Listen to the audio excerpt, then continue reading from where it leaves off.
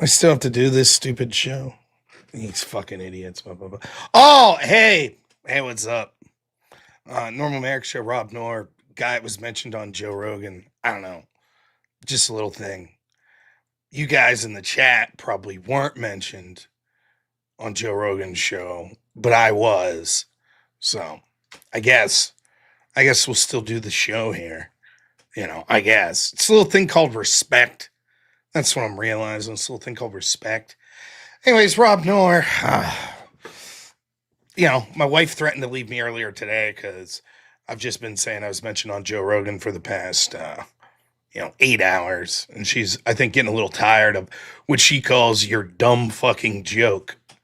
But, come on now. I was mentioned. It's funny. I said this, and then I started to realize, so my son has no context. He's 5. He has no context for celebrities or anything like that.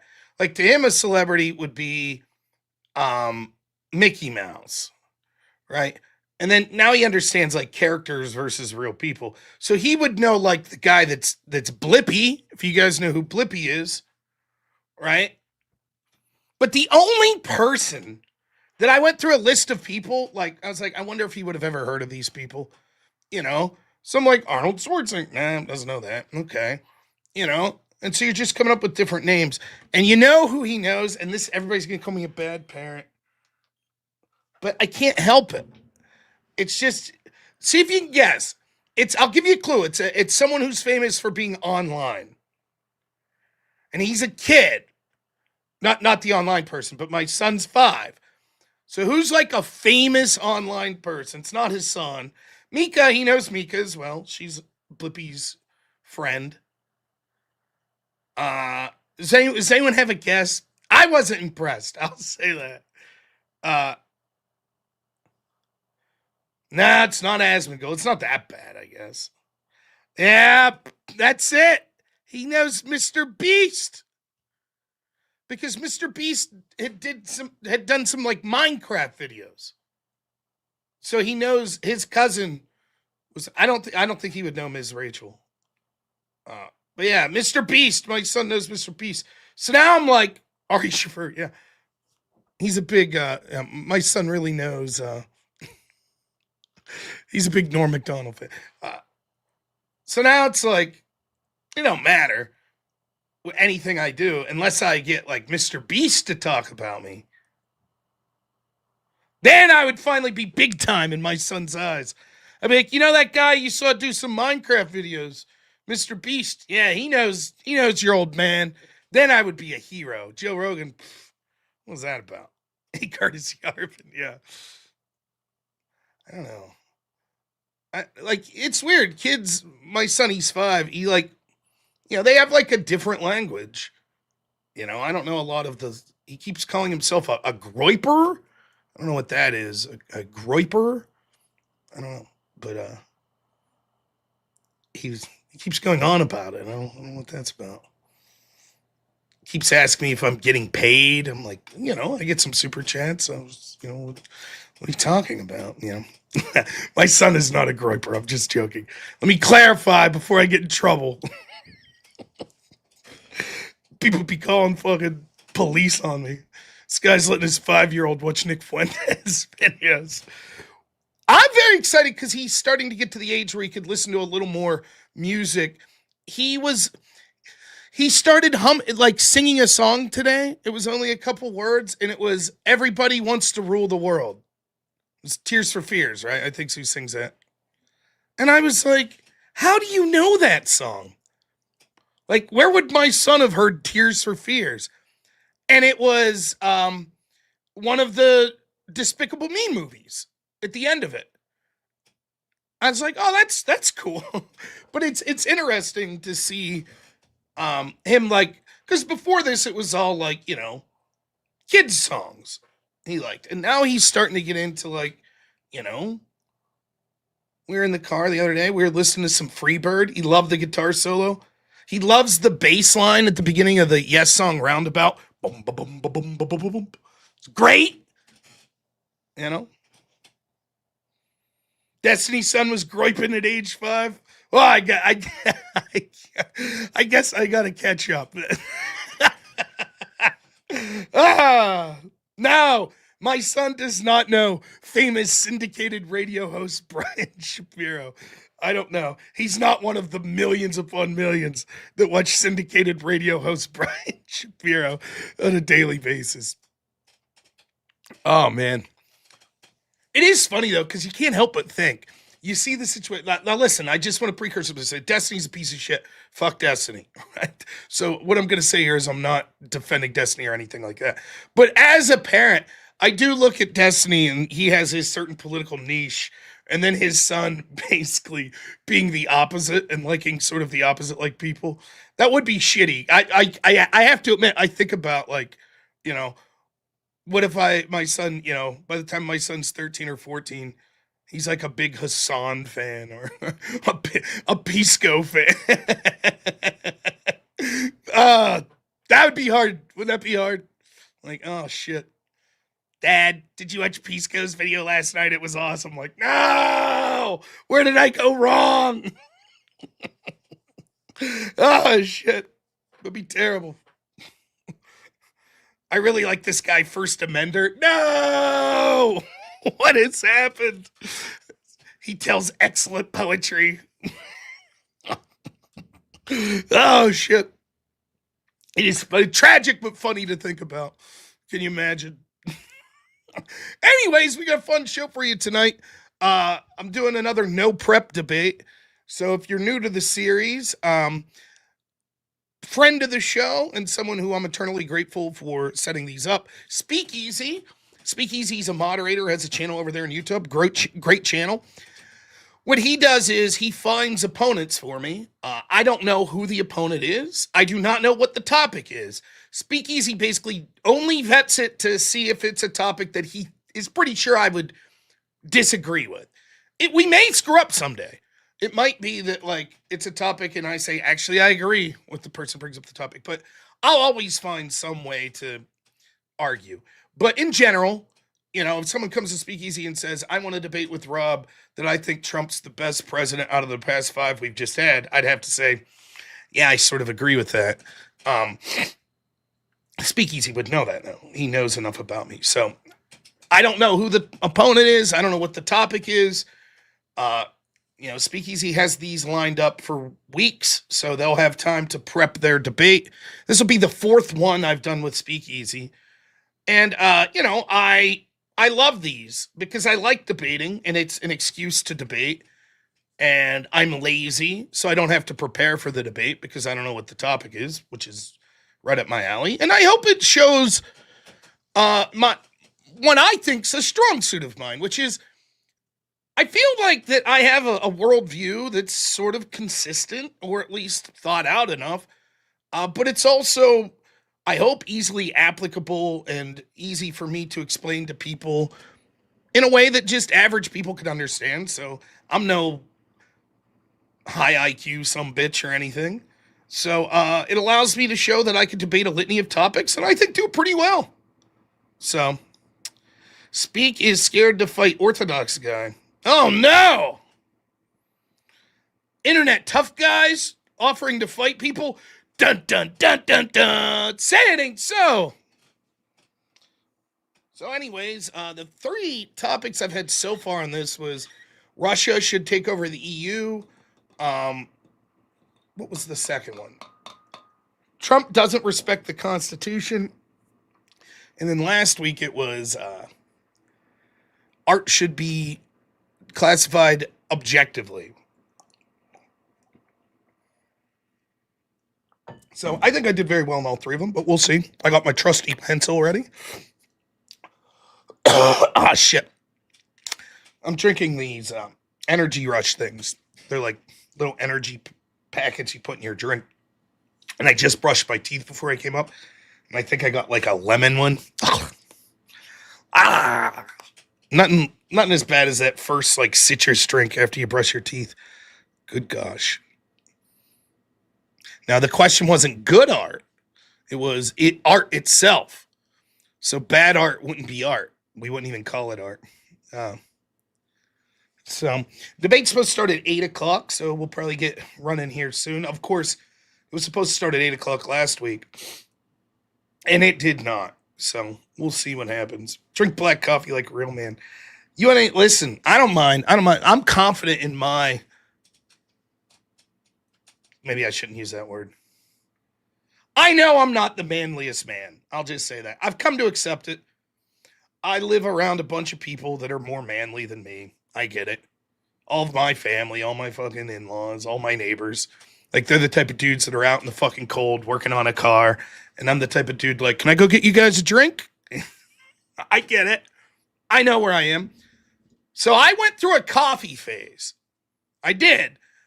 But as my wife will tell you, I just kind of use the coffee as a vessel for some pretty ridiculous creamers. Hazelnut creamer and French vanilla creamer. And my wife's like, why do you even fucking drink coffee? Your drink's half creamer. Why even bother with the coffee? So I was shamed out of coffee. So there you go. I don't drink much coffee anymore.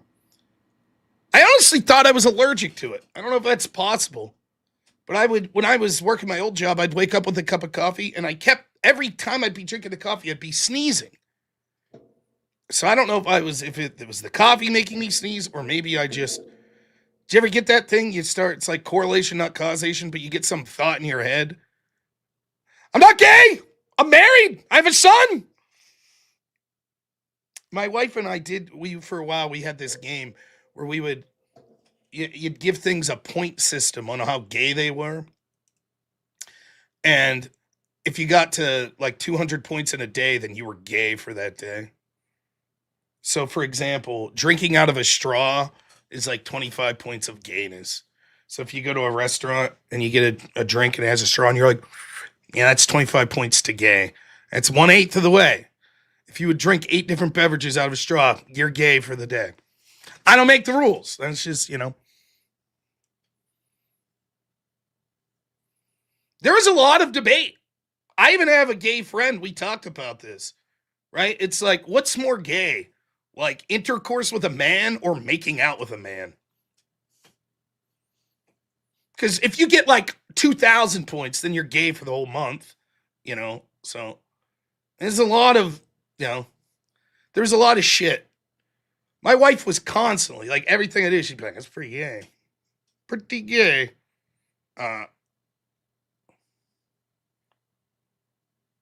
So yeah, we used to, that was a game we used to play. Yeah, she's in the chat. She knows.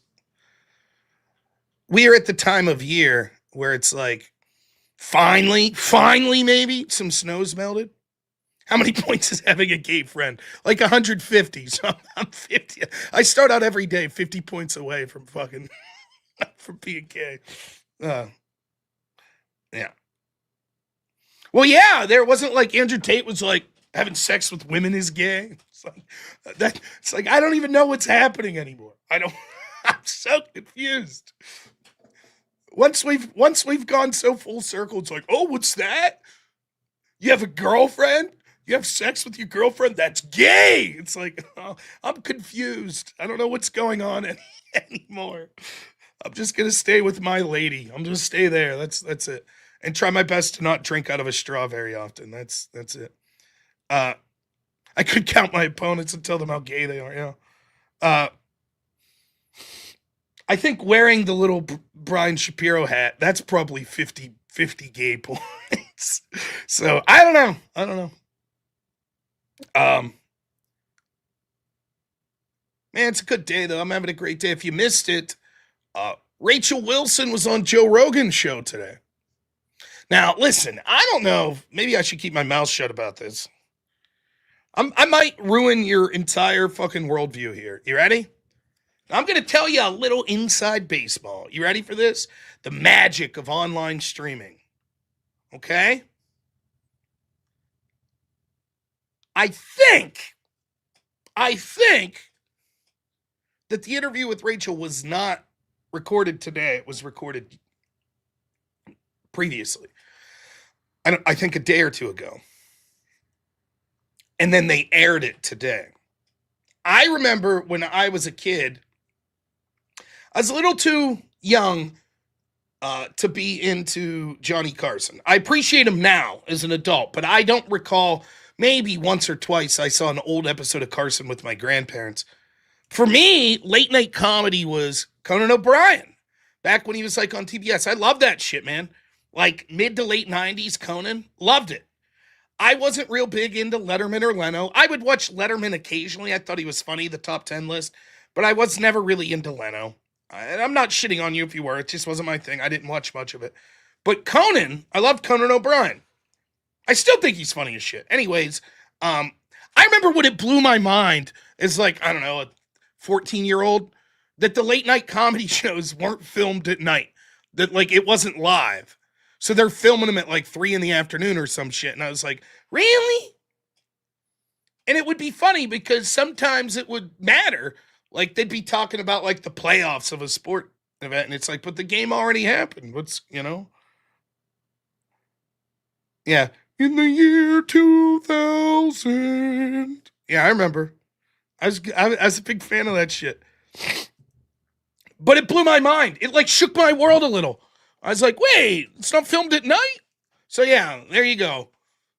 The Rogan stuff, Rachel, I think filmed it not today. So it was just released today. But I'll put the link out. I still haven't had a chance to listen to it, so that's my goal tomorrow.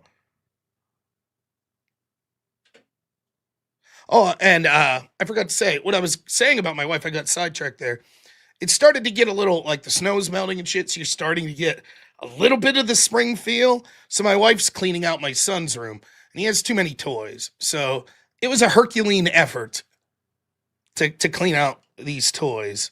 So my wife's been kicking ass all day today. So, oh yeah, I remember La Bamba. La Bamba was always in charge of the band when Max was off touring with Bruce Springsteen. You guys remember Bruce Springsteen? Well, we're up in Minneapolis and they shot Alex Pretty and Renee Good. The only thing more powerful than hate is love. And I used to get my coffee with ice, but now I know that ice is evil. Renee Good and Alex Pretty and Donald Trump's a bad man. And Tom Holman, he's bad too. I heard U2's also releasing a fucking Minneapolis Ice song. It'll be a hit, I'm sure. U2. Color revolutionary extravagance,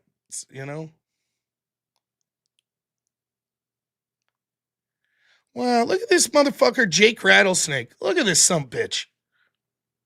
762 people watching Jake right now. What a son of a bitch. I like Jake. I hope a lot of people watch Jake. Jake's a great guy. But I'll still pretend to be pissy about it. Fuck Jake! Where's Jake and Mystery today for the extravaganza? I was ready! I should probably be getting ready for a debate, huh? I suppose. Let's read Superchats, shall we? Naughty Germ, thank you so much. $5 as to the super famous robnoerr. Yes, that's right. Look, I'll take your Superchats, I will, but at this point, I don't know what value money is to me.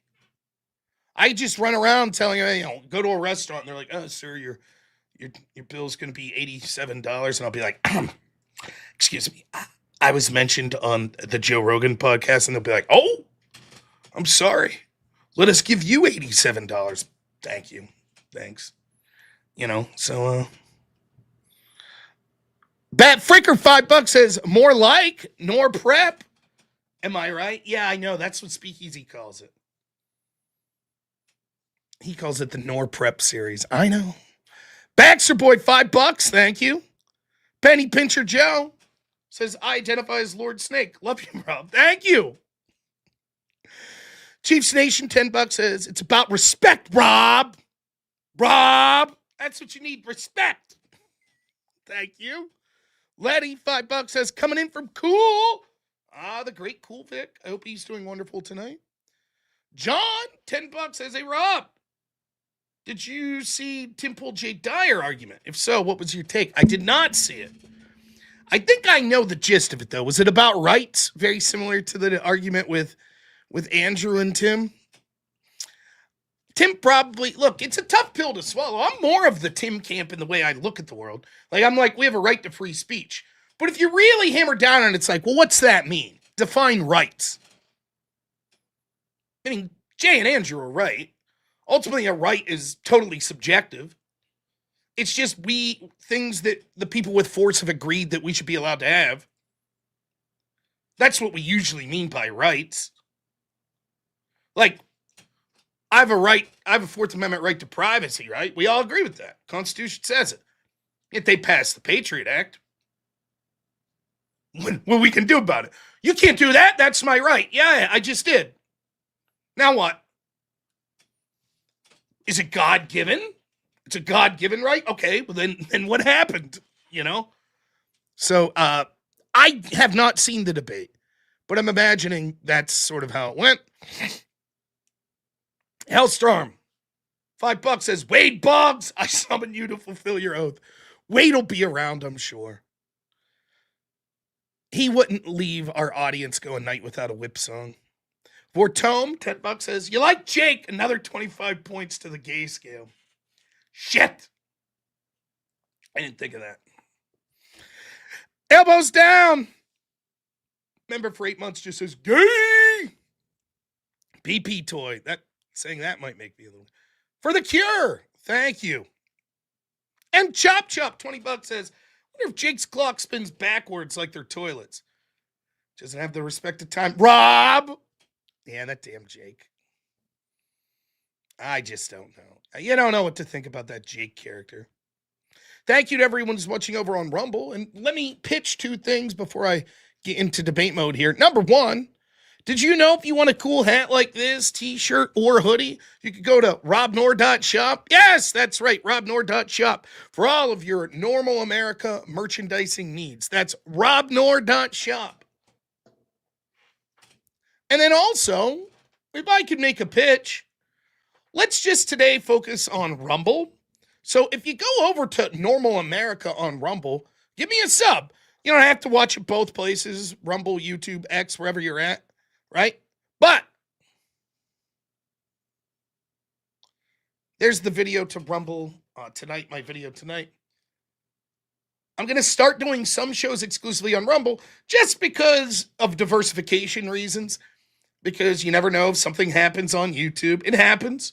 I don't think I do anything to run afoul of these. Yes, I did see Andrew or Destiny and Brian Shapiro co-opening seething about Andrew and me. They were seething about me too. Don't give me a thumbs down, Lobster, you son of a bitch. I was just thinking, I hope Lobster and his family have been doing good. Now I take it back. I hope you get broke down at Buc-ee's on your day at work tomorrow. That's what you get. Also, I thought of you the other day, Lobster, because I saw a woman that did a video of Buc-ee's and she's like, this place sucks. I don't know what all the hype is. It's like fucking Walmart. I'm just trying to like get a drink. I was like, Diversity. That's 50 points to the game. Oh, jeez. All right. Let's see if Speakeasy's ready for me.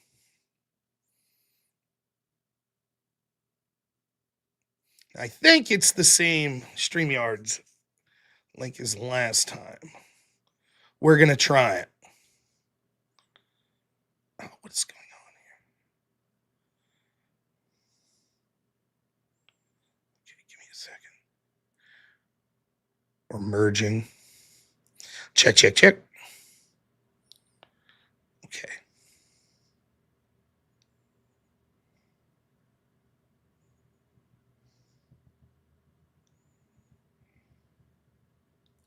All right. I'll hear him in my ear when he comes in. So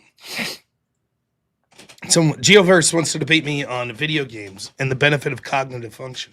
I don't know that we would disagree. Oh, I missed a subscriber there. Look at this. My wife becomes a member for 10 months. Married for 12 years, 50 points. Is that negative 50? Robert Whaley gives $5 to the Keep Buc-ee's Out of Pennsylvania Fund. We got Sheets, baby. Sheets is great. Oh, man. Pac-Man taught you life values? Yeah, man, I think there's something to be said of like, you know, video games in my youth, I think there was a lot of benefit I got. There's probably negative as well. Oh, there, I think Speaks there. Let's see. What's up, sir? Not much. I didn't want to accidentally see my opponent or anything, so I'm going to start screen sharing if you don't mind. Okay. Make sure got that ready to go. How's your night been? Pretty good. Like, Rachel was on Joe Rogan today. Yes, I listened to that earlier. That was awesome. She mentioned my name, and so, you know, now I've just been telling my wife all day I don't have to do shit anymore. I was like, oh, I'm sorry. Were you mentioned on Joe Rogan? No? It doesn't work as well as you would think. So. But I will use that argument in this debate tonight. I'll be like, what do you know? When were you mentioned on Joe Rogan? It'd be a real bummer if I'm debating someone that was on Joe Rogan. That would imagine. Like, your opponent tonight is Joe Rogan. Joe Rogan, yeah. There goes that argument. So, sure. No, it should be a fun one. I'm looking forward to this, though. Maybe we won't keep you as late as we did last week. I don't know. I was having fun, though. Yeah, man. I don't know. I don't mind it. It's especially when it's a good debate going on. Chris was. I'm right into it. He was fun. I like it when it's like not super like people trying to like rip your throat out or anything like that. Like, you'd be mean to each other, but in the spirit of the debate, you know. That's good. Yeah. Of course, exactly. That's it. That's what's up. Yep. All right. So let me see here. I got this already. So I'm gonna start it up. It'll play my disclaimer and stuff. I'll play the intro. I'll introduce the show, and then we'll play the introduction clip for the debater. We'll bring them up, and they'll do their part. Sounds good to me. There, I got the right. Okay. Yeah, I have my little script that I like to refer to just in case to explain it to everyone. I hope this week that if my opponent has an accent, I understand what they're saying. Dude, it was so funny. That I'm like was looking so at funny. you, and you're like I'm like, what the fuck is this guy saying? So I'm like, Speakeasy's getting it, and I'm like, the aught should be objective. I'm like, what the fuck does that even mean? So I'm like, how am I gonna bullshit my way through this? Like, I'm like, so I'm coming up with ideas like, oh, it has to do about like objective truth and what we ought to be objectively true. Yeah. And then I see your little logo at the bottom. It says, should art be objective? I was like, oh fuck, I totally screwed this. So it's like, okay, I gotta stall a little in my opening to come up with something here because I'm totally fucking confused. So yeah, it was fun though. I enjoyed it. No, it was a good one. It was a really good one. Okay. All right, let's get this rocking.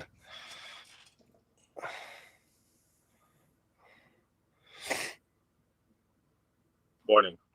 The information shared in these conversations and videos are intended for general knowledge and entertainment purposes only. It should not be considered as legal advice or professional guidance. Additionally, any documentation or references to specific content are solely for the purpose of discussion and understanding. It does not imply endorsement, promotion, or support of said content.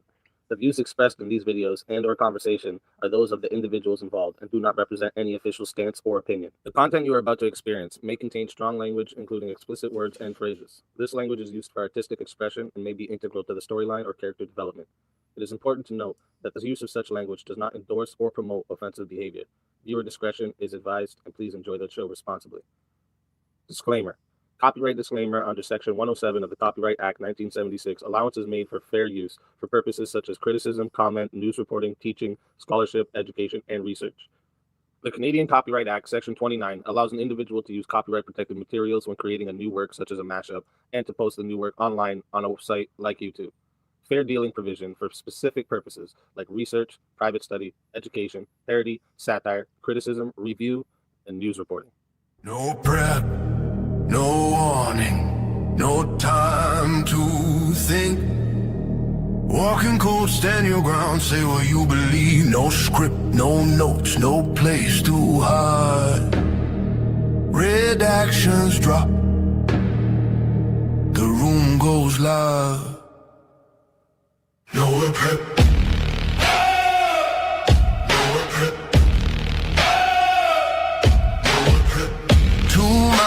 sides into one stance brace. Nowhere prep, nowhere prep, nowhere prep. No topic, no opponent name. Just pressure, just fire, just debate. Nowhere prep, nowhere prep.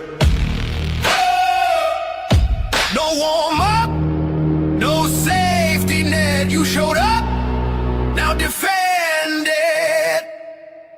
This is nowhere prep debate.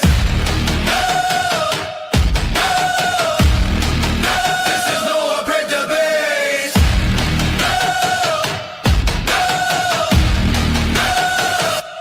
Nowhere prep. Welcome, everyone, to another Nowhere Prep debate. Tonight, it's robnoerr versus a mystery debater. Here's how it's going to go. All right, I'll kick things off with a quick intro clip revealing our mystery debater. Once that's done, they'll appear on the screen. They'll introduce themselves, their prompt, and once that, and then also their stance, and they'll head straight into their opening statement, which can be up to 10 minutes. Then Rob will give his opening statement after that, and we'll move into about 2 hours of open floor debate. At the 2 hour mark, I'll check in to see if we want to keep going. If we do, we'll extend and check hourly. If not, we'll go to closing statements. And after closings, if time and energy allows, we'll take audience super chat questions. And remember, throughout the debate, though, all the super chats will be highlighted live on screen. So if you want to join the action, drop those super chats in. So let's dive into this and let's reveal who tonight's debater is. Who's that debater? Hello. Oh, shit. You're up. Introduce yourself, your stance. Hello, my name is Nick, or Circa R on Twitch, and I'm on the affirmative of this argument right now. Which is, have you said the prompt yet? Nope, that's for you. I'm arguing that in the United States, secularism is more beneficial to Christians and Christianity than Christian nationalism. All right, and now you can get right into your opening statement. Sure. Let me start by clearing some fog really fast, okay? So secularism is not atheism. It's important to remember that. It's not a claim about God. It's a rule about government. And that means the state doesn't pick a church, doesn't run theology, and doesn't hand out civic status based on your creed. That's it. So here's the thing. Christianity isn't one thing. It's Catholics, Baptists, Orthodox, Pentecostals, Presbyterians, and 1,000 smaller currents. And they all use the same Bible, different readings, different traditions, different authorities. And I just want to point out that diversity is not a bug. It is the normal result of a book that spans centuries, languages, human hands, and different people. Now, I'm going to add the central point that I think most Christian nationalists quietly skip, okay? And that is that Christianity's prime directive, to me, isn't state power, it is salvation. And what I mean by that is that it spreads by witness, persuasion, repentance, and voluntary faith, not by coercion. When you fuse Christ with the machinery of the law, you don't protect the gospel, you rebrand it. And you incentivize performative Christianity, and you punish dissenting Christians. And you turn outsiders' first encounter with Jesus, or maybe long time believers in Jesus, into a political loyalty test. And that's a stumbling block, not evangelism. So what happens when you bolt Christian onto the state? Someone has to decide what counts as a Christian enough. That is a fact. And once you build a purity test, you've already invited Caesar into the pulpit. You've turned faith into a compliance department, and a secular state does something modest but powerful. It protects the church from political capture and keeps the gospel an invitation rather than a state brand. And that's my opening. All right. Thank you for that opening. And with that, we're going to hand it over to Rob. Rob, whenever you're ready for an opening, I'll start this timer up with your voice. And okay. Nick, correct? Can I call you Nick? Is that fine? I don't think Yes, we've sir. ever interacted. Okay, so I'm not trying to be rude. Excellent. So I was intimidated at first because it looked like there was 3 of them. I was like, oh shit, like, right, we're debating 3 people at once. So no, interesting topic. So I think there's going to be sort of a lot of discussion on what we mean by Christian nationalism. In some sense, I think it's a term that both of us could agree that people have used to mean different things. For example, people I like Andrew Wilson, will use the term one way. Then there's people like, what's that author? I think it's something Wolf. He uses Christian nationalism in a completely different way. So I think we have to determine what we mean by Christian nationalism to see how much disagreement we would have on this. Because I'll tell you straight up, I am not in favor of a society that says that certain civic rights be given to you only if you're a particular denomination of Christian. So, for example, I wouldn't say you must be Catholic or you must be Orthodox or you must be Protestant to be able to vote. Or, in fact, I wouldn't even say that you must be Christian in order to vote. Now, I do think that some of our civic duties should be given out based on higher criteria than we do today. There should be some sort of threshold. The threshold I advocate for, because I think it is the most practical right now, is you have to be an adult, 18 or older, who is able to show up at a polling place and vote the day of an election with an ID to show that you are a citizen of this country. If you have things like military service or you have a medical condition, fine. I'm okay with absentee ballots in that sense.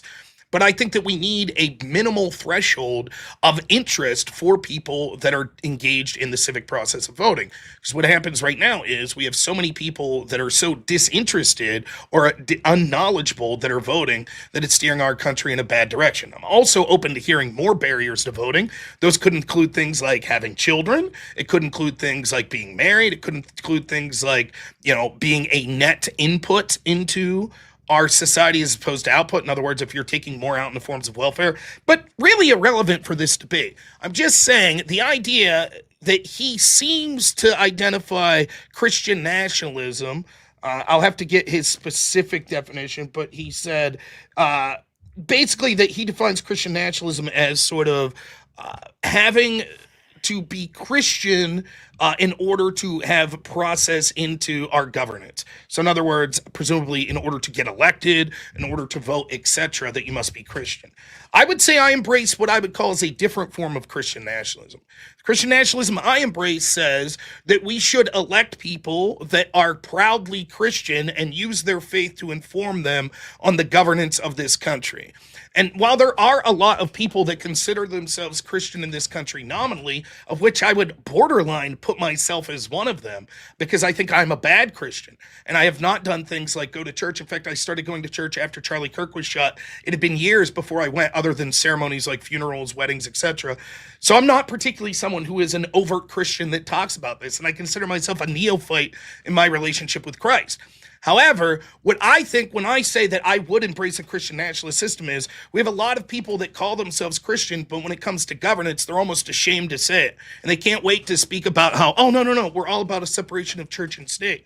I think if we had more people proudly embracing Christianity and the core tenets of it, even if we would have massive disagreements on specific things when it came to Protestants versus Catholics versus Orthodox, etc., I think on the bulk of things, there would be large-scale agreement. So a lot of the things that we see on abortion, a lot of the things we see on hypersexuality, on like many of these trans issues, etc., people that are practicing Christians would tend to agree more. And I think our country would no doubt be in a better position if we had practicing Christians proudly announcing they're practicing Christians and people outside of governments announce that they're practicing Christians and vote accordingly and vote for the people that best represent those values. Instead of putting Christianity on the back burner as something that's just about our personal lives and personal salvation, I think, in fact, we ought to put it forward as governance. What is governance? What is our government? It's a collective agreement on what's best for us, the citizens of this nation. And there are different forms that could take, right? For example, you could have authoritarians, you could have monarchies, you could have republics, you could have direct democracies, etc. But all of them are supposed to be a system of sort of the collective will of the people that it's supposed to be representing that are citizens of that country. I think it is an absurd notion, and it seems to be where the thrust of where my opponent's going, and I think this is where the most of the disagreement will be. This idea that in order to be a good Christian, you must remove yourself from the political process and leave people that are antithetical to Christianity tell you how your country should be ran. I think this is absurd and has no biblical reference whatsoever. Again, I'm not someone who's going to be able to keep up quoting chapter and verse of the Bible. One of the things that I'm very serious about with my Christianity is not seeking to preach to people the gospel when I myself am such a neophyte. I would put that tantamount to blasphemy. But even in my small understanding of the Bible and my readings of it, I can see that clearly Christ wasn't recommending that we all just go home and don't get involved in the political process. That's nonsensical. Why should I want, for example, radical Islam, which denies the divinity of Christ and actually treats Christians as hostile and kaffars? Why would I want it to be in charge of this country? Why wouldn't I want to advocate for the systems of government to make sure that Christians are protected of all denominations? And oftentimes what I see is people that want to use the mantle of Christianity that come in and subvert what is best for people's lives and individuals' lives under the name of, well, Jesus was just this hippie that says that you should just let people smack you and turn the other cheek. That's nonsense. I have a right to look out what's best for me and for my family and for the people in my community, and I'm tired of pretending I don't. And that's up to and including securing our borders, saying things like the LGBT agenda and the way it's been pushed is despicable, saying things like abortion is an abomination that needs to be fought back against, discussing how the manufacturing sector in this country is being hollowed out and that we need to embrace and showing our own communities love. This doesn't mean that we can't love other people or that we can't respect other people even if they're not Christians, but all of us are tribal and there's no reason that it should be any different with Christianity. I'm tribal rurally. I care about rural Pennsylvania and rural America. Should I not do that as a Christian? Should I not care about my family as a Christian because that's tribal? Of course not. That would be nonsensical. In fact, biblically, I believe that as a Christian, as a man, my first duty when it comes to this earthly world is to be a protector to my child and to my wife and to be a good husband and to be a good father, right? So given that, it is intuitive that my concerns when it comes governmentally should be making sure that they're well taken care of. When it gets outside of that, why shouldn't I feel the same way about my community? And one of the most important communities to me is going to be my religion. Why shouldn't I want governmental policies that are beneficial and ensure that I'm able to practice my religion and the people that share my religion are able to do so? Why should we say, oh, that's not the role of Christianity? Instead, we should just allow them to teach pornographic material to 10-year-olds. Why should I say we should just allow them to enshrine rights like abortion, which are antithetical to what my Christian beliefs are? It's nonsense. It's all right to like your culture and it's all right to like your religion. And we just so happen to be so lucky in the United States that we have the best culture and to be lucky as Christians and that we have the best religion. And we should embrace that and say that we want that to be involved in our system of government. If you're a Christian, and we'll ask I'm sorry, Nick, I'm not trying to be rude there. I'll ask Nick if he is as we go forward. If you believe that this is the best way to live life, why wouldn't you want to make sure that at least our governance ensures that this freedom is allowed to go forward so people could get to salvation? And although I think it is true that the number one goal of a Christian should be to seek salvation, I agree with that. That doesn't mean that we should shirk our earthly responsibilities. In fact, I think of this as tantamount to testing God. Well, we should all step back in our little holes and just focus on our lives and our families and leave God take care of anything else. It's not true. The Bible is replete with evidence showing that God spoke to people to make their lives better and their societies better, both in the Old and New Testament. So I fundamentally disagree with what I think the thrust of the prompt is, although we may have some semantic disagreements on what our version of Christian nationalism is. But I think that embracing secularism, which isn't just, it's just a system of government that's not Christianity. Secularism is also a worldview that prioritizes living in a non-Christian way, right? And so that's how I interpret it, and I'm happy to get into definitions if he wants to say that he has a different understanding of it. But I think one of the big problems in our world today is that both as a society and as individuals, we're going away from the deeper meaning of Christianity and the understanding of a higher power and a higher purpose. And we've embraced this sort of secular materialistic worldview, which is leading to us, despite the fact we're getting more wealth, becoming more and more unhappy. And eventually will lead to this great project of the West, and the United States in particular, being destroyed through secularist left-wingers, through importation of people that don't share our culture, like people that are involved in radical Islam. And to me, the greatest bulwark against that is for us to get involved individually with our Christian churches, for us to get involved culturally as Christians, and yes, maybe most importantly, for us at this point in time to get involved politically as Christians. So that's my opening statement. All right. Thank you for that opening statement. Just a quick reminder for everyone in the chat, all the super chats will be highlighted throughout. And at the end, if there is time and energy, we will go through the questions there as well. What we're going to do next here is we're just going to open the floor right up. I'm going to have a 2-hour clock going here, but I'm not going to even have it on the stage here for you guys. So you guys can just go right into the open floor. If it gets, I'll only be here if it gets too much talking over each other or if we get lost in the weeds somewhere. But other than that, I'm going to let you guys handle it. So go ahead and jump in whenever you're ready. I'll start my clock up. Nick, can I ask you? I will say I'm a Christian. Can I ask you if you are? I'm an atheist agnostic. Okay, I'm just curious. Not anti-theist though. Got you. So the debate will go wherever it will. I only ask for purposes of clearly when you're saying that it's beneficial to Christianity, it makes sense because I'll tell you right out of the gate, and you can push back on this, and I know that not everything is universal. It's not always 100%, but most of the time when I see atheists or agnostics arguing what's better for Christianity, I believe they have an ulterior motive. I believe you probably don't care what's good for Christians and you actually despise Christianity. And so I think that, you know, a person who doesn't like Christianity saying, trust me, Christians, what would be best for you is to cede all political power, I find dubious right out of the gate. Well, it's wrong, but that's a little bit further into the conversation. Okay. Right? Just know that it is wrong. Like my girlfriend's Christian and I value her beliefs pretty heavily. I think that religion in general is pretty relevant to the human experience and trying to understand the metaphysical. And I feel like it's a natural way in which humans are trying to understand the universe and the metaphysical.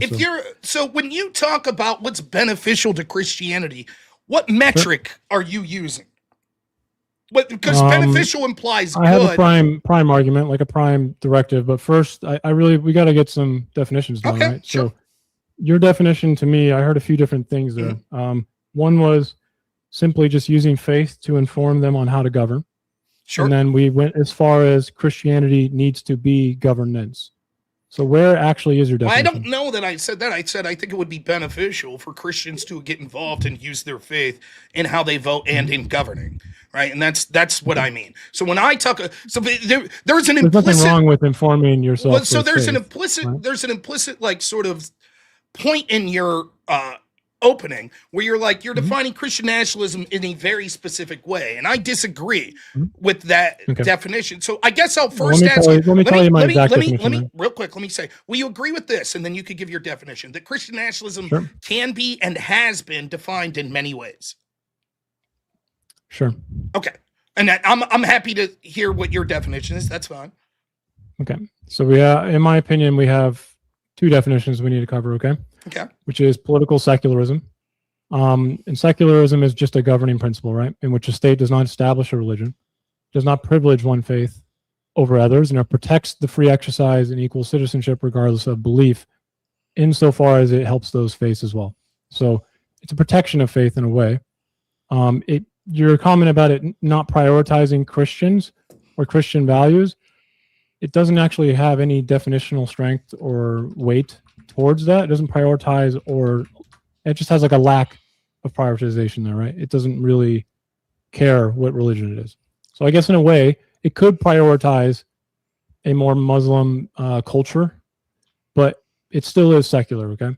Then Christian nationalism isn't, here's my analytic definition, okay? It's a political program or identity framework that treats Christianity as a preferred national identity and seeks to use state power to privilege Christian symbols, doctrines, institutions, and law and policy. Would you agree with that? No, that's not how not the Christian nationalism. What part do you disagree with? I don't think that it necessarily, read the last half of that again. And seeks to use state power to privilege Christian symbols, doctrines, or institutions, and law and policy. So I don't think it needs to prioritize symbols, etc. I don't think that that's part of what would be necessary for what I would identify as Christian nationalism. To me, what I would separate myself is that, for example, I want Christians governing. I want a Christian to say, I'm against abortion, right? And here's the scientific reasons I'm against abortion, and here's the practical reasons, but here's also how my faith informs me and my religion as to why I'm against abortion. And I think that's good. I want, for example, when we're talking about border security, I want faith to inform our leaders in talking about why those policies are good for us as a country, including for us that are Christians with our Christian values. That's what I want. People that are using their religion to inform why they, just like a socialist might want to elect someone that is openly saying my socialist values, what lets me do this, or an atheist might want someone elected who says, I want someone who's promoting their atheist values to inform them. Well, we can stop there for a second. That's bad. If an atheist wants to enact, an atheist wants to enact state atheism, can you think of a country in which that happened? That's not, you're mishearing me. That's not what I'm saying. I didn't say I want Christians to enact state Christianity. Did I say that? I'm pretty sure you just agreed with me. In fact, I'm saying quite the opposite. No, I don't want them. I So want there's them to no say, state law and policy. can or you there tell is? me, will you agree that Christianity is one of the levels of what Christianity operates is a moral framework for understanding the world? To inform yourself? Yeah. Okay. Absolutely. Do you think that everyone that's elected uses a moral framework to help understand the world? I would probably assume they do. So why shouldn't Christians be allowed to do that? That's not really the question, though, is it? Well, that's how I'm defining Christian nationalism. I can give you a syllogism right now to show how that's not a good logical argument. Okay. Okay, So- go ahead. Let's hear the syllogism. Sure. So let's just start with human beings exist, right? Sure. You'd agree with that? Yeah. Do you agree that human beings are imperfect at capturing information? Sure. And it's expected now to think that human beings would be imperfectly able to capture Christian morality. Correct? I would say You that can't as an perfectly capture information? Well, it depends on what you mean by that. There's a lot loaded in that. What do you mean? I believe there's an objective truth. There You is just objective. agreed to the first two. You cannot Right. perfectly capture information. Let me- so when you're so trying I'm to questioning- extract Well, let's listen. text The out way of a this book, you now the cannot way capture the way this perfectly. works is I'm trying to explain before. What you want me to do is just say, sure, I agree, and then later if I say, now wait a minute, I It have is a problems with that. syllogism, yeah. So before I agree, I'm trying to hash out what my potential issues are with this part of the syllogism, the premise. Correct? You already agreed to the first two. What does that have to do with the third premise?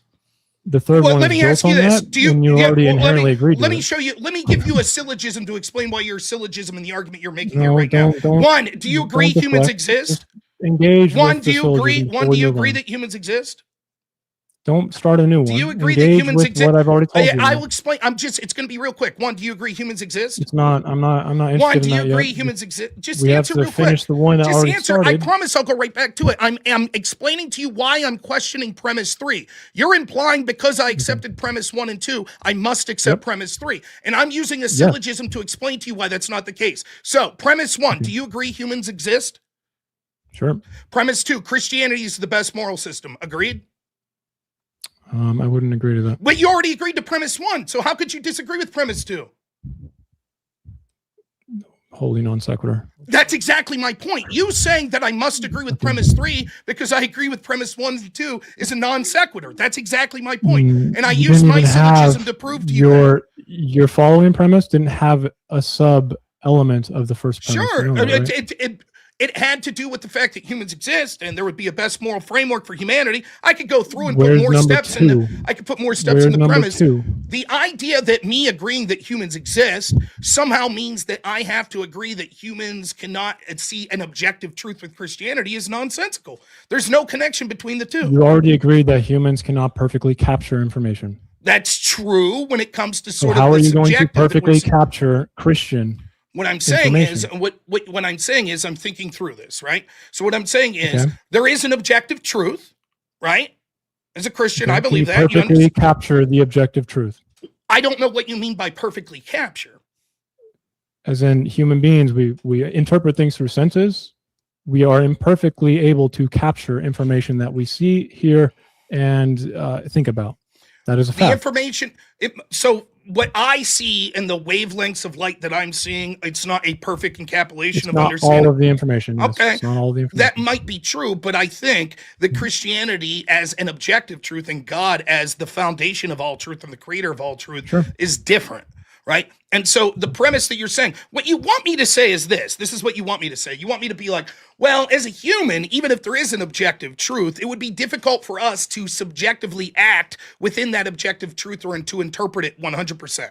That's your argument. To exact it on others. To exact it on others, yeah. Well, I disagree. What type of Christian are you, if you don't mind me asking? Right now I'm going to a Catholic church, but I would consider myself non-denominational. Okay. So why don't we just move to something a little more relatable? Well, okay? now listen, I just want to that? say, now I'm going through your syllogism, and what I'll say is, I don't see how your syllogism addressed my point whatsoever, at all. You made a syllogism to answer a question that didn't do anything to answer the question, or to answer the point that I was making. The point of my syllogism was to show that human beings cannot perfectly My capture point was, the information. question I asked you was, if you agree that Christianity at one level is a moral understanding of how the world operates, you agree with that, right? Christianity at one level is a moral understanding of how the world works. Yeah. Yeah. Okay. And secondly, everyone who is involved in politics at some level is informing their decisions based on their moral framework, correct? Sure. Then Yeah. why shouldn't Christians be allowed to do the same? Are they doing it perfectly or imperfectly? It doesn't matter. Are If you you're sure? acknowledging, why is it only Christians? So the atheist, would you acknowledge this? The atheist is also interpreting information incorrectly?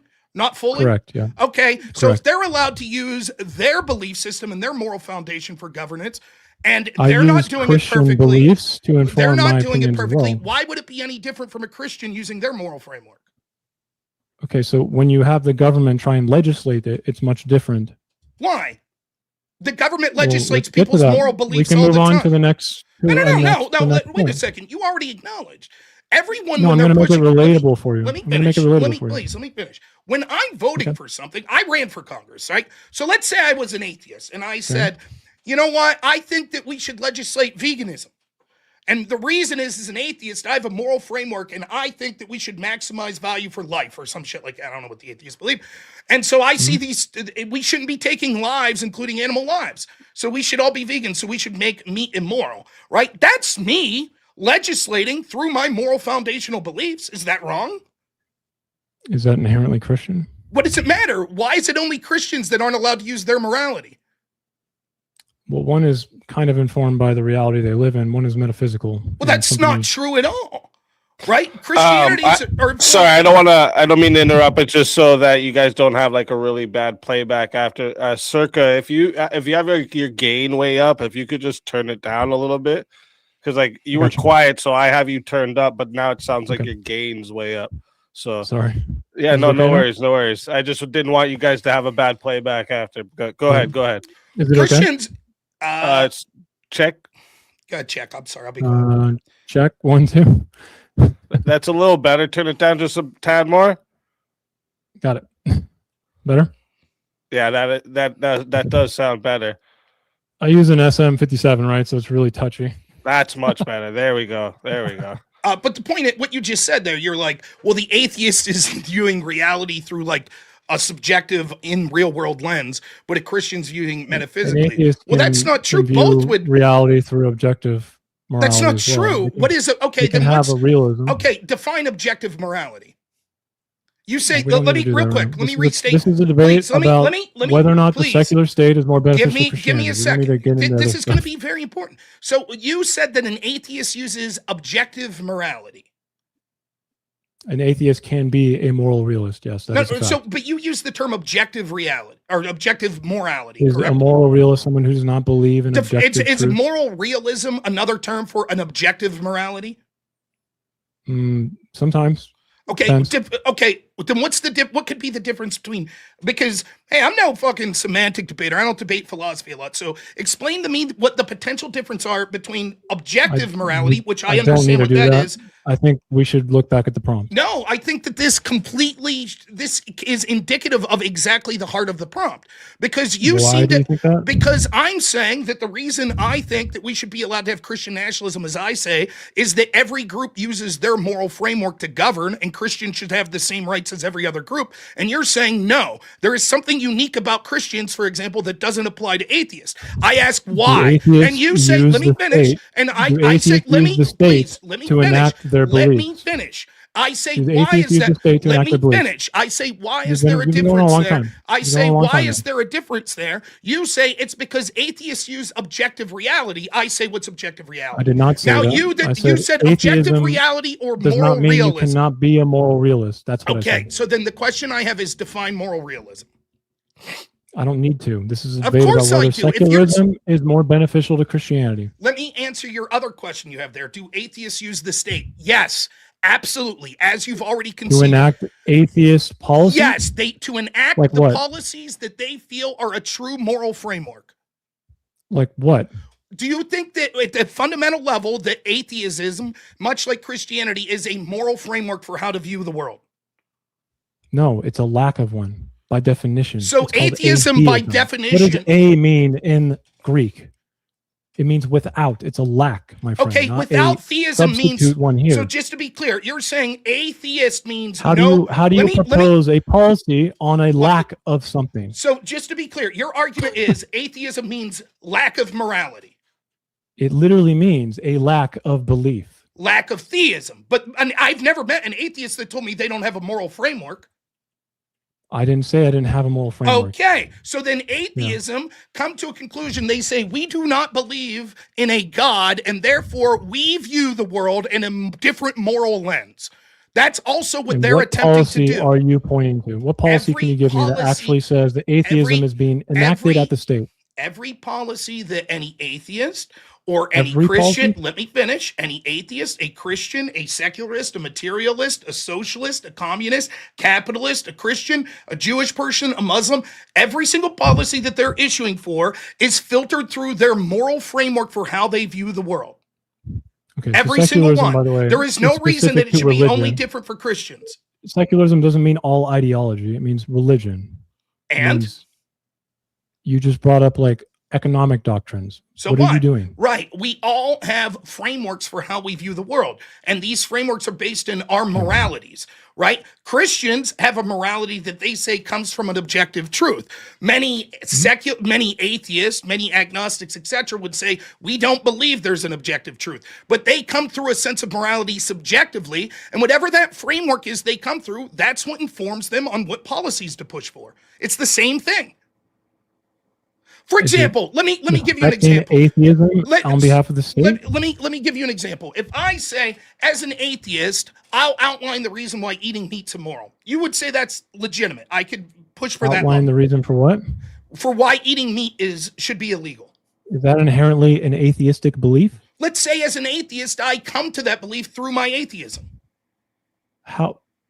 If they do it on behalf of atheism, how would that make sense? It doesn't matter if you're doing it on behalf. There's no reason that doing something on behalf. That's the question that I'm getting to here with my point that I'm making. Okay. So if I'm an atheist and I say, as an atheist, I reject the ideas of theistic religion. I think that that's all garbage, right? And I don't think there's an objective truth. And so I think we should maximize good for living beings.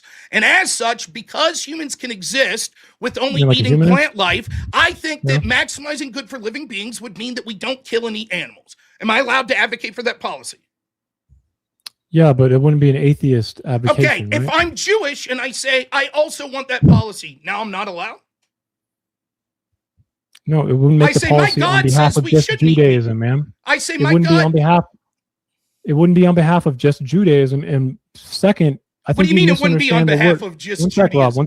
One sec, Rob. If you're doing now, like if you're enacting policy on behalf of Judaism, as in like, because we're Jews, we can't eat meat, then you're not a secular state anymore, Rob. I'm advocating for a secular state. What are you talking about? One that does not respect those types of policy. You're not listening to me. If you're saying that policy itself would be something legitimate to advocate for, what does it matter if the reason that I say that I'm advocating? When the hell did I say that? I just said that's not a secular state anymore. Am I allowed to advocate as an atheist for the banning of eating meat? Yeah, Because but you can't do it on behalf of atheistic because reasons. my moral framework tells me as such.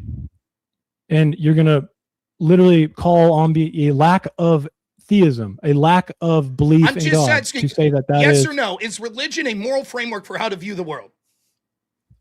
again, just be clear. Just You answer want to yes or no. advocate for a policy that is using a lack of a belief in a God. That is not, I'll ask you again, is Christianity or is religion a moral foundation for how to view the world? It is. It's one you can Okay. inform yourself on. Yes. Do atheists reject that and come up with a new moral foundation for how to view the world? Maybe some, but I don't, Rob. Okay, so you are an atheist that doesn't have a moral foundation for how to view the world.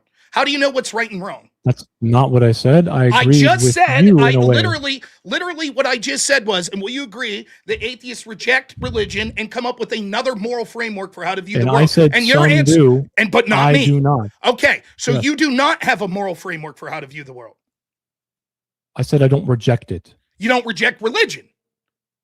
I don't reject the being informed by religious moral No. framework. Well, That's literally what you just asked me. No, you reject religion, and i.e., you yourself do not accept religion, I Christianity. reject the validity of the literal Christian And so, faith. Yes. so I might. But that doesn't mean I can't inform myself off let's- of the metaphysical aspects and over time, humans' history. with No it. one's saying that. What I'm saying is this. I believe there's an objective truth, which is Christianity. And that's where I get my moral foundation. You agree with that, right? Yeah. You have no reason. You say, I don't accept that. There might be things from it I can pick and choose, but I don't accept. Whoa.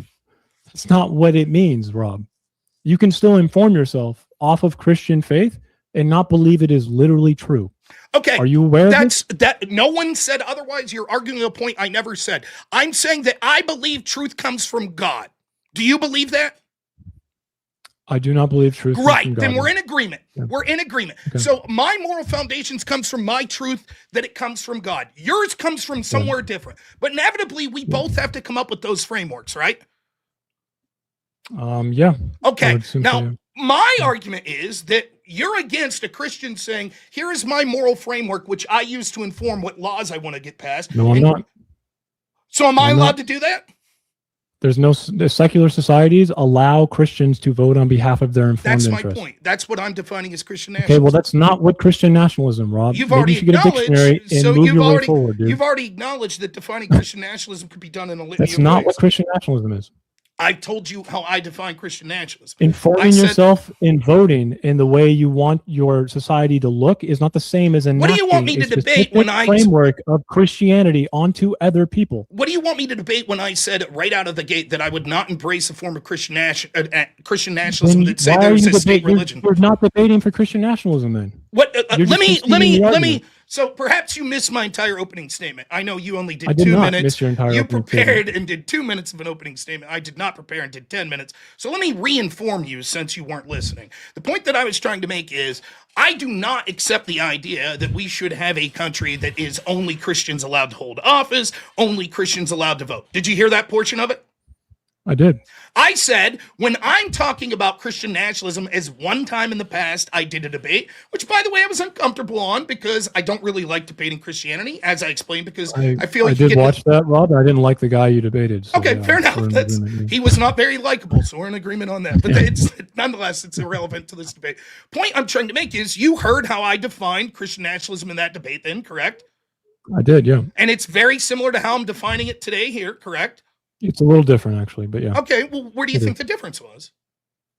I mean, I'm pretty sure your claim was that Christian nationalism is a society where practicing Christians are elected and use the moral framework of the Bible and Christianity to pass laws across all branches, correct? Yeah, well, that's part of what I said, but that's the gist of it. Yeah, I'll accept that. That's Okay, basically so what I'm saying today. I did know what it was. It's different than your definition today. Your definition today spanned a very avoidant one. It went from using faith to just inform your opinion on how to vote and then govern, all the way to Christianity should be used as governance.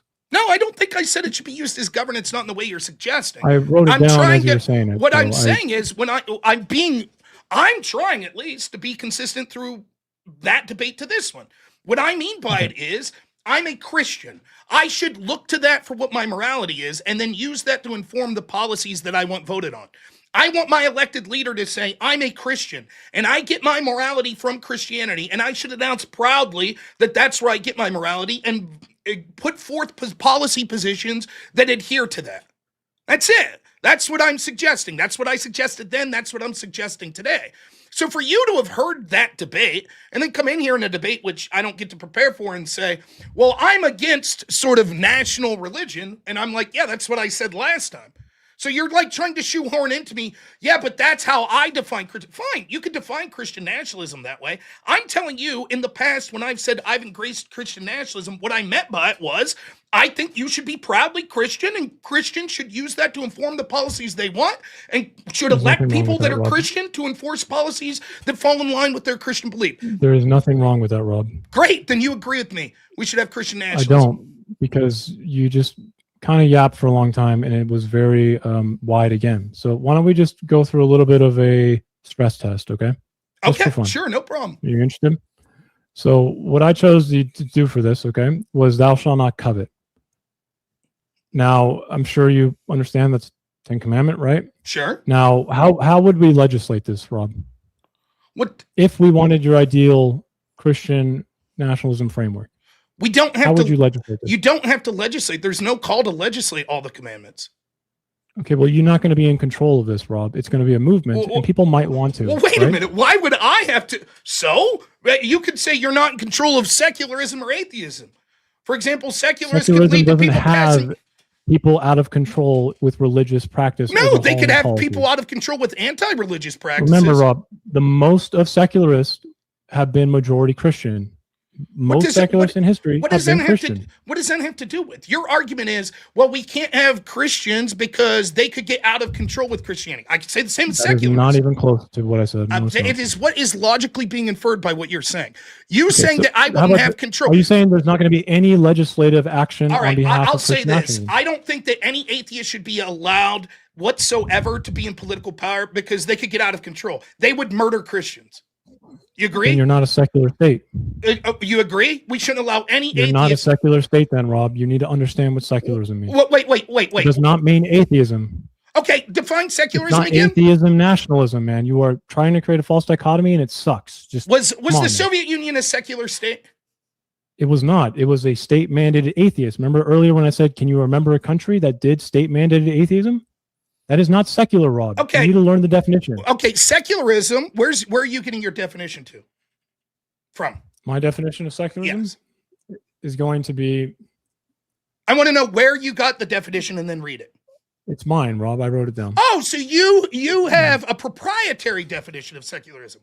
Why should we prefer that to like a dictionary definition? It's informed on behalf of, for example, I'll read Merriam. It's my interpretation. I will use. So just to be clear, you're saying that I can't use my interpretation of the definition of Christian nationalism, but we can use your interpretation of the definition of secularism. That's your argument, Rob. It's just my interpretation in my own words. It's I'm going to read Merriam. I'm going to read Merriam-Webster. Here's their definition of secularism: indifference to or rejection or exclusion of religion and religious considerations. Agreed? In government. Yeah. So let me read that again: indifference to or rejection or exclusion of religion and religious considerations. All of those would be secularism. So now I want you to go further, Rob. Google is irreligious practice. No, wait. I will happily Google and go further. You accept that definition I just read? It's somewhat okay. What do you mean? What parts of it are wrong? I don't think it's informed by academic literature. Okay, so then give me your definition that is informed by academic literature and not your interpretation. I want a definition that you say, yes, here is a stable definition that someone put out there. Those are the same thing, Rob. Just because it's my words doesn't mean it's not informed by academic literature. It doesn't matter. Then I can say that. So what literature? Give me the literature that your definition's been informed by. Sure. There's David Hall. There's Seidel. Okay, David Hall. Tell me. Let's start with David Hall. What book are we starting with David Hall? Point me to the chapter and verse that it's informed your proprietary definition. How's David Hall define secularism? We'll get there. No. Just tell me now. That's what we're on. The definition of secularism. You jumped really fast. You already asked me what my definition is. David Hall. Definition. How does David Hall define secularism? I'm going to give you my definition. How does David Hall define secularism? Rob, You asked me for my definition. I'm going to give it I to you. asked you where you got it from. I heard your definition. Go ahead. You could give it again, and then I'm going to say, show me what chapter and verse David Hall speaks to this. Where he perfectly encapsulates it. Go ahead, He give your doesn't- definition, then show me where it comes from He's David someone Hall. I use to inform me of it. Yes. Go ahead. Give Also- your definition. David Hall, if I'm not mistaken, is a Christian, by the way, just to be clear. It's irrelevant. Okay. I mean, it is not, because again, secularism means just, it doesn't mean irreligious. Okay. So it's a governing principle in which the state does not establish a religion, does not privilege one faith or sect over others, and protects free exercise and equal citizenship regardless of belief. Okay, so you can't point to where that definition is anywhere other than your definition here. No, it's informed by Seidel and people like David Hall. So first thing I'll say to criticize, secularism always has to be a political system. It's a governing principle. It's Yes. that secularism only exists as a governing principle. Correct. That's definitionally what secularism is. Okay. So, for example, Merriam-Webster that does not say that it's only that it could be indifference to or rejection or exclusion of religious and religious considerations. Using what, Rob? Using what? It doesn't matter. You think it's just exclusion on the fucking, on the play yard? I At the think that you playground or could be. something? Or do you think it's with government? Government is in only governing like nations or any governing body. It's exclusion on behalf of a government action. Okay, it's not exclusion on the playground, Rob. It means a governing principle. I'm not so sure, but no, I'm not so sure. But nonetheless, it's going to be all cleared up anyways. Secular without a government? Could an anarchist be secularist? An anarchist could technically be secular, yeah. Even if they don't have a government? Anarchy is a government thing, okay? Even if they think it's not. You and I both can agree it's a fucking hilarious made-up term, okay? Oh, because the anarchy is the action, Rob. You know that. So when it's over, you have to govern something. All anarchists, communists... They can say we govern ourselves. We govern ourselves as individuals via the non-aggression. If we like semantics right now, all anarchist communist societies are still governing something. Well, they would say we govern via principle, the non-aggression principle. And then if there is disputes, we settle them as individuals. They call themselves anarchists, but that's kind of fucking paradoxical. This is very funny. It's an action verb. Take the argument you're making right here and then use atheism. Atheism's still a religion. It's just claims to be absent. It's a lack of Same one. argument. Right. Anarchy's lack of government.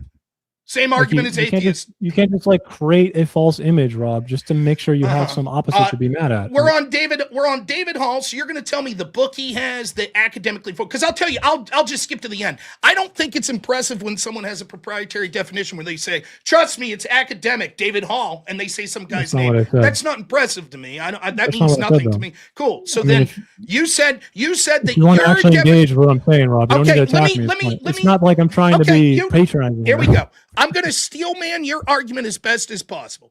You have a definition that no one else has, which by definition is proprietary, but it is informed. Why are you strawmanning me? What is the strawman? So you don't have a definition that You're no one else has? You're creating an informal contextual fallacy right now, Rob. That's not what I said. No. Why are you saying that's what I said? No, wait. Are you saying, so let's break it down step by step by step. The first thing, you're saying that I'm strawmanning you when I say you have a definition that no one else has. That's a strawman. No, I'm sorry, say it one more time. You have a definition that no one else has.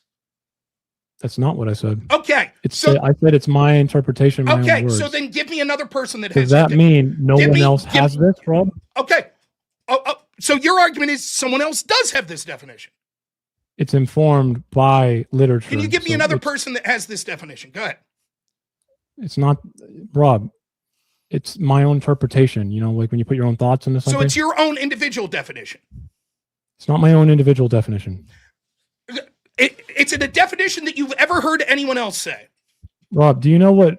You can plagiarize something to the ends of the earth, Rob. But to truly understand something and probably communicate it better, sometimes you need to put it into your own words. It doesn't mean you're just literally abdicating all information I hate to get I hate to get meta here, but here's what I think is happening. I think I'm doing my best to say what your position is steel manning, and you're intentionally being a debate bro to be like, no, that's a straw man. For example, everyone listening here knows what I'm saying. They're like, oh, this gentleman, Nick, has his own definition, and it's a definition that he's been informed by academic literature, but no one that he's read's had this exact definition. Don't you have your own definition? Oh, no, that's not what I'm saying. Rob? So then I'm forced to say, okay. Rob, don't you have your own definition of Christian nationalism that we just went over earlier? Yes. So if you were to say this. So what is that informed by? What it's informed. Is that a fake definition, Rob? No, it's informed by what I consider the word Christian, what I consider the word national. So you put it in your own words, right? That's true. And yet, if you said to me, so no, wait, no, that's did I no, say, Rob, no, I'm sorry. Wait. I'd like no. Okay. I'll take back that definition. Actually, I'll say this. My definition. What do you mean? It's like an hour, Rob. You can't take it back. Listen. No. I keep that definition, but I take back the reason I just do it. I'll say this. No. It's not my own definition. It's informed by academic research. It's something that you wanted to say. No, it's informed. Right? It's informed by academic research. I'm okay with that, Rob. There's nothing wrong with that. No. It's informed by academic research. You inform it by academic research. Biblical literature as well as yes, probably, correct. Authority. Yes, literature. So there's nothing wrong with that, experts. Rob. That's okay. Okay.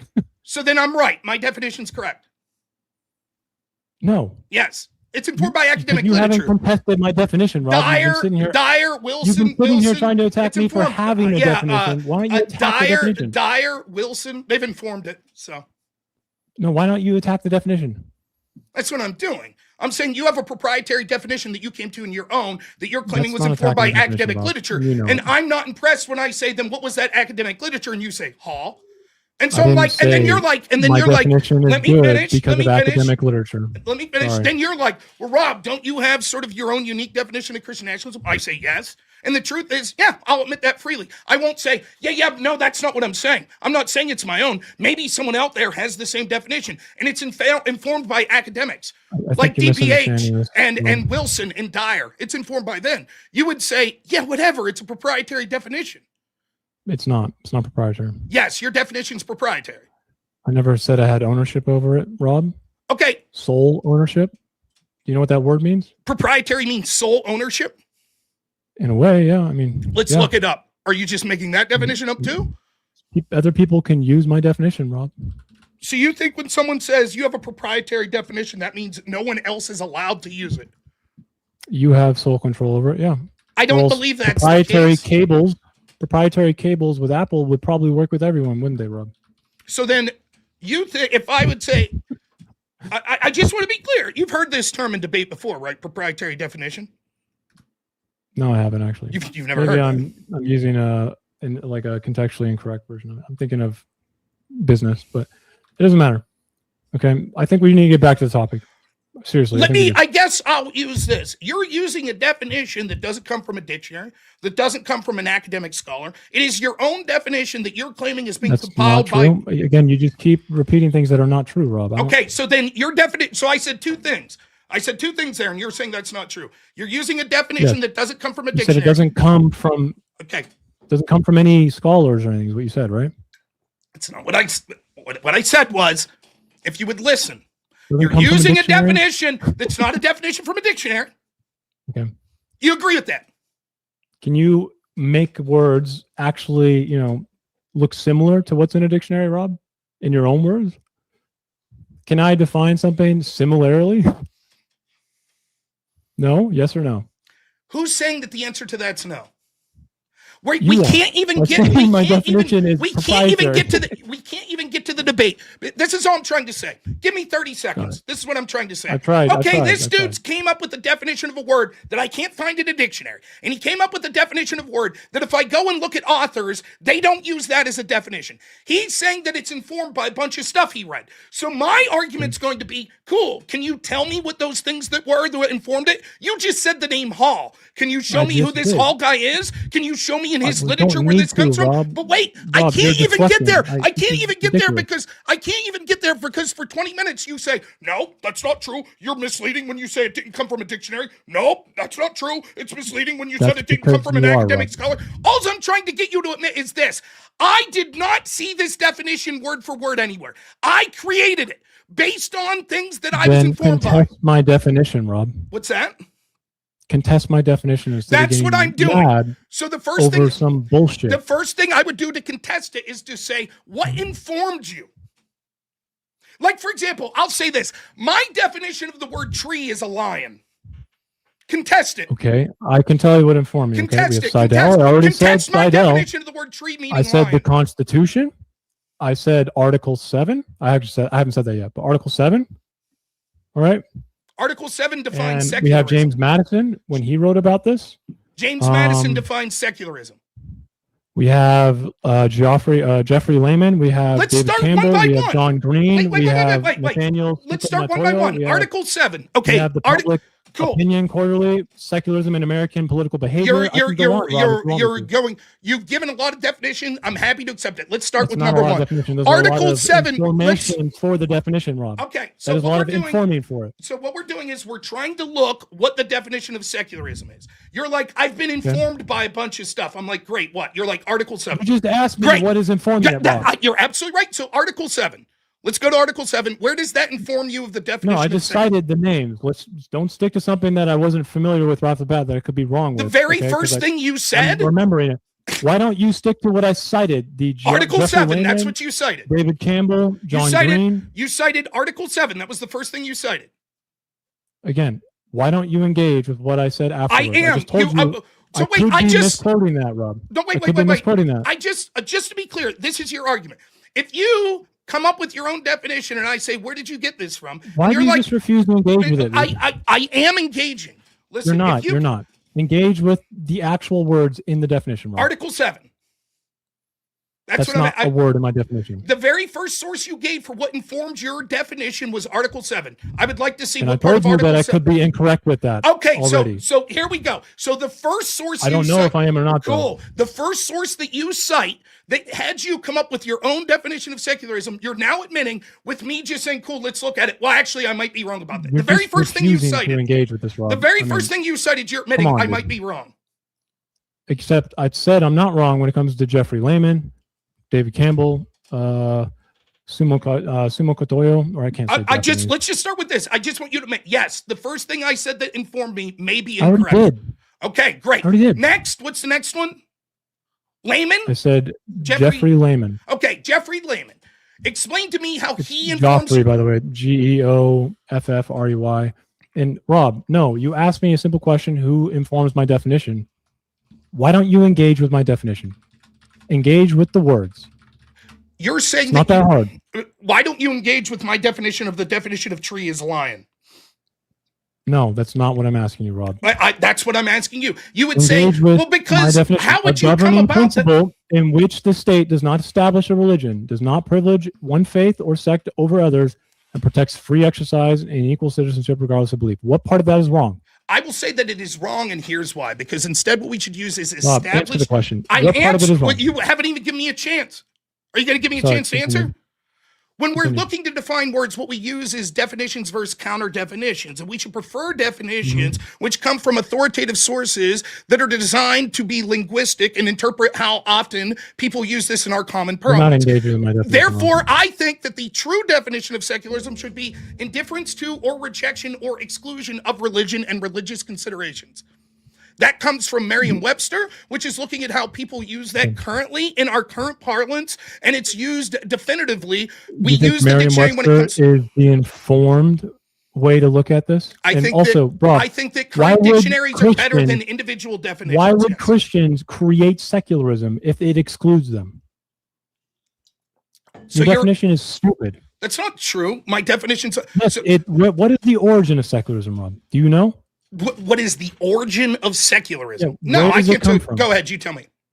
Don't you think that would be important? Go ahead, you tell me. I just asked. Go ahead, it comes from a letter that was given to Thomas Jefferson. So Thomas Jefferson. The term and secularism. It's from a Christian, Rob. It's the Dansbury Baptist. It's from a Christian. So why would a Christian? I just want to be clear.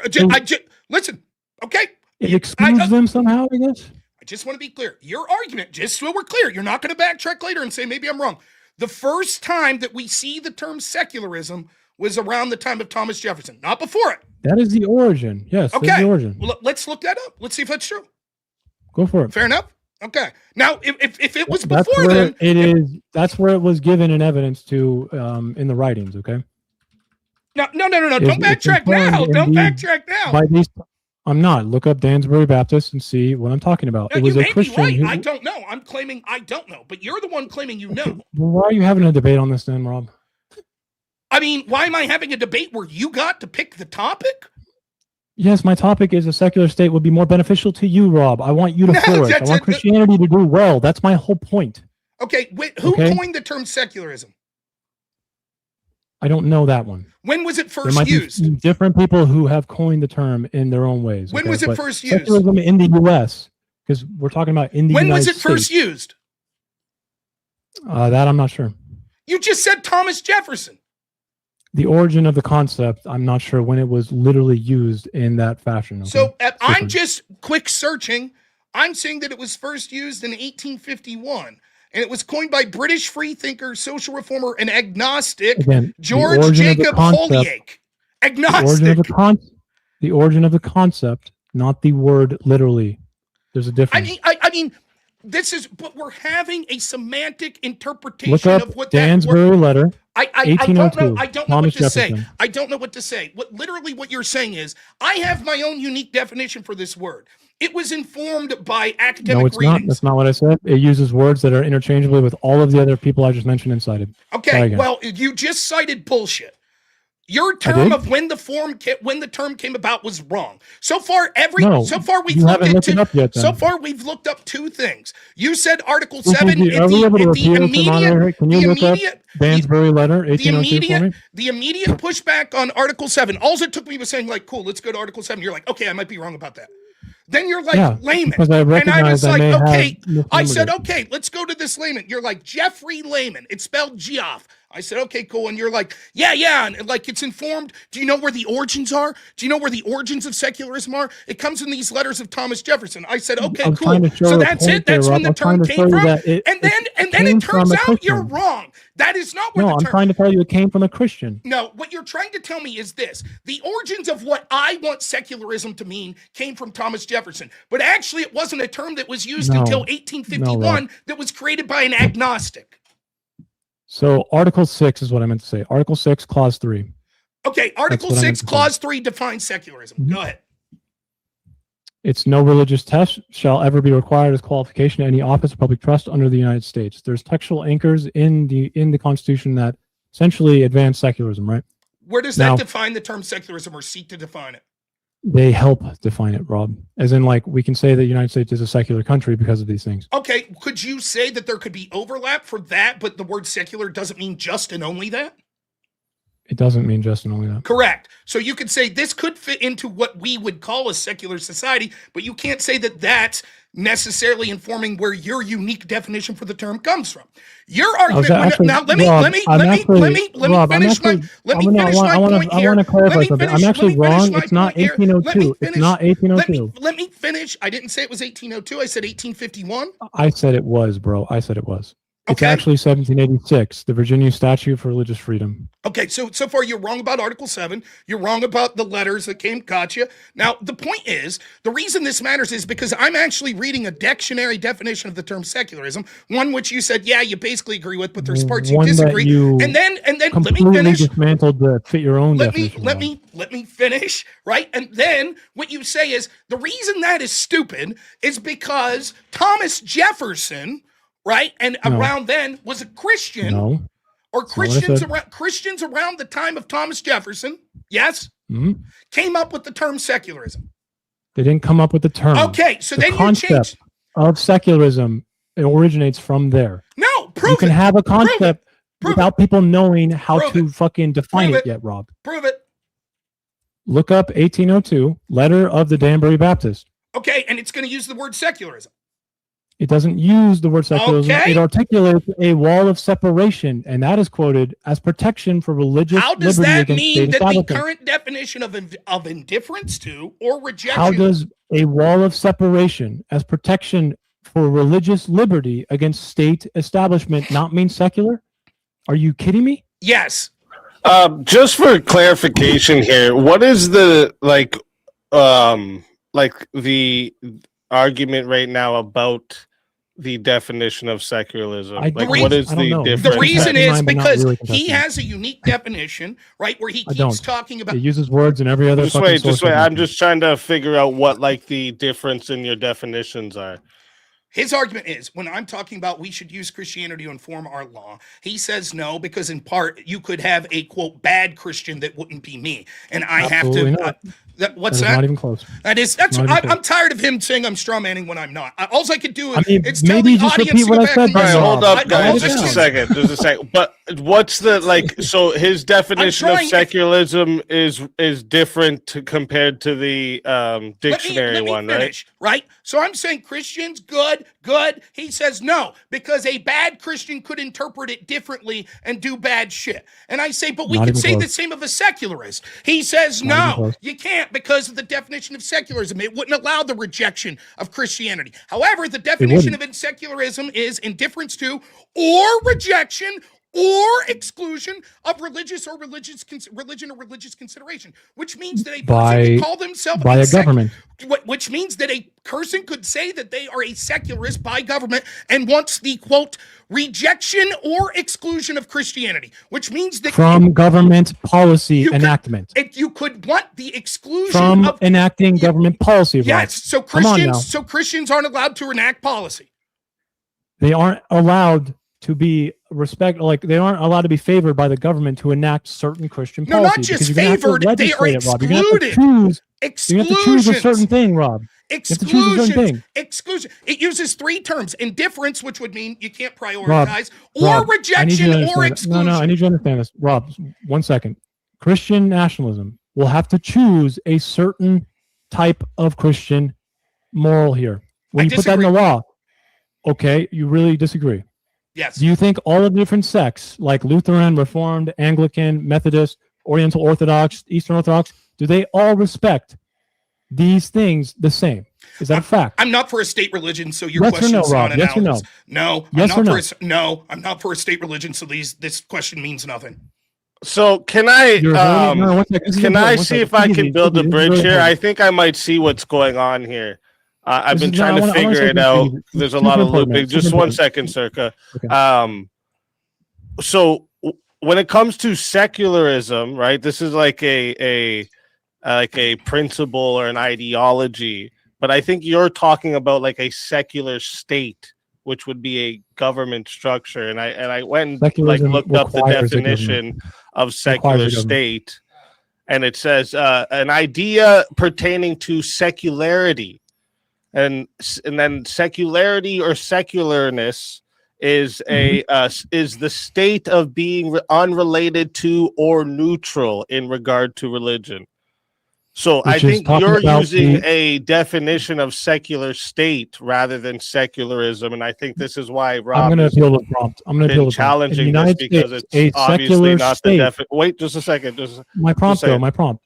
What does it say? It says secular state, but you guys were talking about secularism, so I'm wondering if that's where the bridge is. Maybe what happened here is like you're talking about secularism, but you should be talking about secularity. Now, what he's trying to do is he's trying secular to by definition. Secular by definition means it has to imply an entity that's in the definition. It is indifference to. It's fine. It's indifference to or rejection or exclusion of religion or religious considerations.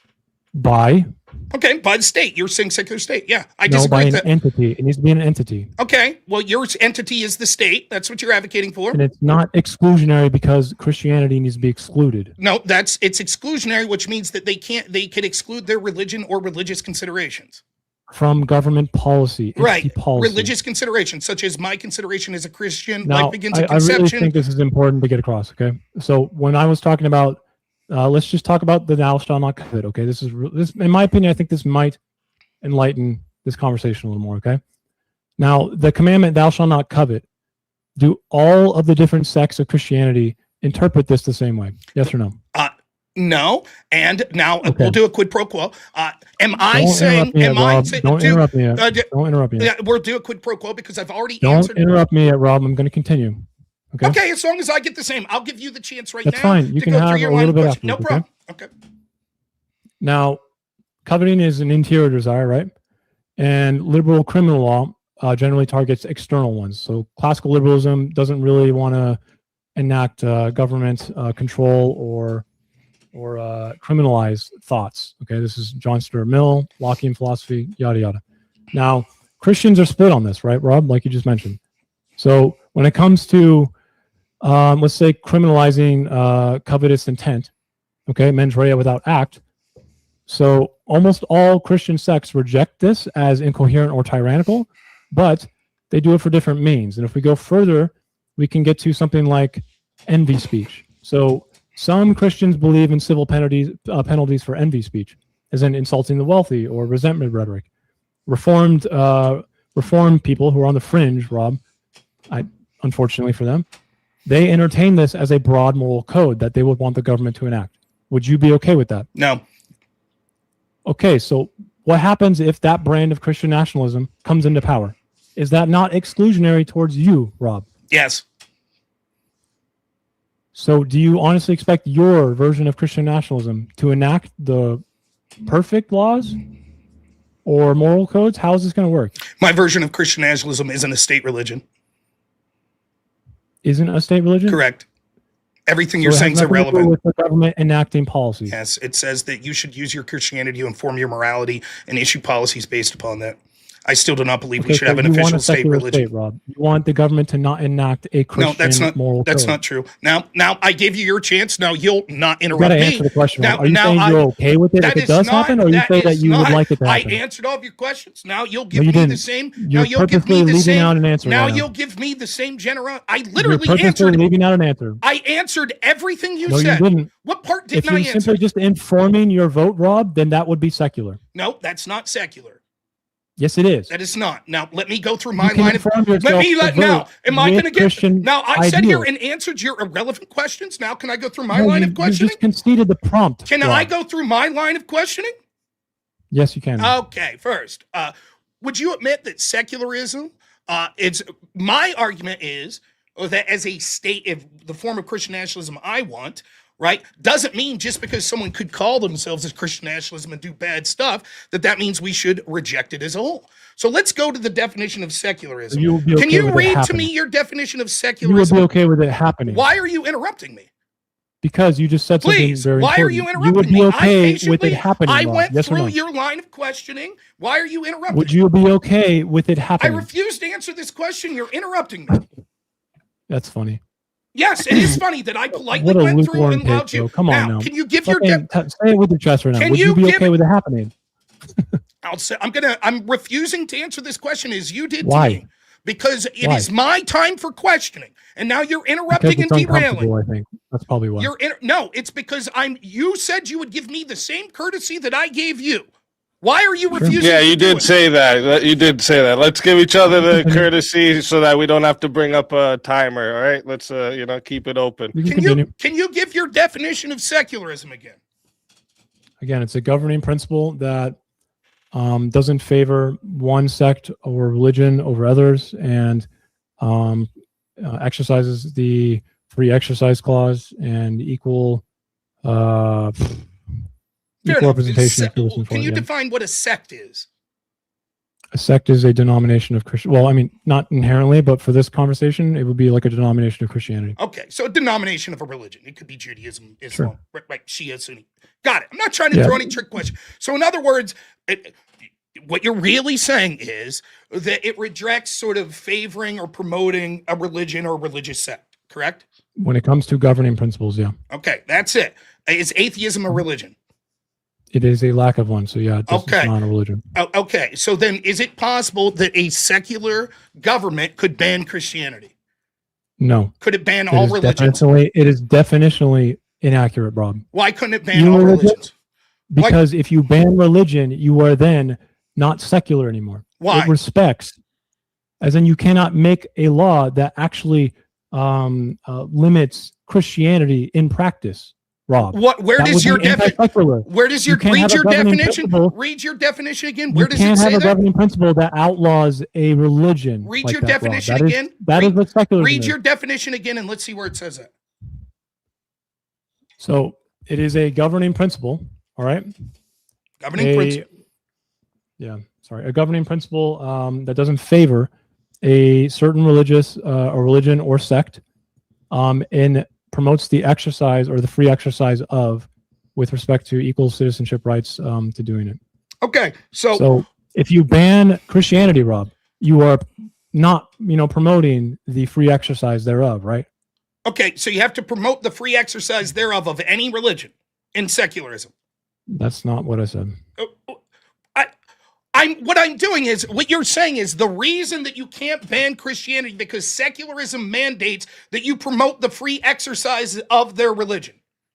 Yeah, except if it's ISIS or something, right, Rob? Wait, why? Where does your then that wouldn't be because secular. ISIS doesn't value secularism. It wants to enact fucking, Muslim extremism. So then that you're is not respected among secularism. So then you're allowed to reject. You're allowed to inhibit religions that don't respect secularism. Yeah, and secularism is circular here. It respects religion. No. It doesn't. I don't think there's any definition other than your unique definition here that says secularism respects religion. Okay, so that's just not even close to being true. Show me where it says. Show me. Secularism has allowed, Rob, all of the different Christian denominations to coexist peacefully. That's not true, right? And here's what I'll say. Sure? Now, you want to use some historical context? Yes. So let me finish my point here. Your argument when I talk about Christian nationalism wouldn't lead to. I said I don't think that Christian nationalism means that we have to legislate the 10 Commandments to make things that are outlawed in the 10 Commandments be illegal. I don't think it means. Let me finish.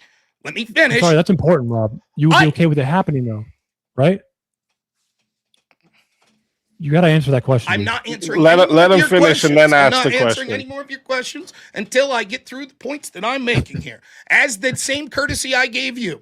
Right now, the point I was making is I said that no, just because we'd say thou shalt not covet, that doesn't mean we have to have a law that says coveting's illegal. There's all sorts honoring your mother and father. No, I don't think we need a law that says it is illegal to not honor your mother and father. In fact, those could mean different things in different cultures. Honoring your mother and father in my culture may mean that, I do what they tell me when they ask me to take out the trash and I respect them. It might mean I take off my shoes when I enter the house in a Japanese culture. So I wouldn't be for making those illegal. What it is the laws, it's more of the spirit of following Christianity of these commandments than it is the letter of the law. In fact, that's one of the reasons that Jesus didn't like the Pharisees, right? Define that for me. Define what? The spirit of it as opposed to the letter of the law? How would you legislate that? I wouldn't. I'm just telling you that. That's exactly my point. I've been clear on it. Yes, I would not legislate thou shalt respect your mother and father. That's exactly what I'm saying. You have a secular state then. Okay, so if I'm a Christian and I don't want to make it a law that says you have to honor your mother and father, then I'm secular? Yes, because you're not creating a law that favors one religion. Hey, we're in agreement then. So I think that I want what I want right now, then I'll say hypothetically, I have zero problem with people that call themselves Christian nationalists and say we should make homosexuality illegal, but we don't want a law that says you have to honor your mother and father. You would say, well, they're secular. They're not secular on the You first just said if you are a Christian, you included a first premise there. You were very clear. You said anyone who doesn't. What was the first thing you said? You said that anyone that doesn't want to legislate what honoring your mother and father would be secular. I said, great, fine, no problem. And you added one. What did you add, Rob? Homosexuality being illegal. Why? Because that's something that oftentimes people would say that comes from a religious conviction. You don't think it does? Possibly. I'll say in my hypothetical, absolutely, that's why they did it. And? Okay, well, I think we can go a little further than this. No, I think I'm going to get through my point. I've been generous enough. So the point that I'm trying to get is... Your point was to try and the point is in the same paradoxical statement, which didn't work. No, the point is this, right? When you say no, but you can't say that you wouldn't, as a Christian national, legislate all of the commandments. Otherwise, that makes you secular, because that would be what other Christian nationalists would do. And I say that's nonsensical, just like other secularists How do you do this? How do you twist words? I just don't get it, man. It's weird. All right. So if you could put a timer up or something, Speakeasy, I'm done interacting if he's incapable of allowing me to speak unfettered. Yeah, we can definitely do it a timer here. Give me a second to bring I don't know. up. Why do you twist words so much? What is the point of this? So if he wants to go first with his time, that's fine. It's unfortunate that it's came to this, but no problem. You can go first. Okay. Let me just get that presented. Sorry. All right, there we go. 30 seconds good, or you guys want a minute? I think a minute's a minute? A yeah, minute? 30 Okay, seconds yeah. a little. Sorry. Yeah, no problem. Yeah, no problem.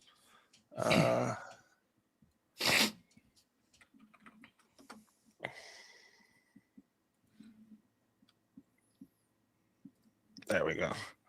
We'll do a minute. Oh, it's going already.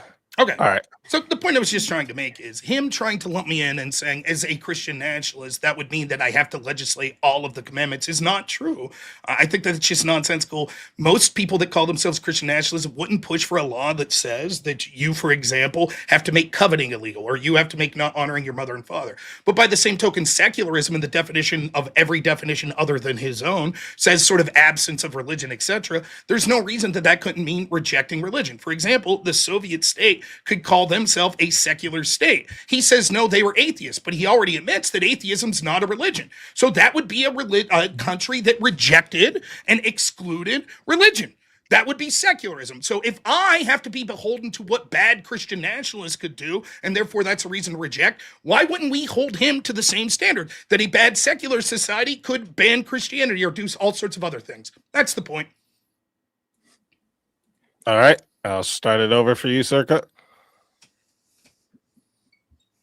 Am I able to ask questions, or just you just want me to? Yeah, I'll be brief with my answer. Sure. You could ask questions. Or I guess I could just, because when I ask you questions, you don't really answer them. So why don't I just talk to myself? I never said I would be okay with all commandments being legislated, right? You add words into your dialogue, and I don't know why, unless you're trying to be, intentionally bad faith. Okay. Now, my main question at the end of this, Rob, I need you to answer is: would you be okay with some section of Christian nationalism actually enacting government policy? And then second, the reason that the Soviet Union was not secular is because the practice of banning Christianity is non-secular. You cannot ban a religion in a secular state. Okay? It doesn't promote the free exercise of that religion, which is inherent to what secularism is. Again, the origin of it is 1782, Virginia Statute of Religious whatever, and then the 1802 famous Dansbury Baptist letter was from a Christian who was worried that he would be oppressed and removed from his community. So on that latter point, we'll start with that, and then we could get to his first question. No, that's not true. His unique definition of secularism, he adds in that you have to respect all religions. However, even on that, he puts caveats and says, but we would allow some forms of religion that we think would violate secularism. The actual definition of secularism that's the best one that's been given here is indifference to or rejection or exclusion of religion or religious considerations. There would be no evidence whatsoever why you couldn't ban a religion, and that wouldn't fall into the category of indifference to or exclusion of religious considerations. In fact, we can see that the current secular society he cheers for has done that. Oftentimes it's gone against Christians' beliefs. For example, forcing them to pay for abortions. It has forced a baker to bake homosexual cakes, etc. These are things that went against the practice of their religion. So the idea that we would be able to say that I should be beholden to what bad Christian nationalists would do, but he shouldn't be beholden to what bad secularists could do is nonsensical. Furthermore, would I be okay with some Christian nationalist policies? Yes, in the way that I'm identifying. There's also true that we should be allowed to have certain commandments like thou shalt not kill be law. I don't think he has a problem with that. Rob, is this what you're reading? I can't see because of the clock, but probably not. I'm not using AI. I was using Merriam-Webster. It says involves the indifference to, exclusion of, right? Or separation of religion from. Does your definition continue on, or are you just? My definition is very small. I'll read it again. Secularism, noun from Merriam-Webster, indifference to or rejection or exclusion of religion and religious considerations. So you went to the website, right? Yes, Merriam-Webster. Okay. Now, did we see examples of it, or are we just literally going to use? Are we still doing timers Yeah, here? yeah, it's dark. We can go. All right. So this is your time here, Circa. I mean, I find it funny that he thinks that you can just define secularism with some Merriam-Webster fucking hand wave. He clearly has no idea what he's talking about. So, Is that your you time? didn't answer my question, by the way. Would you be okay with a Christian nationalist movement enacting certain moral laws based on their Christian nationalism? Yes or no? Yes. Okay. So I think we can move on now. Speakeasy. Oh, you My want to give turn? it back My to turn? Rob? Yeah, okay. No No, problem. I think we should move on to something.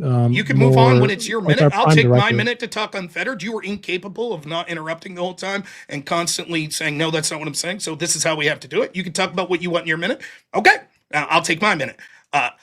This was my argument. Yes, absolutely. I'm okay in the way I define Christian nationalism. I have no problem with each and every group doing what is inherent to them, which is using their moral framework to use that to inform laws that they want passed and governance they want passed. That's what atheists do. That's what people that are agnostic do. There's no reason that Christians shouldn't be able to do that, or other religions. Seeing as how we're majoritarily Christian, it makes no sense why Christians themselves would uniquely not be beholden to this. For example, if Christians want to pass laws informed by their Christianity that murder should be illegal, I'm cool with that. I think that that's absolutely a law that should be passed. However, I'm against having some sort of state religion, which I've said the whole time, which he knew. I remind everyone, he's prepped the debate. I didn't. He heard me talk exactly how I define Christian nationalism in the past, which is exactly how I'm defining it today. And he's the one who took umbrage with it. It is clear that what he's suggesting here, right, is that Christians should reject their Christianity in a form of government and it would somehow be better for them. He's doing so as an atheist and agnostic because he wants Christians to fail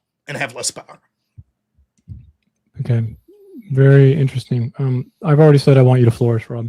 I want your Christianity to probably, continue to get better. I'm not sure why you're trying to say something else when I clearly said that earlier, but it's pathetic. Okay. And I really think it's kind of telling when you say that you don't want a government entity to enact some form of Christian moral code, but then in the same breath, you say, I'd be okay with that happening, though. Which answer is it, Rob? You can't have both. You can just end my minute now.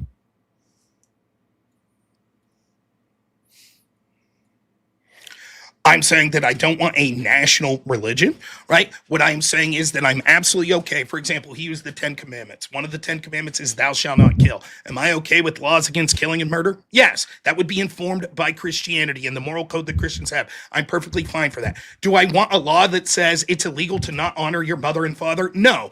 If a group tried to say we're Christian, we're pushing that law, could I be against it? Yes. That doesn't mean that just because I'm against that specific law of that specific group that says we should do it, then I'm against Christian nationalism or Christian informing law. Similarly, I'll turn the question on him. I'll say, Nick, are you okay with Christians that have overwhelmingly been the people that voted in this country voting for laws that make murder illegal? Are you okay with that? A simple yes, no would be fine. Yeah. Oh, then clearly you're for Christian nationalism. Okay, you can end my minute. Okay, so I'm not going to answer or address the non sequitur. It's kind of weak. I'm going to move on to talk about permission structures, Rob, so we can actually get something out of this conversation, okay? Christian nationalism in particular, even though you seem like you're okay if there's a specific brand that does enact it, right? You'd be okay with it, right? As long as they're the primary voting bloc. There is a permission structure that happens for coercion here. Now, I want to ask Rob, what is the ultimate goal of Christianity? And is it something that is self-interested, or is it to get more people to the faith, to save more people on behalf of Jesus Christ, right? Now, when you create permission structures like what could happen in Christian nationalism, you will be excluding other Christians, and you may end up pushing people who were Christian out of the faith. To me, I think that is destructive to the whole idea of Christianity. What would you say to that? Okay. I noticed that he claimed what I was saying was a non sequitur. It was literally an inversion of what he said to me. He said that if I favor some laws that are informed by Christianity, then I would have to favor any law that any Christian would say if it's a matter of their faith. When I said, well, the opposite would imply if you favor any laws that Christians push for that were informed by their faith, then you favor all of Christian nationalism. He says, no, yes, clearly we're in agreement. So that would mean that it's okay to say some of the shit that Christian nationalists would put for, as I define it, is acceptable, but I would be against what other people that are Christians may say. Now, he claims about like if the ultimate goal is to seek salvation of others. I'm not so sure that's true. It might be more of a personal thing, but for the sake of argument, I won't argue that hard on it. No, he's again defining Christian nationalism in the frame of which he wants. I'm not saying only Orthodox Christians should create law and it should be their exact interpretation that creates law. I have not said that once. Therefore, it doesn't exclude other Christians. He can't grapple with that. He knows that this is my position because he heard it before, and he continues to try to shoehorn me into his definition of what this is, one of which I don't believe.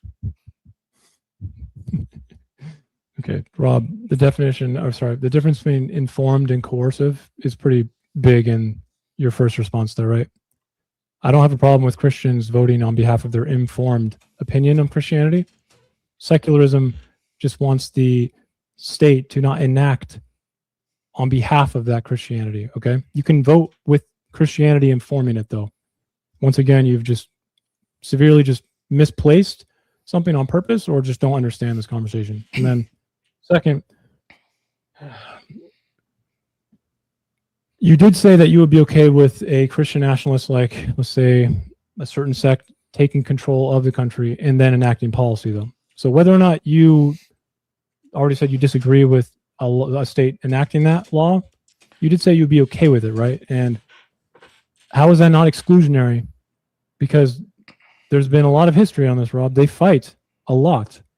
There's the 30-year war. There's the English Civil Wars. I mean, we can go down the history. For someone who talks about misinterpreting what people are saying, let me make it clear for like the 70th time here. No, I would not be okay with the government saying we are officially Orthodox Christian or Catholic, and only they get to inform laws and create laws. For the millionth time, no, I'm against that. Now, back to this definition of secularism. He implies that secularism would have been informed by sort of the founding fathers and things like that, and that would mean that religious couldn't inform. I'll ask you this question. At the time of the founding fathers and the framers of the Constitution, did individual states have specific criteria for religious, like sort of criteria for voting? I'm pretty sure. They did. Wrong, but wait a minute. If the Constitution, which was all ratified by these states, and it didn't say what these states are doing here are illegal, wouldn't that imply that they allowed this state test for religion? Rob. That's okay. You could give my minute up. He doesn't have an answer. No, I'm going to answer. I'm just waiting for you to finish. Okay. The few founding fathers did want to advance their own version of Christian moral code, correct? But that wasn't the majority, Rob. Okay, you can read Madison on this. You can read Thomas Jefferson. You can see where the informed opinion went. And if you refuse to know that or acknowledge it, that's a you problem, not a me problem, Rob. You can't sit there and act like a few of the founding fathers who did want this is somehow now the majority in how this country was founded. Or else it would have been founded that way, Rob. So you can let my minute go now. Okay. You could say that, and yet we don't have to go to interpretation. We could actually go to what actually happened. He's conceded at the time of the ratification by the 13 states of the Constitution, individual states had state religion. If his interpretation is correct, then that would have meant the founders would have said, no, you can't do that. We refuse to allow religion. And yet they didn't say that and ratified the Constitution knowing full well this is how these individual states did things. Now, what this goes to show is his interpretation of what Christian nationalism is, that this is cut and dry thing, that you can't have religious institutions, have specific criteria, etc., and it's informed by the founding fathers is untrue, right? And what I'm telling you is you should prefer what I'm saying Christian nationalism would be, which is sort of Christians and the ideology that they have coming together. His only attack against the specific prompt is specific sect of Christians would outlaw other specific sects of Christianity, which isn't what I'm arguing for. Once more, I'll say I'm not for a specific sect taking over and being a state religion. Then you're arguing for a secular state. Again, Disagree. if you refuse to understand, I'm talking, Rob. If you refuse to understand that, again, that's a you problem, not a me problem. Okay. And then second, Rob, the no religious test clause came about 11 years after the ratification. I'm not really sure why you don't know that, but history says that you're wrong in the fact that we can just look at it and that's how it was founded, okay? The Enlightenment and secular ideas overcame these over time. All right, just because a few states had religious tests doesn't mean that that's what the country was founded on, Rob. I mean, you're kind of going up and beyond of what your actual sentence and claim can do. Now, I really want you to engage with the idea of what Christian nationalism means, okay? Like, you have this definition that ultimately to me seems kind of weak and ungeneralized in a way that's undefinable. You're constantly confused, right? So, for example, the no religious test portion is Article 6, Clause 3 of the Constitution, which was created in 1787. It wasn't 10 years later. That was ratified finally by New Hampshire in June 21st, 1788. After that, even after that provision, we had states that allowed religious tests for who was allowed to vote, including for federal office. So he's fundamentally wrong on this. Additionally, it doesn't mean that I'm saying that the founders said that the country was founded on wanting a religious test. What it says is it was not founded on exactly what he's saying, is that there couldn't be any form in each individual state of these things. I'm telling you not what ought to be, I'm telling you what was. Also, what I'm telling you is I'm not saying that an individual denomination should be in charge. What I'm saying is Christians as a whole should vote for their bloc and their interest, and just like every other group, allow their morality to inform the laws that they pass. I would not be for them passing laws, for example, that make being an atheist illegal. That's not what I'm for. Just like as a secularist, he wouldn't be for one making Christianity illegal. Wait, so you just conceded then? I don't. What are we having the conversation for? You said, as a secularist, I would not want Christianity banned, right? That's true. So I don't really know what you're arguing on behalf of, Rob. I'm arguing that secularism benefits Christianity more, which is essentially what you're saying. Vote with Christianity informing you, but don't make the state enact Christian moral code. That's what it is, Rob. So I'm not really sure what to argue with now. You've conceded it. I don't really know where to go from here. You can just end my minute now. So Once more, what we're arguing is, one, he knew how I interpreted Christian nationalism from a prior debate. Second, I didn't prep for the debate. He's the one who came up with the topic. I didn't know what it was. Third, I'm clear that what I'm defining Christian nationalism is allowing Christianity to inform your morality, Christians coming together to do that, and then voting for people holding office that are Christians, that are enacting laws that are informed by their moral structures, just like atheists do, just like every other group does. There's no reason that we should obstruct Christians from doing that. He says that he's for that. Great, then he's for what I would consider Christian nationalism. It's not my fault if there's not a lot of then pushback on where our differences are if he created the topic knowing what my interpretation of Christian nationalism was. In addition to that, just because his form of secularism would say he doesn't want to ban Christianity, that's fine. I'm saying my form of Christianity wouldn't mean that I ban other forms of Christianity. If we can accept his ideology of what secularism means, that it wouldn't be for banning other shit, why can't we accept my form of Christianity and Christian nationalism not be for banning other sects or other religions? How is it possible that you say two contradicting statements, paradoxical statements in that minute, man? You said we should be able to enact laws on behalf of our informed Christianity. You literally said that 20 seconds ago. Yep. And then at the end, what did you just say, Rob? I'm not for banning other sects. But that's going to happen when you try to legislate the moral code. You don't think so? Again, do you agree perfectly on everything, Rob? You think you're going to be able to legislate this? If you're minute, do you want me to answer, or do you? I mean, I can answer in my minute or now, whatever you want. You said a paradoxical statement, man. I need you to reconcile that right now. So yeah, my minute's done. Oh, actually, one sec. For the last 15 seconds, you said that we should not allow Christianity, your version of Christian nationalism, should not be allowed to enact laws on behalf of Christianity. Except at the same time, you say we should be able to do that at the end. Which one is it?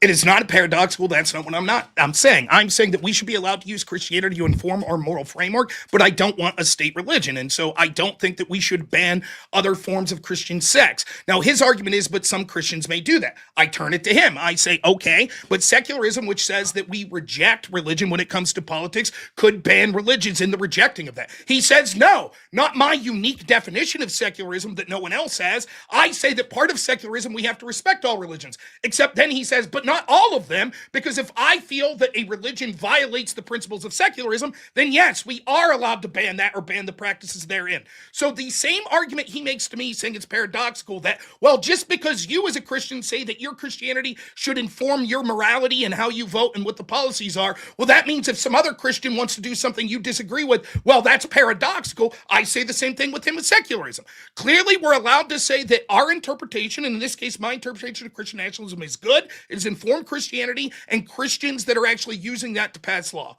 That's good. Yeah, no. I mean, we could just refer to the Bible here, right? Some different verses. I mean, we can refer to John 18:36 about how Jesus says that the kingdom is not of his, my kingdom is not of this world. I mean, there's a lot of parables and wisdom to be known in the Bible about not trying to enact Christian moral code. At the time, it wasn't, known to be Christian moral code, but nonetheless, parables exist. And as well as the famous saying, which I'm sure you know, Rob, and Jesus answering said unto them, render to Caesar unto things that are Caesar's, and not to God the things that are God's. And they marveled at him, right? So, no, Rob, I just disagree, man. Okay. Wait, ready for me again? Yeah. So first off, right, what specifically different denominations and how different people may interpret the Bible is different than what my claim is. My claim is I'm not making a denominational claim. I'm saying that together as Christians, we believe on most things together, 80% to 85% on the important issues Christians believe of different sects.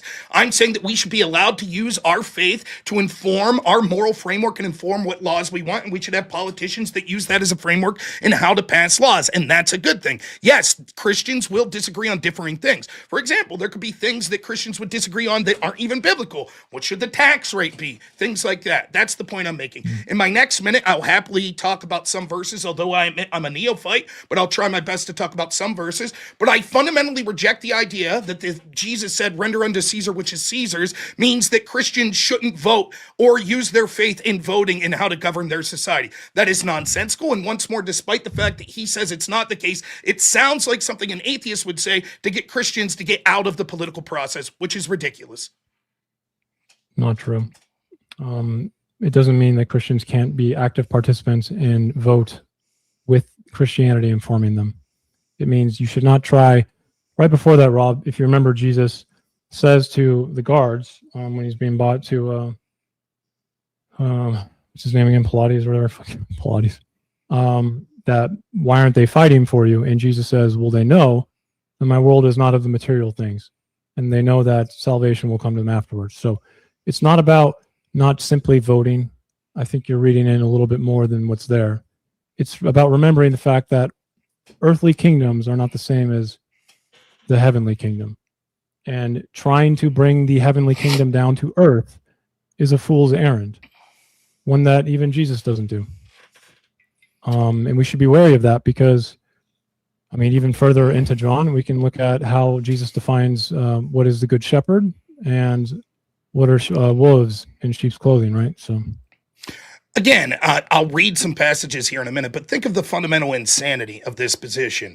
We shouldn't try to govern and have society structured in a way that would please God because the kingdom of heaven is God's alone and is the ultimate kingdom.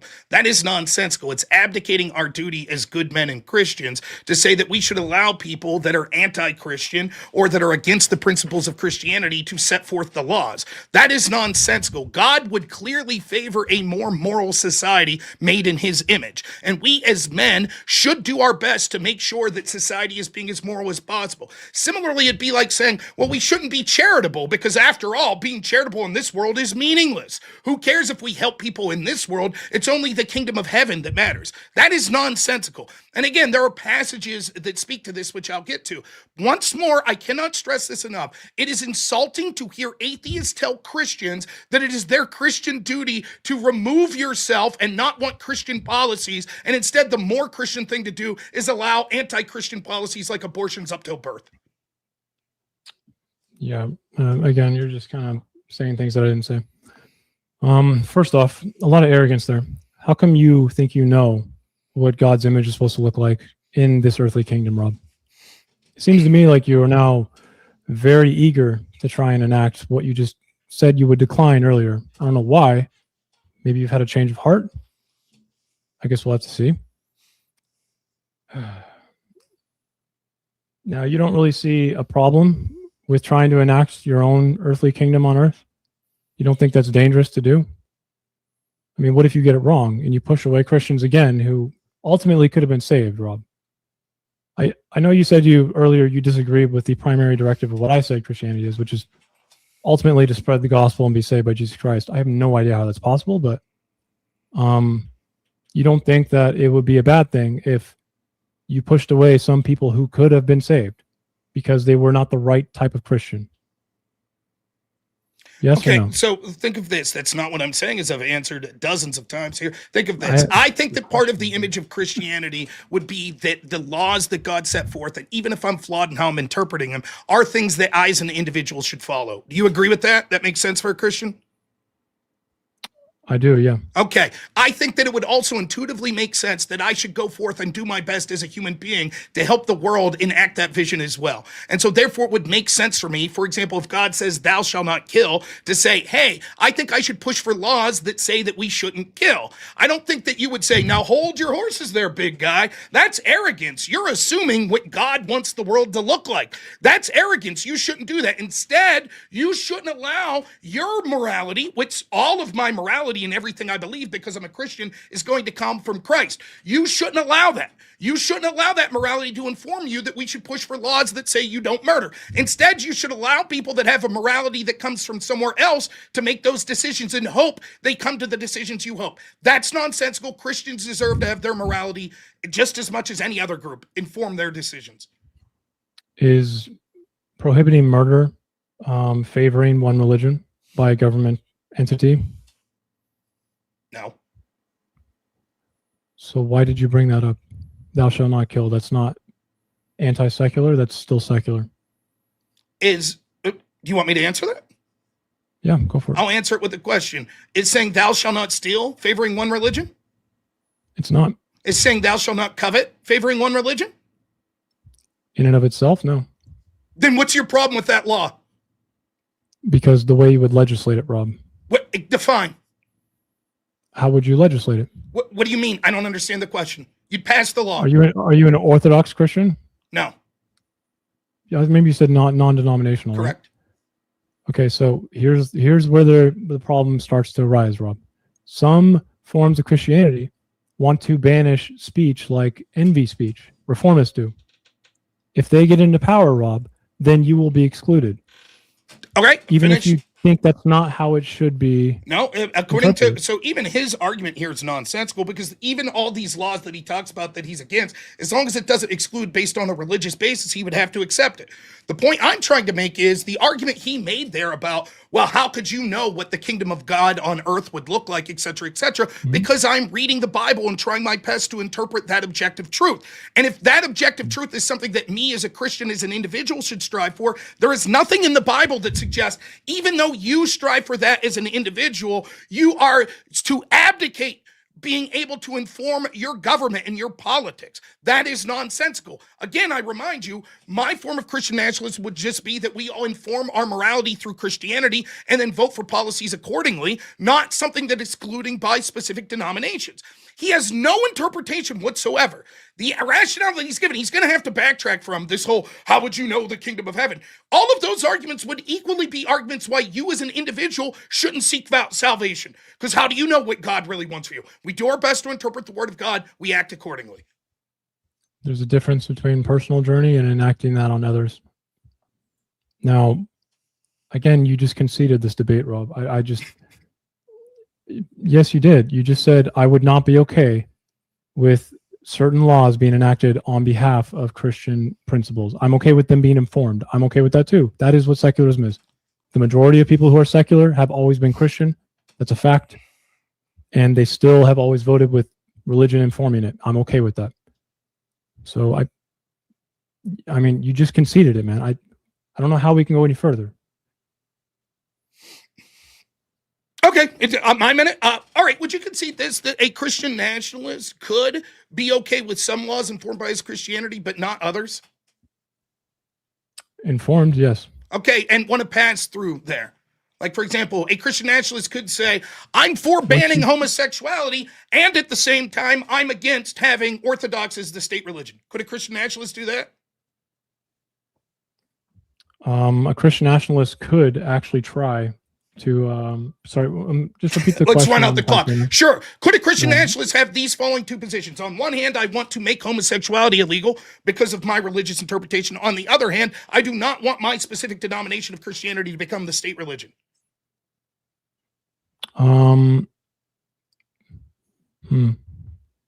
What would be the reason for banning homosexuality? It's a sin. It's a sin, and is it universal between all of the Christian sects? I would say no. There are people that identify as Christian that don't think it's a sin, I think. Okay, so we now have come to the same problem. You're favoring one section of Christianity over others. So that doesn't answer my question. Yes, it does. It does not. Yes, it does. What was the question?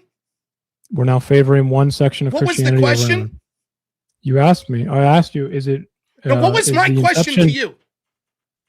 Would you be okay, or would you say that it is, if we ban homosexuality, right?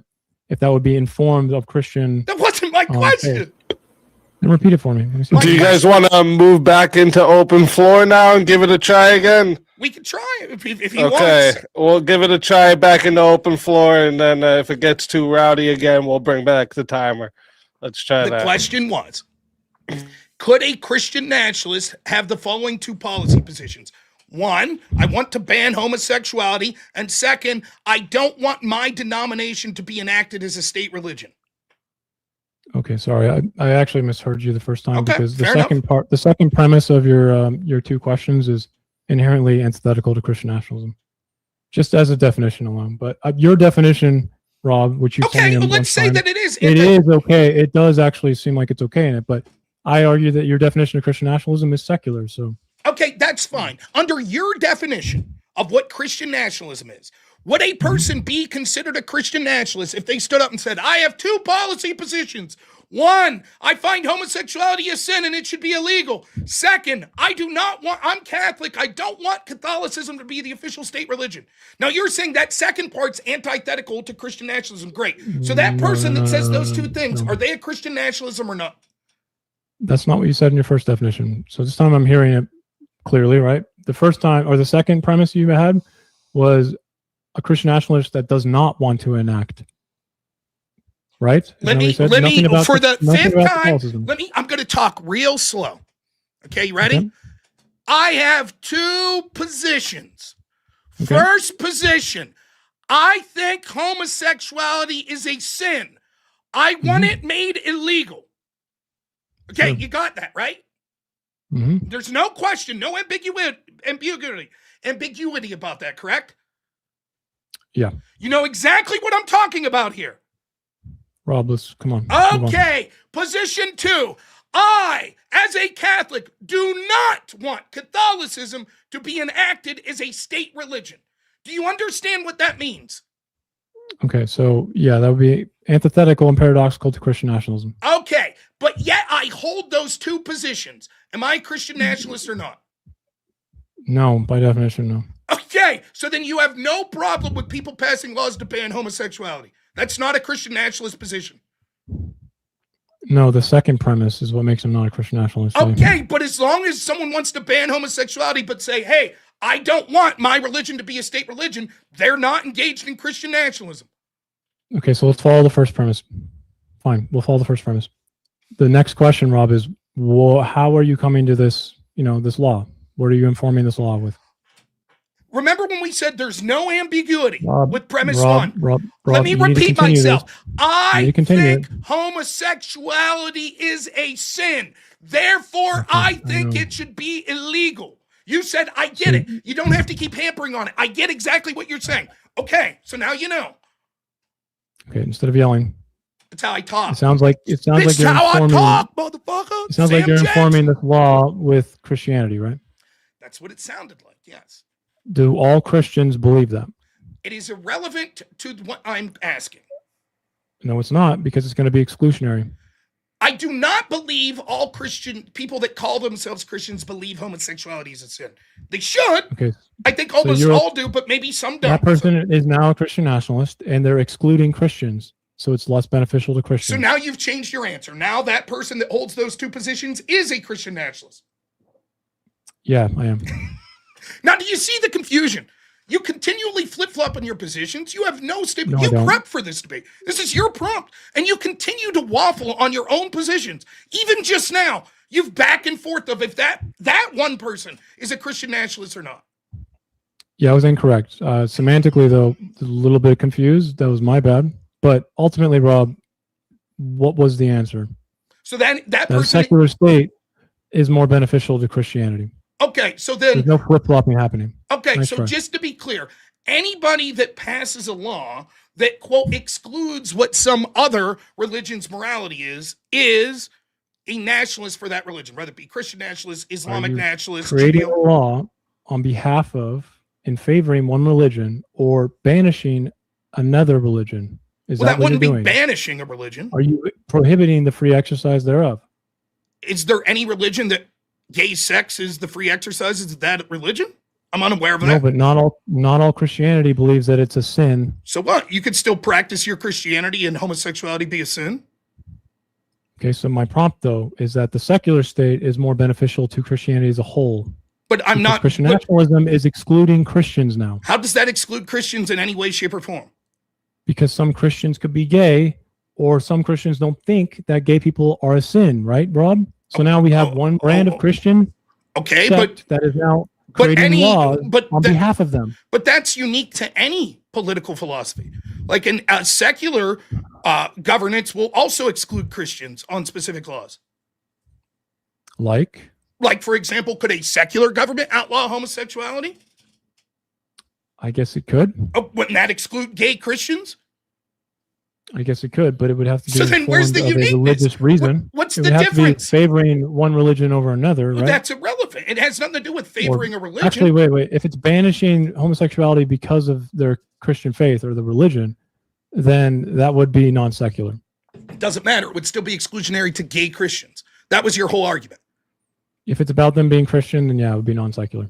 The state would be no longer. No, your point has. There's no reason why this unique difference that you're talking about here would matter. A Christian that's gay is going to feel excluded if being gay is illegal. He would feel excluded if it's a secular government that made it illegal, or if it's a Christian government that made it illegal. In both cases, he feels excluded. Correct? Except the moral code is being written by religion, right? Wouldn't matter. He still feels excluded. That's your harm. That's the harm you're identifying. Well, no, secularism is about, creating non-exclusionary practices. No, that's not true at all. Yes, it is. It promotes the freedom of Christianity. First off, again, I go back to this, right? That is your unique definition, right? That I can't find any other. Secondly, even if that's true, that doesn't mean it's about non-exclusionary. Like, even a secularist excludes all kinds of shit. There isn't a benefit of inclusivity to secularism necessarily. For example, you would exclude all the things that you make illegal would be excluded. That's by definition exclusionary. You don't think that's bad? They would be abridged. Yeah, by definition, it means abridged. But here's an example. Okay, so why don't we just think of secular courts and prayer out of schools? This is a big topic. So for prayer out of schools and prayer in schools, do you think public schools should allow prayer? well, like let's say a football team hypothetically Sure. does a prayer before. Yeah. Okay. So let's say that it is a type of prayer that is non-Catholic. It can be Reformist, Lutheran. The translation they use, it's not something that like the NRSV that a Catholic would use, right? Okay. Who decides what prayer is the right one to use? As in, like, what translation? Does that matter? Do you think we're For whether or not it should be allowed? No, I mean, like, do you think people are gonna have a contesting over which prayer is in the correct translations to be used? I don't know. I'm not trying to be tricky here. Are you saying for it to be allowed, like legally, or are you saying is your preference of how you would want to pray? Do people have a disagreement on what Bible translation? It's not really about like the law itself. It's more like, let's say we allow prayer now in public schools. Okay. Yes. So now we're talking about what is more beneficial to the Christian now. So there's lots of different types of Christians. They don't agree on the same translations. What if they use a prayer that their sect, like Catholicism, doesn't agree with? Some Christians would prefer like King James Bible. Some would prefer NIV. Yeah, sure. Exactly. Okay. So isn't that more exclusionary for Christians, depending on, let's say their high school coach, likes this version, and now he knows that one of his kids is a Catholic, so he looks at him differently because of it.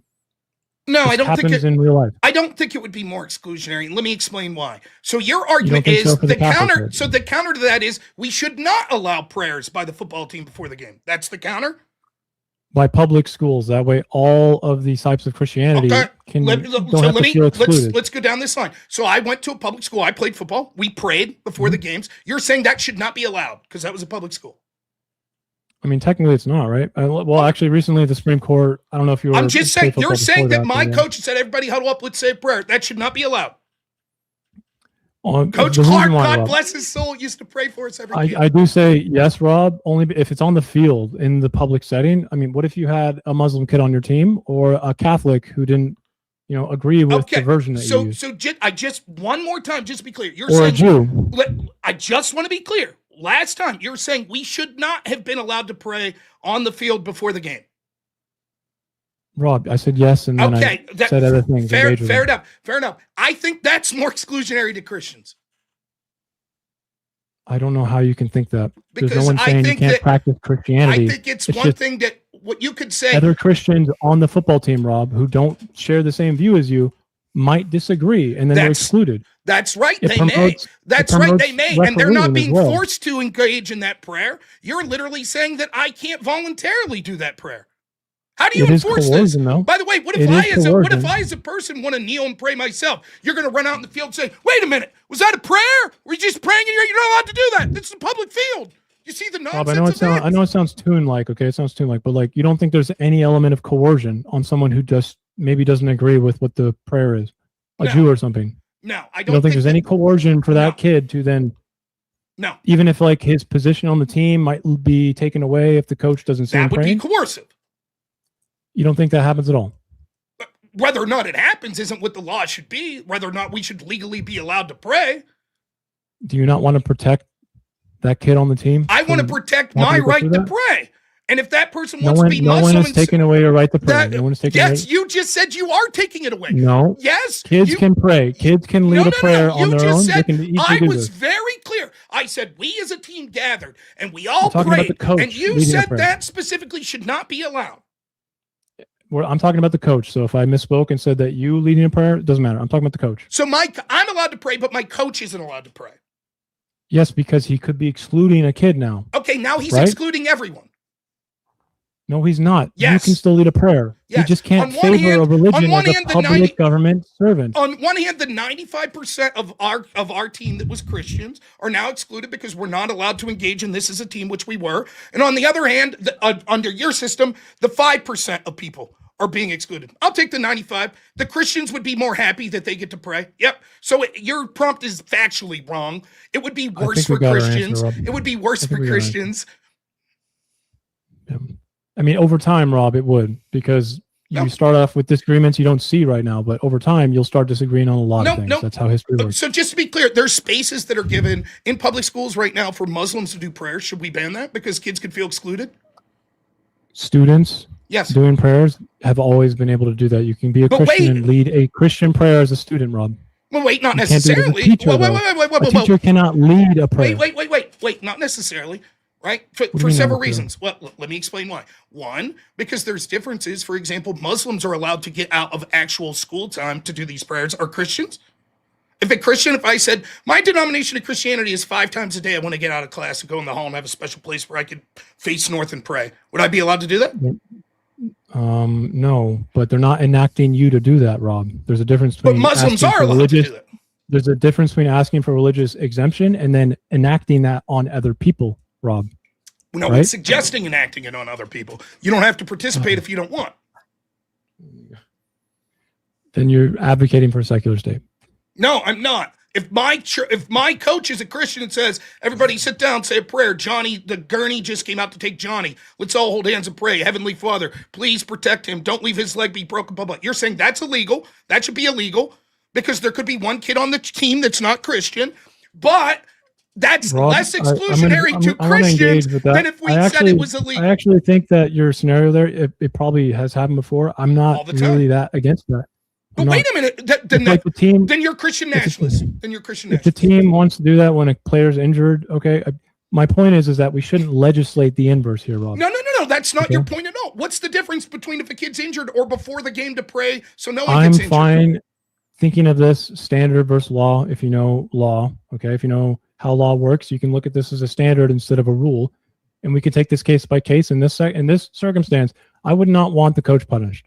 Okay, but you would if he prayed before the game. Please don't let Johnny break his leg. Government policy to enact that it can happen all the time. No, that's the difference. No. That you have no differentiation why there would be a threshold difference between a coach praying with this team before the game, please let us all get through this game uninjured, versus praying when someone is injured of please don't leave the injury be that bad. Tell me what the threshold difference is. The threshold difference is it's exclusionary for people who are not the same type of Christian or Christian at all. Why wouldn't that be exclusionary in the latter example?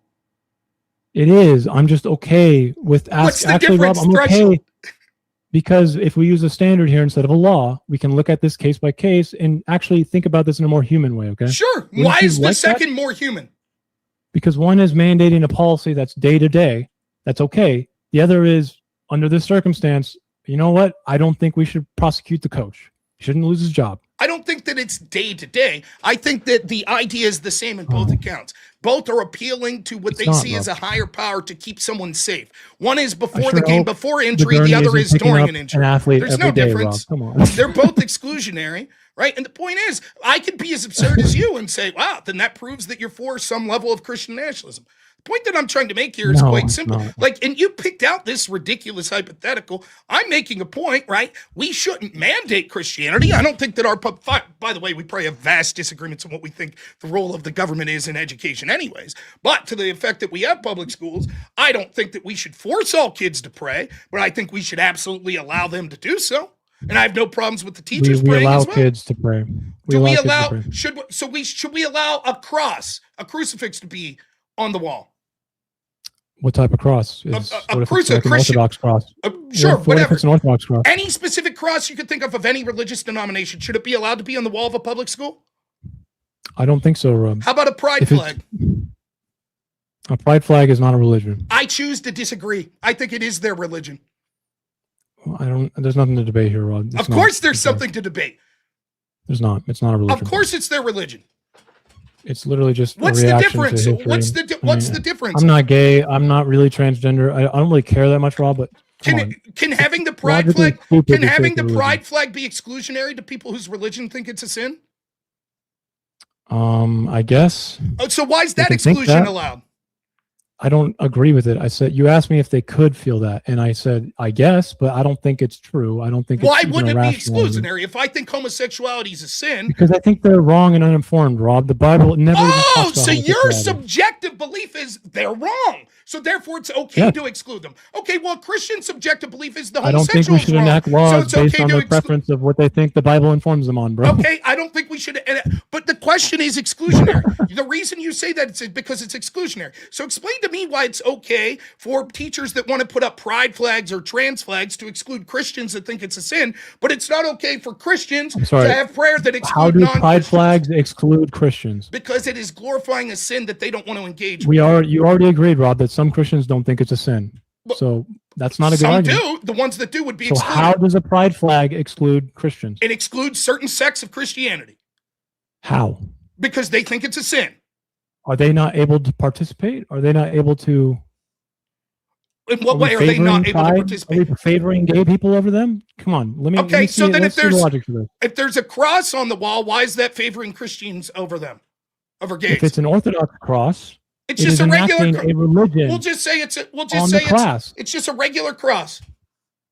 How will the Orthodox Christians feel I think they'd be more fine with a regular crucifix up than an Orthodox crucifix. right now, but maybe not in the future?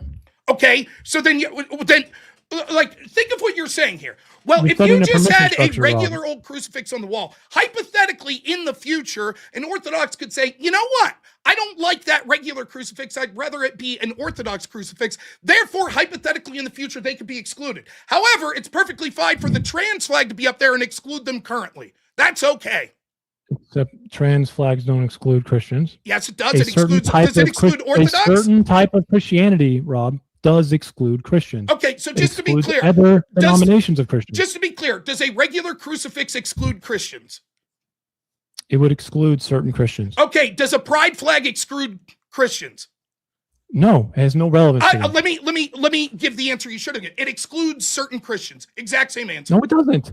It doesn't. No, it doesn't. So there's No, it doesn't. there's no sect of Christians that feel that that's a sin. Feeling that it's a sin is not excluding you Sure it by is. government policy. Forcing- No, it's not. My tax dollars Having going. a classroom, Rob, having a classroom, pick like a, let's say the 10 Commandments, you want to put them on the wall. Having a classroom use a wrong translation is exclusionary specifically to other Christians who believe That's- in the same thing. This is one of the worst arguments I've ever heard. I have to be honest. Really? Yes, You I think Christians have anyone of different remote forms of the anything Ten of Commandments? remote. If you asked 100 Christians, look, if we put the 10 Commandments up there, but it was a slightly different translation than yours, would you find that more exclusionary to you than a trans flag? I think of 100 trans Christians, flags don't 99 have any would say, meaning to me, and it's no, not the religious." trans flag would be worse. And you're like, no. The Christians would be more offended at the translation of the 10 Commandments that was slightly different than what they believe. That's laughable. What moral code is a trans flag putting up there to enact on other people? Celebrating pride of the trans community. That's not a moral code to be It's a enacted on sin. you. Yes, it It's absolutely is. literally a self-expression. I don't know how the fuck you think that So even then the matters to you. crucifix is a self-expression of the Christian's moral code. No, it's not. It Why enacts not? a moral code given by authority in Christianity dogmatically. What are you talking about? Who are you to say that? It's a symbol. Both are symbols. Okay, one is a dogmatic authority-driven symbol. Yes, the trans flag. Agreed. Is pride a dogmatic authority-driven Yes, symbol that yes, excludes yes, the Christians? Are you left wing. serious? Yes, the left wing. For example, you don't think it's exclusionary. No. Can you explain why a gay couple went shopping? I must have missed bakery? the pride authority. Can you explain to me My why bad. a gay couple went shopping bakery to bakery until they could file a lawsuit when they found a Christian that wouldn't bake a cake? Was that I can't. It's exclusionary? not- You're using fundamental attribution error. This is not indicative of all gay people. Why are you doing this stuff? Right. It's It dumb. doesn't matter if it's indicative of all gay people. Nothing I said was It indicative. does, because you can't just go on and extrapolate that and say it's all about all gay people. That's That's how it works. absurd. That's exactly what you're doing with It Christians. is absurd. That's why I just said it was It's absurd. exactly what you're doing with Christians. It's the No, it's exact, not. yes, it's the exact same thing. I think it's absurd to actually put exclusionary practices in the classroom that actually exclude Christians. I don't want an Orthodox like cross the gay there flag. that would Pride make flags, a trans regular flags. Catholic feel excluded. No, it doesn't make them feel excluded. It will, Rob. It will not. And what would make Let's them say feel? what let's would say make this them feel- teacher says Orthodox Christianity is the best all the time. They submit a book report, they get a D. They wonder themselves, I wonder if this teacher thought that I didn't deserve the grade because I'm a Catholic. Rob, we don't want that to happen. Okay, and what if they see the pride flag up there and they get a D and they say, I wonder if this teacher went against me because they know I'm a Christian and I think that homosexuality That's is a sin. discrimination under a secular state. They can sue them. Okay, well, that happens. And they sue them. Okay, you could sue under the crucifix on the wall too. Fuck. Why couldn't you? No, you can't. Not Why in your could- state. In a secular state, you can because That's there's not protections true. against it, Rob. That's what not I'm true. arguing. You're Yes, there entailing. is. You're entailing that a What? Christian. You're entailing that if we allowed crucifix on the wall, it would therefore intuit that automatically you would not be allowed to sue any teacher that intentionally diminished someone's grade that wasn't Christian. That's nonsensical. That is not an entailment of Christian nationalism. That in order to be Christian nationalism, you would not be allowed to sue a teacher that intentionally harmed the grades of a non-Christian. Prove it. Show me any definition of Christian nationalism that says that that's an entailment. Well, when you want to enact government policy, Rob, you have to choose something. What are you talking about? That's a non-answer. Answer my question. When you allow government, like let's say government public spaces to introduce crosses, you have to write it in law, Rob. You have to allow it to happen, right? Now, you can write a law that says all different types of crosses are available, but ultimately what's going to happen is a permission structure of exclusion based on certain Christian sects. This is historically true. I just want you to answer a simple question, right? And a yes, no will suffice. You can elaborate after, right? Would it be possible to have a Christian nationalist society that voted and said in every public school there is a crucifix? And if teachers intentionally harm the grades of students that aren't Christians, they could be sued. Is that a potential Christian nationalist society? What would the basis for this case be? What do you mean, what's the basis? What's the basis? I don't understand the question. What are you suing? What is the standing here? What are you suing? You're not allowed to discriminate against people academically based on their religious beliefs. Religious views, right? Right? That's secular. Okay, so just to be clear, if we pass a law that says crucifixes must be in every school, but also they say, but you're not allowed to punish kids that aren't Christian, you would say that's not a Christian nationalist society. So here's the thing, though. Why is this a hard question to answer? No, I'm agreeing. I'll agree with you. Yes. Okay. So here's the thing. What you're saying is antithetical to just putting a certain cross into a classroom that's paid for by the government. When you are a public servant, you are representing the government, Rob. That means if you put a certain style of cross in there, you are now favoring that type of religion. I didn't hear an answer to my question. I said yes. Okay, so it would still be Christian nationalist, or it wouldn't be Christian nationalist is your answer. No. I don't understand what you're saying, yes or no, because instead of just answering, you go on this big tirade and then we have to go back. My question is quite simple. Please answer yes or no. Would it be a Christian nationalist society if you said in public schools there are crucifixes on the wall of every school, however, you're not allowed to punish kids on their grading if they're non-Christian? Is that Christian nationalist or not? It still would be Christian nationalist because the public space, which is paid for by the government and represented by the government, is choosing a certain style of cross. Okay, so I just want to let you boys know we're coming up on 2 hours. Do you want to keep going here? Yes, I would like to finish my point here, right? So let's rewind. Okay, just wanted to give you a time check. So, go ahead. Now let's rewind to how we got here.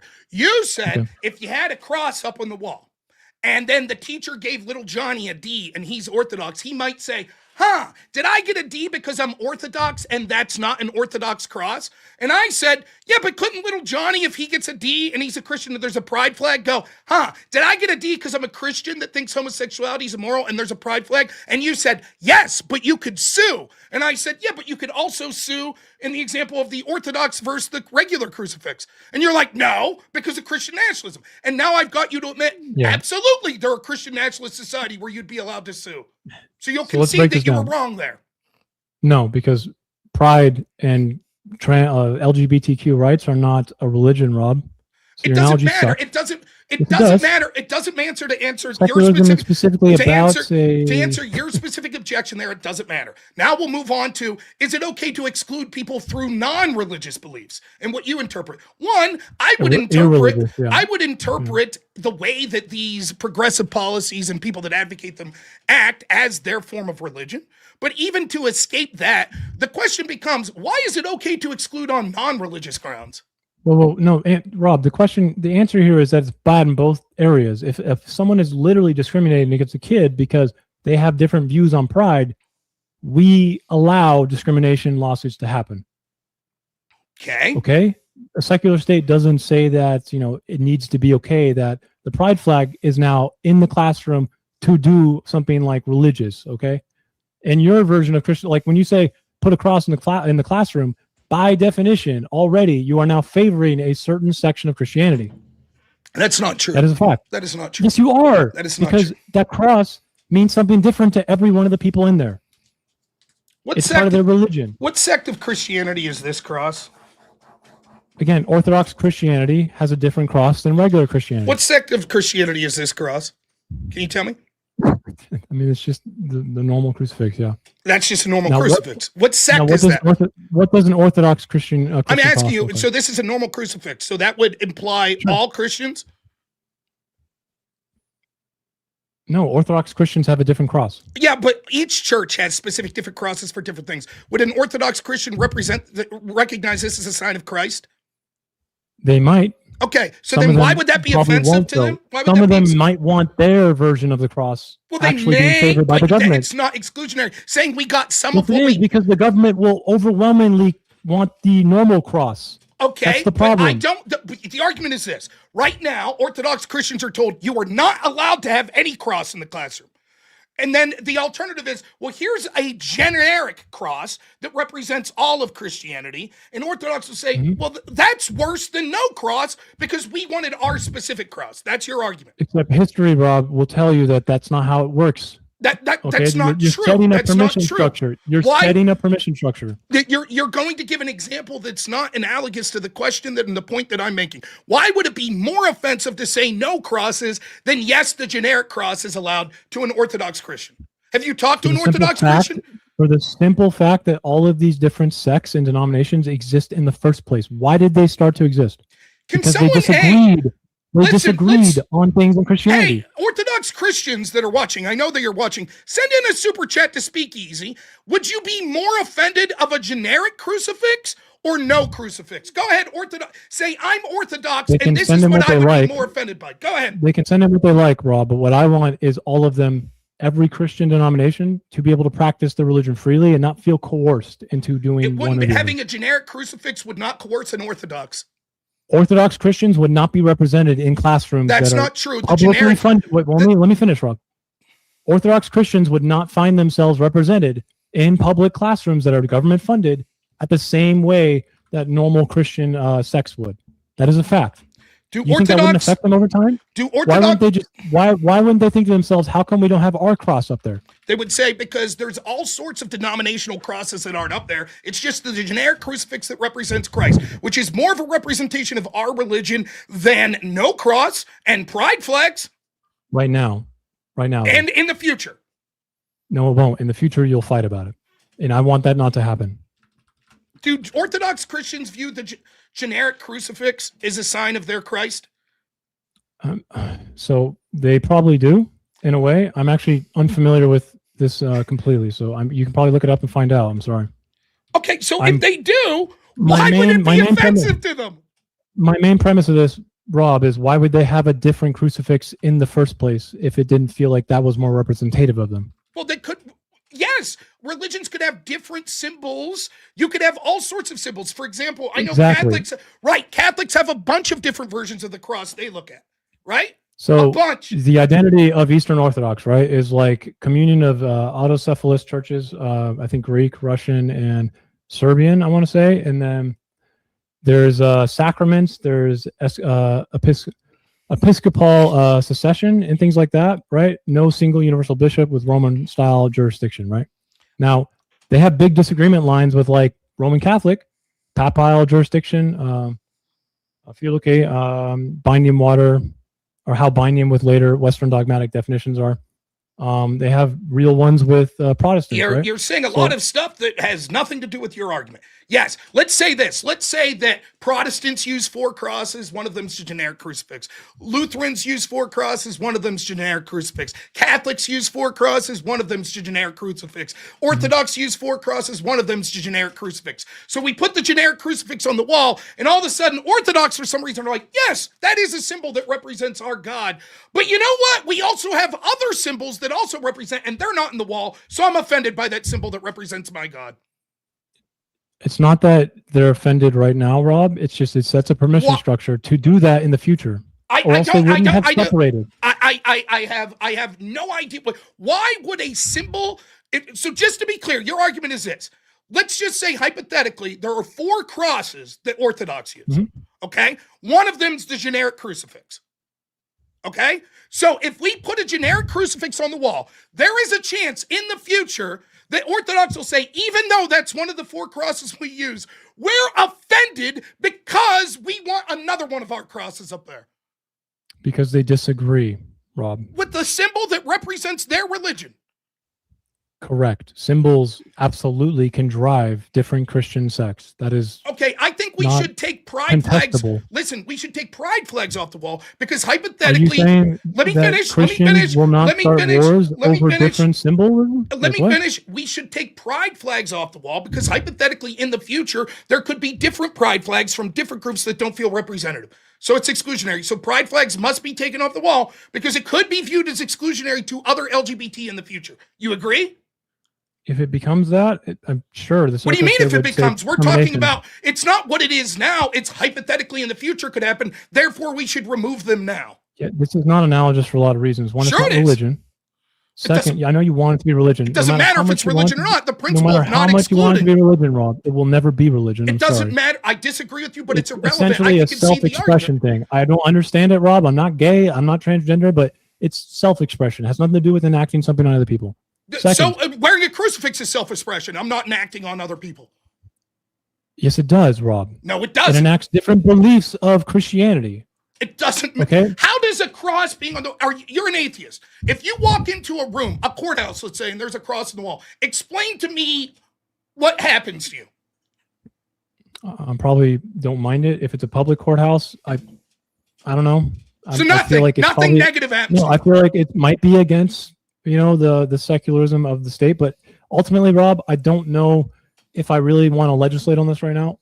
That's not the argument right now. Right. So in other words, maybe it's against law. But no, I just think it's not really relevant to conversation. So it might be against the law of what secular is, but personally to you, it doesn't really do anything, right? So the same would be true of the cross in the school. It's not personally doing anything to harm people. Any different than the pride flag would personally be harming people. On behalf of other people in this circumstance of whether or not the cross would make them not feel okay. Now, I'm going to give you a very real example, okay? Not a pride flag. I'm going to give you a very real example. Let's say your teacher is Catholic and she has you do sacraments every time you walk into class. Different? Well, how is that different? Forcing me to engage in something that I don't want to. If she had a list of the sacraments on the wall, that would be different, wouldn't it?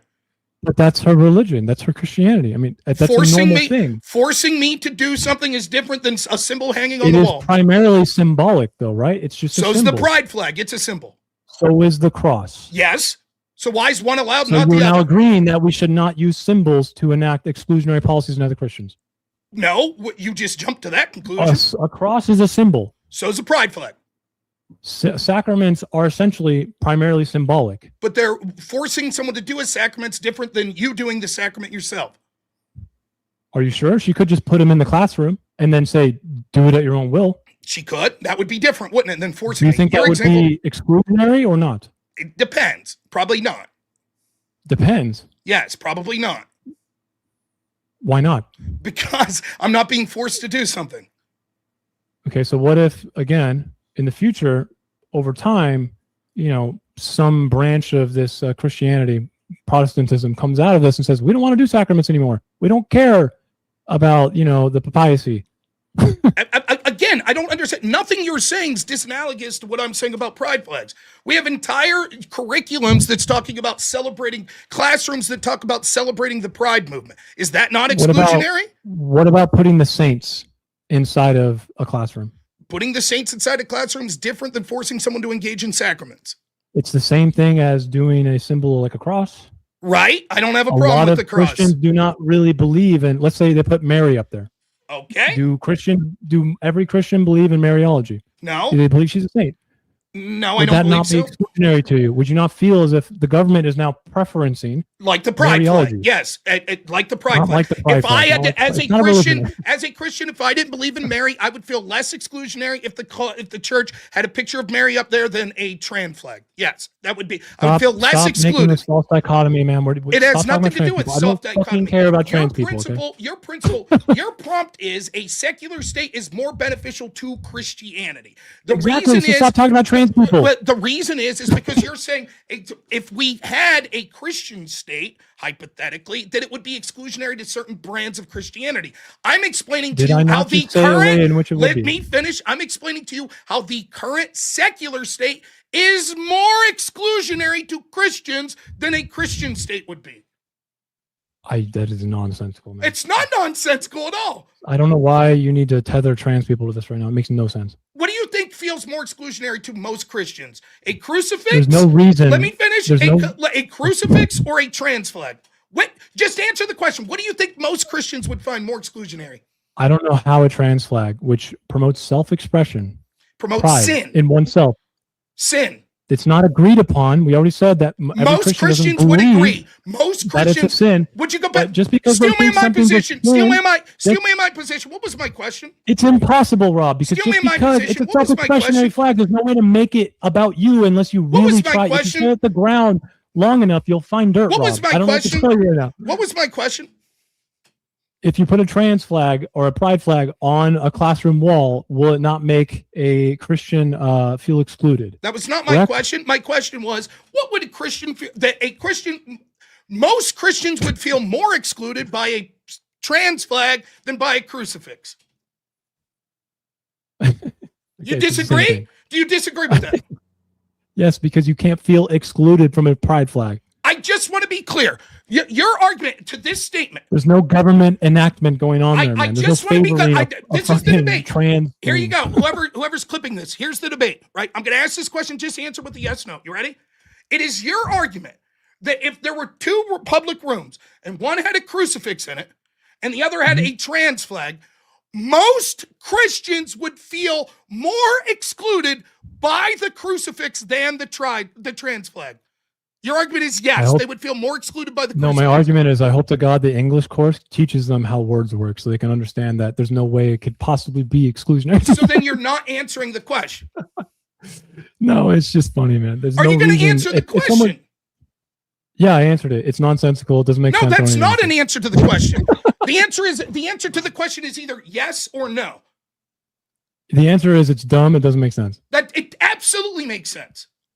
Fine. Okay. How does a Christian feel excluded by a trans flag? Because they feel that they're being forced to celebrate. Explain to me the mechanisms here. Their tax dollars is being forced to go into a public thing that is celebrating pride in something they feel is a sin. No, it's not. It could be a teacher putting it up themselves. And doesn't matter who's paying the teacher's salary. I'm pretty sure that's how it works. Who's paying the teacher's salary? Doesn't matter. They can use their money in any way they want afterwards. So they can put a cross up. No, because that favors a religion. Oh, so then explain to me. The question is, do they feel excluded? Why would you feel excluded if there's a cross up? Is being a woman the same as religion? No. Congratulations. Wow. Is eating a sandwich the same as running up a hill? I thought trans and gays no, the answer is no. I guess I win. Right? It's an irrelevant question. Your related to gender topics, right? If you already said being a woman is not the same as religion, then how are you actually going to conflate It's impossible to get a straight answer out of you. So let me explain. Right? The reason, if I'm trying to steal me in your position, you would say, in a public classroom, if there's a crucifix on the wall, I could feel excluded because I'm of a religion or a set of beliefs that doesn't represent. You're of the same religion that has a different denomination. I'm of a religion or sect that crucifix doesn't represent. Yep. Okay, which is nonsense because the generic crucifix pretty much represents all forms of Christianity. Nonetheless, let's say that you're right. But if I see a pride flag or a trans flag, which I say that's a sin, the idea of pride's a sin, and the idea of homosexuality and trans is a sin, right? I can't feel excluded by that. How about being a woman? Is being a woman a sin? No, being a woman is not a sin. Okay. It's what not does that religion, have to do? Right? Define. Being a woman is not religion, right? Define woman. I'm happy to have this debate. Go ahead. No, we're not switching. Wait, I'm just showing you. Then what was your question? How religion is not sexual identity. When I Rob. said trans and you said is being a woman a sin, why if was someone that put relevant? a flag up that said women's rights, would you say that excludes Christians? You're running from that debate, aren't you? Define woman. No, if a woman put a what was the relevancy of your point then? If a woman put a women's rights flag up, would that exclude Christians? It could exclude groups that are against women's rights. Could it not? If I put a Republican flag up, am I excluding Democrats? That's awesome, bro. How do If you I make that put a about yourself? if I put a Republican flag up, am I excluding Democrats? No, you're advocating Republican. Okay, so then you'd be perfectly fine with public schools having Republican iconic free across their rooms. They're not allowed to advance political parties like that, if I'm not mistaken. But it inside wouldn't of be. school. But why? Why wouldn't they be allowed if it's not exclusionary? Because we don't want to exclude people. You just said it's not exclusionary. In the classroom, it is. You just said Because it wasn't. Okay, so a women's rights flag doesn't advocate fucking, policy that enact on other people. It's just women's rights. I'm happy to go to the women's rights issue. A Republican flag advocates for Republican policy that enacts policy on other people. I am absolutely happy to move on to women's rights. You literally, I know you are, because you make no sense. Now you have to interrupt again. I get it. We go back to the 1 minute clock. You literally just said, no, having Republican flags up in these buildings is not exclusionary to non-Republicans. No, and then I said, okay, then you'd be okay with it. Putting a Republican flag up. Can we go back to a minute? No school. You said you didn't say any school. I'd like to go back to the minute. All right. We'll go back to the minute. Let me bring up the minute clock. Mom, we were having fun. What the fuck? I'm having fun. All right, go ahead. Do you want to go first, Nick? Is it me this time? Okay. I could have sworn that there was never any mention of inside of a public space. It was, if I put a Republican flag up, which could mean on your property, anywhere, that is not exactly the same thing, Rob. But once you say put it in the classroom, the secular state has laws to prevent that because it's anti-discrimination laws, right? You kind of defeating the argument here, man, because putting a cross up is the same as doing that, and we don't want to do that. We don't want to do that. We want people to, in public spaces that have taxpayer money, we don't want to favor something over another. We want people to feel like they can freely, without coercion, choose whatever, or believe, sorry, not choose, but believe in whatever Christian denomination they want without fear of coercion in a classroom or in some other public space. Is that not important to you? Again, I'm going to defer back to Mary, a saint. She puts up Mary like a Mariology figure, okay? Calls her a saint. You disagree with that. What does that do to you, Rob? What if you feel pressured to try and change the way you write something to fit that? So what he said was, if you had in the classroom a Republican flag, that wouldn't be exclusionary. It's just celebrating Republicanism. Then he said that should be illegal because it would be exclusionary. Then he laughs and chuckles and tries to interrupt because he realizes that once more, he just defeated his own premise. The same thing could be said of women's rights. It's not just saying, oh, women's rights, that's all it is. It's also advocating for the policy positions of the people that use that symbology, right? And much of that won't be represented by me. For example, a lot of the women's rights stuff says that we should allow abortion. I feel that's murder. Therefore, it would be exclusionary to me to celebrate the idea of iconography of women's rights that is synonymous with the political position of pushing for abortion. If he says no, then the same thing could be said of the Catholic cross. It too is just a symbol that is celebrating Christianity. He says the mere fact that it's celebrating one is exclusionary to all the other groups that don't exactly meet in with that. But the same would be true of pride flags. Anybody that doesn't want to celebrate that or adhere to that as something that we should look to is also being excluded. He has no reason as to why that exclusion, because it's, quote, non-religious, shouldn't be something to be avoided. Okay, a lot of tangent there. I'm going to try and address it one by one. One, the beginning sentence, we can throw that out. You lied. I mean, you're just being completely dishonest right now. That's not what you said the first time. I clearly said what you did say, and then you just decided to do what that was, whatever that was. Second, believing something is murder has nothing to do with legislating a certain type of Christian nationalism by other people. Okay, women's rights is not about enacting some framework of policy on other people. It is about reducing the disparity and acknowledging certain aspects of a woman's life in which they come into that disparity. So that means, like, it may be women should be assigned to the draft. I don't know. But the point is that it's not the same. You keep trying to equivocate things to religion, which is away from the prompt, to try and informally and contextually make my position weaker, man, but it's not doing it. You need to stay on the prompt. You need to stay on a religion. Talking about religion. So I'm specifically staying on the prompt. If you look, the prompt is specifically that a secular state is more beneficial to Christianity and to Christians themselves. The reason, he's only given one reason why theoretically Christian nationalism would be bad for Christianity, and that is it would be exclusionary. So I'm saying what we should do is compare a Christian state versus a secular state and see which would be more exclusionary to more Christians. He is so far behind in this debate, he is making an argument that is one of the most laughable things I have ever heard. He is saying that a generic crucifix, a symbol, as far as I know, of recognized by every sect of Christianity, would be more exclusionary than a trans flag or a pride flag in a public school, because hypothetically in the future, the Orthodox who accept the general crucifix as a sign of Christianity might say, but what about the rest of our crucifixes that we use? That is laughable. Anyone claiming that the crucifix would be more offensive or exclusionary to Christians than something like the pride flag is lying through their teeth or so stupid they're not worth listening to. Okay, I'm stupid. I'm going to try and explain this again, okay? And I don't want a timer for this, if that's okay, Rob. No, the timer's fine. That's what we've agreed on because you couldn't stop interrupting. I mean, I need like a quick little syllogism again. Or not a syllogism, but just like a quick yes and no. Is that okay? Sure. Yeah, he'll answer during your minute. I'll be as quick, as brief as possible. Go ahead. Okay. So for something to be exclusionary, all right, if we look at the cross, when we look at crosses in general of Christianity, all sects of Christianity are inclusive inside of Christianity, right? They feel as if Christianity is representative of them, right? All Christians feel Christians represent them, yes. So when you enact certain types of Christian moral code, though, that's where you exclude, because people feel like they are represented by Christianity, but you're still excluding them, correct? No? I don't understand when the question. You mentioned the Mariology and the you can sacrament pause the earlier. clock because I'm not trying to run it out. I really have no fucking clue what you're trying to say here.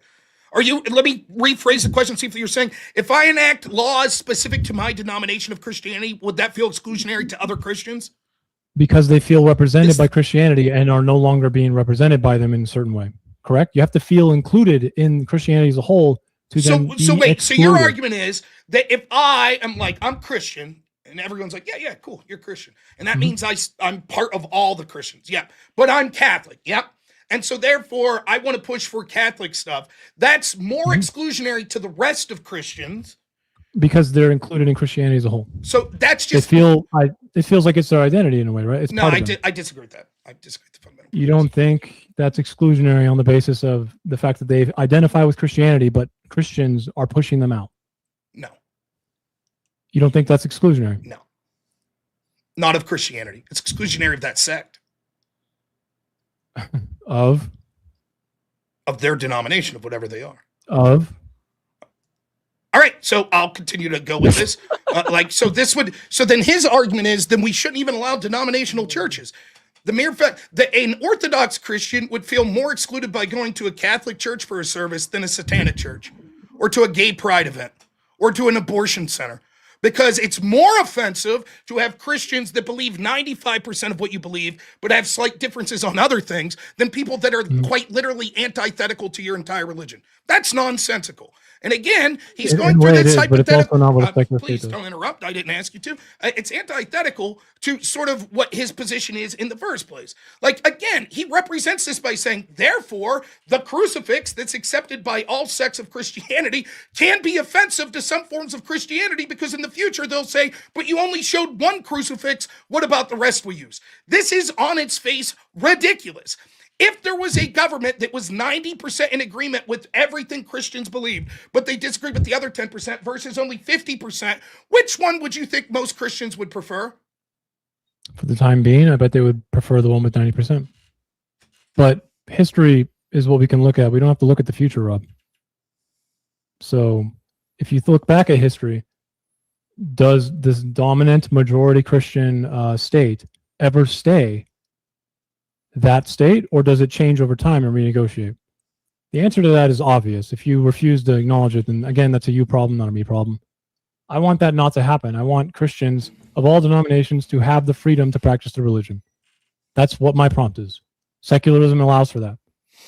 If we deny secularism here, and you can contest the definition, I think we can probably wrap it up pretty soon, then you don't understand it, because it's not about banishing or atheistic practice needs to be mandated. That is anti-secular. Once again, what I'm saying is, if you want to help Christians the most and have people get saved by Christ, which is the ultimate goal, is to save the most people possible, then secularism allows for you to do that instead of pushing them away.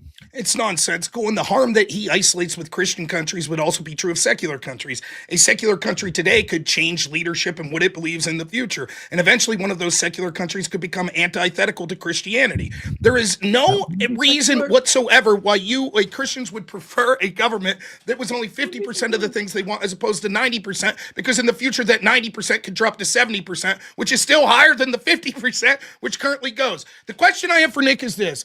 Are you aware that there are currently people that are advocating Christian nationalism as a political movement? Yeah. Can you name one of them that have suggested banning other forms of Christianity?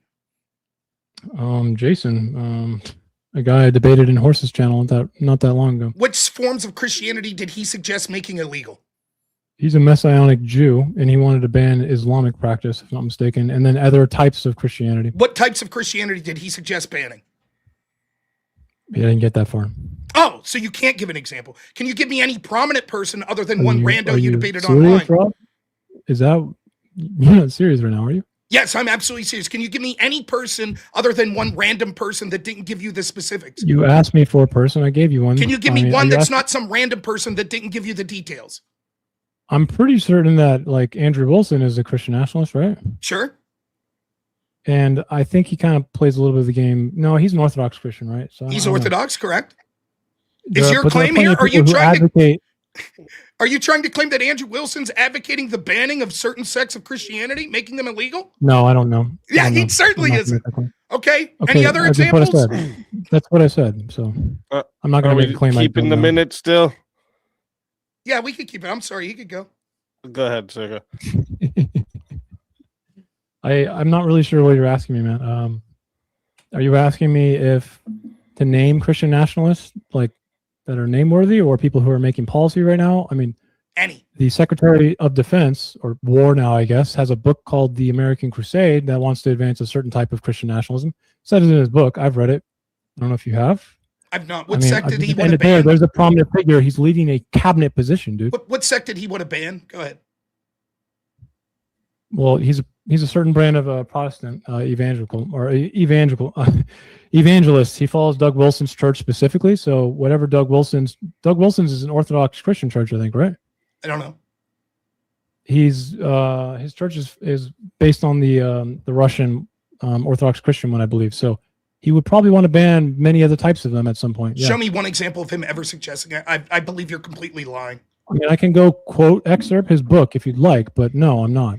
Yeah, he calls himself a Christian nationalist. He wants to enact a certain brand of Christian nationalism that he thinks is proper. I do not believe. I believe. We'll leave it. I challenge anyone out there to find any quote from Pete Hegseth ever saying he wants to outlaw certain forms of Christianity. I do not believe his book says that. I believe you're lying. Okay, well, Rob, I'm making the claim because of logic here. If he wants to enact, you guys want to get back into the open floor? We can try if he wants. Okay, let's try to get back into the open floor. All right. If Pete Hegseth wants to brand a certain type of Christian nationalism, he's going to have to choose something, Rob, which is then going to be doing what to other types of Christianity, Rob? I don't think Christian nationalists and favoring one form of Christianity means you would ban other forms of Christianity. It would de facto it means that you would exclude them by definition of having to choose something in law. That's the whole point. Every Christian's excluded already in secularism that's not allowed to be in law. They're not excluded. Of course they are. Can Christians advocate under secularism?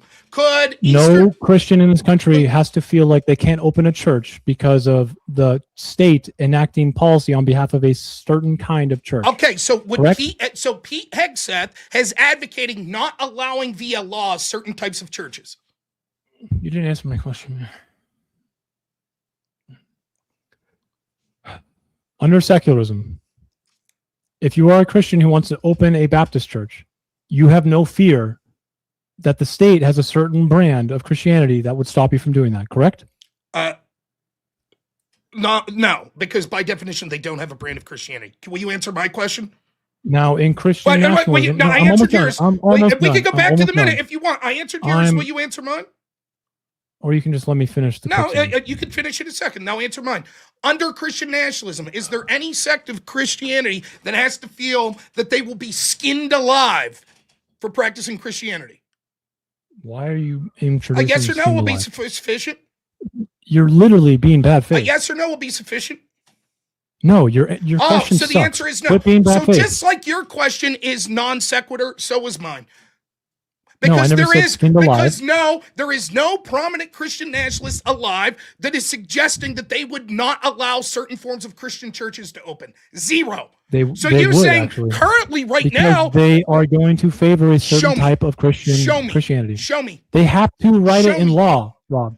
They have to I choose did something. use, I'll admit this is AI. I said, did Pete Hegseth say in his book he wants to ban other forms of Christianity? It says, no. There's no evidence or direct quote from Pete Hegseth's book, America Crusade, Our Fight to Stay Free or Others, where he states or advocates for banning other forms of Christianity. His writings It and probably does, associated views, as reported by various sources, focus primarily on promoting a conservative evangelical or Reformed Protestant form of Christian nationalism, criticizing leftist ideologies, and calling for restrictions on non-Christian religions such as Islam. This aligns with his endorsement of figures like Doug Wilson, who emphasize banning non-Christian faiths. Hegseth has critiqued religious pluralism in contexts like the military. So show me Doug the Wilson. prominent Christian nationalist that said he would ban other forms of Christianity. If you're okay, you gotta stop turning your brain off. If you're literally asking me, does Pete Hegseth say outright, we need to ban certain sects of Christianity? You're gonna be waiting a long time, right? Right, because no one says that. Yeah. How about we think about this logically and pragmatically? When Pete Hegseth goes to enact Doug Wilson's brand of church, he's going to have to put something into law, Rob. That is going to de facto do what? Nothing.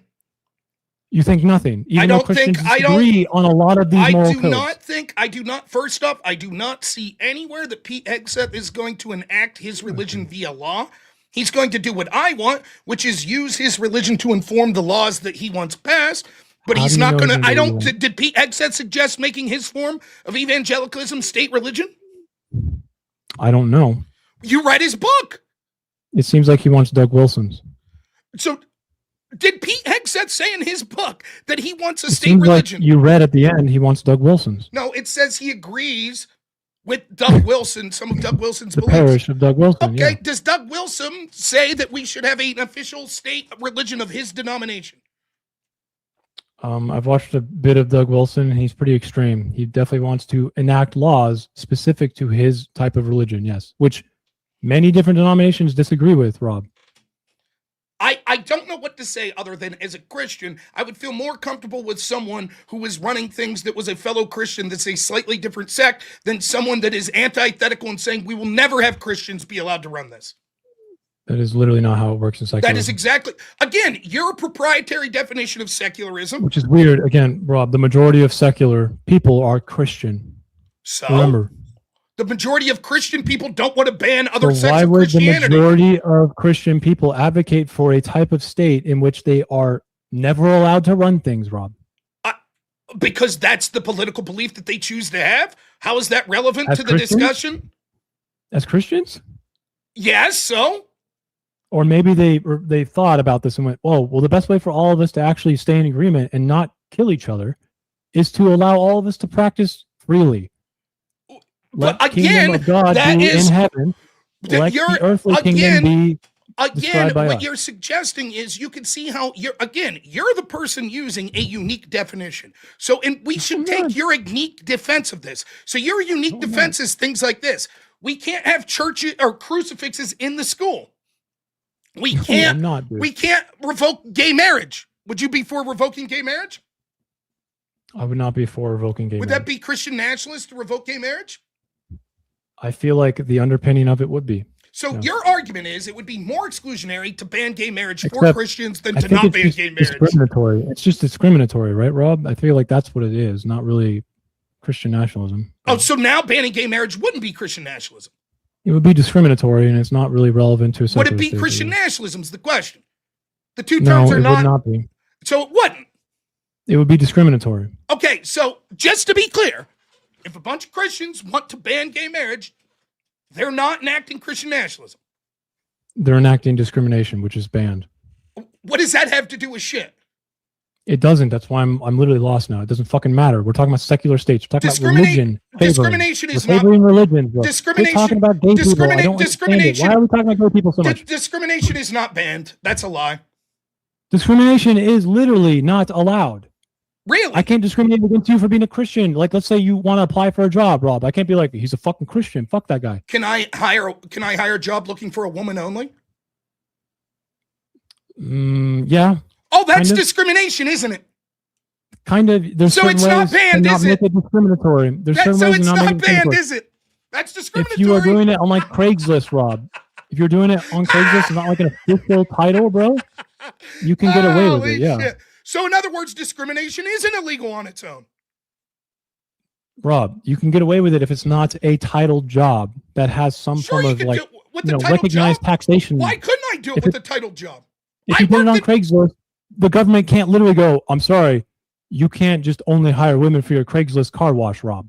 No, what the fuck? Why not? Why is it being on Craigslist any different? And it's not exclusive to Craigslist, which I don't even know if it exists anymore. If it's a real position, Rob, no, it would be discriminatory. That's not true. I used to work for okay, let me prove you wrong. So I worked for a home health care agency, right, that dealt with adults with developmental disabilities.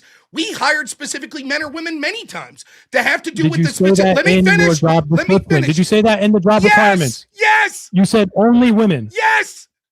Then you're just waiting for someone to actually file a lawsuit then, I guess. Okay, so the woman who has been sexually assaulted her entire life that now needs in-home care and only will allow women to work with her, it is illegal to hire just a woman to work with her. In that case, I'm wrong. That's different. Why is that different? That's discrimination. It wouldn't be discrimination. Why? You're discriminating against men.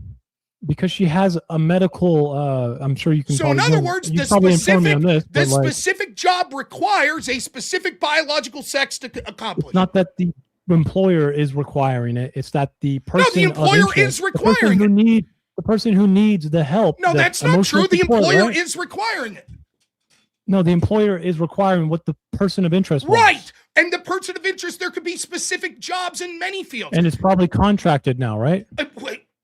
It's not just contract. In fact, state funds go to these organizations. No, I meant like a 1099 or something similar to that, like you're a contractor now. What right? does this matter? Even if we accept that, it's still discrimination. God, it does you can't just be like, yeah, but that's different. It's still discrimination. No, that's my point. It does change the way this discrimination policy works. Discriminate based on education level. Am I allowed to discriminate based on education level in my hiring practices? We have discrimination in a lot of different ways. You got to. You said that it's always illegal. Elaborate on what you mean by education level. What do you mean by that? I can say it's required that you have a bachelor's degree for this job. Okay, that's not discrimination. Of course it is. Define discrimination. Or a protected class, Rob. That's not a protected class. Define discrimination. I don't remember the fucking protected class of diploma. Define discrimination. What the fuck? What does it mean? Tell me what discrimination means. In the context of the civil rights, which is what we're talking about. No, we weren't talking about the context of civil rights. Untrue. Yes, we are. That's not true. We're talking about discriminatory fucking laws. You said that the reason gay marriage must be illegal, it's not Christian nationalist, it's discriminatory, and we don't allow discrimination. That's not true. Yeah. We do allow discrimination. We don't allow discrimination against protected classes, Rob. That's not true. We also allow discrimination against protected classes. Which ones? For example, you could allow discrimination against a class that we would say is protected, like women. Are women a protected class? No, in your circumstance, it's different. I'm sorry. There's nuance. What's the protected class? We don't just allow employers to go, you're a woman? Sorry, fuck you. That's literally not how it works. Tell me some of the protected classes. It would be in the titles. So we have Title 1, Title 2, Title 3, Title. Define some. I don't know. Title 1, Title 2, Title 3. Why are you arguing it then? You said there are different protected classes. Tell me what they are. Dude, you brought up diploma. You don't even know what the titles are about. What are you talking about? I didn't bring up Title 1. Title 3 is about discrimination against desegregation, so segregated spaces. You said there are protected classes. Tell me some. Yes, like fucking gender identity is now a protected class. Okay, gender identity. Are women a protected class? I'm actually not sure if it's a congressionally federal one. Are women a protected class? Women are a protected class under discriminatory law. Okay, am I allowed to And even discriminate further and in say, Title IX, am we I allowed expand upon to, this okay, thing. women are a protected class, got it, that's all I need. Am I allowed to offer a job that women can't apply to? You cannot explicitly say that women cannot apply to this job. That's not true. You Yes, actually I have to leave can. it open. You can say we require women, like you said earlier, but you cannot deny women from applying. No, that's, yes, you absolutely can't. Well, Oh I my. guess not, but no one's saying that. That's not what the law is. No, wait a minute. So so just to be clear, blacks are a protected class. And I'm allowed to say, I will never Your race, hire, let me finish. I'm allowed to ethnicity, say, protected class. I'll never hire a black, but I'll allow them to apply. You're allowed to apply. I just am telling you I'll never hire you. That's perfectly This is why fine. discrimination lawsuits are hard, Rob. You're figuring it out. So I just want to be clear. That's what you're saying. You can I openly mean, that's how it state, works. I'm You know not. how hard it is to actually get like legal penalties for this? You have to be an idiot and like send a text like, fuck that bitch. She's a Your female. interpretation of this is so ignorant, it's laughable. No, it wouldn't be Okay, okay for you to say, as long as we allow you to submit an app. I don't even know how you prevent someone from submitting an application. What's to prevent anyone from putting an application in the Give them a fucking post question office maybe that book? says, are you black? And if so, you cannot apply? Maybe? So that, yes, there are jobs that say this job's exclusively for men. What? I'm sorry, but everyone can apply. Yeah, no, seriously, everyone can apply. Okay, so You cannot just to be, literally deny the other sex. to can you apply. show me anywhere where someone says you're not allowed to apply? I've never heard of this in the current, like, last 40 years. Show Again, me it would one be case, discrimination any, against with the job a of, protected so for class. example, I You might can have, ask for special so just needs, to be clear, like you said, so Rob. just to be You can ask. clear, a company says this requires a doctorate degree, right? But I don't know that it says, so if you don't have a doctorate degree, you're not allowed to apply. A doctorate degree is not a protected class. It doesn't matter. Okay. It's the same principle. You said- No one through their There's no title, Rob. no one through their discrimination or their exclusionary hiring practices, no one that I'm aware of is saying you are not allowed to apply. No one. Show me an example. One example. I can apply to be a doctor right now, Rob. They That's can right. discriminate against me on the basis I don't have a doctorate degree.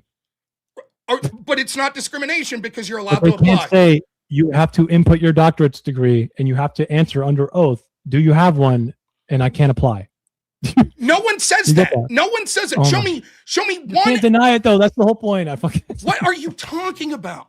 This is the dumbest thing I've ever heard. No, the way that civil rights legislation would be, it doesn't say, oh, you didn't say you weren't allowed to apply. You just said whites only. But you didn't say, therefore, blacks can't apply. So therefore, that's cool. You No just one can't says put a that. You're the question- only person I've ever heard say that. Because it's illegal, Rob. What? I don't even know. What are we talking about, bro? Your argument is it wouldn't be illegal unless you say you can't apply if you're not white. You could say Depending we won't on the hire you if circumstance. you're not white, but you can't say you can't apply if you're not white. Remember your example was special needs, right? The woman had like a sexual assault that happened, so she requires a woman so she can feel comfortable, safe. That's special needs. Your That argument. overcomes the discriminatory practice. Your argument is this: that discrimination is always illegal. I gave examples where that wasn't the case. I Your never said response, discrimination is your always illegal. response, What the fuck? your response to that was, well, just for protected classes. I said, are women a protected class? You said yes. I said, okay, same circumstance. Mhm. You could hire just men for certain jobs. And you're like, You have yes, to- you have but to as long as specially you don't request. say women can't apply, you could say we will only hire men, and that's fine. That's not You discrimination. cannot say I only can hire women. No, you can request for women only. You cannot say we will only hire women. That's not true. Okay, whatever you want to say, man. This job is We- for we can women. move on, though. I just Move want to be on. clear. You're saying that you cannot put a job application up for woman only. You can request women only, but you That's cannot not say true. What's women the only difference? can apply. So I could say we'll only hire women, but I can't say women only apply. Yeah, you can request for women Show only. me the law. Due on to that. special needs. Show me the law on that. Special needs. Show me the No, law. this is so fucking far I off want to you to debate show me topic the now. law. It's just This is one of ridiculous. the most You don't even absurd- know what the titles are, Rob. Why It would has I nothing to fucking do. waste It my has time? nothing to do. You're full Yes, of it shit. does. You're full of shit. How are you going to argue the Civil Rights Act if you don't even fucking know what each title is? You are absolutely full of shit. Okay, tell me each title and each group within them. Go ahead. No, that's not the debate prompt. Go ahead. Tell me because you don't know. You're desperately looking it up right I now. already told you one of the most obscure ones. I'm not going to waste my time debating something that's not the You debate don't know. prompt. Why don't You you don't stay on know. topic? Catch You up. d- Let's you go. don't know. Catch up. No. Like, if, what we're seeing here is your unseriousness and the fact that you just have talked out your ass this entire debate. There is no one serious. There is no one serious. I have never heard this argument in my life that it is not discriminatory to say this job is for men only, but it is discriminatory to say men only apply. Can you explain to me what the difference is between those two? Why one's legal and one's illegal? What's that? Can we move to our closings? Oh, hey, I get it too, man. If I got this shellacking on each of these points, I'd be desperate to move to closings too. So sure, I'll give you what you want. You gotta at least know what the titles are first, buddy. I'm sorry. What does that have to do with shit? You're the one bringing up the point. Show me any case law, any attorney, any legal scholar that ever has said what you're claiming right here. Any, and I'll eat crow. I'm not going to. Let's move to closings. That's right. You're not going to because you can't. That's fine. We can go to closing. It's because the prompt is we can argue this another day, and I can fucking kick your ass on that one too. But why don't we stick with the prompt? You've done so poorly throughout the entirety of the debate, and you won't be able to kick my ass on that because it's laughable on its face. The reason we came to that, and we get to closings after this, the reason we came to that is the entire idea of what Christian nationalism is and whether or not it would be Christian nationalist to ban gay marriage, right? And you're like, no, it wouldn't be. It would just be discriminatory. One, it's just laughable on its face because there's not proof that it's absolutely discriminatory. In fact, a court may overturn Obergefell. Then it wouldn't be, I guess. Is that your closing? It's not my closing. I'm asking a question before we get to closings. I think we should get to closing. Fine by me. Crying uncle, totally get it. All right. So we'll move ourselves into closing statements here. So who did, since you went first, Circa, we'll let you go first again for the closing, and then I'll give Rob. I'll let him go first this time. We can do it inverse, right? Sure. I would want to go last too, so you can spread bullshit. You already cried uncle and tapped out, so you want to go last too. No problem at all. No problem. How long do we have for the closing? I'll give 5 minutes. That should be good. Yeah. No okay. I'll get the timer up there for you too, so that you guys know what you got there. No problem. All right, and I'll start it up with your voice. Okay. Yeah, so it's an interesting debate. Despite the contentious nature of it, I actually had fun. I enjoy these debates, so no hard feelings to Nick whatsoever. I'm glad you came to come do this. The prompt is laughable in its face value. One, he's already heard me define Christian nationalism, and my form of Christian nationalism is just saying that we should use, like every other moral faith or every other sort of moral framework, whether it be atheism, secularism, materialism, whatever you come to your moral philosophy for, that you should be allowed to intuitively use it in order to vote and to pass legislation. There's no reason that it should be different with Christianity. He knows that that's what my position was and chooses to define Christian nationalism saying that it would necessarily have to be some sort of state religion or something like that. Even when we get to the specifics of what it would mean, as you could hear in that last thing, sometimes he says, yes, it would be Christian nationalist to do this thing. Then he'll waffle like 2 minutes later and say, actually, no, I misspoke. It wouldn't be Christian nationalist. He has no idea. What this is the classic example of someone who is atheist wanting to tell Christians that they should withdraw from the public sphere and public policy. You can hear it when he says things like, Jesus said, render unto Caesar. He wants Christians to come out of the public space. Now, the prompt specifically talks about whether or not it would be beneficial to Christianity, which is even more laughable. And you could hear him make some absurd statements in order to defending this. The most absurd of which was, if you had crucifixes up, it's more exclusionary to Christians who all celebrate the crucifix as a sign of Christ than a pride flag or something like that, because hypothetically in the future, they might want different crucifixes. This is the sort of nonsense that you're getting here, right? The truth is that Christians are excluded many times. I talked about how it plays out in a secular society, such as the cake, the Christian baker that was trying to be forced to bake the cake for the gay couple, etc., having to pay for abortions, other things of this nature. Christians are excluded all the time in this secular society, and his unique definition of secularism, where he says, not only does it mean basically what the actual dictionary definition is, which is indifference to or rejection or exclusion of religion and religious considerations, he says, and I add a part to that that says, but you have to allow the practice of all religions as well.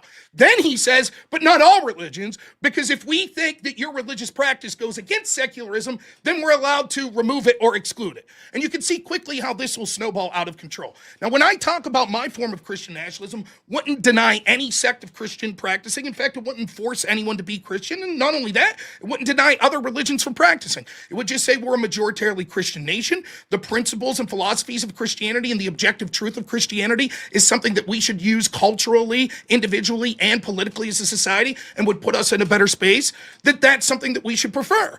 He says, no, every other group that's non-religious should be allowed to use their moral framework, but not us, not Christians. We should not be allowed to do it. And he says, even if we accept my interpretation of what Christian nationalists, some other bad Christian nationalists could do bad things. Same could be true of any group. A bad secularist could come around and do bad things. In fact, we can see what happens when you have governments that say you're not allowed to have religions we consider ourselves secular, such as Stalin, the Soviet Union. We see what happened to so many Christians there. And there are other examples of this. He says, yes, but if you have a Christian nationalist group now, hypothetically it could change hands, etc., etc. He admits, though, in the here and now, Christians would overwhelmingly be in support of Christian governance, right now, especially in the form that it's not a state religion, as I'm suggesting, but maybe hypothetically in the future, they would be less happy because there would be bargaining and changing of power. But that's true in the status quo of secular governments as well. Even if they're happy now in a secular government, there could be a changing of hands of power. And another secularist could come along and say, you know what, actually, I think Christians do have to pay for more abortions. I think they do have to pay for Plan B and all of this other stuff. You can see over and over throughout this debate, he was forced to admit when we got to specific things, he'd be like, oh, wait, I changed my position on this. Even when we talked about where he gets his unique, again, I can't stress this enough. He has a definition of secularism, and this is his prompt. He's already heard how I define Christian nationalism. He decides to come in and basically agree with me that, yeah, until he tries to push back, which just shows that it's not really a good faith argument. It's about subverting Christianity. But he's like, yeah, it's secular. What you're suggesting secularism, Rob. No, it's not. I'm suggesting that we use Christianity to inform our policies. And then when he picks the prompt, he has a definition of secularism that's totally unique to himself. When I ask him, well, how do you come about this? He immediately starts saying things that upon pushing, he has to backtrack. Well, Article 7, really? Well, okay, never mind. Maybe I'm wrong about that. Well, the term first came up in these papers to Jefferson in 1805. Really? Because I'm reading the term first came across in 1851. Well, I don't know. Trust me, that was the roots of it. Doesn't have an argument here. He looked really bad the whole way through the debate. He can't name a prominent Christian nationalist that would ban other sects of Christianity. It's laughable. He asserts Pete Hegseth. That's a joke. Here's the truth. Classic example of an atheist that wants Christians to remove themselves from the public square. We should do the opposite. Christianity-based, keep pushing for it, push for it culturally, push for it politically, and we should do more of it. That's the reason that the country is going in the wrong direction. Less Christianity, so we need more.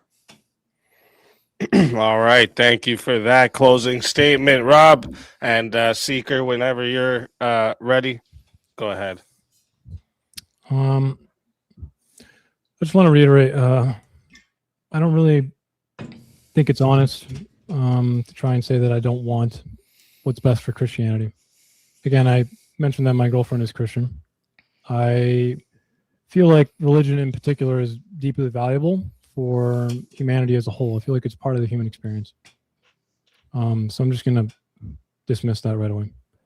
Now, in closing, I want to say that and maybe summarize what we've kind of learned a little bit. What have we learned tonight, okay? We learned that the core move of Christian nationalism in this case is to be categorically in error and undefined. It is lukewarm at best and plays every number between 0 and 100. It treats secular government like godless people, including myself, that we just heard him tirade about. But a secular state is a structure, not a soul. You can be devout and still want the government to stop playing favorites. I don't think that's a compromise. That's restraint. Restraint matters because Christians disagree, and none of us has perfect access to what God's moral code is as a legal blueprint. I don't think any Christian would be foolish enough to say they do. So when the state says legislate Christian morality, it must pick an interpretation and enforce it. That is the state taking sides inside the church. And once the state becomes the guardian of true Christianity, the fight shifts. It's no longer Christians debating scripture in churches. It's Christians lobbying judges, agencies, and legislators to bless their faction. And in my opinion, the irony is simple. To defend the faith, you hand it over to politics, and then politics uses it. And to put it plainly, it's essentially, like I said in the beginning, you are giving Caesar the job of refereeing doctrine. Caesar will pick a team. Maybe it's your team today. Maybe it's not tomorrow. Either way, the church becomes a tool of state legitimacy, and dissent becomes suspicious. So a secular framework doesn't insult Christianity. It protects it. Caesar will pick a team. It protects it. It lets the church be the church, not a department of public policy. It lowers the stakes of sect differences, reduces social conflict, and keeps the gospel an invitation rather than a state brand. And in my opinion, strong faith doesn't need a strong state. It needs a free conscience to be saved. And that's my closing. All right. Thank you for that closing statement. With that, that's going to wrap up the 1v1 here. Did you have to get out of here, Circa, or no? I'm okay. Did you want to go through the super chats? Sure. Let's do it. Okay. Let's see what we got here. So if you guys want to get a question in, get it in now. All right.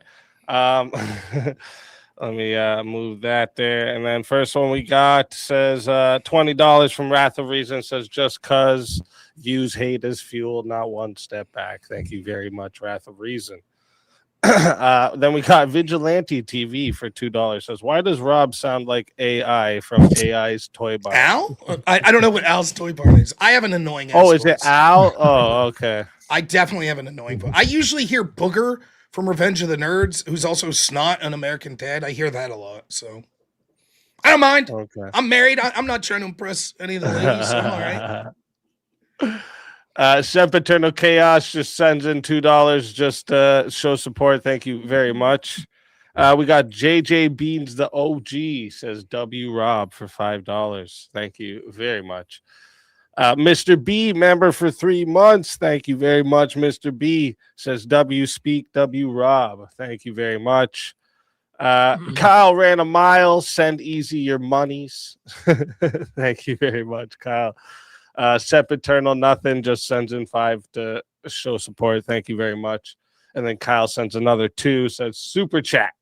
Thank you very much. A lot of these we don't have questions. Oh, wait, we do have questions after this. Okay.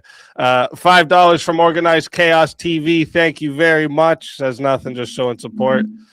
Trench with the salute. Thank you very much, Trench Deacon. Salute to you as well.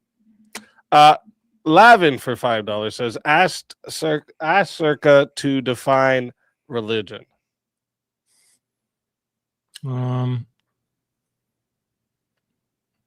Probably choose different things here. I haven't really thought of that. Maybe belief in dogmatic belief in like an authority or power above. I guess it doesn't have to be an authority. I don't have a good definition for that. Wait. How could you not have a definition if your definition for secular is ruling through non-religion and you don't even know what religion is? He asked me for a strict definition of it. Right. I think we colloquially know what religion is. Sure, we don't. I disagree. I think there are all sorts of left-wing beliefs that are religious in nature. I don't think this is relevant. I think it's absolutely relevant. This has to be a key term. If your entire thing is we need to govern through non-religious and you can't define religion. If you want me to have a perfect definition for you right now, I'm not going to have one. It's your prompt. If I was advocating for a secular society, I would My prompt is a secular state is more beneficial to Christianity. Yes, and so you would think you would know. You would think you would know the terms in your own prompt, correct? I don't have a perfect definition for religion, Rob. I mean, what kind of subterfuge you're doing right now, but it's not going to work, buddy. I mean, you'd see the silliness of this. If you're using the term secular, which the word religion is part and parcel to what secular means, and you don't know what religion is. He asked me for my definition of it right now. Yes, I would think that you would be prepared for that coming into this debate. Rob. I'm ashamed I didn't ask you. What you're trying to do right now is not really good. I'll leave the audience judge for themselves whether they want to listen to someone who's advocating for secularism, which means governing without religion, who can't define what religion is. Now you see the problem. You see the problem. Rob, is me allowing myself to not have all the answers, unlike yourself. So just relax. So I will say that the real reason this matters is you can quickly see how people with this mentality, right, will be able to just outright ban and disregard things that they disagree with. He even said it throughout the debate at some point. He said, well, I just disagree. I think that that's wrong. So you can see here, he doesn't even have his terms. He's advocating for an exclusion of religion in being involved in our politics, and he can't even define religion. That means he'll be okay. Where did you introduce this in the debate? If it's so integral to the debate, why didn't you bring it up, Rob? It's a great point. I'm ashamed that I didn't ask you to define it. Exactly, because it's not. So it's definitely important, right? And like what you can see is all of a sudden things that many of us would, by some definitions, consider religious, and we're like, sure, let's get that out. He'll be like, no, those are left-wing causes I agree with, so they can stay. Man, they can stay. You need to find I don't consider them really religion. Try and bad faith argument on right now. It's just not good. It allows them when he can't define this, when he can't define what it'll allow him to do. I mean, I can anything that the rest of us might say, wait a minute, that's a left-wing religion. We want to get rid of that. He'll say, no, I don't believe that's religion. It's okay to govern that. Rob, I didn't like my own definition as I was saying it. I can define religion, probably not to the degree of what I would like right now. That's what I'm trying to say. Sorry, I assumed you knew. Is that okay with you? I'm so sorry. You're right. Excellent lesson. Get you to define your terms. If you assumed, you would have brought it up in the debate, Rob, or else you're just saying a self-report of how stupid you are right now. No, I should have. I did bring it up in the form. No, I am saying that I should have. You're not? If it was so integral, Rob, you would have brought it up, I thought. I am admitting that I should have brought it up. I did bring it up on sort of an outlier stance, not asking for a specific definition. When I talked about, listen, are you going to, you made a point? Right? You made a point. Will you let me finish? In a supernatural power. Is that not good enough, Rob? I don't think it's good enough. Okay, you get it all out? Okay, excellent. Engage. My definition, I did say it. A belief in a supernatural. All right, let Rob answer. Okay, all right, got it all out. So you can see when I was talking about things that were specifically I thought were religious from the left. God, just answer the fucking definition. Did you get it all out? You good? Fucking yapping and then answer the definition I gave. If my definition is not good, did you get it all out? Let Rob get it out. I want you to engage with what's actually being said, Rob. You like fucking scurry away like a little rat, dude. I told you a belief in the supernatural. So tell me exactly did you get it all what's out? Wrong with that. You let me know when you got it all out.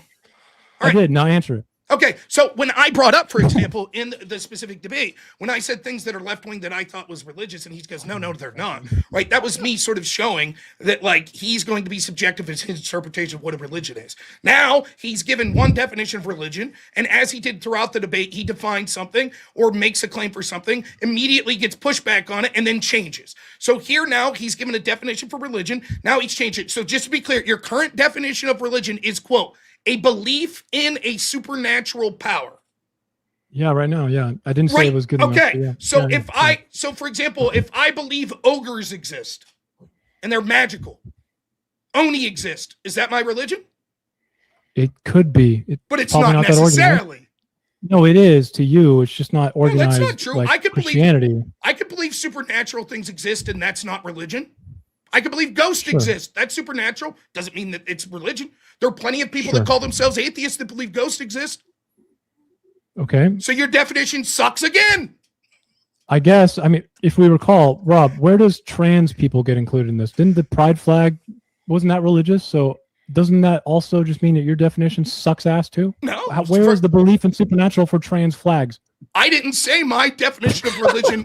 Wait. So just to be clear, just so we can hear. You said it's a religion, Rob. It's the belief in the supernatural fucking trans person. Okay, get it all out, and then I'll answer. You good? You got it all out? Come on, dude. Now what we're doing is he just gave a definition of religion, a belief in a supernatural power, which I completely shredded and how ridiculous it was. He admitted it. I also said I didn't think it was good enough. Did you get it all out? Did you get it all out? I didn't think it was good enough. Remember, I did say that. All right, let Rob answer. Okay. Where's the trans flag though? Where does that fit in, dude?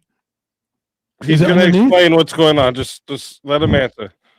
Is it in the Synoptic Gospels or what, dude? Okay,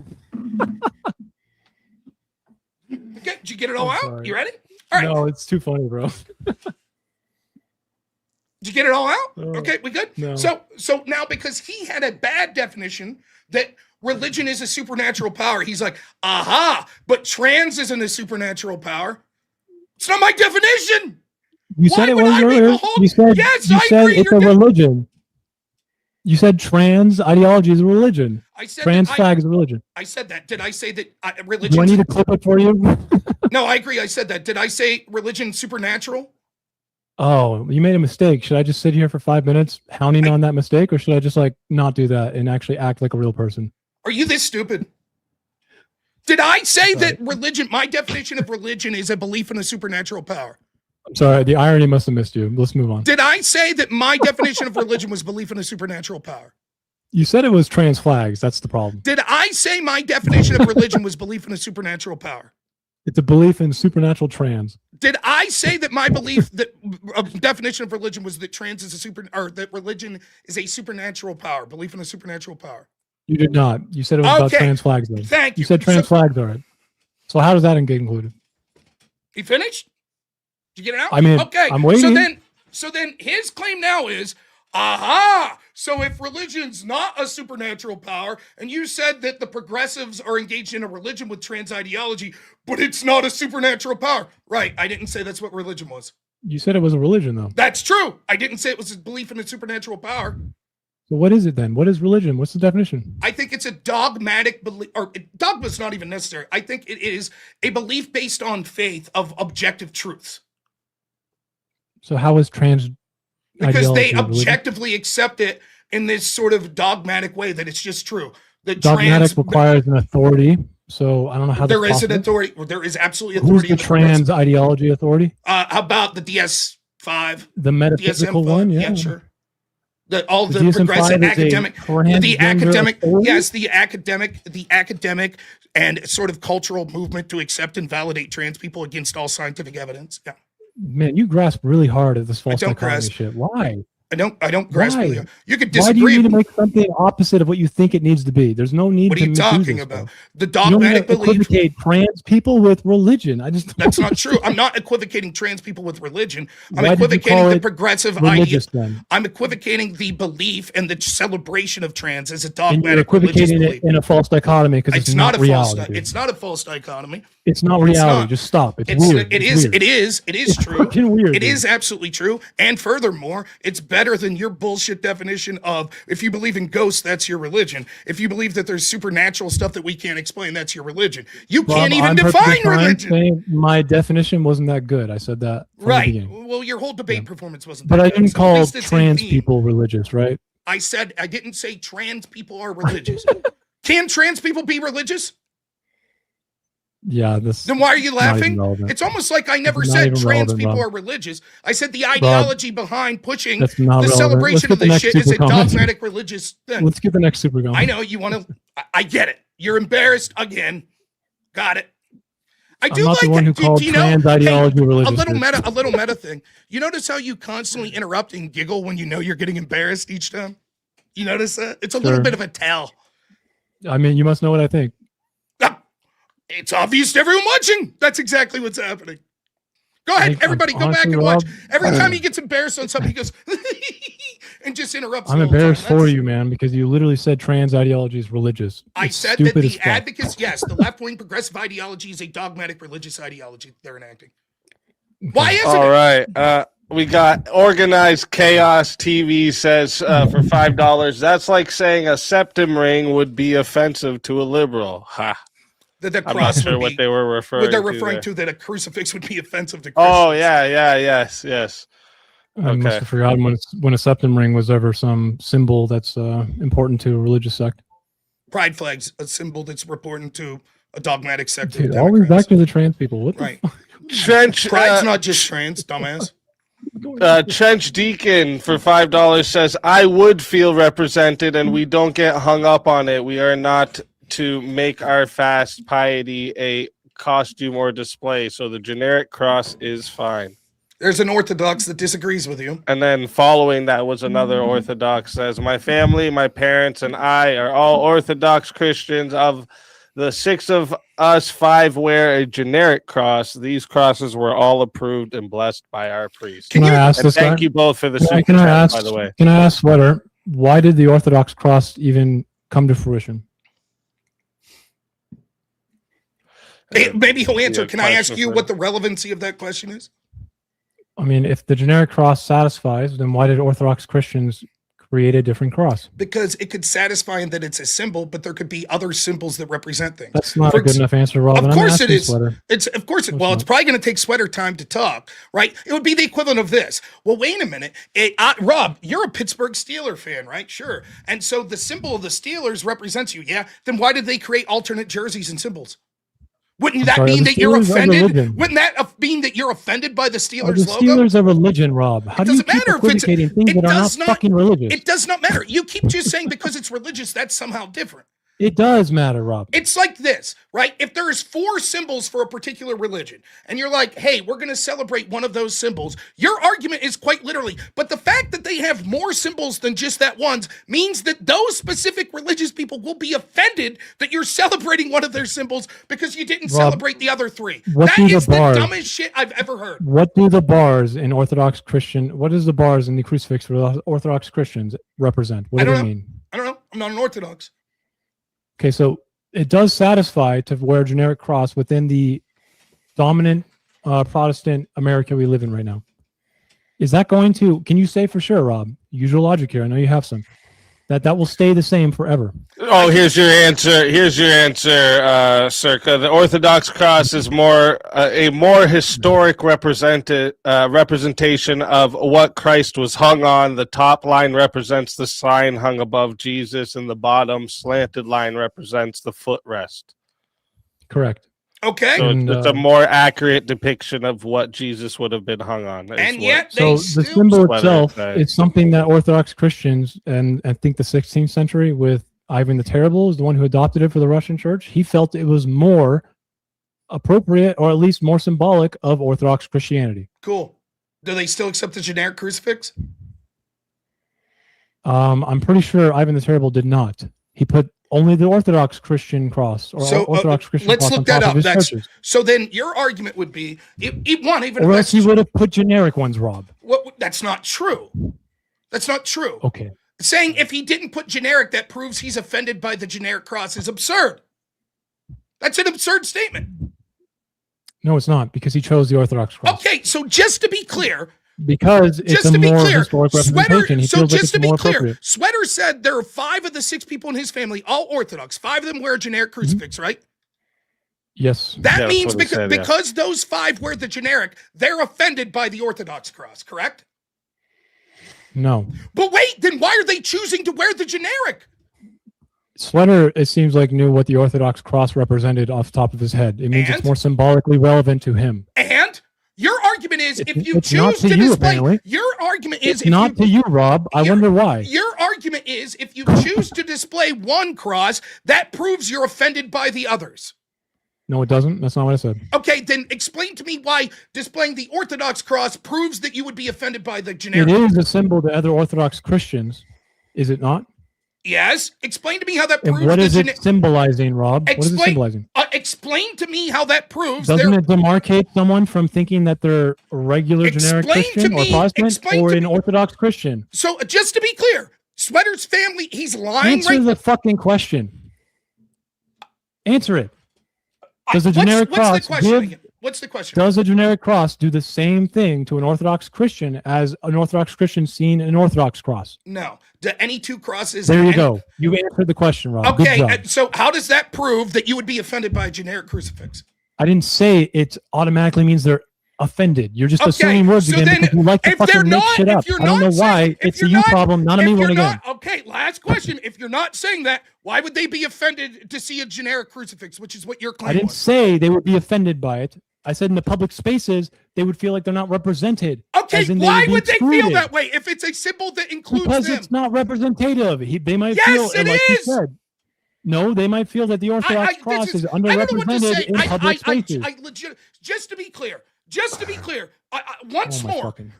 I mean, it's one of these things. I guess we're just going to have to move on after I say this because you can't argue with a mentally deficient person like this. It's one of the dumbest things. There are several crosses that the Orthodox accept. Displaying one of them will feel exclusionary to the very Orthodox that say that's one of our symbols because they have another symbol that's not also. Why would they even use the Orthodox cross then? Because they have different crosses that represent different things.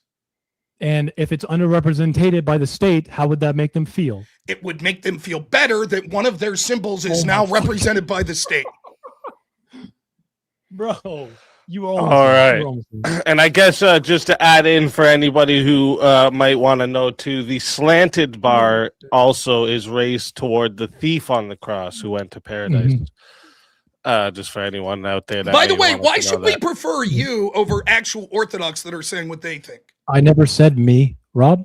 Oh, so your interpretation. Where the fuck did you get that from? Where the fuck did I say represent me? I want me in the fucking classroom. No. Maybe you misunderstood what I said. What the fuck are you talking about? Quit fucking adding words in my mouth, bro. Be a fucking man. Have some fucking respect. Why should we just represent stop doing that? It's fucking dishonest. Why? It's disrespectful. I don't get it, dude. We get it. I never fucking said that. Why should we to help people understand why Christians should not exclude other Christians? Why the fuck do you just assume things I say that I don't fucking say? Get it out. You ready? Okay. Why should we take your interpretation of what Orthodox would find offensive other than the Orthodox? That's not what I said either, Rob. Okay, so you're saying Orthodox would find this offensive, and then we have Orthodox people saying, no, we wouldn't. And you're like, you're automatically assuming that it's automatically offensive already? I never said that, Rob. Once again, I have to keep fucking reminding you to stop fucking putting. Maybe I'll help build the bridge here. Are you saying excluded isn't always offensive, Circa? Sorry, Circa. I'm gonna try and build the bridge here. Are you saying excluded isn't always offensive? Yes. Okay, let me rephrase then. Hey, Orthodox out there, can you type what the gentleman that just said there? Do you feel would you feel more excluded if schools put up the generic crucifix? Then if they don't, like the status quo. There's literally no way you can make that fucking argument, dude. Why if not? There's nothing there. How do you make a comparison? Right now, they're not allowed to have the cross. If there's nothing up there, Rob, what are you comparing the exclusion to? The air? Is crucifix allowed in public schools right now? This, dude? Are crucifixes allowed in public schools right now? Our crucifixes not on behalf of the state. So then what I'm comparing is the state saying you can't have a generic crucifix up versus a generic crucifix being up. Would you find it more exclusion? That's what I'm comparing. So I'm asking an Orthodox, would you feel more excluded with the generic crucifix up than the status quo? Which is nothing. Right? How do you have more exclusion from nothing, Rob? Sweater says I would not feel excluded. Wow. That's fine, but let's logically take this to its end, right? How would you feel more excluded from nothing, Rob? Because you're not allowed to have your symbol up right now. So it doesn't favor a particular religion. But you're not allowed to have your symbol up, and now you're allowed to have wear one on your person, right? You're allowed to wear one on your person. You're able to tell other people that you are a Christian, right? As a teacher. The government just cannot spend money on a cross, Rob. Let's say that you have 4 crucifixes that your religious use. If there's an absence of it, how do you feel excluded from it? You idiot. Because it's not there. You're not allowed to have it. It's not mandating the absence, though. It's not mandating that you can't do it. No, it's not mandating you can't do it, Rob. You idiot. You can't feel excluded from nothing. It is mandating that you can't have crucifixes hanging up on the wall. Paid for by government dollars. Okay, now that mandate is lifted and a crucifix is allowed up there. And now 90% of the classrooms have regular crucifixes. How is the Orthodox Christian who actually, knows what the Orthodox cross means, are they going to feel excluded? No. That's what he just said. Are you sure? Yes, that's what an actual Orthodox he's not man, understanding. I'm sorry. The chatter is not understanding the future. Everyone in my chat is laughing. Many of them Orthodox, like, of course we wouldn't feel excluded. I make my opinions for myself. You should try it, you fucking loser. Wait, so your opinions for yourself as a non-Christian, and so you formulate your opinions of what Orthodox would and start making opinions for yourself instead of being a weirdo, okay? And worrying about trans people and how it's religious. What are you talking about? If it's just I'm telling you, I want to protect people who are Orthodox Christian by not mandating that in time 90% of classrooms will have a generic cross, and then over time Orthodox Christians will wonder how come our cross is never represented. Their crosses is are represented. Not a reality. One of them is represented. Not the Orthodox Christian one cross. Of them though, the is one that represented. They care for, the one that they like, the one that they think actually historically references Jesus' death. You're saying, think for yourself. That's what you're doing. So in other words, we shouldn't actually... Because you just appealed to your chat like some weird We're appealing to Orthodox people. Neither of us are Orthodox. How could could you talk about what would offend them? I can. Because actually, wait, Rob, I never said that it would automatically mean they're offended. Remember, I'm talking about exclusion. Okay, how could you say that? How do you So know? quit putting words in my mouth again. I'm actually getting caught up in your stupidity because you keep fucking saying and repeating the same thing. But I never said they're automatically offended. Again, What do you instead think? of talking, listen to words, okay? I am acting on behalf of what I think would benefit an Orthodox Christian. I don't want them to feel underrepresented. You have no evidence that they would feel excluded by having their symbol. History says otherwise, Rob. Maybe again, that's a you problem, not a me problem. No, need to fucking read some history then. you have no evidence. History has shown the sects actually are born out of Christians disagreeing and doing this very thing, dude. You have no evidence. 30-year war. You have no Ring a bell? evidence. You have no evidence whatsoever. None. You can't just hand wave that away. Again, that's a you problem, not a me problem. Rob. I'll let you get it all out. This is why we had the timer. Everyone could see. You could see the direction it went. Someone's spurging out because they're being made a fool of, and that's fine. So you get it all out of your system and tell me when I can talk. Because you have no idea how to listen to people when they talk. Go ahead. Okay, and it's because you have no idea how to listen to people when they talk. You would essentially like enter every conversation I've noticed, adding and injecting another word that I never said. Are you not aware of this? Do you rewatch your own videos? No? Yes? You good? I'm asking you a question. I don't know when I could talk because you're just going to immediately interrupt. That's bullshit. You've been doing the same thing. You said both that people would find it offensive and exclusionary. I never said offensive. I said exclusionary. So if we go back, again, you never used the word offensive. It again. I never said automatically offensive, dude. It's irrelevant. I don't get it. It's irrelevant to the point that I'm trying to make is you have no offense that the status quo that says that. Especially if you make it up.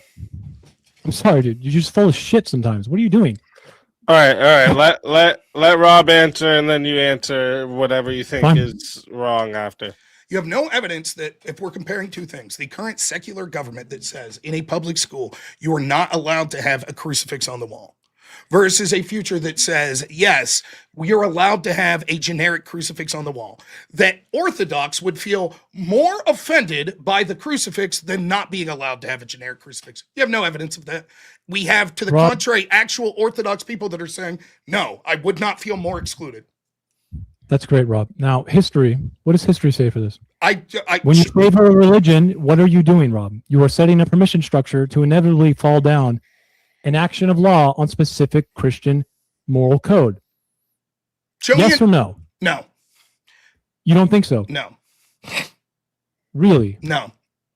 Then you need to read some history, man. Show me in history. That's a you problem, not a fucking me problem. Can you show me in history where we've had a symbol where it said you're not allowed to have Christian symbols in public? I'm not going to be able to find a point in history where a classroom isn't hanging a fucking cross, Rob. What the fuck are you asking? Right. So you're using a bullshit analogy. Yep.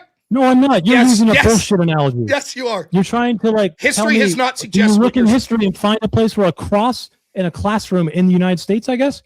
How about the 30 Years' War? How about French Wars of Religion and St. Bartholomew's Day Massacre, 1572? English Civil Wars. All of these were fought because of religious tensions around worship. There's plenty of religions. Keep going. There were plenty of secular governments where religions were harmed. And what's this have to do with the cross on the wall and feeling more excluded? What does secularism advocate for, though? The removal of religion from government. No, it doesn't. It does not. It does advocate for removal of religion. No, it doesn't. Well, yes, it does. From government policy making. Okay, and that's different, Rob, than what you just said. So the removal of religion from government. So what does that mean? Yes or no? Does it advocate for that? Does secularism actually promote harming Christianity? Why don't you answer my question? Is that no? Does secularism promote harming Christianity? You just told me secular societies have harmed Christianity. You fundamentally don't understand the fucking definition. Yes or no? Does secularism call for? I answered your question, Rob. No, you didn't. You yes, I did. You just said plenty of secular societies. Don't say another word. Don't say another word. Stop fucking talking. Don't say another word. Plenty of secular states. You answered the question, so speak easy to tell us what your answer is, right? Plenty of secular states have harmed Christianity. Is that not true, Rob? Speak easy. He answered the question. Is that what secularism advocates for? Answer the question. Did you hear his answer, Speak easy? I didn't hear it. Not the exact answer to that question. No, he didn't answer. I didn't hear it. So I'll ask again. You asked me the question. Yes. And you didn't answer. And I answered. No, Yes, I did. You said yes. Well, now, and then you went in a big tangent. So I don't know Because what you your didn't answer finish your sentence, you idiot. is. Secularism call for The the definition removal of of religion it's not from supposed to harm government? Christianity. It's not supposed to harm Christianity. Does secularism call for the removal of religion from government?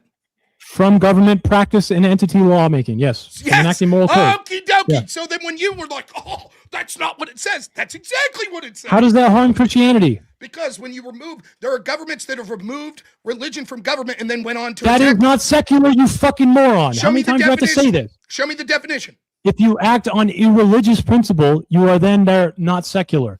The Soviet Union was not secular, you idiot. Why not? Just because you watched did it call a for PragerU video, just because you watched a PragerU video and watched fucking Dennis Prager say the secular nation of Soviet Union doesn't mean you know what the fuck you're talking about. Yes, it absolutely means It does? It has nothing to do with me talking or reading Dennis Prager. It has everything to If me to you do. If the banish definition. by prohibition of religion, it's not secular, Rob. I don't know how to say this to it any other way. I'll wait again. You're just wrong. Do some research. It's a you problem, not a me problem. That's it.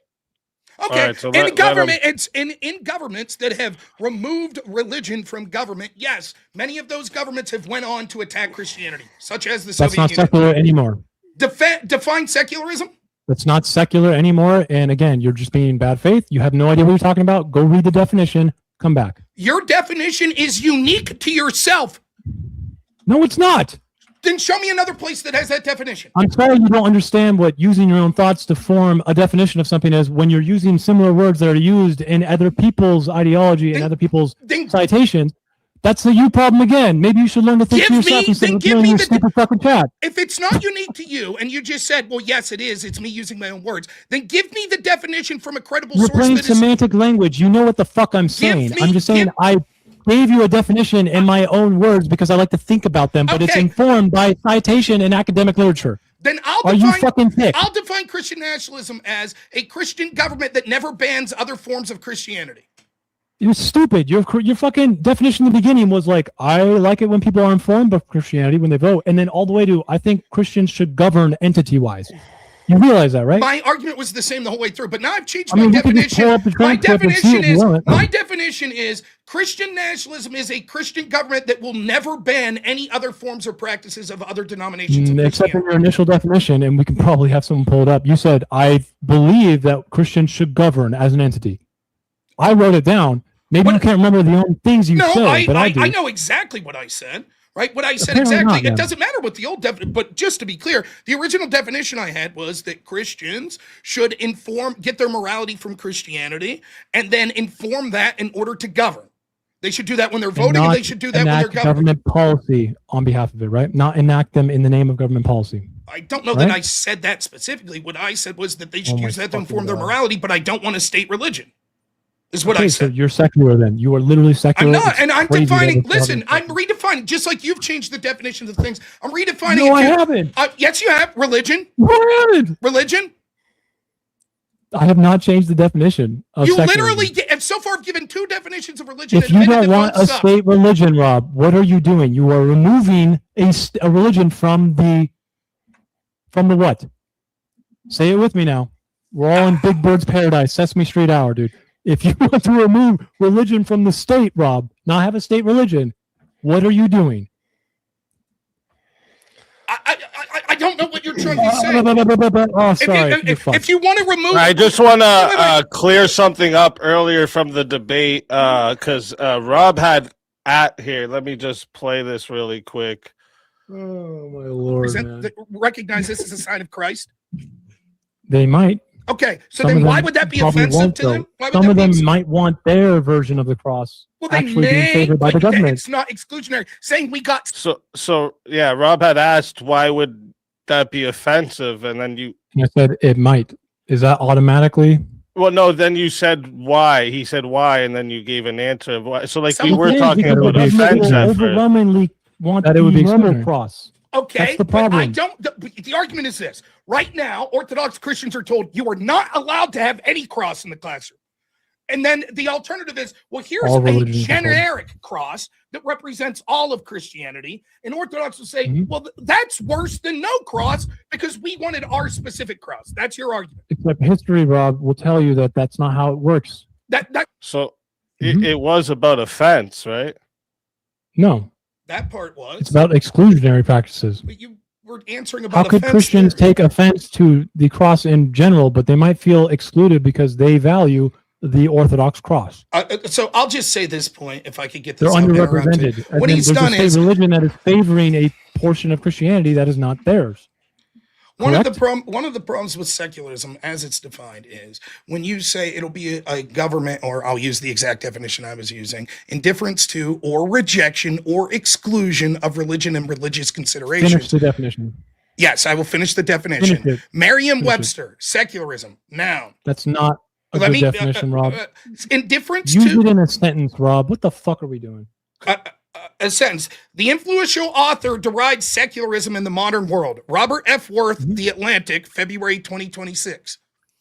So it's excluding the religion from the state, right, Rob? I read the entire Which is definition. rejecting the religion on the state. It's not a state religion. You're rejecting the religion as a state religion. Secularism. You're saying Correct? You're saying. Listen, I think that it doesn't. Yes or no, Rob? It's a yes or no. No.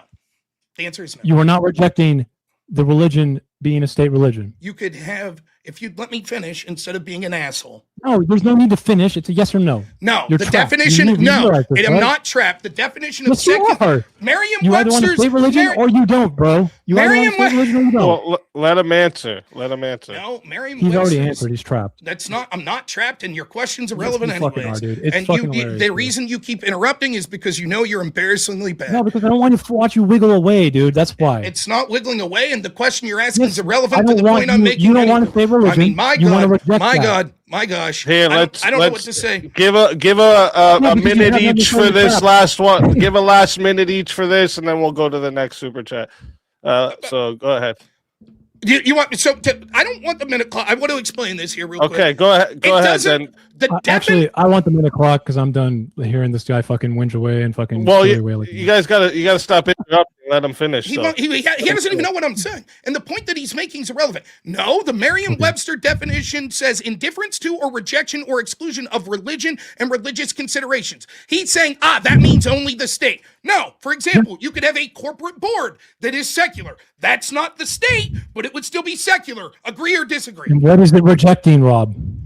Not the state. What it's doing is rejecting religion from being the corporate religion, right? Okay, so your whole. What do you mean? That Okay, mean that's state? literally the answer, you Doesn't idiot. That mean state? You Doesn't just that fucked yourself definition again. mean state? And what I was Secular trying to say, corporation what I now was, means we do what not I was have a trying- what I'm mandated trying state to- corporate religion. What I was trying to You say, literally have no idea what you're talking about. what I'm You trying to, just fucked yourself again. I You can't just believe fucked this. yourself. Okay, just let him answer. I Let can't him believe answer. it. He won't let me. So the point is, his specific point that he's demanding I answer, which is completely a red herring and irrelevant to anything I'm saying.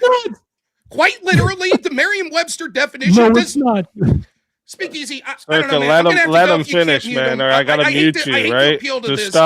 stop doing that, or I gotta mute you. Just let him finish. So it's irrelevant. The point I was trying to say is he kept interrupting. No, I don't know why you're saying, does this say state? But your prompt says secular state. So clearly we're talking about state. That's literally what I was trying to say. But if you're going to be an asshole and say, that specific definition, does it specifically say state? Well, no, it doesn't. And that's irrelevant anyways. The point that I'm trying to make here is, this is what you've done. You take the definition of secularism. Rob, Rejection what of does this definition say? you take the definition of secularism. It says What does rejection that of say? Hold up. Let Rob finish. How long do I have to Then let him go on? you can get off your whatever you want to say after. you take the What does definition. that say?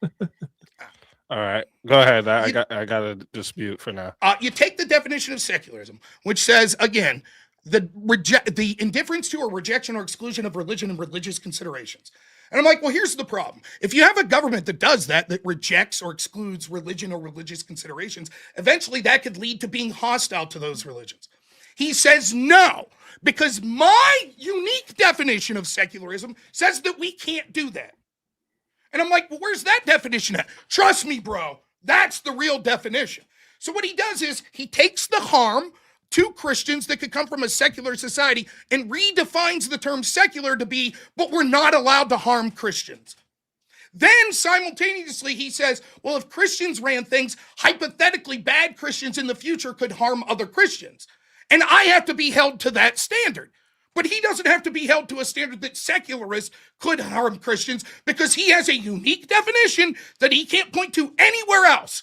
So it'd be no different than if I said, well, my definition of Christian nationalist is they're never allowed to harm other Christians. You see how stupid that is? That's the point. Is this Merriam-Webster definition wrong? I thought we were talking about secular states, right? It's in the prompt, secularism in general. Are you being stupid on purpose, or? I read to you word for word the definition from Merriam-Webster. Should I use somewhere else? I thought Merriam-Webster was good, Rob. I'm using Merriam-Webster. What is that you're using right there? Merriam-Webster. Scroll up, let's see. What a shock, dude. Scroll up, let's see. Dude. That doesn't look like Merriam-Webster.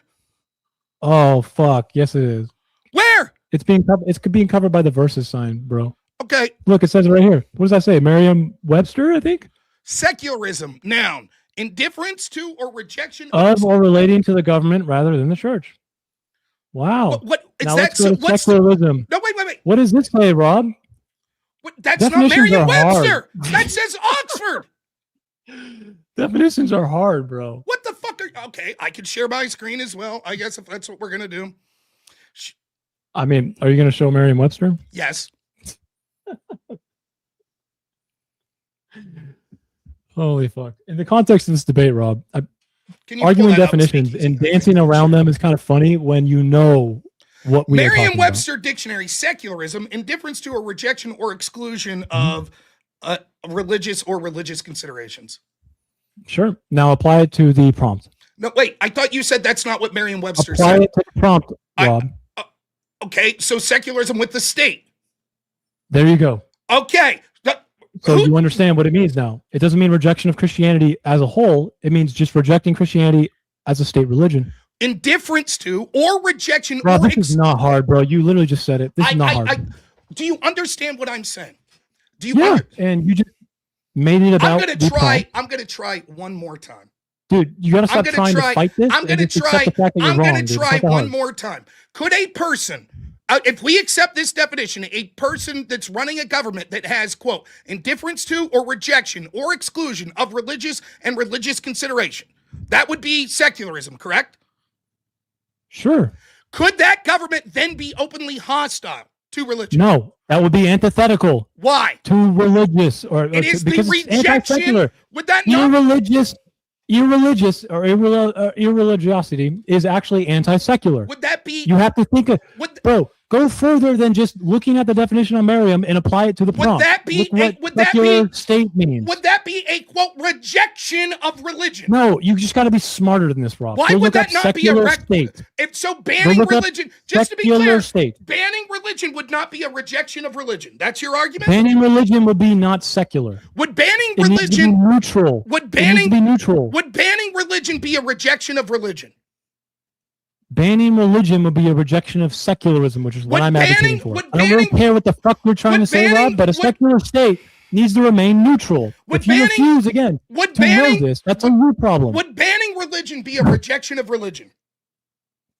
I guess of that religion, yeah. Okay, so therefore, if the definition of secularism is indifference to or rejection or exclusion of religion, then rejection of religion would fall within the definition of secularism. Apply it to the state. Okay, so a secular state that rejects religion by banning it would be secular. Nope, that's not true. It needs to be neutral. You literally are just refusing to go further than the Merriam-Webster definition because you're stupid, or you really don't want to be wrong. So your argument is that we shouldn't accept Look up secular state, Rob. Look up what a secular state is. So Merriam-Webster's wrong. You're using the most fundamental basic definition, and it actually changes when it goes to the state, dude. No, you just said yes, secular. It does. Look up secular state, you idiot. You can't just sit here and act like you can hand wave this away. Your entire argument was clearly this Merriam-Webster. No more of this fucking gift gallop bullshit. Look up secular state. Clearly, you said. You said. Do me a favor and just do it right now. I'm not going to let you garbage anymore. You said clearly. It's a Chrome tab away, dude. It's a Chrome tab away. Clearly, when they're talking about... It's a Chrome tab away. Look it up. I'm tired of this bullshit. You said clearly when they're talking about secularism and Merriam-Webster, they're talking about the state. Secularism in my prompt means secular state, Rob. Yes, look it up and you right said, of course, you went to great pains to say your definition, Merriam-Webster, clearly they're talking about secular Fucking state. Christ, to be dude. secular, you have to be secular Bro, from you're like a something. child who from just refuses governor. to fucking accept That's something. your Okay? argument. That's No, your you're just argument. refusing to accept the definition because you're a child. This is I don't weird. know what to say. It's a Chrome tab away. Look it up. On Merriam-Webster? Secular state. On Write that in. Merriam-Webster? Because the prompt is about a secular state, right, Rob? Where is your definition from secular state coming from? Again, I already told you it's informed by academic literature. So you don't have it. So you're telling me that doesn't favor a religious institution or religion in general or sex and promotes the freedom of exercise clause. I'm a Chrome tab away from getting your unique definition. No, you're a Chrome tab away from understanding what a secular state is, I But think. you just said your definition that you're accepting is unique to you. It's going to be similar. I looked up secularism, which you said clearly No, that you didn't means look up of secular state. state, Rob. Don't fucking lie to me and yourself in the same What sentence. are Let's you go. looking at? Where is Look it the up. definition of secular state that you're telling me to look at? Look it up. Google it. What site do you want me to look? You want me just to scour I the internet? want you to How many find definitions do any you want me site. to find before I find one that you're like, that's Bro, close enough? this to what is I'm not saying? funny, dude. I don't get it. Like, what are you doing? Just look it up. Okay, secularism. If Indifference you or wanted to rejection understand or corporate exclusion of fascism, religion if you or wanted to religious understand fascist considerations. corporatism, right? Fascist corporatism, would you just look up corporatism, you idiot? No, I'd look up fascism. There you go. Now look up secular state. Wow, this is hard. We're almost there. I don't. Big Why Bird don't you Sesame look Street it Hour is up? on Why don't call. you look it up and show me? Sure, fine. I'll do it. I thought you could handle it. It's a fucking Google search. It seems like you've been good at doing that already, You're going right? to bring up a dictionary definition. Yeah. Okay. There you go. Okay. Secular state. Look, Rob, this is crazy. Wikipedia. Neutral. That's neutral. Wikipedia. Oh my fucking god. Wikipedia. Okay. Yeah. We're gonna contest that. Got it. Well, I'm just go to Marion then. If you're gonna contest every definition here, okay, it's gonna be a bad time, Rob, because it defines a secular state as government not under religious control, often characterized by separation of church and state. Okay. Yep. Okay. So if I under that definition, go up there. Wait. Go up. Go back up. Why run from that? Okay. According to Mary, I'm not running from anything, you freaking idiot. Now listen. So it's neutral. All right. Listen. A government not under religious control, often characterized by separation of church and state. That's the definition. No. Why are you leaving? Why? Oh, you don't like when people put the word scholar in, do you? You don't like when people put the word scholar in, right, Rob? Is that accurate? You bitch. Oh, the first definition didn't agree with me. Time to move on. You don't like the word scholar, I'm assuming, right? Why don't you go back to that definition? Rob, go back to it. Does this make you uncomfortable? Go back to that definition. You don't want like a more thought out Go back to the definition. definition. Go back to the definition you were just at. Dude, Rob, this is pathetic. Go back to the definition you were just at. I'm gonna go back. This is pathetic, Rob. It's not a good look. You would like literally just pick anyone. Okay, first one you brought up. Not under religious control. Separation of church and state. That means so mandating a state religion, like you say, atheism is not possible. Bring it back up. Break it big. So here we go. No, I need Speakeasy to make it big because it's under the graphic. Okay, are we done actually? Because a government not under religious control, often characterized by separation of church and state. Would so can you banish the religion under? Would a government that banned Christianity fall under that definition? No. Why not? Because there's a separation of church and state. That would be not separation of church and state doesn't mean banning a religion. Rob, is not the separation of church and state. It's not the banning a religion de facto means a fucking state is banning a religion. That is the definition of not. No, separation of church and state means that the state can't be controlled by religion. It cannot banish a religion either. That is not separating church and state. That is actively prohibiting. So just to be clear, you idiot. So just to be clear, if we banned Daesh, like ISIS religion.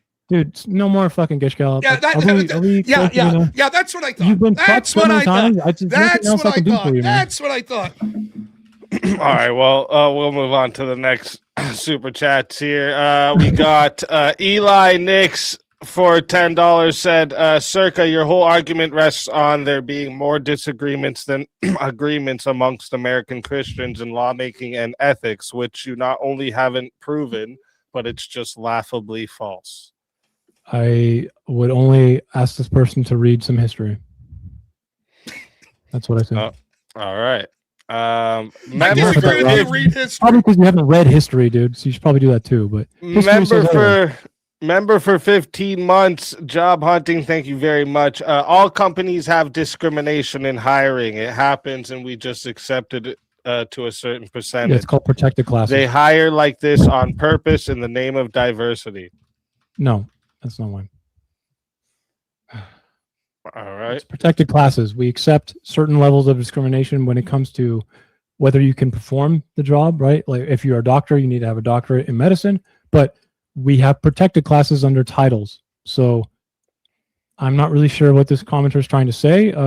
We have titles that say protected classes. So yeah, I guess we do allow some discrimination, but we do value certain types of it more than others. All right. You wouldn't want a doctor with no degree. Sempiternal Chaos for $2 says nothing, just sending in some support. Thank you very much. Bandit sends in $2, says another good debate, speakeasy. Keep it up. Thank you very much for the support. I appreciate that big time. Johnny Dollar for $2 says support the channel. Keep up the good work. Thank you very much, Johnny Dollar. The Wrath of Reason. Why you no donate to Rob and Circa, you pork eater? He's referencing someone that said any donations I get, I should be giving out to the debaters. I don't know where you got that logic. Okay, you can keep him. I don't want to take you. Wrath of Reason says not even $2. Thank you. And then also says, how dare you, oink. Thank you again. Thank you again. Organized Chaos TV for $5 says that Cope laugh is cringe, bro. Be better. I'll work on it. And just to be clear, I just want to be clear. Did the Soviet Union claim they were a secular state? They did. Interesting. I'm sorry, just claiming you are something, mean you are something? No, but what we could see is exactly. We can move on now. What we could see is they claimed that was worthless and it wasted a lot of time. What we could see, right? I already answered the question. I'm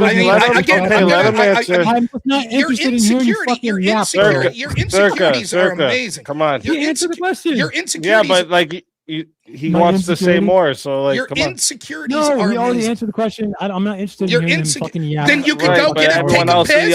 Go take a piss and do whatever the fuck you want. No one's interested in hearing your yap. You answered the question and it's not good. You know I that. didn't. Sorry. What do you? Okay, let him answer. Right. The point I'm going to try to make. No, it's next comment. Sir, fuck you. Fuck you. Okay, I gotta mute you, bro. Fuck you, bitch. No one gives a fuck about you. Go ahead. I'm gonna make my point, and if you don't like it, go fuck yourself. You don't run the show. Fuck off, bitch. You fucking pencil neck fucking pussy son of a bitch. You want to sit there and act like a tough guy? You're such a fucking loser that sits there and needs to fucking jibe in and constantly interrupt because you have so little confidence in your argument. You stupid, goony fucking moron. Shut your fucking mouth and learn something. You fucking piece of shit. There, feel better? I feel great. Now, the point I was trying to make is they officially started a project as a secular state. That's officially what they were. Went to the murder of thousands, if not hundreds of thousands of Christians, including the Orthodox Christians. It started out secular. That's what they claim to be on paper. The point is, when you have these secular governments, they too can advance to going further. So just saying because we call ourselves secular, that doesn't mean that we would ever damage Christians is bullshit. That government that prioritized secularism and getting the Orthodox Church out predictably led to ditches that were built as Orthodox Christian after Orthodox Christian was put in those ditches and shot. You just saying, well, in my interpretation, that went beyond secularism. Maybe, but secularism led it there. You have zero self-awareness, bro. You literally talk for fucking hours. What are you talking about? Well, I think that was like 60 seconds. Yeah, it was very long. There's no way I'm going to get that much time. That's for sure. I mean, self-awareness. Yeah, you can go ahead and respond. Go ahead. Yeah. So just because they say they're secular doesn't mean they are. You already agreed to that. If I say I'm a Christian and then I say that Christianity is this, Rob, and I act as if this is what Christianity should be, and you say, well, no, Christianity doesn't actually believe that. Can I just say, fuck you, it's Christianity? That's your argument. Yes or no? That's your argument. Yes. That's not my argument. That's fucking your argument. What are you doing? No, that's not true at all.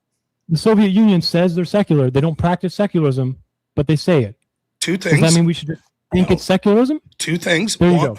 Two Okay, things. we can move on now. Right. Before I get ask the question before I answer. Okay, time to move on. Wait, you just asked him a question. You just asked him a question. Let him answer. Isn't that great? I asked the question. Now we can move on. Now we can move on. This is what I'm talking about. Now we What the can move fuck on. is the point of this? Here we go. Here we go. Now we'll get the constant interruption. Ask the question. I'll answer. Two answers to this. One. Do you think that self-identity representation means that that is true, or the definition of it? He already answered that. Let him answer the Muslim, question you just asked. I'm a Let him answer Muslim. the question I'm you a just Muslim. asked. I practice Muslim beliefs, Rob. Does that mean I could just make what Muslim is? Let him answer the question you just asked. All right. Can't answer it. How would you know? You won't give me an opportunity. So two answers. One, right? The first answer is they called themselves secular and acted secular, and then yes, they did. No, you seriously don't understand history of Russian revolution. This is surreal. At what point did they cease to be secular?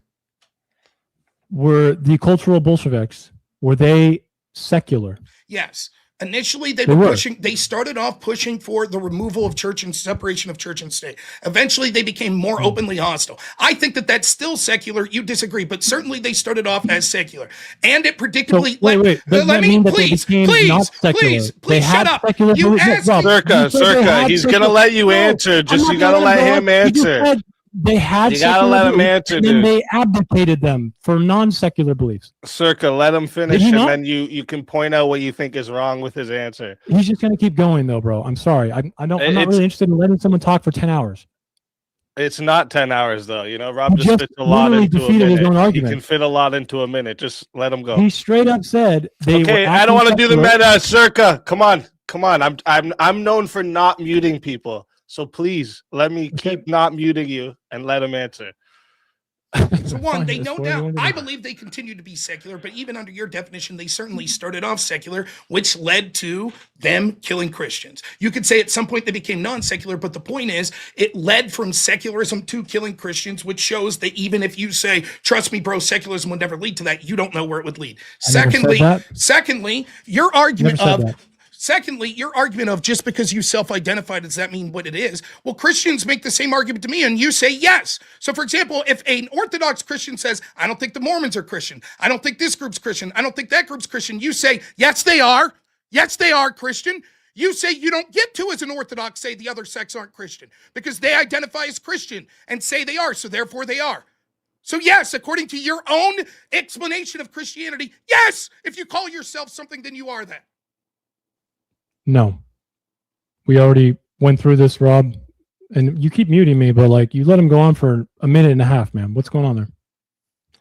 Yeah, when you keep interrupting, I'm gonna mute. Yeah, if he keeps interrupting you on your answer, I'll do the same. He does. I just don't let it get to me that much. If you've noticed. Now, it seems to me that I never said one thing, that secularism means that you cannot be anti or non-secular in the future. That's definitely not something I said, right, Rob? I think it's more beneficial to Christianity and Christians. That doesn't mean that it can't not become non-secular, which I think would be non-beneficial to Christians. So what do you think I'm advocating for here? You gonna let me answer? Your argument is, yes, in the here and now, Christian nationalism, as I'm saying, would be beneficial to most Christians. However, it could turn into something ugly in the future. I'm saying so could secularism. Oh my God. Dude, you literally add, it wouldn't be non-secular in the future then. It would be non-secular, Rob. I'm not advocating for that. Would you obviously? It doesn't matter if you advocate. If we say that this Yes, it does. It matters very much if I advocate for non-secular or secular. What the fuck are you talking about? All right, I'm not advocating for banning Christian sex in the future of Christian nationalism. But that's going to happen because you have to choose. You have to choose a state religion, Rob. Right. You can run from that if you want, but actively picking a state religion means you will choose. That's a fact. So when I point out a point in history where secularism predictably led to Christians being executed, you say, but I don't advocate for that. But then when I point my form of Christian nationalism, you say, but in the future that could lead to something bad. And I say, I don't advocate for that. You say that doesn't matter. That's what history did. Keep going. Keep going. He's going to keep going. Okay. Is your form of Christian nationalism which again, your definition is lukewarm at best. Okay. I can point to you right now, if you'd like, the type of Christian nationalism that I thought this debate was going to be about, which is the actual definition, as in like the White House Faith Council, Paula White, things that they want to introduce on the White House Faith Council. You probably don't know anything about that. Give me an So example. my point is secularism advocates for more benefits to Christians than that, Rob. That is going to choose a state religion. You cannot deny that. Give me an example of what Paul White says. Paula White brandishes a certain type of prosperity gospel, right? She has already on records that she wants to promote certain types of moral code. Like what? Using the White House Faith Council. Okay, like what? I'm not going to run through the entire thing for you, Rob. But you're like, well, this is what's bad. And I'm like, well, what's bad about it? And you're like, well, I'm not going to tell you. Logically, they have to choose something. But what's I'm not bad saying about it? It's bad because you don't all agree on it. But again, I don't agree on the current So how are you government going as a to Christian. legislate it? How are you going to legislate it? You have to answer this question.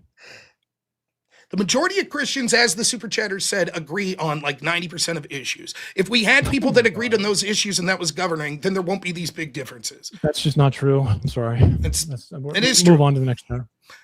I'm wasting my time. You definitely are wasting your time, but it's helping I me. know. You really just have like this. The audience weird, loves to rosy-eyed see. view. They love You have to this see weird, this. rosy tinted fucking view of what Christianity has done in the past. Historically, that's not how it works. I want all of you to flourish. I seriously do. You keep thinking I don't want that. You can say that. I don't believe you, but it's irrelevant. I thought you just said you should believe people when they say something. What? We did that for the Soviets, right? What? I didn't hear the part. Yeah. I know, it doesn't matter. All right. Member for 4 months, unapologetic preacher. Thank you very much. Says this is not a generic cross. It's a Latin cross used predominantly by the Western Church. Fair enough. All right. Thank you for that. Mr. B with a big 20 says, I've been Eastern Orthodox for years, visited Orthodox churches in Russia, Belarus, and Ukraine. You can buy regular cross necklace and prayer ropes there. Seeker is a lying POS. It doesn't offend us, nor do we feel excluded. Okay. So in Russia, Eastern Orthodox is the dominant religion there, right? Or at least in your area, if I'm not mistaken. I'm assuming that's probably the case, right? Why would you feel as if you're being excluded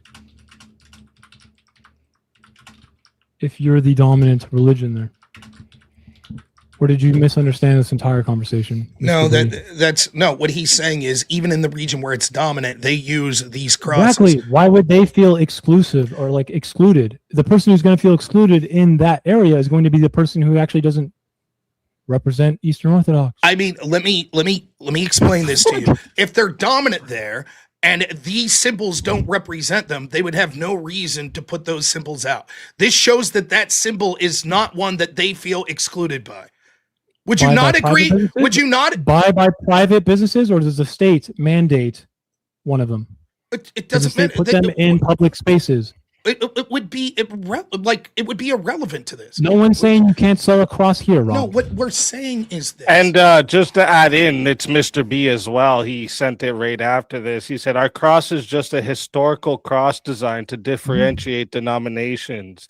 Google Orthodox cathedrals and you'll see our churches using both crosses. The Seeker guy is a perfect example of a millennial woes tweet. No, he just doesn't understand that some churches last a while, and then when Ivan the Terrible in the 16th century decided to make this the cross of the Orthodox Church, he mandated that one go up.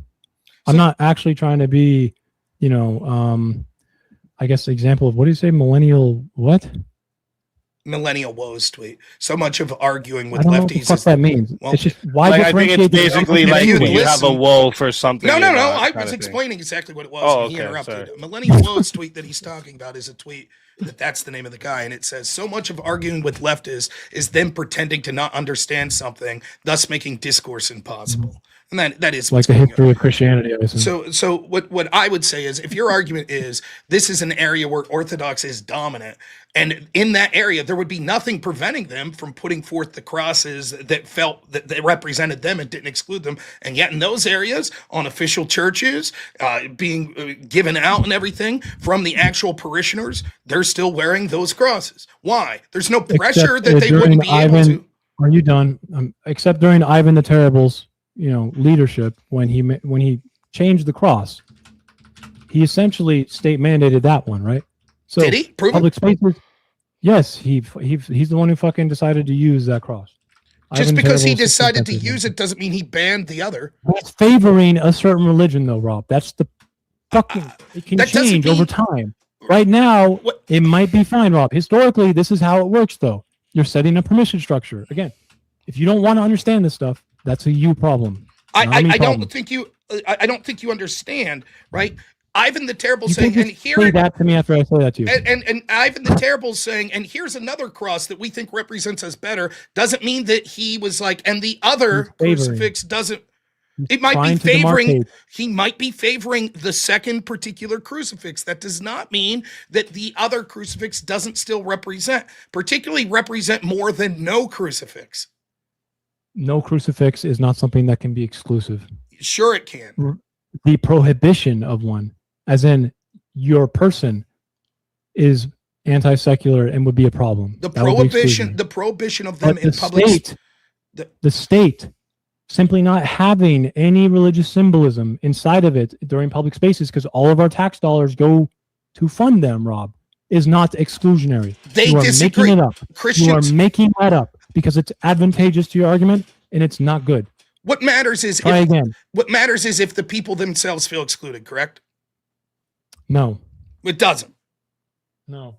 Okay, so just to be clear, like, I don't know what to say to this. Like, I would feel more included if my options were state allows a crucifix up than state doesn't allow a crucifix up. That's pretty simple. I would feel more excluded by not being allowed to have the crucifix up than having the crucifix up.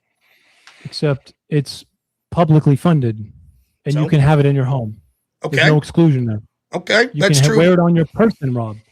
There's just no money in the state that's funding the symbolism in public spaces. In the same way you wouldn't like Mary as a saint being put in the classroom with tax dollars. No, I don't think that is a symbol that's universal of almost every Christian, Oh my that Christians on general would feel more excluded for having that symbol on the walls. Okay, you just avoided the question. I didn't avoid the statement. question. You avoided the statement right there. I didn't. purposely used something relatable to you because you don't agree with that. I know you don't. What your argument is here is like, let's say that there's No, a cross that is, Stop let's, fucking hand waving, gish galloping. Answer me. I am answering you. You're not engaging. Mary represents a symbol that is unique to one denomination or one or And would you be couple. okay with tax dollars funding that in a public space? I would be more okay with that than pride flags or trans I flags asked being you funded. specifically in this context. I don't want to hear Yes. about whether or not the Yes. absence of one Yes, I would be okay So- with it. Yes. that you Yes. would. It's better than the status quo. You would be okay with, again, sacrament being in the room, public funded. Yes, as in as your long as tax you're not dollars go to forcing. pay for that. Yes, as long as you're not forcing. Yes, I would be okay with It's that. It's better. coercive though. It's not coercive. Is the pride flag coercive? Oh my fucking god. Why isn't it God. coercive? Look how you fucking deflect immediately to What? something that's not religious again. Has nothing to do We're with secularism. testing. This is We're pathetic. testing. It's We're pathetic, testing bro. your I'm claim. I'm Is the over it. pride flag I'm coercive? over it. I'm Is over the it. I'm is over the it. pride There's flag? Why literally can't you answer? no reason to engage in this fucking Why can't you stupidity. answer? Why can't you answer? Because it's not a religion, Rob. What's it matter? We're not talking about whether or not it's religion. We're talking about whether. Secularism is about religion. Okay, I'm not asking about religion right now. I'm asking if it's coercive. It's a good thing my prompt is, Rob. Maybe you should catch It up. doesn't matter. I'm asking if it's coercive. Why can't you It answer? does fucking matter, bro. Because it's coercive for something you agree with, so it's okay. I don't agree with sacrament in the fucking classroom. being Pride flag. You paid agree for with by pride tax flag. dollars? You agree for pride It's not flag. religious. You Your agree with fucking the pathetic attempt to Is it somehow coercive? equivocate this The again. question's It's not stupid, if bro. the question's not if it's religious. Is it coercive? It's not coercive. So why Actually, isn't it? wait. I'm misspoke. I'm going to agree with you. I'm going to give a concession. It might be a little bit coercive for someone. If I'm going to give myself an internal critique right now with a religious person, it might feel coercive. Fair enough. They might feel because Thank it's you. sin, it's coercive. Thank you for your That is honesty. true. Thank you for your honesty and being consistent. My argument would be that if that's the status quo secularism, most Christians would feel excluded by that because it's coercive. And so it would be less coercive to have something like a generic cross up there. By I far. disagree. And the reason being, I disagree, Rob. Even though I'm going to make another concession that I feel like the coercive nature of the flag, as it pertains to someone who believes that it's a sin, if I'm going to make an internal critique right now, you have to think like, someone who thinks it really is a sin. I think it is coercive in a way. Now, does it have the same weight in a coercive way as a government entity policy? No, I don't think so, Rob. History has shown us that Christians fight over this. Okay, the Swedish Protestants fighting the Germanic, not Germanic, I'm fucking it up. The point is, a lot of history has shown that denominations will fight over their favored denominations. Okay. I want to avoid that.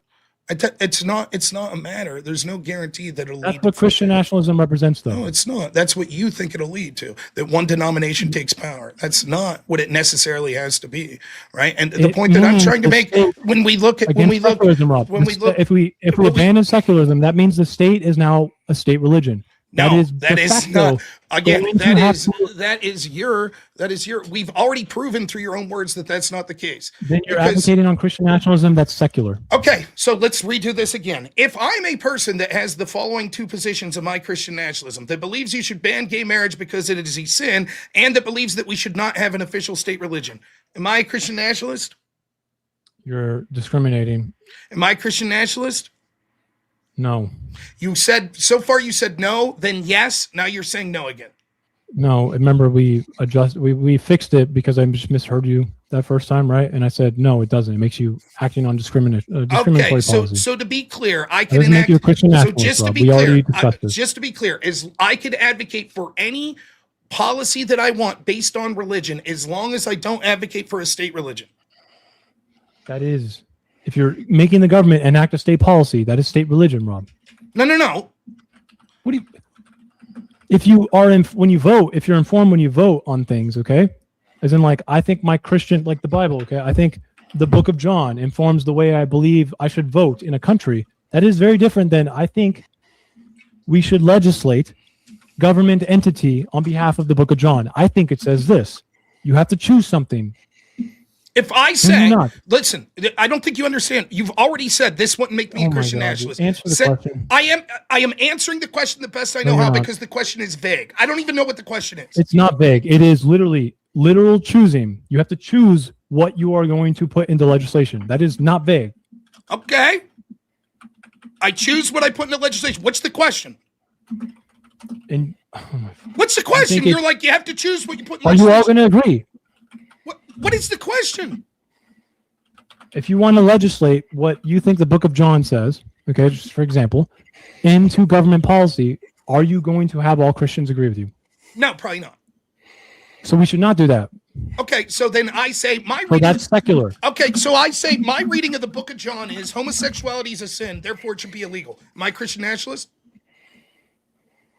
No, you're discriminating. Great. Okay. So then the only thing that would make me a Christian nationalist is if I say there should be a state religion.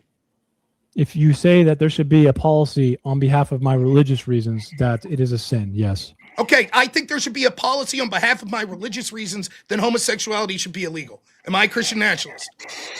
You're advocating for a specific section of Christianity that would be trying to enact policy. So yeah. So far, we already discussed, Rob, certain Christians don't agree with you, though, right?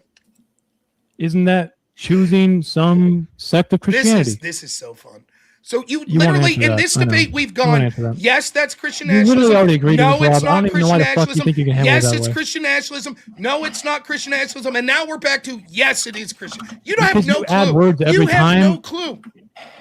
You add words every time. I was so clear every time to the point where not. You're like, you literally inject new phrases into everything that you think I say. I had to literally stop the debate to tell you to fucking be respectful and not put words in my mouth. Fair enough. Then you tell me what I said before. What do you mean fair enough? We could decide this easy. Tell me what I said before when you said it wasn't Christian nationalism and what I changed it to that made it Christian nationalism. Go ahead.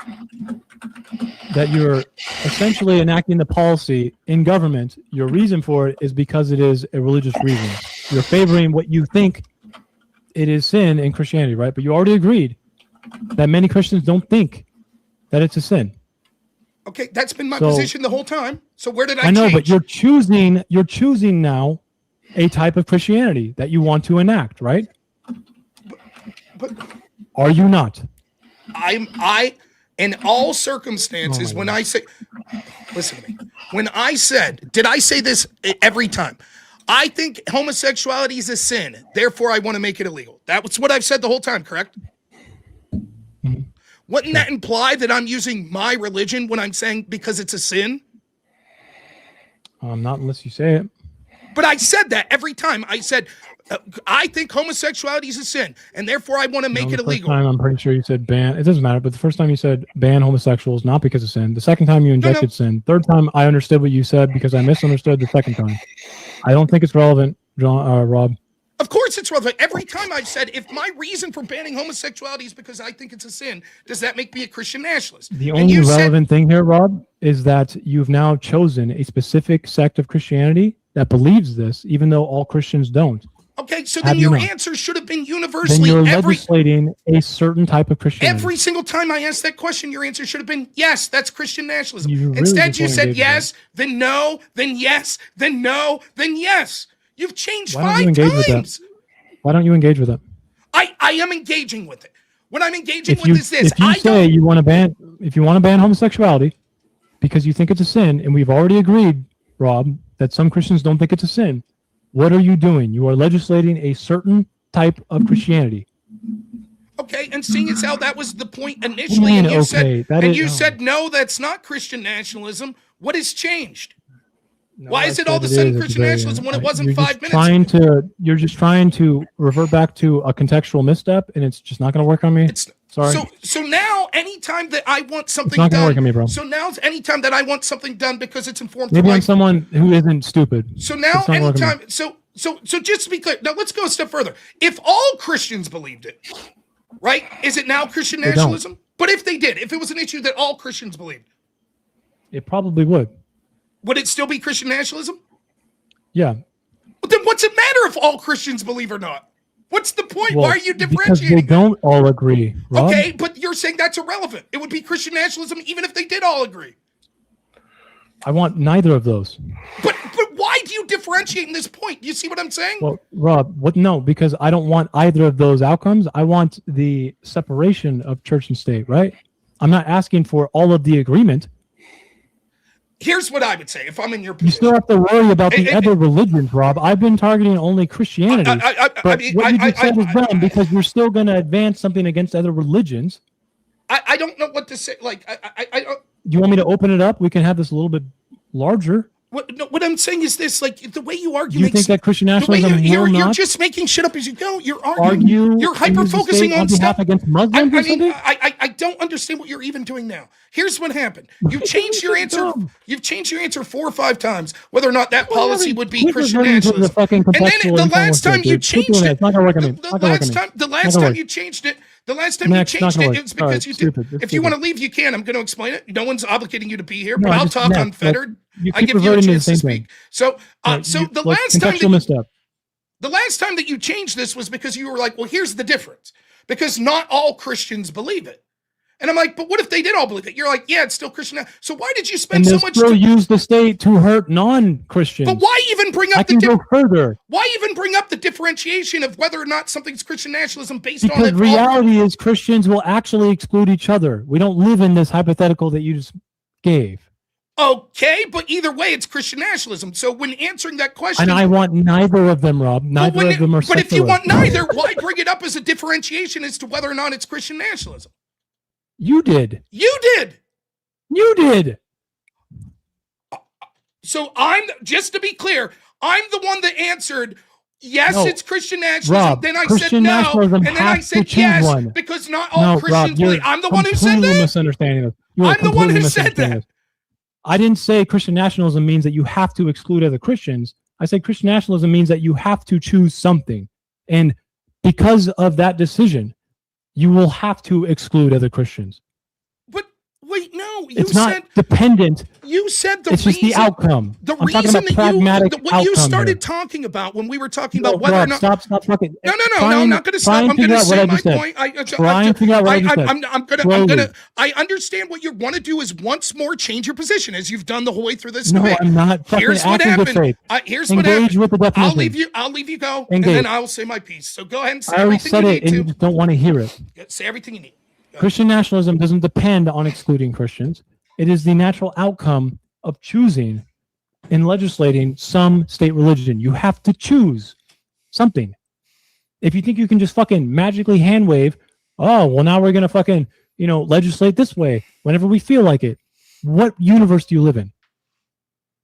Now, what we saw was when you waffled like 3 or 4 times on whether or not banning homosexuality or making it illegal would be a sin. You said that the reason you changed, you started to give this, you're like, well, because you would necessarily have to pick a denomination and not all Christians would agree. You do. But now, you do. Yes or no? Yes or no? Rob, no, sorry. I'm not going to let you keep going. Yes or no? You have to choose one. You got to let him finish. You say he's talking forever. That I just timed that. He was 12 seconds and you interrupted. 12 seconds. He didn't even engage with what I said at all, though, Speakeasy. Not a single word was engaging with what I said. Okay, now I'll finish. Correct? So the fact that you differentiated based on that seemed to imply that you were saying the reason you changed your answer was because some Christians would disagree and you had to pick a sect. But the question was the same the entire way. If I want it to be illegal because I think it's a sin, and you waffled over and over whether or not that would be Christian nationalism. Even here, the response you make here, where you're like, well, it would have to be like legislating morality. But we all do that. Like, for example, if my morality comes from religion, you agree with that, right? That my reality comes from my religion, right? How is it possible for me to separate that and what I want legislated? Because you don't all agree on what it is. But you just said that's irrelevant as to whether or not it's Christian nationalism. It is most definitely not irrelevant to the outcome. The outcome's one thing, but we're talking about... I just told you, Rob. I just told you. The definition of Christian nationalism is not tied to how many Christians it excludes. The fuck? Yes, so then Christian nationalism's inevitable. No. Yes. No, because we shouldn't have any entity of the state have a governing principle that favors a religion. With secularism, this doesn't happen. Wait, what? But your argument is, if I want a law passed that's informed by my sense of morality and I'm Christian, such as if I want homosexuality made illegal because I think it's a sin, that's Christian nationalism. No. Yes! Yes! You've changed again! We're on time 7 that you've changed! No, you keep changing the way in which you present it, and it's really annoying. All right, let me make it as clear. Every single time I've said extremely this... annoying. I don't know why you keep doing this. If you think it's a rotunda of fun, it's not for me. If I want homosexuality made illegal because I think it's a sin, that has been the exact same thing I've said You've now propelled it from informed voting only to I want government entity to favor this religious position. Do you want... Rob, get it through your head. I don't know what to say. What I'm telling you Voting is with informed religious ideas is different than enacting religious principle in government. Get it through your head. Every single person who votes... Dude, get it through your head, bro. Every single person who votes has a sense of morality that's informing what policies they... them, yeah. Okay? If Christians, if their truth comes from Christianity and religion, they're going to say, I want things for X reasons. And most of it's going to come down to a question of morality, or at least a lot of it. You can't all agree on what truth is in legislation. That may be, but you're saying that's irrelevant. What do you mean that may be? That's the whole point. No, it's not the whole point. Yes, it is. Can something be Christian nationalism? You can use religious ideas to inform your voting, Rob. I actually do that. Can something be in a way, you would agree to that. Can something be Christian nationalism if all Christians agree with it?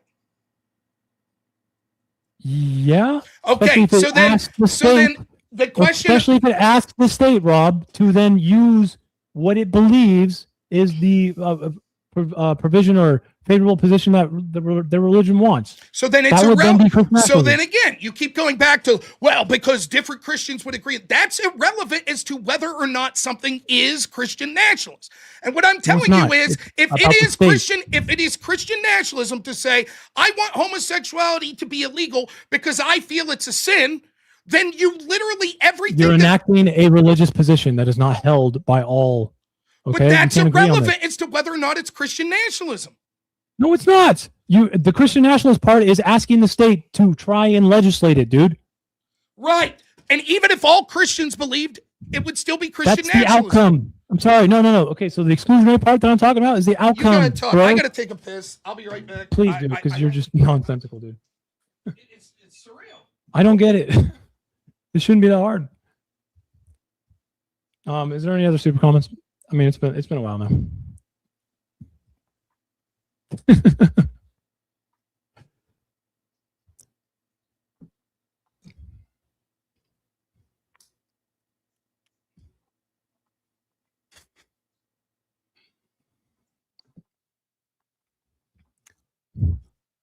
Well, I'll take this time to say that it may sound like I'm anti-theist.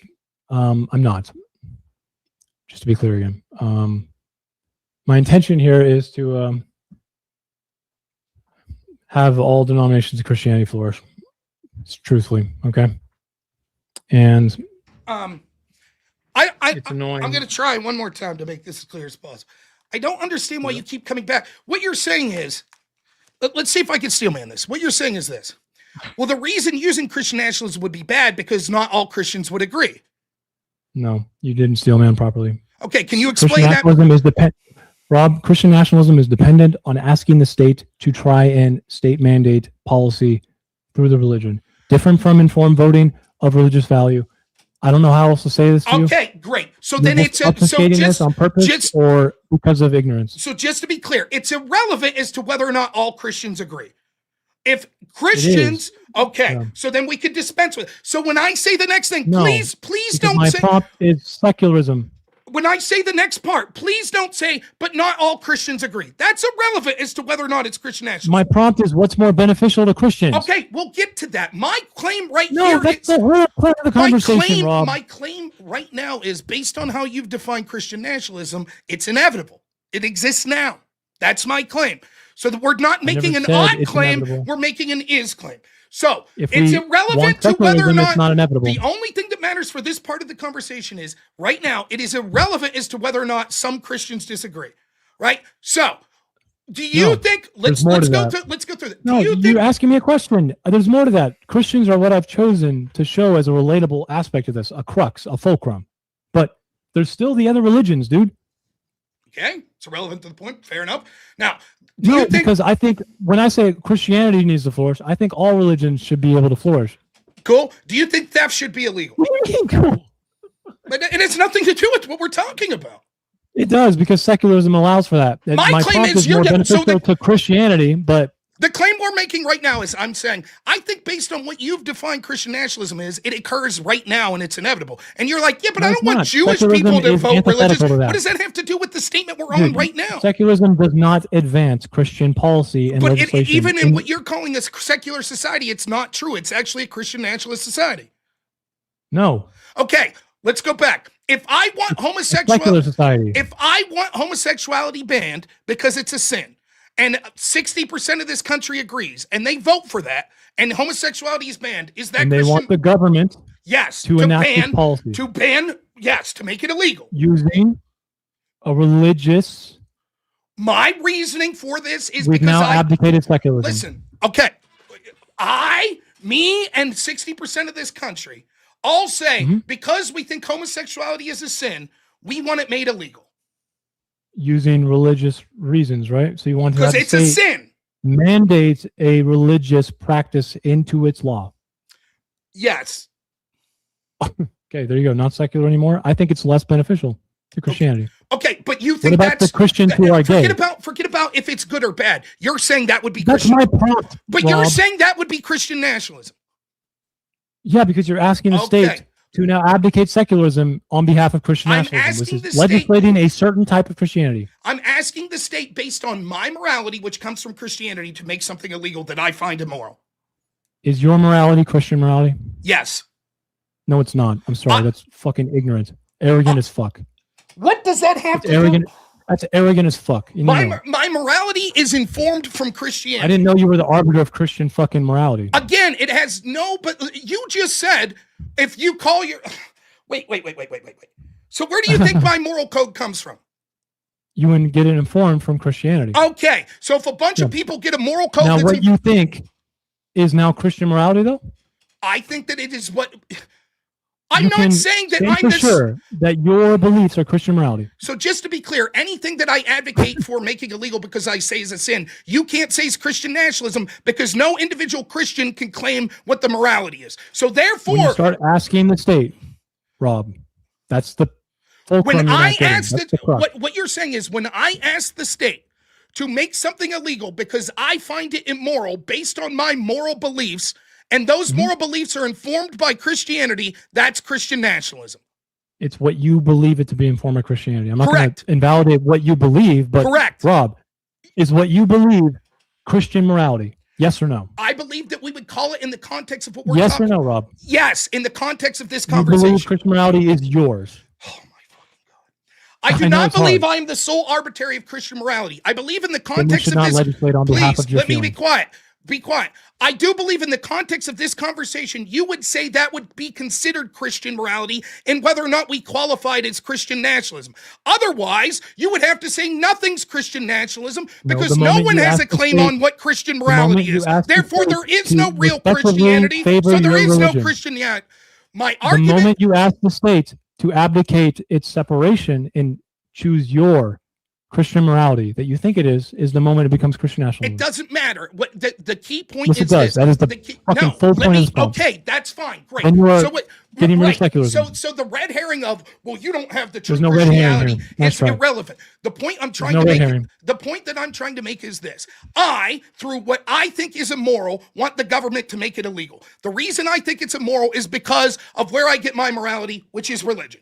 Got it? And is what your morality that you want to dictate what Christian morality is, or do you seriously? Why is that relevant as to whether or not it's Christian nationalism?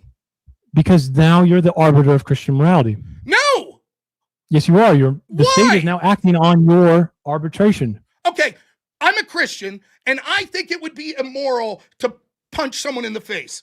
Does that mean because I choose to believe that I'm the arbiter of Christian morality? I'm sorry, is that a religious policy? I'm not talking about the government acting. I'm saying me as an individual. Is that a religious doctrine that What is punching the- people in the face is in what? What parish are we it's talking like, about? It's like pulling teeth. It's with like you. what, dude? It's like pulling teeth with you. The point is what I'm It trying to is say. because you're not making sense, Rob. No, Your I analogy sucks. am absolutely making sense. So let me No, you're again. not. It's like again, so much of arguing with lefties is them I didn't pretending know to not punching people in understand the simple face, things Rob, to make was a discourse Christian plausible. thing. So I'm gonna I have didn't know to it was a take some Christian time. thing. I'm gonna have to take some time to explain this. Here we go. I know you're gonna have to go through the parishes and Here we go. Yeah, And the where does concept- it actually say that that's a Christian policy, Rob? Okay, let him explain. Let him explain. Let's. I would love to hear how he can explain that punching someone in the face is a Christian doctrine. Okay. Now, what I'm saying is we all interpret Christianity. We think that it's an objective truth, but as humans, we do have a subjective tendency to not get things perfect. However, what I'm doing in my personal life is trying to live by a code of morality that I think is Christian. Now, we wouldn't say, that means that you're claiming to be the sole arbiter of Christian morality. There is no difference why that would change if I'm Sorry, you're then- missing a step. Please be You're quiet. missing a step. There- You're missing a step. Please be quiet. Please. Let, You let just him added finish. words to my mouth. No, I'm sorry. He just put words in my mouth again. He's missing a step. Okay, but I'm not- point it I'm out. not against- Point it out after he's Go ahead, done. leave him Like- say the step that I'm missing. Go ahead. The state mandating. I'm not against you using your Christian morality to live your personal life, Rob. That is not something I'm against. No one's When saying you that. ask the state, No one's that's saying. when it becomes a problem. No one's Okay, saying that. okay, I was let him finish. getting to this point, and I was saying, so therefore, if I advocated for You're those doing policies to be at the sequencing, state, so I was literally saying, therefore, if we advocated those policies to be done at the state level, that's not me saying I am the sole arbiter of Christian morality. I believe these things are sin and these things aren't. And I act like that in my personal life. That doesn't mean I'm the sole arbiter of Christianity. And if I want legislatively things to match up with that, that's not me saying I'm the sole arbiter of Christianity. Nor are You do these have to claims, choose one. nor are these claims of the sole arbiter of Christianity relevant to the discussion in any way as Yes, to whether they are. or You not have to it is. choose one, Rob. Let me finish. As to whether or not I'm it's sorry, you Christian have to choose national. one. It's to You have whether to or choose not. one. You do. I'm sorry. You can't run away from it. You have to choose one. There's nothing Let I him can really finish tell and you then other. point it out, though. Why is that so hard?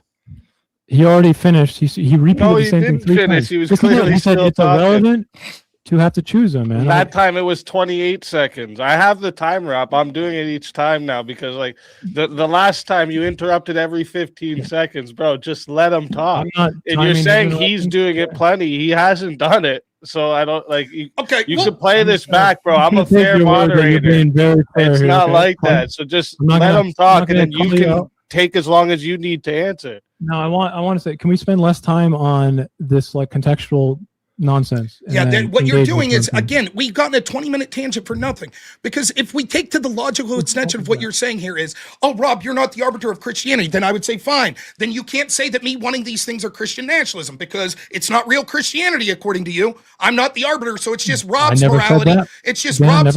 It's Rob's morality, therefore it's not Christian nationalism. Each Christian. Let me finish. Let me finish. No, you putting words in my mouth again. Let me finish. I don't care if you said it. It's the logical. It's the logical extrapolation of what you're saying. It's no one being dishonest. Listen, but point it out after. That's fine. If you think he's being dishonest or whatever he's wrong about. Should I set my fucking alarm clock for 3 a.m.? Yes, set it for 3 a.m. That sounds great. I'll get through it if you just let me. Just let me, I'll get through it. Yeah, if you just let him get through it. Like Rob talks faster than anyone I know, dude. So I don't know what you mean. He's not. That means he should be able to do it quick, though, right? Yeah, so just let him. You keep interrupting. Let him.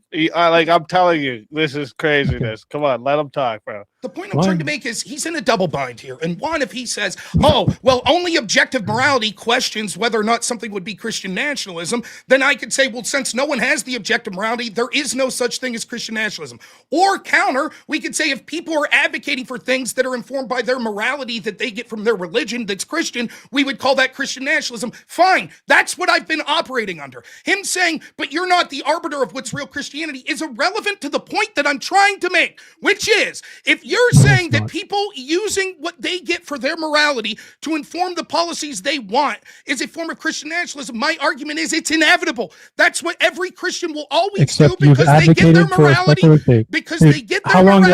Why can't you let me finish? It's the last sentence. Because he's literally wrapping up. Just let him go. Because they get their morality through Christianity. It's inevitable. It's still going. Like what? You advocated for secularism with Christian informing of voting. Good job.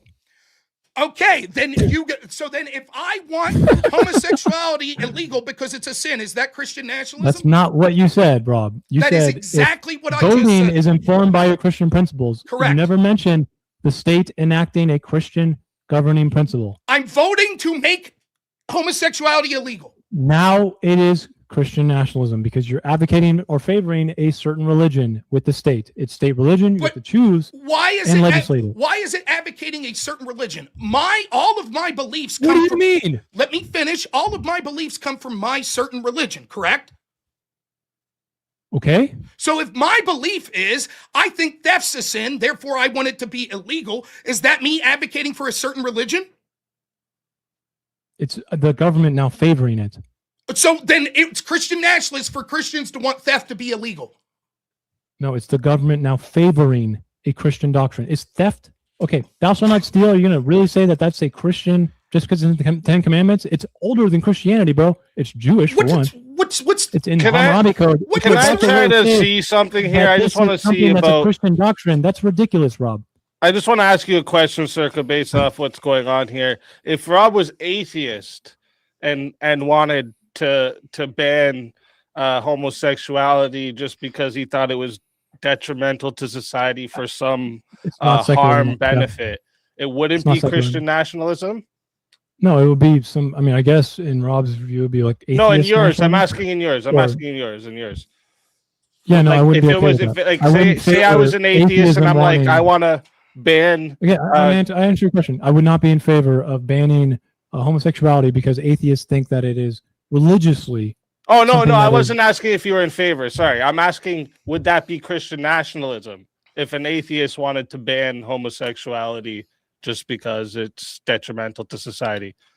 So the law, when you legislate it, right? This is important. They're going to cite what they believe is the reason for the law. If it's atheism, then that's the same thing as a Christian nationalist. It's just a different version. You can have Muslim or Islamic nationalism, right? Or a nationalist. What they do is they want theocratic, legislative state religions. So an atheist government, like the state mandated one in the Soviet Union, is not secular because it mandated and prohibited the free exercise of religion. That's not the question. It's not religion. It's gay marriage or homosexuality. Yeah, I'm asking if an atheist wants to ban homosexuality. Religious reasons, though, right? Yeah, he just thinks atheists aren't religious. Yeah. I don't think they are either. So this wouldn't be a secular question. This would just be a discriminatory question. Is it Christian nationalist? Yeah, that's all. No, it's not Christian nationalist because it's not informed by the Christian doctrine. Okay. Or that's what you think it might So be. this is the point I'm trying to make. Everyone, Yeah. the atheist, like every single person, regardless of their religion or lack of religion, has a moral code. And that moral code informs what they want to be legal and illegal. Why should Christians not be allowed to use their moral code? Because it's advancing a state religion. It's not. Moral realism is not tied to religion, Rob. It is not. It is not advancing. Right now? It is not advancing a state You religion. really think that atheism is tied to, let's say, moral philosophy? As in, you can't come to these things relatively, even. No, I'm not. You don't even know if I'm a moral relativist or an anti-realist or a moral realist. What You does think it? that What these does are it? religious ideas? No. What I think is that we all come to. Secularism again is about religion, Rob. No, but that's not what I'm like. What I'm saying is this: everyone has a code of morality. With Christians, they have what they say is an objective truth that is God, where truth comes from, and that's okay. That's religious. So that informs their morality. Atheists say no. So there's other ways that they get their reality. It's okay it's okay for the atheist to say, here's how I came to my morality, which informs what I want to be legal and illegal, but it's not okay for Christians to do that. Why is it that just religion's bad? That's it's not that religion's bad, Rob. It's that the state needs to remain neutral on it. But why is this only religion? Only one form of how we find morality. Because state religions, like you've already agreed with, are not beneficial to Christians even. I'm not advocating. I'm not advocating for a state religion. Holy fuck. I'm saying, again. And you want secularism? Thank you again. No, again, I was so clear on this. And like, no, I don't know how many. You're not clear. You don't understand the definition. If I want homosexuality banned because as a Christian, I think it's a sin, is that Christian nationalism if we vote for that? You're advancing a Christian practice, therefore it is not secular anymore. Okay, because my morality. Now it's Christian. Religion. But it's Christian practice because that's what Christians think their morality is. It's a state religion now. It's not a state religion. You are favoring a religious. You're making legislation in favor of religion on behalf of the state. That is state religion. In this context, religion's just a moral framework. Why is it okay to say you can't favor a Christian religious moral framework if that's what the majority of the country is, but you can favor other moral frameworks? Secularism is about religion in general. But why? What is unique about religion if it's just about a moral framework informing what we think ought to be allowed or not?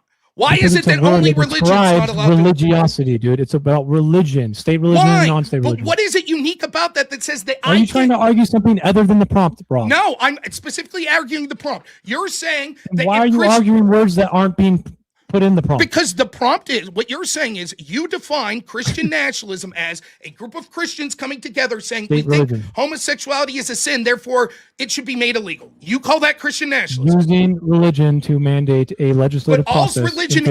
All's religion is informing my morality. And all of us, every person. That doesn't mean you have to go on and make a state religion, Rob. Let me finish. Every single person, when they're thinking about what policies they want the government to act, are using what they think is moral and good, correct? The atheist, the Christian, the Muslim, the Jew, correct? Yeah, so but if the atheist is allowed to say a state religion is not something that all of you agree on, and it's not actually that clear. So again, we get back to this. So let's say the atheist says, I'm a secular humanist, and here's the secular not a religion, Rob. There's no reason to keep let me finish. And so the secular humanist says, here's the secular humanist manifesto. If you want to argue a different definition, Rob, please. Fine. No, because this is pointless. Let me finish, please. And so they say, why are you arguing a word that's not in my prompt? Because what I'm telling, like, this is so dumb. It's so dumb. It is because you're not fucking understanding what the word means. I do understand fundamentally what's going on. No, you don't. You keep bringing up something that's not secular. If you shut up and listen. So the secular humanist says, here's what the secular humanist manifesto is. That informs my morality. And because of that, I want this policy enacted. And if the Christian says, I'm a Christian, and here's Christianity, which is sort of my manifesto, the Bible, and here's where I get my morality, and therefore I want this policy enacted. Why is it okay for the secular humanist but not the Christian? The secular humanist, I guess? I don't even know why you're conflating the two. I know this is like a phrase that people do take on, but it's not all secularists are secular humanists, Rob. I didn't say that. The majority of secularists are Christian, once more. Irrelevant. I asked a question. The majority of secular humanists are not Christian. You don't understand the definition of secular. You keep trying to fucking funnel What's the definition of secular? What's the definition of secular humanist? It's about religion. It is about no favoring of a religion on behalf of a government. Is there a secular humanist manifesto? You've already said there is no atheism as a religion. Is there a why is that relevant? Is there a secular humanist manifesto? Is it a religion? It's irrelevant. I'm asking if it's a manifesto. No, it's not to the word of secular. Is there a secular humanist manifesto? I don't know. There is. And so that informs their morality. It's a group of people that Is it collectively... a religion? We'll say no, it's not a religion. And what's the point? So it doesn't matter for this. We're So the question I have is, what is it just Fuck magically about something being a religion, that unique parallel situation? Because that's what the word is describing, Let me finish. So all secular humanists can come together, have an agreement on a book that informs their morality, and then use that morality to push for laws. Christians could all come together, have a book which informs their reality and push to morality and push for laws. The Christians aren't allowed to do it. The secular humanists are. Why? Because one's a religion, and this word is about religion. What uniquely about religion means that we shouldn't do that or shouldn't allow that? The fact that the word describes non-favoring of a religion in government. But wait, just the word. There's no You're value to that. You are staring at the ground right now and trying to find dirt. Stop. No, you're like, the It's reason weird. is, what you're saying It's is like, weird, dude. you're saying we ought to be secular. Why don't you just try and learn what the word means? Yeah, I understand. We've gone No, you don't. secular. Do you want to go through it again? You want secularism, It's indifference specific to or religion. rejection or exclusion of religion. Right. So you're saying this religion. is, listen, yes, Religion. you're saying this is good, right? Yes, secular good, right? On the state level. Yes, you're saying that's good, right? To not allow for a state You're saying religion, that's good, right? Yes. Okay, I'm like, but wait a minute, why is it good? And you're like, well, because we don't want people using their religion. And I'm like, well, why? And you can't give an We don't answer. want You're state religion. just like, because the word secular says no to No, religion. we don't want state but you're religion, not Rob. giving a reason why we should prefer that.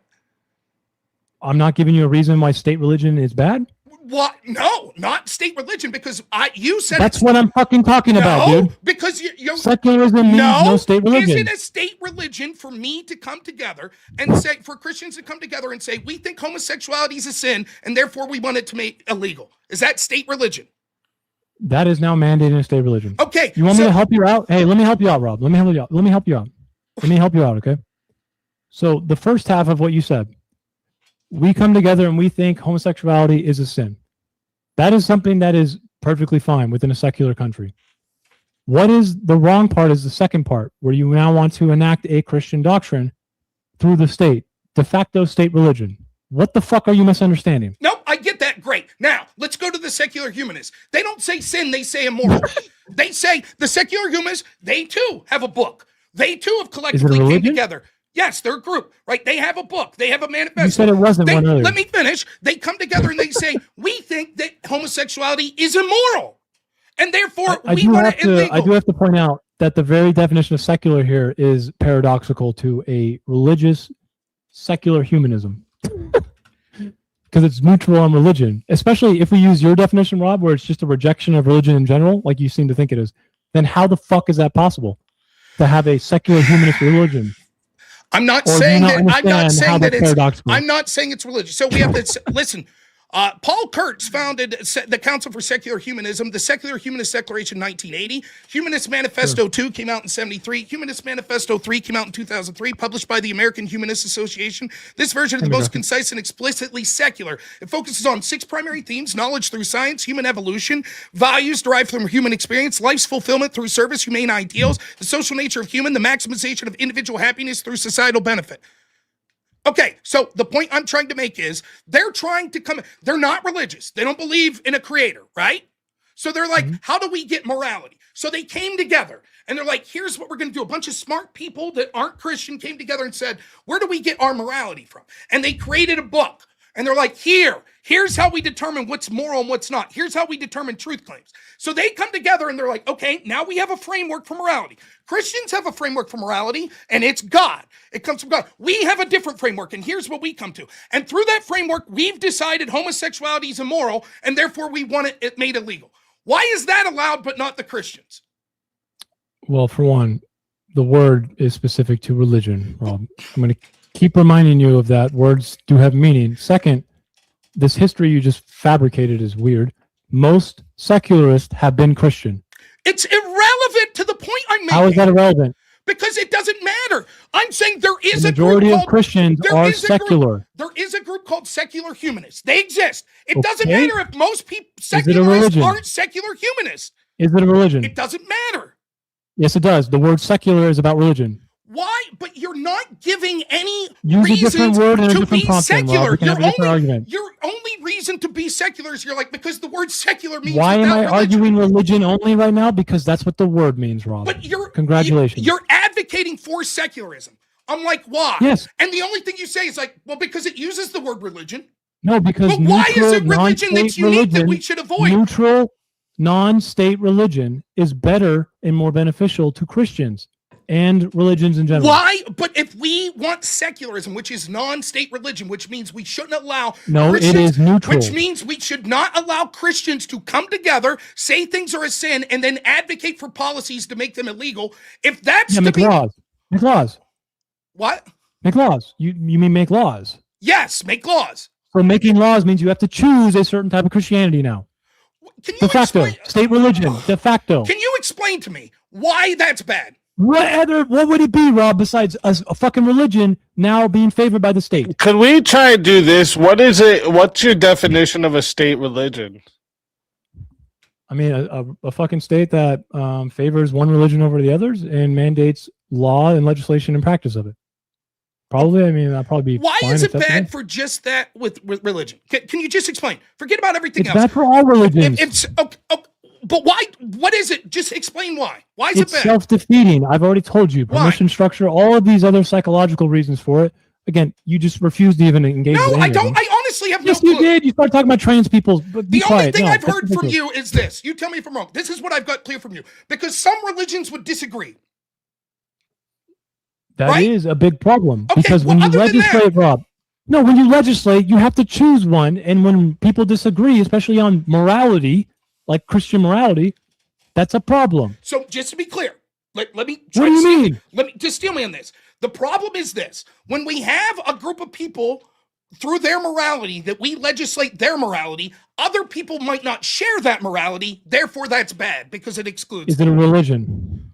Why is it explicit religion that's bad? That's what I'm Because asking. the word secular is inherent to religion, Rob. What the fuck are you doing? What the fuck are you doing? I Well, why think should we what I'm prefer- seeing why here should we- that wait. Why am I should- debating what the definition of secular So is then when why you won't I yourself said say it's a this? rejection of How about religion? this? I'll say this. Your prompt's wrong, and here's why. Because it's not just religion. We should reject any framework of morality that's preferred in the creation of laws.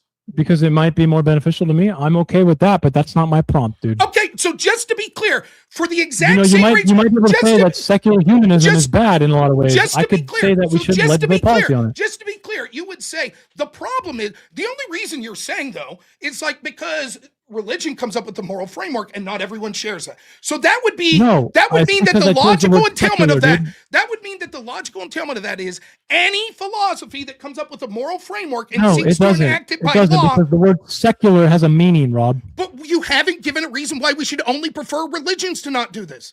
The You're just like conversation is because the word contained. secular says so. No, the conversation is contained inherently because guess what? The word secular is about religion in government. But no, If you want to have a separate conversation about different philosophies, we can have that. when Engage with the prompt. I am engaging with the prompt, and No, you're not. You're trying to define it differently. That's not true. You're not giving a Then reason. what does secular mean? It's part of secular saying that you have to defend that secular What is does secular good. mean? Secular means, once more, indifference to a rejection or exclusion of religion or Of religious considerations. Religion. Thank you. So I why are mean, we having a conversation is- about something other than This religion is, right now? I don't know what to say other than I don't know that I've ever debated someone this fucking stupid. In all honesty, and it's weird because the appearances man, you seem to be able to string. The It ad is hominem literally here one is of, not your a good look argument is because literally you boils really down are to trying this. to stare at the ground and find dirt. Your bad. argument is literally this: You're literally every putting single circles and person. squares. It's not really my fault. Your argument is this: every single If we wanted person, to have an overbearing philosophy Circa. discussion, okay? No, speakeasy. You just called me stupid when I'm literally my prompt is about religion in government. There's no Well, other you way. guys have called each other stupid. That's beyond my point here. But when I I mean- asked you to define state religion just now, Yeah. you didn't include the state doesn't have to like declare an official religion of the state for it to be a state religion? De facto by favoring a certain legislation on behalf of a moral code in Christianity. No, I'm asking, does it have to officially declare? I'm not asking something else implies it. I'm asking, does it officially have to declare it in your... No, it doesn't. So when you favor one over the others, it's essentially inherent. Because if you favor one religion over another, essentially on moral code, you've now established it officially. So like if a Muslim was to vote for abortion to be allowed, because... Or no Christian Islam, they believe that should be allowed. That would be an Islamic state, or something like no Christians in this Islamic country. That would be them now de facto creating a state religion on behalf of a certain type of Islamic faith that disallows Christians. My argument is, I'll just make my argument. I don't know that I can engage. It's talking to a brick wall, but I'll make the argument here. My problem with what he's saying is that it's literally innate in every human, right? Every single human will come up with a moral framework. They'll come up to what they think the truth is and what's moral. Christians do it through what they think the interpretation of God is. They then push those values and policies that they want to see enacted. Christians do this, atheists do it, all groups do it. His argument is we should have secular, not allow Christians to do that specifically. And the reason that we're not talking about other groups that do it that are non-religious. We're not talking about other things that aren't religions. Please let me finish, right? And so he's saying we shouldn't do that. We shouldn't allow Christians because they're religious to do I never said that. That is Once again, you're putting words in my mouth. Please be quiet. Please be quiet, and you'll be able to say what you want. You're putting words in my mouth. I'm going to fucking respond. I never said that. I actually made the concession. If you listened, Rob, instead of talked, I said, if secular humanism tried to advance a policy on behalf of something that I disagreed with, because I guess it's in secular humanism, we'll just make it a de facto religion now, I guess, then I would be okay with that. They shouldn't favor secular humanism here. But they're going to this conversation is not about moral philosophy. It's about secularism. What is incredible here is what he's conceding to is this. Every single person that votes will vote because they have a moral framework. And inevitably, they're going to have some sort of way that they came to that moral framework. So the problem is this. When Christians come together and they're like, we have a moral framework based on our religion, and therefore that informs us that we think that this is a policy that should be passed. In this instance, we're just talking about homosexuality as an example. So we think it's a sin because our moral framework says such, so it should be made illegal. He's like, that shouldn't be allowed. That's Christian nationalism, and that's favoring a religion, which shouldn't be allowed. And let me finish. That's state religion, and therefore it should be banned. We should not allow that, right? That's bad. But when other groups, which are inevitable, every single group, including atheists, they're not religious. It doesn't matter. Let me finish. It does for my prompt. I'm going to keep saying it. You fucking idiot. Shut the fuck up. Just let him finish, though. Just let him finish. Just let him finish, though. Like, it just... Shut up. It's annoying, right? Just let him finish. Do you want to debate a different prompt, Speakeasy? What? My prompt is specific, man. Yeah, but he's answering what you've been saying, so just let him answer, and then if you think it's wrong, just answer out there. If you can't remember and that's why you're interrupting, write it down. No, what's annoying is he keeps trying to define my prompt as something that's moral philosophy and not just religion. It's about government and religion. Okay, explain how that is so after he's done talking. I mean, fine. Okay. Every group does this. It's inevitable, right? And so when other groups do it, such as atheists, they too are setting up a moral framework and pushing it. That would favor their moral philosophy if that law gets in passed. And the only thing is, he says, yeah, but my prompt is secularism. So it only has to do why it's bad with religion. But what I'm saying is it's literally inevitable with every group.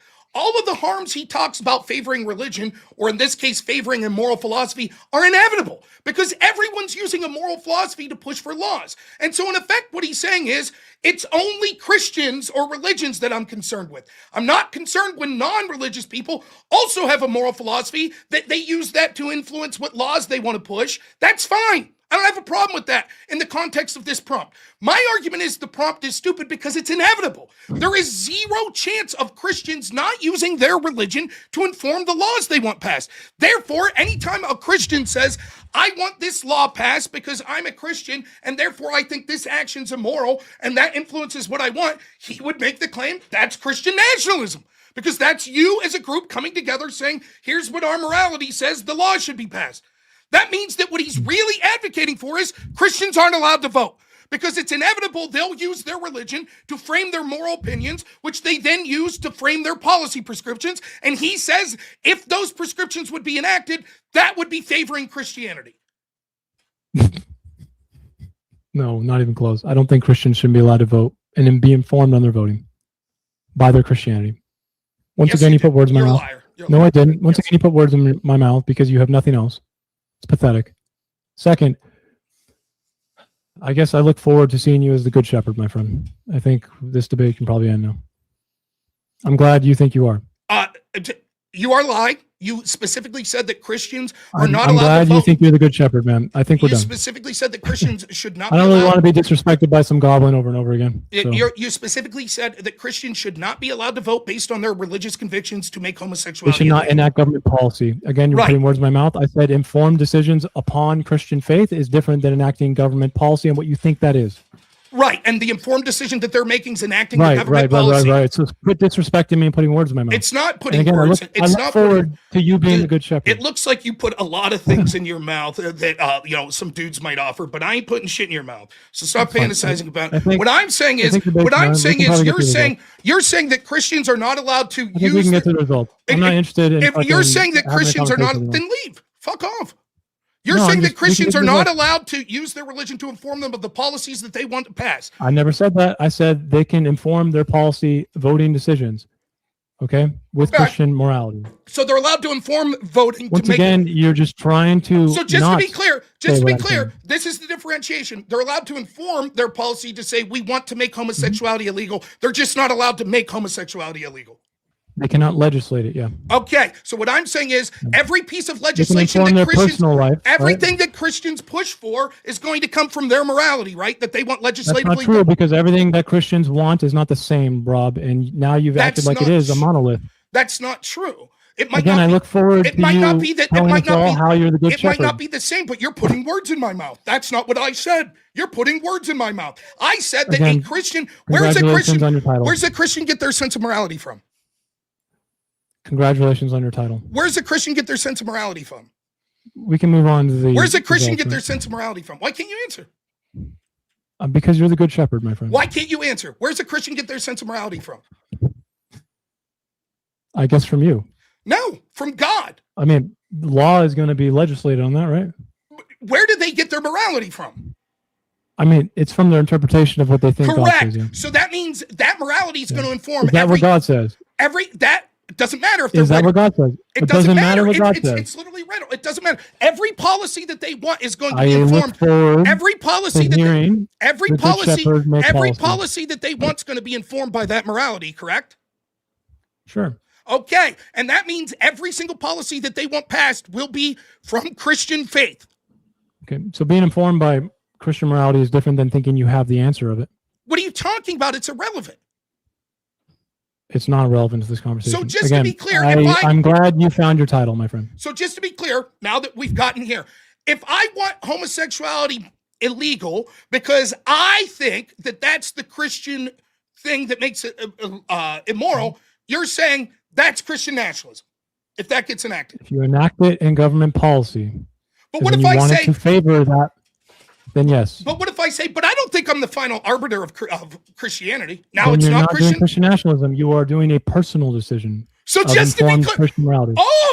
Excellent. So if Christians come together and admit, look, no human being could truly know the entire word of God. So none of us are the final arbiter, but we all want homosexuality banned. That's no longer Christian nationalism.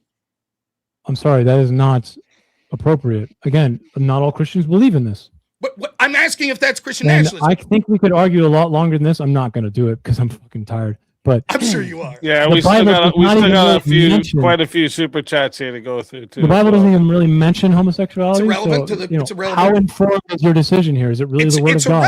It's irrelevant. You're saying you want to enact the word of God, right? I get a morality that I think comes from the word of God. Yes. God's word, or is it your word? It's starting to look more like yours. It is what I think the word of God is. Again, I like that you found your new calling. So just to be clear, because it's your interpretation that I could never actually know the word of God, then nothing I advocate for is really Christian nationalism. I think because it's not real Christianity. You actually know the exact word of God, dude. Okay, Don't you're you right. think- I don't. Therefore, nothing I ever advocate for could be Christian nationalism. Because No. I'm not the real Christian. You I don't can know still the real. personally be informed of what you think the word of God is. That's Right, not what which I'm is saying. my you can't argument. do. And every Christian gets their morality from that personal informed what you think the word of God is. Sure. So every So those are all policy, different. that's true. But every policy they So let's push, legislate it. Nice. every Good job. policy they push for and want legislated will be from Christianity. Yeah, let's legislate it, even though they're all different. It doesn't matter. Anything that they get What? passed will be from Christianity. Not your brand. True, but it or would still maybe, be sorry, someone's maybe it brand. might be your brand It would maybe be your someone's brand, brand. because they're all monolith. Yeah. No, I'm not. I'm admitting they're not a monolith. It doesn't So we matter. should It would still probably be let Christianity, do these things within the church, right? I don't. I just don't. I don't know what to say. Are you this obtuse? Yeah, I guess it is weird that you don't understand the word Let's secular. say me, you, and Speakeasy are all Christian, right? And we Mm-hmm. all three have. Speakeasy says, I think the top corporate tax rate should be 10% because over that, and I think it's theft. I say I think it should be 30 because under that, and it's not charitable enough, and over that, it's theft. And you say I think it should be 50 because anything under that's not charitable. All three of them come to that idea from our different interpretations of Christianity. Okay, got it? Sure. Yeah. But we all want it passed because of our morality of Christianity. So if one of us builds a coalition of like-minded Christians enough I to like get how our... you say that with so much confidence, ignoring all of history, man. It's so weird. If one of us build a coalition big enough of like-minded Christians to get that law passed, that's Christian nationalism, according to you. Yeah, fuck everyone who's not the majority, I guess. But if it passes, it was the majority. The majority does not represent all Christians. Okay, irrelevant. Wouldn't it still be Christian nationalism? So secularism allows for all Christian denominations But to again, equally. why Again, can't my you answer the prompt is question? more Would beneficial to that Christians. would that be Christian nationalism? My prompt is not, let's make it more beneficial for some Christians. My question is, would that be Christian nationalism? I'm sorry. You've kind of jumped. What were you asking? 10% for me, I'm a Christian. 30% tax rate says Speakeasy, he's a Christian. 50% says you. We're all Christian. Speakeasy builds a coalition big So enough of create- like-minded Christians. I can answer now. So if you make a law establishing favoring that 50% majority, right? Now you are doing Christian nationalism. You are now abdicating a separation of church and state. That means You are favoring one. Do you understand what I'm saying? That means that literally every policy that a Christian pushes for, you'll call Christian nationalism. Even a 50% Yes, tax if rate. it's on behalf of the state. Yes! You can still you can policy- vote for policies that don't need to have Christian doctrine enacting the state to do it, Rob.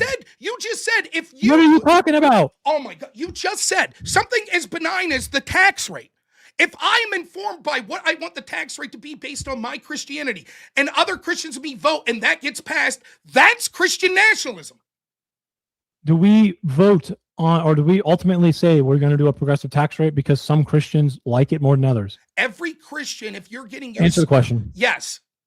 We do. That's we why have a Christians progressive tax rate because not economics. We have it because some Christians that like would be progressive tax rates.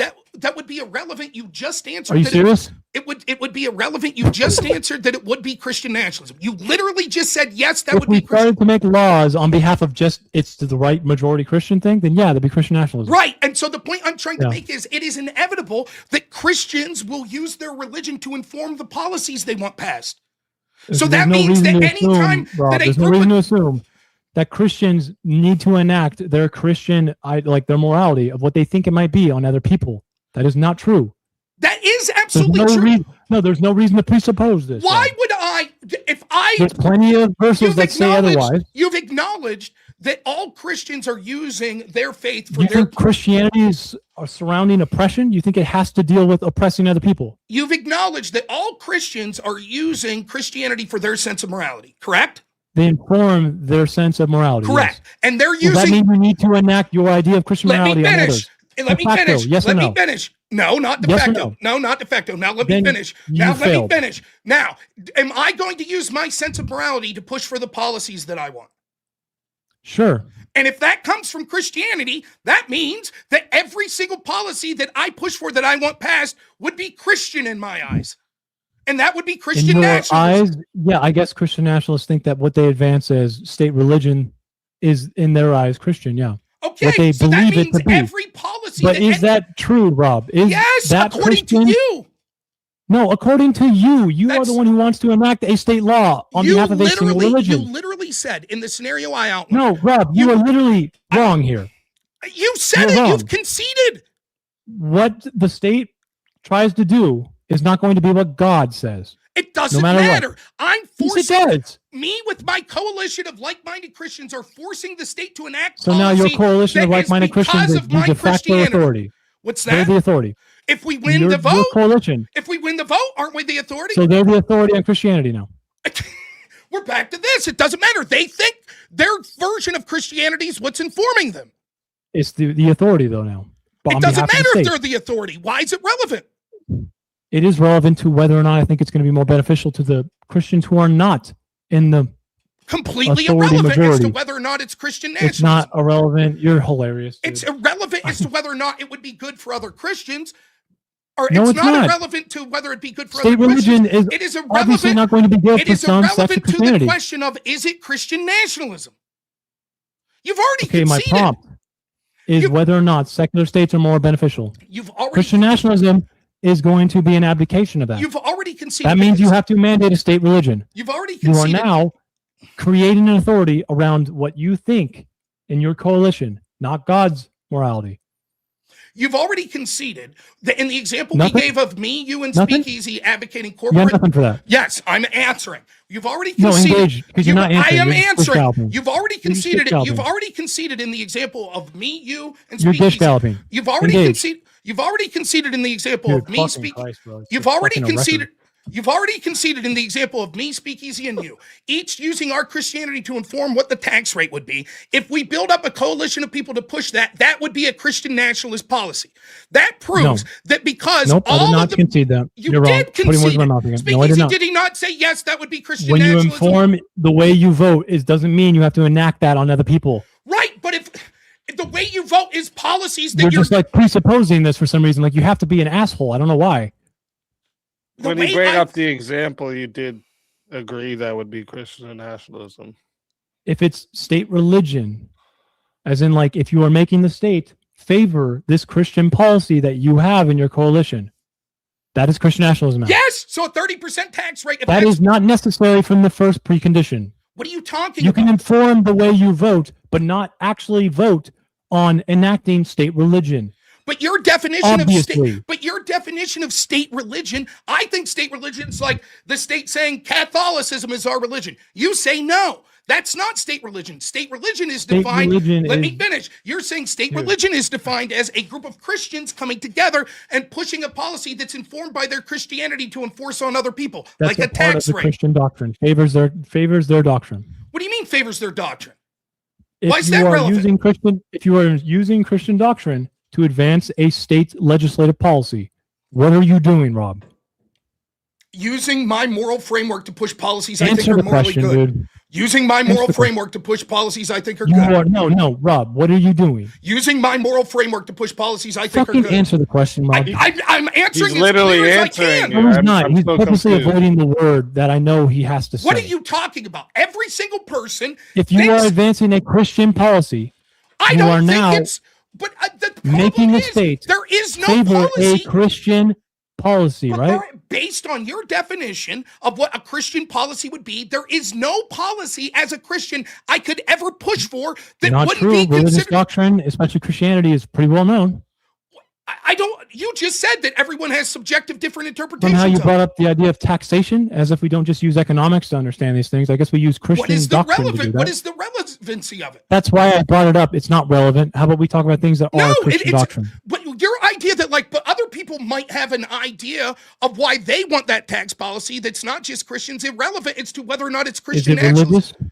There could be other reasons that people have. It's irrelevant to this point. So no, it is because secularism is about whether or not you inject religion into your government policy. And what I'm telling you is based on your definition, any policy that a Christian pushes for, because it will be informed by No, their it has to religion. be Let me doctrine. finish because it's You're informed- wrong. Let me finish because it's informed by their religion would be a Christian policy. Is it Christian doctrine? Yes. Does it favor a Christian religion? it favors my interpretation of what I think is So moral under tax a Christian. policy favors a religion. Wait, what? Does tax policy favor religion? You already conceded that policy would be Christian nationalism.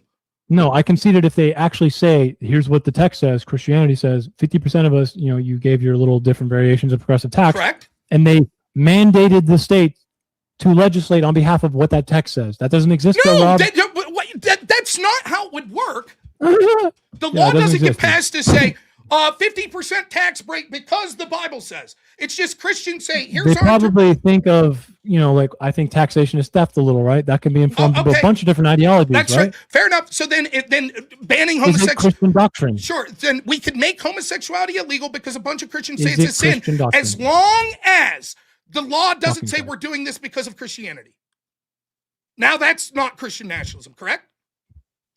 I guess not, but good luck doing that. What? So do you see the insanity of this? I guess it's just that simple, man. I've been this is a fun universe.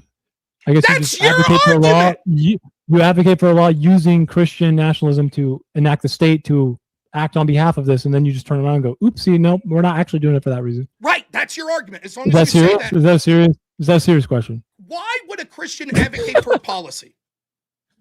Why would I advocate for a policy? Yeah. Why does any person advocate for a policy? You can actually advocate for many policies as a Christian and inform yourself of them via Christian morality, but know that this doesn't favor or legislate a state religion.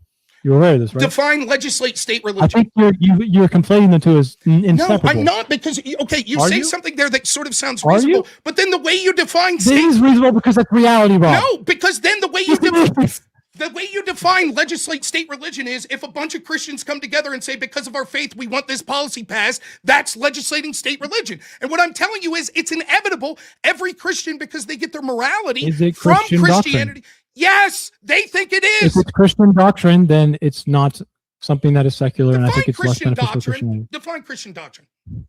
What's I Christian mean, doctrine? apparently it's going to be yours. Define right? what it you is. think it's Define that. what Christian doctrine is. You're I saying mean, that Christians. doctrine-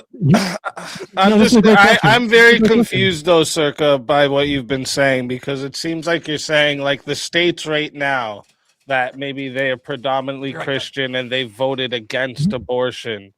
Those are state religions? I'm sorry, I don't understand what you're saying. Well, Christians vote against abortion in their state, say. So now abortion is illegal in their state. Is that now a state religion? Part of the state is not secularism is not a like binary, right? So it's a continuum. I'm advocating for secularism overall, but yes, secularism can decay and be turned into. Well, primary state. I'm asking a different question. My question is a yes or no answer. It is in a way state religion, Christian yeah. nationalism if a bunch of Christians that live in a certain state vote to not allow abortion? In this regard, yes, it would be a form of state religion and Christian nationalism. Yeah. Do you see what you're saying? What policy could Christians say because of my morality? Bro, you think it's a binary? You think it's a fucking on-off switch? Let me finish. Is it just one day of Christian nationalist, one day not? What the fuck are you talking about? No, Is it I'm a light saying switch in the room, Rob? Is it a light switch in the room? no. No, it's not. I'm What the saying- hell am I doing? That's right. You're the one saying it's a light switch in a room, not me. You're the one saying I did that. not. I just Yes, said that yes. secularism is a continuum, you idiot. You just No, walked away. what you're saying is, what I'm saying is, the obvious interpretation of what you're saying is because all of Christians' morality will come from their religion, and they're always going to use their morality on what policies to pass, that would That's a therefore claim. by default be a religious doctrine, and that would be Christian nationalism. So, for example, the think- abortion question, Sorry, you're like, just yes, a little that would be tangent. Christian A little- nationalism. A little tangent. You think all of the morality inside of every Christian is only informed by divine command theory? Yes, that's where they get their sense Are of you morality. serious? Yes. I mean, Where do this you is think kind of a Christians get their tangential, morality? irrelevant thing. Where do you I think mean, they get their? I pull my morality from many different places. You're not a Christian. I'm not. So I can still inform my morality from Christian beliefs. I think What's wrong with that? I think my computer may have crashed. Can you guys still hear me? Oh yeah, we hear you. You're just frozen. Okay. Well, we'll see. But no,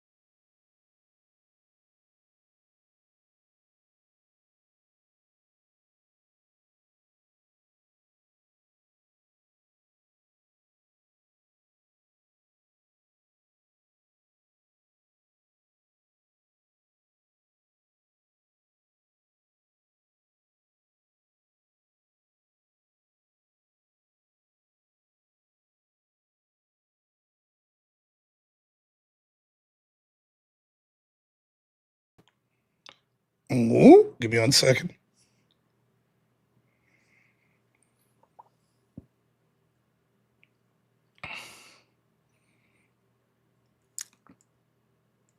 One second. Now, what you're saying, what I'm trying to say here, sorry about the computer crash. What you're saying, the logical entailment is that anything that is formed by Christianity or informed by Christianity itself becomes Christian nationalism, whether if it's literally tax rates, if it's abortion, because we have to. You're like, yeah, but I receive my morality from other senses. But Christians believe there's an objective truth. That's where our morality comes from.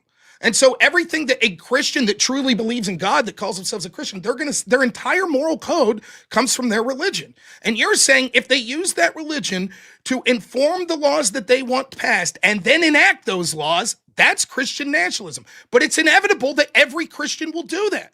They're always going to use their moral code, which comes from Christianity. What? Give me an example. You right now, do you think every Christian believes that they can legislate or they know what God wants? No. Okay, there you go. There's your Do you answer. think every Christian thinks their code of morality comes from God? I don't believe that it only comes from God. Okay, but do you think this is my Christians? opinion. Do you think Christians believe that? I think it seems like you do, so I'm not going to say you don't. I think that's that sort of part and parcel. That would be a little weird, right? Why would that be weird? If I said that you didn't, I'm like, I don't know what you think. Like, that's the whole thing. Like, truth. But like Christians Rob, believe in it is inappropriate to go on and say that every Christian believes that they know what God wants. That's not what I'm saying. I'm saying they don't want to be the authority. It's not, if you're a Christian, it doesn't mean you actually know how to be the authority, and that means legislating law. So then you're saying that because they don't want to be an authority, they shouldn't try to pass laws? No, a lot of Christians don't believe that they can act as God or act. That's true. I believe what God wants. Yes, I believe that. Okay, so why are we legislating it? So then why? Because we're literally are you telling should Christians be allowed to vote? We can push people away from the faith potentially. Should Christians mandate a religion that is wrong? Should Christians, or at least exclusive? Should Christians be allowed to vote? Absolutely. Okay, and when people vote, do they vote based on their code of morality and what policies they think would be best? They are informed by what they think. And do you think Christians probably is divine command theory? Do you think Christians are informed by their religion, their code of morality?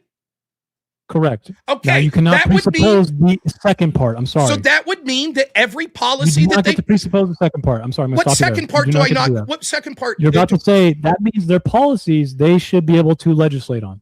No, that means that any policy that they want is a Christian policy in their mind. No, it doesn't. How is that not the case? You're not understanding what secularism is. Again, you can be a Christian who informs himself. I can be an atheist who informs myself with Christian morality and not be favoring a religion like Christianity when I vote, even though it has informed my decision making. You're informing your worldview. You're literally not understanding this. Let me pause. You're favoring your moral worldview, correct?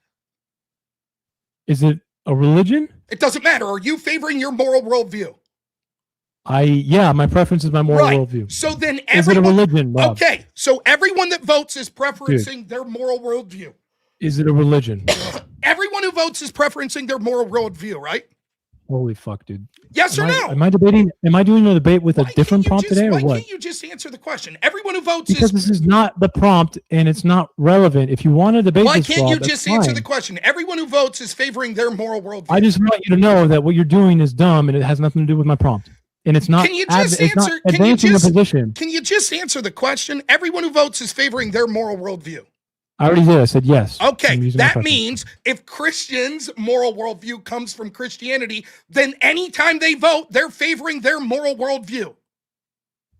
Okay, and not everything is going to favor Christianity. But it's always favoring their moral worldview, which comes from Christianity. No, it's not. I just told you I'm an atheist who can use Christian morality to inform my voting, which does not favor Christianity. It does not matter.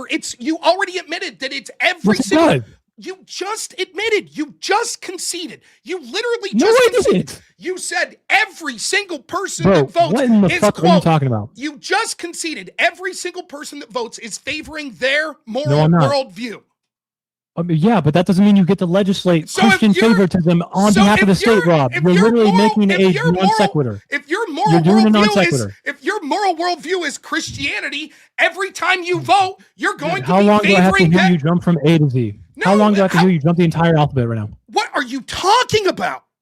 You're fucking crazy non sequitur. That's what I'm talking It's not a non sequitur. My point about. Yes, is, it is. I'm trying to make the point that Christians, under your interpretation, anytime a Christian votes, it's Christian nationalism. It's not favoring a state religion every time they It's make an favoring informed their voting moral decision. worldview, which is That Christianity. doesn't mean it is favoring a state religion. But you said state religion is favoring your It Christian doesn't mean it's worldview. favoring a state religion. But that's because, I'm sorry, that's yes, the it prompt. does. Holy shit. You define state religion. We already did, man. Yes, you said I define You want me to state do it religion again? as you promoting your religious It's a worldview. government or a governing principle or a government that uses a governing principle of enacting a favoring a certain style of religion or sect of religion and does not exercise the free doesn't do free exercise of clause or whatever. Okay, I mean- so then it's not just a sect of religion, it could be a religion as a whole, right? Yes. Okay, so then if Christians come together and vote for something and get it passed because of their moral worldview, which is Christianity, that is by That default doesn't Christian mean it's nationalism. favoring Christianity. Why You're wrong. wouldn't it be? It's favoring their Because worldview, you which can is use Christianity. Christianity to inform your decision making. That doesn't have to favor Christianity. But it favors Christianity as they see it. No, it doesn't, Rob. You're just That's- kind of connecting from A to Z So right then, now. name me a policy that would favor Christianity. How about why don't I name you a policy that can be informed by Christian morality that doesn't actually favor a state religion of Christianity? sure. Yeah? So how about like love thy neighbor, or using Christian morality to understand that freedom of religion is important. So not banishing Muslims. You can inform yourself of Christian morality by saying that other religions exist. And you should love thy neighbor. So wait. I can use So wait. Circle of So love wait. or love. Sorry, So circle of wait. love. If I vote, what is the law that says love thy neighbor? That I I'm can voting for? finish. I mean, you're already deflecting and changing to something else, right? Love thy neighbor is a Christian principle, right? Sure. Now, does that mean I'm trying to mandate a state religion if I actually inform myself of the way I'm voting in that? Yes or no? What's the law? Yes or no, Rob? I can't answer until I know what the law you're pushing for is. Fucking Christ. dude. What? How could I answer? Because the question is open-ended. It's, do I need to advance a state religion if I just vote with the information of that, as in loving thy neighbor? Let Is me that tell you why I'm advancing confused. Christianity as a state religion? If Yes or no? I'll tell you why I'm confused and why the Dude, just answer is answer not yes as or simple no. as yes or no. I'll tell Yes, you it why. is. It's that simple. Okay, I'll say no. Now I'll explain. Right. So now the reason we've is learned- the reason is this. If 70% of Christians come together and say, we want a law that says it's illegal to not love thy neighbor because Christianity tells us, is that Christian nationalism? If you're using Christian doctrine to advance this on the state level, then yes. Okay, so then when you were like, yes, it's simple, yes or no, it depends on what the law they're pushing is, right? No, because one is just informing yourself of a Christian principle, not advancing Christianity as a state religion. The other is explicitly, you just said, advancing a state religion legislation. It's not state What the religion. It fuck are says you the not reason. getting? It says What the fuck are you not getting, dude? It says the reason that I'm pushing for this is because of my morality, which comes You're from like religion. conflating the idea of informing yourself with Christian morality and then acting on what you think it is. That Always.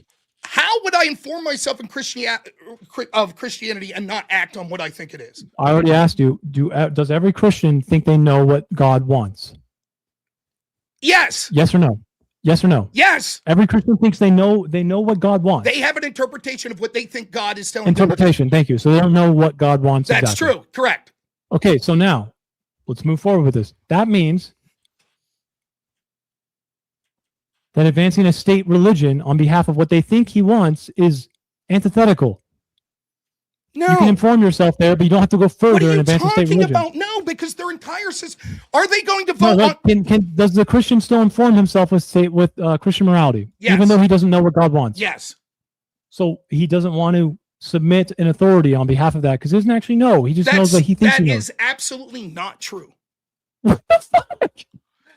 Dude, Come on. yes or no? Did you not concede that everyone is One pushing? person just informed themselves with Christianity, Wha- but they don't know what God wants. Yes or no? Did you not say that? Did you not just agree to both those premises? No.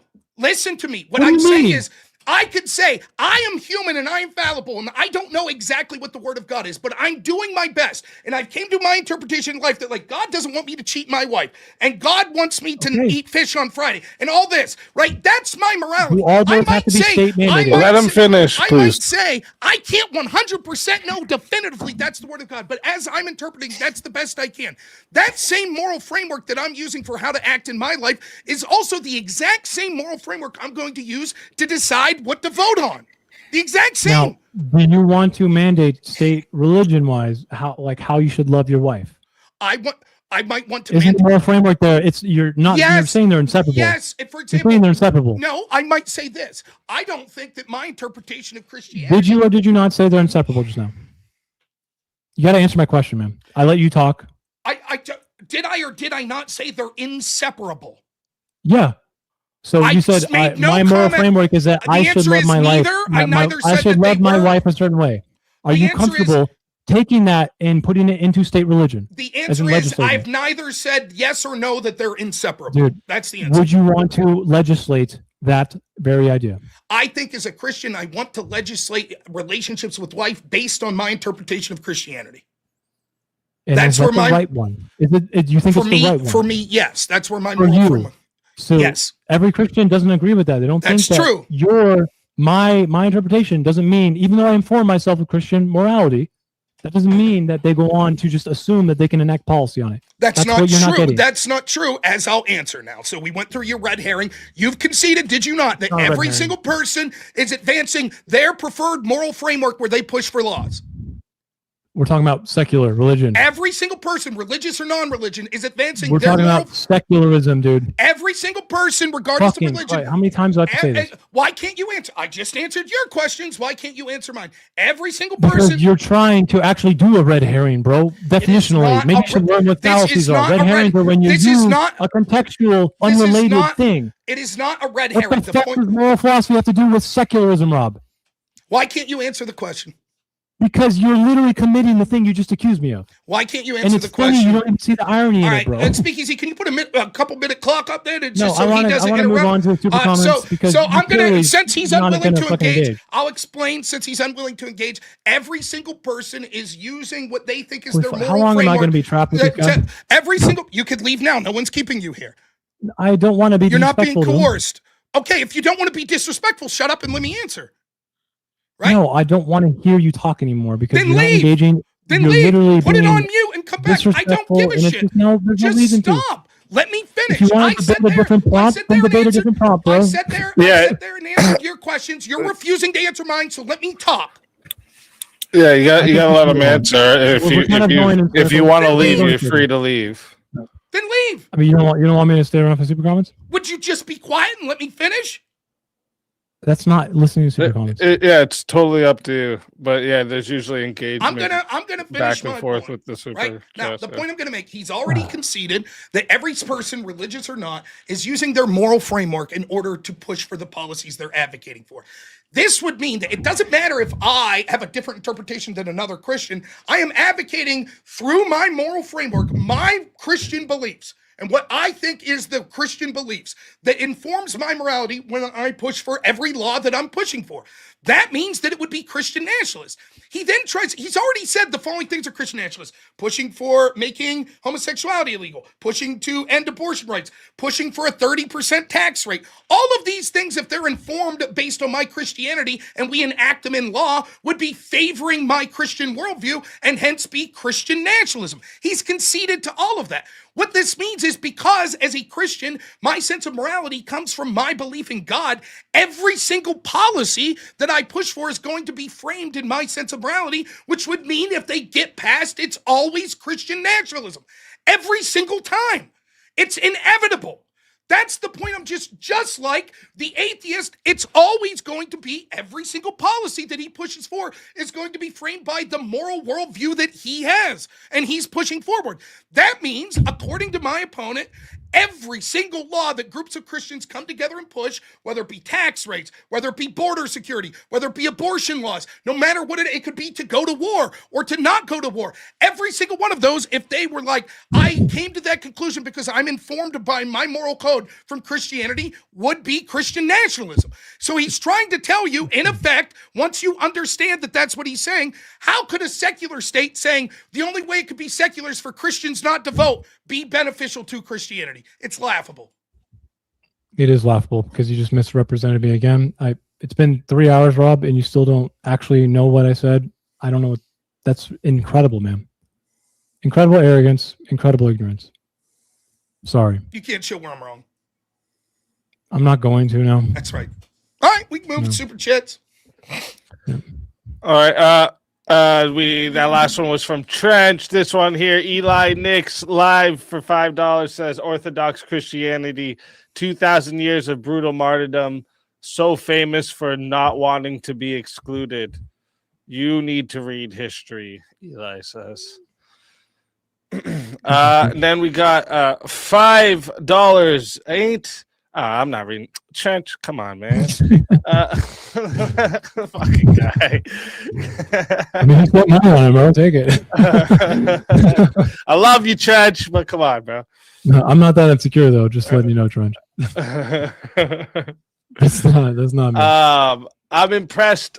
Trench says for $10. I'm impressed with Rob's patience. I would have crashed out already. Speakeasy would have had to yeet me, or I would have had to rage quit. Circa is a toxic female gaslighter. This is schizo ball torture. I agree.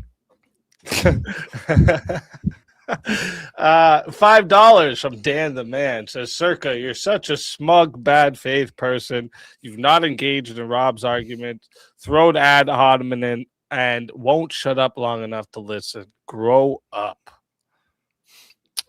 Disagree and agree. All right. Mr. B says, that's not only disrespectful to Rob, but to you, Speak. This dude thinks he runs the flow of your stream and is taking over moderation. I'll let you have the opinion on that. Well, thank you, Mr. B. I appreciate that very much. All right. I'm going to stay non-biased as much as I can. All right. Circa is the dumbest, but acts like such a condescending, unlikable person. No one likes you. What I want to say is much more harsh, but YouTube won't let me. W Rob and W Easy. Thank you very much, Cool Vic. Well, I'm sure you guys will catch the review of this on Cool Vic's at some point. He does reviews. I'll actually yes, watch he it. does very good debate reviews. So go check it out after. I will. Eli Nix comes in for $2. Says Rob's CN will legislate ethics, not theology. I'm fine doing that, but the debate is about religion.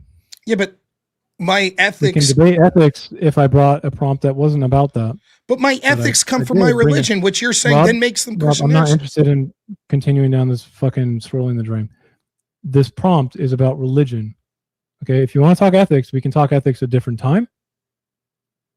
But Right? but if I may, this is why this is kind of hearing that kind of confusing Literal as a word. viewer. As a viewer, almost every time you were asked like an example of like Christians just pushing for some type of legislations, It doesn't have you to be had Christian. said that would be like Christian nationalism. And like as a viewer listening to this, if I was to put it like in the smallest sentence possible, it sounds like you're saying Christians should not take part in democracy. Absolutely not. If that's what people think, then I encourage them to listen a little harder. But then wouldn't democracy allow for Christians to vote for the things that they think Enacting should be Christian policy? doctrine. But that's not, Rob had brought up like abortion, other things, and you said that would be Christian nationalism. That's why it's confusing to me even listening. I was like, I can't abortion even in grasp a particular? hold of what you're saying it is. Okay, I mean, so Okay.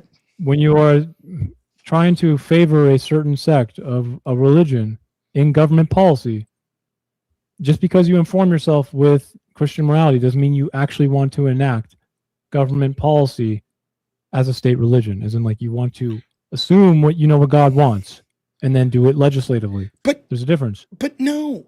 But What do you mean, but no? because you say it that way and it's like, oh, I get it. And then it's like, oh, by the way, can you define state religion? And you're like, well, here's an example of what state religion would be. If Christians want a 30% tax rate, that's state religion. That's not what I said, Rob. I'm not interested in you putting words in my mouth. Yes or no? Did I'm you past say? that. Did I'm you past say? that? We can move on. Did I'm you sorry, say yes or I'm no? not Did doing it you again. say? I'm not doing it again, Rob. Yeah, why? You keep putting words in my mouth. I'm not There's no putting reason words. for me to You engage with said that. it. Every one of us heard it. Yes, you are, bro. Every one of us heard it. I said not the 30% tax itself. I said if they're doing it because of Christian doctrine, as in like an authoritative reason within the text, which most of them don't agree on usury laws, by the way, Rob. Do you know that? Yes.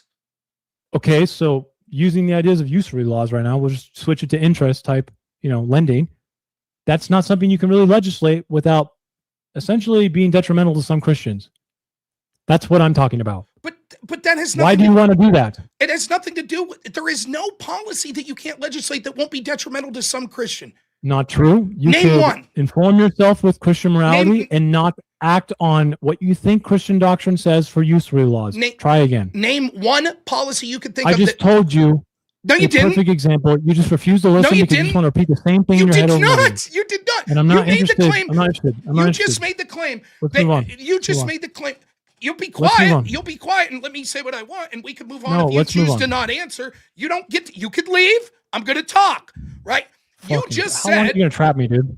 Let him answer, and then we can move on. The more you interrupt, we can't move on, right? You don't have to answer.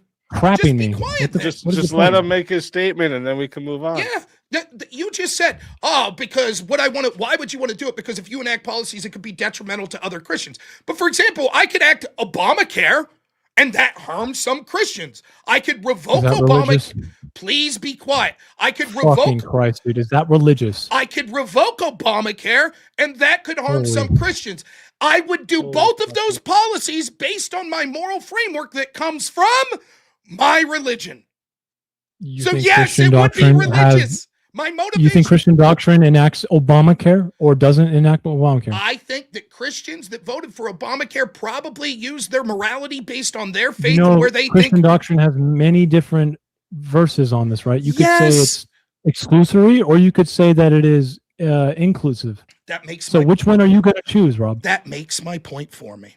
Thank you. No, it doesn't. It means that you're now mandating a state religion and excluding people because you have to choose. You just refuse to accept that. I'm telling you that Christians get their. You could choose a part of the Bible that says that we should give health care to all. You can also choose a part of the Bible that says that we should deny it to all, depending on what verse you choose. Are you saying that policies that lined up with Christianity are state religion? Is that what's going on here? I'm just absolutely not. It's when you try and enact what you think, because the Bible is interpretation, right? You're interpreting it. You don't know what the person who wrote it actually said. Correct? You can never know. You don't know. It's also not the word of God. Doesn't claim to be. So when you try to enact legislation on behalf of the Bible, you're doing something, in my opinion, inerrant. But again, does my morality come from the Bible? You inform yourself from it, yes. Okay, so seeing as how that's the case, everything that I'm going to push for that follows in through my morality comes from the Bible. Everything. So which verse are you going to choose to enact global free healthcare for everyone, or deny it? It doesn't matter if I have a specific verse. What the matters problem is when you use Christian authoritative text to try and say that you know what it is. Again, it doesn't matter if I officially say I know what it is. What matters is it is inevitable because I'm a Christian. When you make the law, you are saying you know what it is, dude. I'm sorry. I'm sorry. When you make the law, you are saying a specific one. Please be fucking quiet. Please just be quiet. Dude, I'm not. You're trapping me. Please shut the fuck up, man. Just shut the fuck up. You're picking one when you legislate it, Rob. You cannot deny that. I'm sorry. Okay, so let Rob answer now, right? All Christians will get their morality from the Bible and from the Word of God. You might say, well, I think you're picking and choosing this passage, or you're not looking at this passage. That's true. You could say all of that. But inevitably, when they vote for a policy, they're picking one. And because they're saying, I'm picking this policy from my morality, and that morality comes from Christianity, you would say that that has to be Christian nationalism. Which Christianity does it come from? It doesn't matter. Mine. Which verse are you going to use? It doesn't matter. I could use whatever verse I want. It's my Christianity. It doesn't matter? Okay, we can It's move on. He's irrelevant right. to this question because the point is, Move on. like, again, you're in a double bind with this. If Oh my that's your fucking argument, God. then nothing's Christian nationalism because there is no real Christianity. No, it's And you're not. like, Stop putting words in you my mouth. said, well, no. If people think they're doing it because they're Bible, then that makes it Christian nationalism. My argument is, yes, all Christians get their morality from the Bible. Therefore, if they're voting based on their morality for specific policies, that would make the reason they're voting for those policies their morality, which they get from Christianity. So, for example, you could talk to someone who's a Christian that's for a big welfare state, and they might say, that's because I think that the Bible teaches us we should be giving.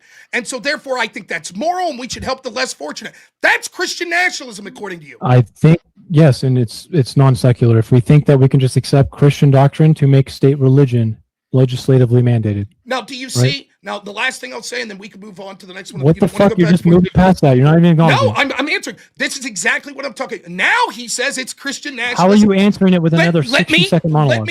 Now he's saying that it's Holy fuck, bro. Now he's saying it's Christian nationalism How for a fucking Christian long, to vote for welfare because they're informed to be generous to others from their Christianity. He says, yes, that would be Christian nationalism. Again, can you name me a policy that a Christian would vote for that's not informed by their morality? He can't. He already acknowledged that everyone that votes is voting based on their morality. Not every policy is going to favor one religion over another. It doesn't matter. You just said it yes, doesn't. It does. That's exactly what secularism you is. Literally Congratulations. just. We're circled again. Does welfare favor one religion over another?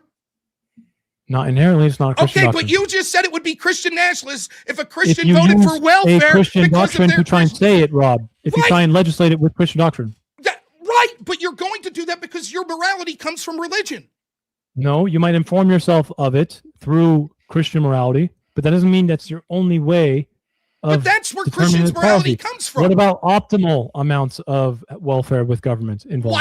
Why would optimal be something we Do should all prefer? Christians only use biblical doctrines when they think about welfare, or do they use different ideologies? If Christians believe that... Sorry, answer the question. Yes, they all do it There through you go. You're fucked. morality. They do it through their morality. All of their morality comes from They don't the use word of like God. ideology like economics or like, laissez-faire economics, none of that. So what would be the goal with using laissez-faire Capitalism, economics? maybe. Okay, None what of would that? be the goal using capitalism? Is that inherently a Christian doctrine? No, what would be the goal of using capitalism? No, it's not. What's the end goal of using capitalism? To do what? Capitalism is a system. It's not to be Christian doctrine. But to do what? Why would a person want to use capitalism? To do what? Inform their opinion on how they think the economy would run well. Well, to run well. Define what well is. Yeah. Define well. Optimal. Produce good outcome. Good. Define good.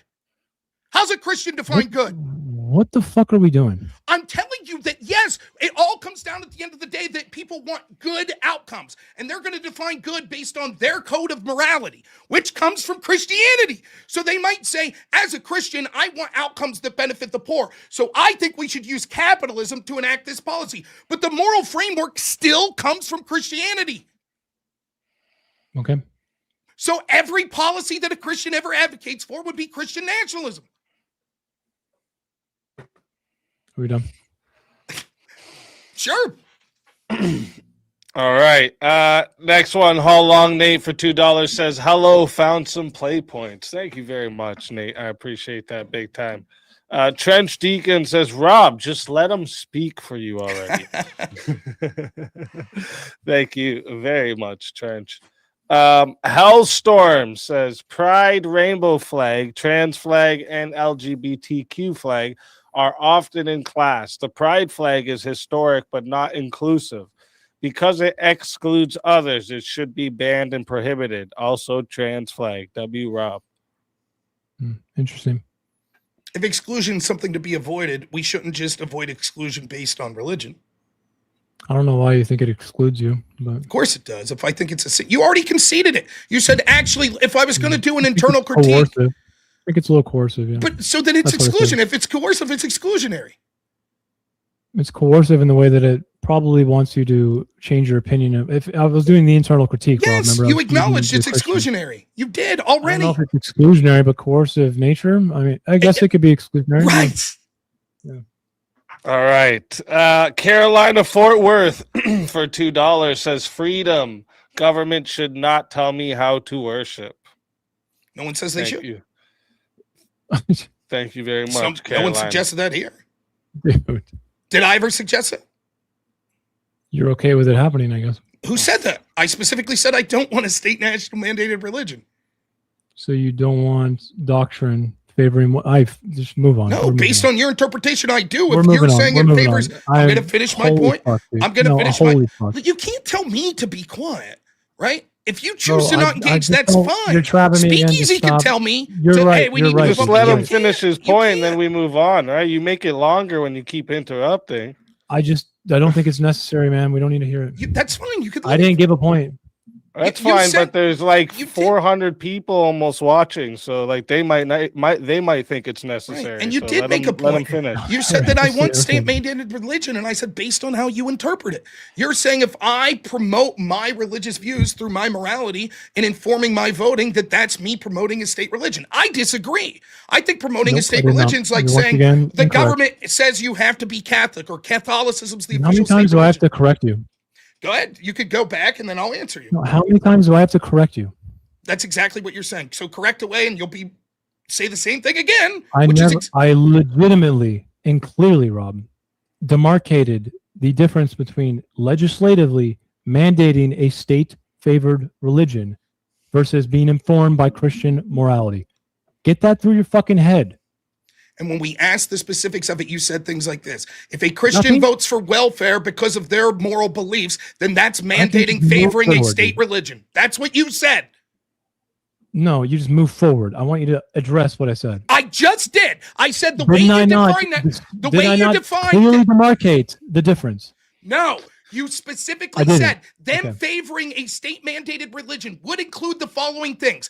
If a Holy Christian fuck. informs their morality from the Bible and says that it tells them to be charitable to others, therefore they vote for welfare, that would be Christian nationalism. That's what Nope, you I did said. not. You're wrong. Sorry. You Let's did just say agree to that. disagree. Circa, No, I you, didn't, Rob. You just you You told even- me. said it. Circa, you did answer this like this, and No, I I even did not asked like to that. try to be clear. If a bunch of Christians vote against abortion because they believe that every human If they bears the try to image of instill a God, specific wait, Christian if doctrine, a bunch of Christians, because they believe every human bears the image of God, votes against abortion, is that Christian nationalism? if they use Christian doctrine to try and do it, I just said it. They all believe that everyone bears the image of God. That's written in the Bible. They believe this. You're now So that would be it, yeah, because you're favoring. So that would be a- Christian nationalism. So a bunch of Christians voting for a policy based off their morals is Christian nationalism. No, it's not. It's not Christian just doctrine said because yes. they inform them. No, because informing yourself in Christian morality is not Christian to listen doctrine. to. No, speak easy.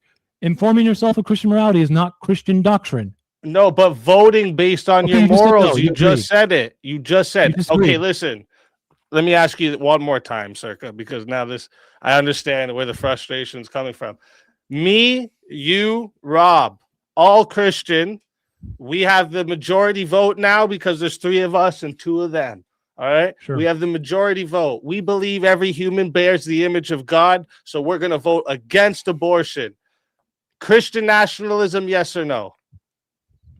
If you enact a state policy legislatively, yes. Okay, so if the policy is no abortion, then that means Christian Do you nationalism, have right? to try and enact a state religion, or can you keep this Christian morality information to yourself? Wait a minute. So as long as I don't publicly say No, Rob, stop. You're interrupting me now. You're not required to try and enact legislation on what you think it might be. Huh? Wait, I'm so Why are we confused. assuming? Why are we assuming that you have to enact a state legislative process on this? I didn't say anything about have to or anything. I just asked. Well, very that's the simply, Christian Circa, nationalist part. so that we can get the Christian nationalist and state religion. Is it a state Enacting religion a if legislative 3 of us policy vote is- against 2 Oh for my God. abortion to be banned? Holy fuck, dude. If you're enacting the Christian nationalist part is when you try to enact the legislative process. You can inform yourself actually without any voting happening or trying to make the state do what you want. Right? So let me be clear. Can I steel man this? You tell me if I'm wrong. We You could are not say very good at us steel 3 manning, in so this let's not do example. that. Please let me finish. In this example, us 3 could come together and say abortion is wrong and it should be illegal. We just can't vote to have the state do it. Once we vote to have Never the state said- make abortion illegal, now it's Christian nationalism. It is Christian nationalism the moment you try to do that, yes. That's exactly what my point's been the whole time. That's what you're saying, and you keep saying, no, I'm not saying no, that. No, it's not. You were saying informing yourself of Christian morality. No, that's not the same, is it? Informing yourself and then voting for those preferences. I'm sorry, is that a compound phrase? Does it require voting? But wait, does it require voting? That's what he was talking about. He said inform his vote off his morals. I don't know. You can inform yourself. Now I feel like you're trolling. This is getting crazy. No, I'm not trolling. I'm not, because you don't actually have to vote to enact legislative policy. Okay? What? And the reason for this is because when you do that, Rob, you have to choose something. Abortion is not really in the Bible, by the way. But again, like the problem is, I said that the fundamental. Listen, the fundamental problem I said with your position is what you're really saying is Christians should not be involved in the democratic process because every time they vote for something, that's Christian nationalism. And now you're like, no. And then when it comes down to brass tacks, you're like, see, what I'm saying is Christians are allowed to look at the Bible and say, this is moral and this is immoral. But as soon as they vote for what they think's moral and immoral, now it's Christian nationalism. In other words, what you're saying, let me finish. In other words, what you're saying is Christians must reject being part of the governmental systems. Because as soon as they start to vote for their morality based on their religion, that becomes Christian nationalism. Putting words in my mouth. I never mentioned that. I mean, I don't know what to say. Do you really think that Speakeasy and everyone else that's listening is confused? I don't because we're liars or we're assholes? I don't inform my opinions for other people. You should try it. You're debating for an audience. You should try it. I am. And if everyone in the audience says we can't understand you, we don't know what the fuck you're saying, there's probably something wrong with me. That's okay with me. I understand what the psychological term here is. I understand the psychological effect. Just know that your example here, okay, is not good. You're putting words in my mouth and it's wrong. What words did I put in your mouth? I never said that Christians can't vote. Okay, how can Christians vote? How can Christians vote? Yes. They can vote. They don't have to vote to enact a state religion, my friend. They don't have to favor their own religion when they vote. But abortion law, but you just said, we're moving on. Right, but again, you just said state religion would be voting to make abortion illegal. That's state religion. Yeah, and where does the Bible say abortion is wrong? That's irrelevant. How is that irrelevant to what you just said? Because the hypothetical that Speakeasy said was... answer the question. Where is the Bible say abortion is wrong? It's irrelevant to this situation because... No, it's not, because you're just using your vibes and fifis to fucking legislate. All humans bear the image of God. That's where it says it. Just let me write it out for you. Maybe if you read this sentence, it'll help. Bunch of Christians get together, use their morals to vote for no abortion. Christian nationalism, yes or no? It's Christian nationalism. Yes or no? Yes or no, please, Circa, so I can be clarified in my head. This is not hard. Yes, I know it's not hard. Yes is a three-letter word. No is a two-letter word. Which one? Yes or no, and then explain. Circa, please, bro. Yes or no? It's yes if you try to do it through the state.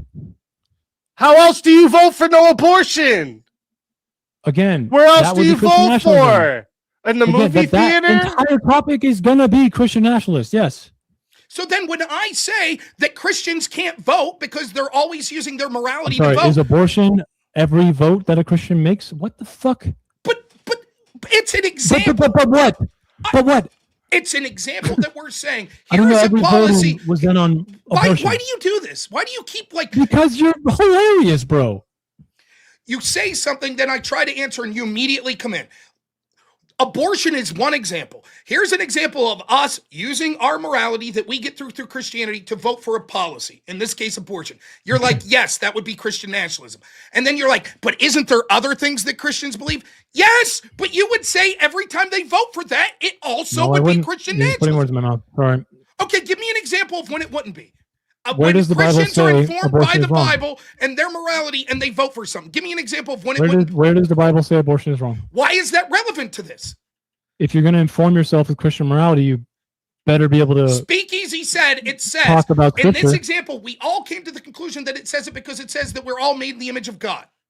I'm sorry, that's your words though, right? That's your words. That's what Speakeasy said, the hypothetical was. I'm sorry, is that what God says? Is that what the Bible says? The Bible says at parts that we're made in the image of God, yes. That doesn't mean anything about abortion. What is the relevance to this anyways? If you're going to legislate what you think the Bible says on abortion, don't you think the Bible should mention abortion? Okay, fair enough. So then the Bible doesn't mention What do you abortion. mean fair enough? No, wait, I'm conceding. The Bible doesn't mention abortion, therefore this can't be a Christian nationalist policy, correct? It's your vibes and fifis policy. But it's not Christian nationalism. I'm sorry, what? You're using what you think it is. Speakeasy, can you put that quote back up there? You're using what you think it is. You're trying to enact a state religion that you think it is. So a bunch of Christians get together and use their morals to vote for abortion. That's not Christian. Let me finish. That's not Christian. That's not Christian nationalism because the Bible never says anything about abortion. Or is it Christian nationalism? No, that's not what I said. Is it Christian nationalism? Christian nationalism without actually trying to do what the Bible actually says. So then what's the point of you saying, well, but listen, me and Speakeasy are like, do you realize this is saying... You just conceded, bro. Let me finish. Let me finish. Do you realize this is what just said? We see this and we're like, so yes, name me a policy then that a Christian using their moral framework that they get through Christianity could vote for that wouldn't be Christian nationalism. Your response is, no, where does the... Let me finish. Your response is, let me finish. Your response is, let me finish. Your response is, where does the Bible talk about abortion? What is the relevancy? If you're like, well, you're wrong. The Bible doesn't talk about abortion, but it's still Christian nationalism. Rob, would be accidentally trying to assume that you know what Christianity wants and needs, or that you know Christian morality. You're now legislatively being authoritative on it, and it's not even in the Bible. Okay, isn't that dangerous? You could say that, but my question is, wouldn't that be Christian nationalism, bro? But wouldn't that be true of every position that Christians vote for that they come through a moral framework? No, I'm not interested in money. Give me an example of one it wouldn't. Move on. Give me an example of one where it wouldn't. No, I want to move on. I'm not interested in muddying the water. I mean, you're right. So stop saying I'm putting words in your mouth when I'm articulating clearly that you're saying that anytime Christians vote based on their morality, it's Christian nationalism. That's definitely not what I said. Yes, so, you can't give one example. No, congratulations, you fucked it again. It's really impressive. I don't know what to say. I legitimately I know, don't it's know really if you're weird, a troll. bro. I don't know if you're I know a you're troll trapping or one me. of the Let's just dumbest continue. people. Let's continue. I mean, I apologize that I got so frustrated. The constant interruptions and this level of I stupidity. don't accept it. I mean, I don't know what to say. It's remarkable. It's a remarkable level of stupidity. I just don't get it. Oh my fucking God. And this is what I'm saying. Just one last thing I'll say, and then we go to the next. That's fine. No, to no the more, audience, no more. You don't have to listen. I'm talking to the audience. To the audience. You see what I mean when I said that, like, so much of atheists will tell you, as a Christian, here's what's good for you, Christianity. You see the bullshit that we're dealing with. I mean, literally never said that. Take it at face value what we're witnessing here. Literally never said that, Rob. You're fucking pathetic. Re-examination show sends in $5 to say non-circuitor. Non-circuitor, that's funny. Very pathetic. Thank you, re-examination. Birdie the dog sends in $5 to say W speak easy. Thank you, Birdie the dog. I appreciate that big time. $5 comes in from Darth Grumpy Dad. Says, Circa, how would you feel if you hadn't had breakfast this morning? I did, so I can't really tell you. True. $2 comes in from Re-examination Show. Atheism, super neutral to religion, you guys. It is. I want Rob to be able to practice his Christianity freely. Except just not vote. Yeah, no. Am I allowed to vote for abortion being illegal? Or is that Christian nationalism? That would be Christian nationalism. All right. There you have it. Yeah, I didn't know the faith revolved around you trying to enact a doctrine of what you think Christianity is. So. Name me one thing that I could vote for that would be Christian nationalism. Pathetic. Keep going. I mean, I don't know what to say. Like, speaking. What else are we going to legislate? I mean, for fuck's sakes, you see what I'm saying here, right? I mean, holy fuck. I have been super confused. I can't lie. It's been hard to like. Here's the thing. Everything we've talked about, every single example we've talked about voting for as a Christian, every single one he said is Christian nationalism. Everything from abortion, gay rights, you're assuming that all of Christian morality is assumed to be favoring Christianity on behalf of the state, which is not true. Audience, you can talk after I'm done. Every single one of these, he says that a Christian can't vote on because it's Christian nationalism. Abortion, gay rights or gay marriage, progressive tax rates, welfare. to vote on any of those as a Christian is Christian None of nationalism. that's true. Every single policy we've talked about, he says Christian nationalists if Christians vote for. None of that's But true. hypothetically, Let him finish. there's some policy out there that he can't name that a Christian could vote on that wouldn't be Christian nationalism. He just can't name it. Let's move on. All right. Carolina in Fort Worth for another $2 says Mennonites say no pants for girls. Make that a law? I think Would this it is be for a you, Rob. Mennonite state if they voted it in? I mean, what if the majority wanted it? What if the majority of atheists want it? Okay, I mean, I probably said it's wrong. Okay. So, like, yeah, these, like, and I think this Audience member- We don't have to continue. Let's go, this let's audience go. member, I think fundamentally, I mean, my goodness, the audience person asks a question, I'm responding, and you're flipping out. You Okay, could leave. let's go. No one's holding you here. Leave. Jeez, oh man. So where I think you're getting it wrong, Carolyn, is we're not saying that everything that religious people believe should be enshrined in law. In fact, I said this, the Ten Commandments says, honor thy mother and father. I'm not saying that that should be enshrined in law. The problem is, it's clear that what my opponent is defining is this, says that we couldn't vote on anything. So not only could we vote on a law that says no pants for girls, I can't vote on abortion. I can't vote on gay rights. I can't vote on a welfare state. I can't vote on the border. All of that's informed by my Christianity. So it's clear that his position on this is wrong because on one hand, we're saying, look, we should be allowed as Christians to use our moral framework to tell us which policies we should push for, right? And on the other hand, my opponent's saying, no, because your moral framework's endemic in everything you think and every policy you'd want, you can't vote. So clearly the one being more authoritarian here, and specifically when the prompt's about being beneficial to Christians, the guy saying my secularism means Christians can't vote, it's clearly worse for Christians.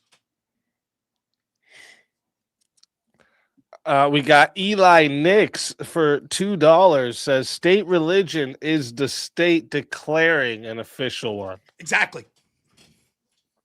I'm against it. He says no. He keeps saying state religion's doing things like voting to outlaw abortion is state religion. Wow. All right. I mean, you can preference a religion over the others and de facto create an official religion, but All right. I guess we can Five. just do a sleight of hand. Oh, sorry. Did you want to keep going? I guess we can just do a sleight of hand. Just oopsies. I didn't actually say it. I mean, No, when you did. You did. No, I didn't, Rob. Shut up. Oh my fucking You God. said that every single policy that we've talked When about. you if make a Christian- policy on behalf of a state that's favoring the religion, you are now officially, because it's a law, Rob. Laws are official by the state. Wow, incredible. all You are laws now are favoring a certain religion. all laws are Congratulations. all laws are by the state, correct? They're official. So all And if laws they are by the favor state. one religion over the other, All okay. All then lo- you are just- then just favoring a de facto one state Answer religion. the question. All laws are by I the did. state. Let's move on. All laws are by the state. He won't answer. He'll Move say on, yes please. if he was Jesus good fucking faith. Christ. Therefore, the only 12 part o'clock. we're concerned is his Okay, just favor. let him finish. and The we only can part move we're on. concerned about is the favoring one religion over another, because anytime we're voting, it's through the state, right? And he says it's favoring one religion over another. dude. If you use your Christianity to inform a policy you times do I want have to say passed. that's not For what I said? example, he says that if you vote to make abortion illegal, that's favoring one religion over another. Therefore, you shouldn't be allowed to vote on it. That's his argument. If you vote for a welfare state because it's informed by your Christianity, that's favoring your religion over another. Therefore, you shouldn't be allowed to vote on it. It's favoring your version of Christian ethics, which is not in the Bible. Correct. Rob. So that would be Christian So nationalism. that is bad. That's bad. There you go. Why are you arguing? Just say, yep, that's actually what I believe. Why do you I don't keep saying think Christian no? nationalism is And then good, we go like through my it and you're prompt. like, well, yeah, that is what I mean. Jesus Christ. Let's move on again. All right. Hman for $5 says, have we defined what's beneficial and by what metric it can be universally applied? Not sure an ungrounded secular humanist can actually do this. We tried, and it wasn't going anywhere. Like, for example, one part just Probably not long. because it's not relevant to this conversation. Well, so. yes. What's the prompt Also, that you don't says? even know if I'm a secular humanist, and it's Can kind you, of arrogant and ignorant. Speakeasy, again can you to lower assume that of me. the monetary thing there Is just so it we can see not? the prompt? Rob? I never really assumed your position, right? It is. It is. Well, the prompt does have. It says the word beneficial, and so the question's no, like secular humanist. Well, he's implying he's you're a secular humanist. That might be wrong, but what I'm saying is, have we defined what beneficial is? And I'm saying, well, we tried, but no, we were incapable of doing that. That's important, seeing as how that's in your prompt. The beneficial part of this is that it doesn't exclude Christians, right? And the state starts to favor a certain type of Christianity. So the only beneficial we got was exclusion, and we went through an hour on how the current system that doesn't allow any Christianity, including you can't vote on abortion, is more exclusion. That's why they left the Church of England. That way they could escape exclusion? Not persecution, right? You're saying that a secular state would mean that Christians can't vote on abortion, correct? No, I'm not, dude. Yeah, Yes. No, I'm not. I mean, Speakeasy made this as clear as day, and you answered affirmatively 3 fucking times. You're missing the end point of that, which is using Christian doctrine to try and say that. And the truth is that you could actually vote on abortion using non-Christian doctrine. How? I'm sure someone could think of it. They can think of this as non-Christian. They can come to the conclusion that a fetus is a person that has personhood without religion at all. By the way, dude. But we define what is good. Sorry, you need to continue your fucking argument. No, but we are all going to vote based on our morality. Like the very reason. You just avoided what I fucking said. I'm so fucking over this. Dude. Listen. Yes, you did. So let me explain something real quick. You can shut up because you're just going to interrupt 50 times. You can shut up. You're just going to interrupt 50 times. So I'll explain this because to you literally just audience. fucking ramble, bro. So like in policy debate, what we'd see is there's like different stages of an argument. So like if you had a disadvantage, let's say Speakeasy, you were like, here's my plan. I might have a disadvantage, and it would say, you say, my plan is we should enact Obamacare. I would have something called uniqueness, the way it is. So the economy's good now. Link, how your plan affects that. That's the link, right? So the link would be, your plan hurts the economy. Impact, hurting the economy causes war. You get it? Uniqueness, the way things are. Link, how the plan changes it. Impact, why that's bad. Okay, arguments. So what we need to see is you can always go one step further on an impact, right? Like, for example, I could say that the impact is it causes war. But Speakeasy might retort to that and say, but war is good because humans are bad, so let's eliminate them all. And I could say, but you see, we could keep going further with impacts, right? That's the same thing that we see happening here, right? So he'll say, well, hypothetically, you could decide that it is good to vote against abortion through non-religious means because you think that that baby has personhood. But why does personhood matter? Because it has to be something that you would want to preserve under your moral framework. And where are Christians getting their moral framework? Christianity.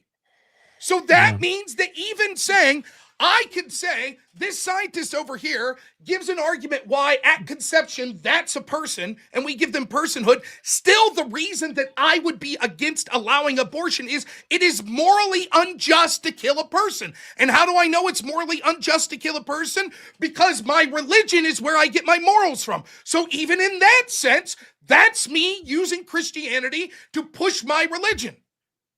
Except the Bible doesn't actually say irrelevant. You said all that matters is I think that it does. Oh my fucking God. You really think that's irrelevant to what you just said? Yes. We already went through this loop. Incredible. We went through the loop. I said, therefore nothing's Christian nationalist, right? Because the Bible doesn't say it. You said, no, it's still Christian nationalist because you're interpreting the Bible that way. Right. What's the next super comment? Should we allow murder? The Bible is against it. I think no. That sounds pretty Christian nationalist to me. It existed before Christian faith, actually. It's Old Testament, right? Isn't that Jewish? Actually, it's before that too, Rob. Do I need to remind you of history again, or what? So is that inherently a Christian thing? Well, there's a lot of pre-societies. Is it or is it not? I don't know if the first time. Hammurabi's Code may have been. Hammurabi Code is where it comes from. Is it? Okay. Do you know that? Eastern Eurasian communities? Yes, I am very aware of this. Okay, so just let's say that that's true. But it is really telling to think that you actually know that it is Christian nationalism. It's the first thing you said. It's hilarious. Because you're saying, let me really explain why. This comes from Christianity? It's not even in the New Testament. Okay, so this is why I said that, right? Because according to your interpretation, why do you think I think murder is bad? Apparently, it's Christian nationalism. Why do you think I think murder is bad? Why do you think I have that belief? Where's my Probably morality? from the Old Testament. It's the Bible, my Christianity, my religion. Jewish. Yeah, it's Jewish. My religion. I don't know if you do Judeo-Christian, this. This is going to blow your mind. Christians also believe in the Old Testament. Blow your mind there, Parts. I know. Okay, Parts, so my religion. So if I want to vote against allowing murder because of my Christian beliefs, is that Christian nationalism? No.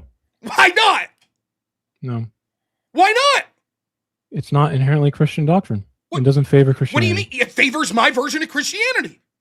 Yeah, if you're stupid and don't know where it comes from. What does that have to do with where it comes from? My morality comes from Christianity. That's I mean, if where you I just come think to. that everything comes from you, then I guess you can say everything is. But I'm voting for things that are You follow my moral nationalism. code. That's why I'm If you choosing just think to do- everything comes from you, Rob, you can just say I'm advancing you nationalism, me nationalism. Okay, let's do this. Is abortion in the Bible? Abortion is in Exodus 22 or 21, and it's not really an abortion; it's miscarriage. It's about when the law concerning violence. Okay, so when abortion's not really in the two Bible. people are fighting and they injure a pregnant woman. So abortion's That's not really. really the only place, dude. So abortion's not really in the Bible then. Just It's not. miscarriage. It's notably absent on Okay, this so topic. therefore, me and Speakeasy voting against abortion can't be Christian nationalism.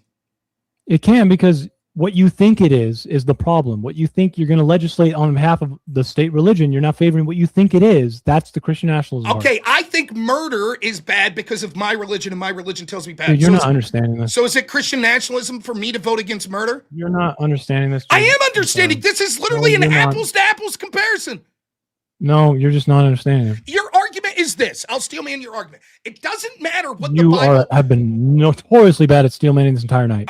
Let's not. I do disagree that with you. again. Anyways, I'll finish my point. Your argument is this. Look, it doesn't matter if abortion's in the Bible because Christians get a moral framework from the Bible and think that tells What them they what to think think. it is. Yes. Please be quiet because Christians Do you think. disagree? Do you disagree? You interrupted me to agree with me and then say you disagree. Yeah, So be quiet. on what I said. So just Let be him finish quiet. talking. Right? Bro. So because with abortion, How much longer? leave. Why do I don't understand. Like, Yeah, I'm confused. Why keep interrupting to say how much longer? I've already said you are free to leave whenever you want. So I'll go back to this. Is So that with disrespectful to abortion, you or what? He's literally It's more trapping me now, man. disrespectful to stay and keep interrupting, to be honest. It's not disrespectful to let a monologue for 3 minutes. no.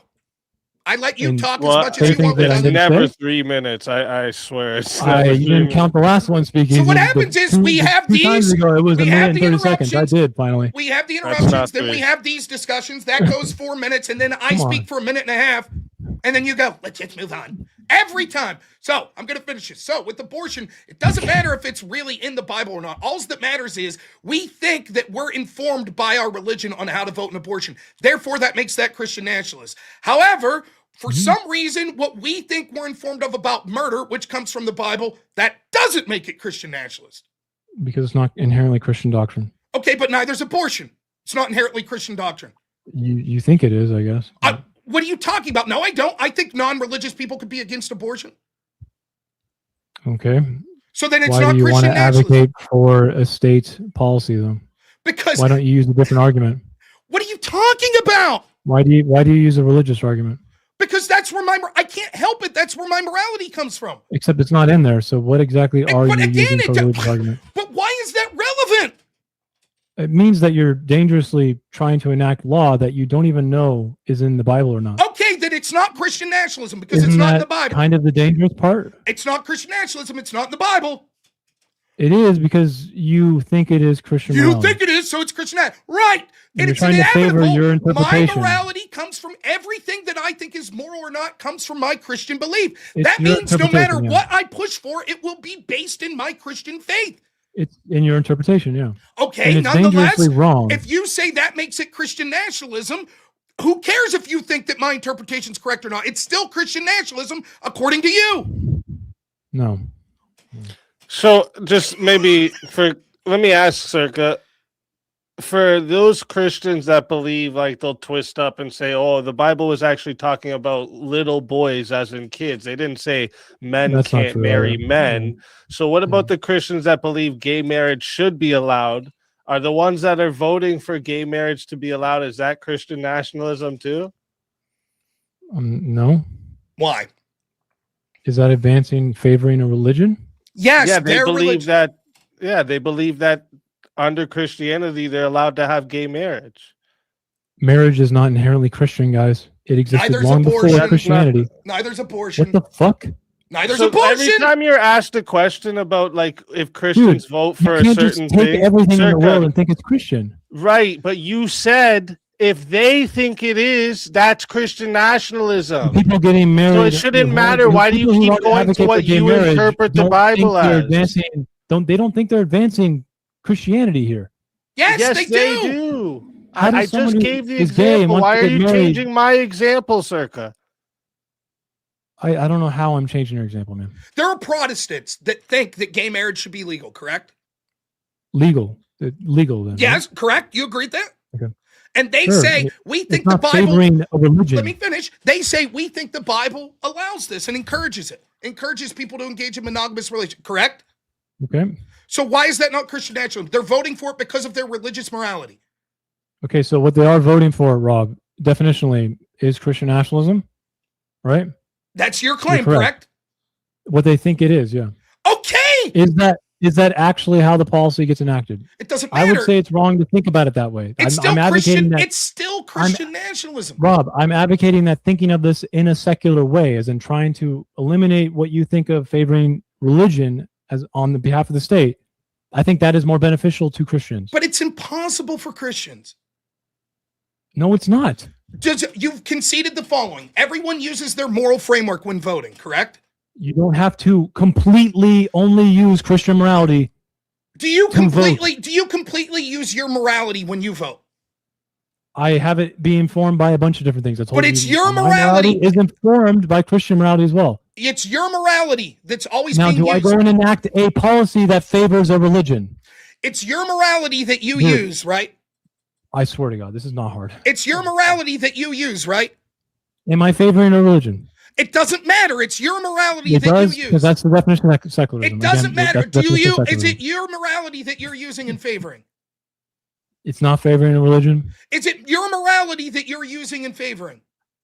Sure, Rob. Okay, so if Christians inherently get their morality from Christianity, and they always And use their only- morality when they vote, what's the conclusion there?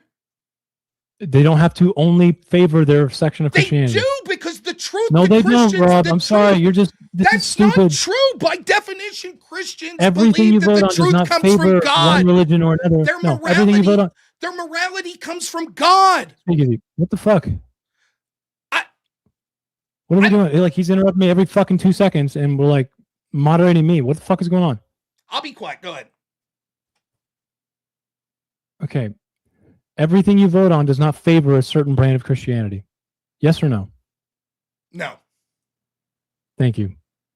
Everything you vote for favors your morality, which comes from Christianity. Yes or no? It doesn't have to favor a certain. Does sect it of favor your Christianity or morality? Religion. Does it favor It your doesn't- morality? We're talking about religion, dude. Does it favor your morality? Why can I answer your question so quickly and you can't answer mine? I did already. No, does it favor I everything said it you... favors my morality. Okay, and so if Christians' morality comes That doesn't from mean it advances a Christianity, certain type of then religion. every time they vote, it will favor their religion. No, it doesn't. Then explain to me how that's not the case. You already said that every time you vote doesn't mean you're advancing your religion. Like abortion. No, you said earlier. No, it That's doesn't. my belief, not yours. Oh my fucking. Your God. belief was, we just went through this with abortion. Your belief was, abortion's not mentioned in the Bible, and Christians falsely interpret it. And there's other reasons to be against abortion other than Christianity. And yet, There can when be. Christians vote against abortion, that's Christian nationalism. And now you're like, but if there's other reasons, If they you might use vote, Christian then why is doctrine that not to Christian try and nationalism? favor their religion, definitionally it would be Christian nationalism, man. It's How are about they applying a trying- framework. It's about applying a framework of Christianity to state. So what you governments. just said there, Circa, I'll be right back. I just want to read re-examination shows chat here, because that's kind of what I'm getting here from what you're saying, that like if not all Christians want the same thing, then there's no measure to identify what a Christian policy is, making it secular. Perfect. This is perfect. So why would you try and legislate it? But Answer it that. wouldn't matter to you, right? Because It there's would. no I want actual Christians measure. to flourish. I want Christians to flourish. If we can't figure out what Christians actually want, why would we try and legislate it like we know what they want? Think about it.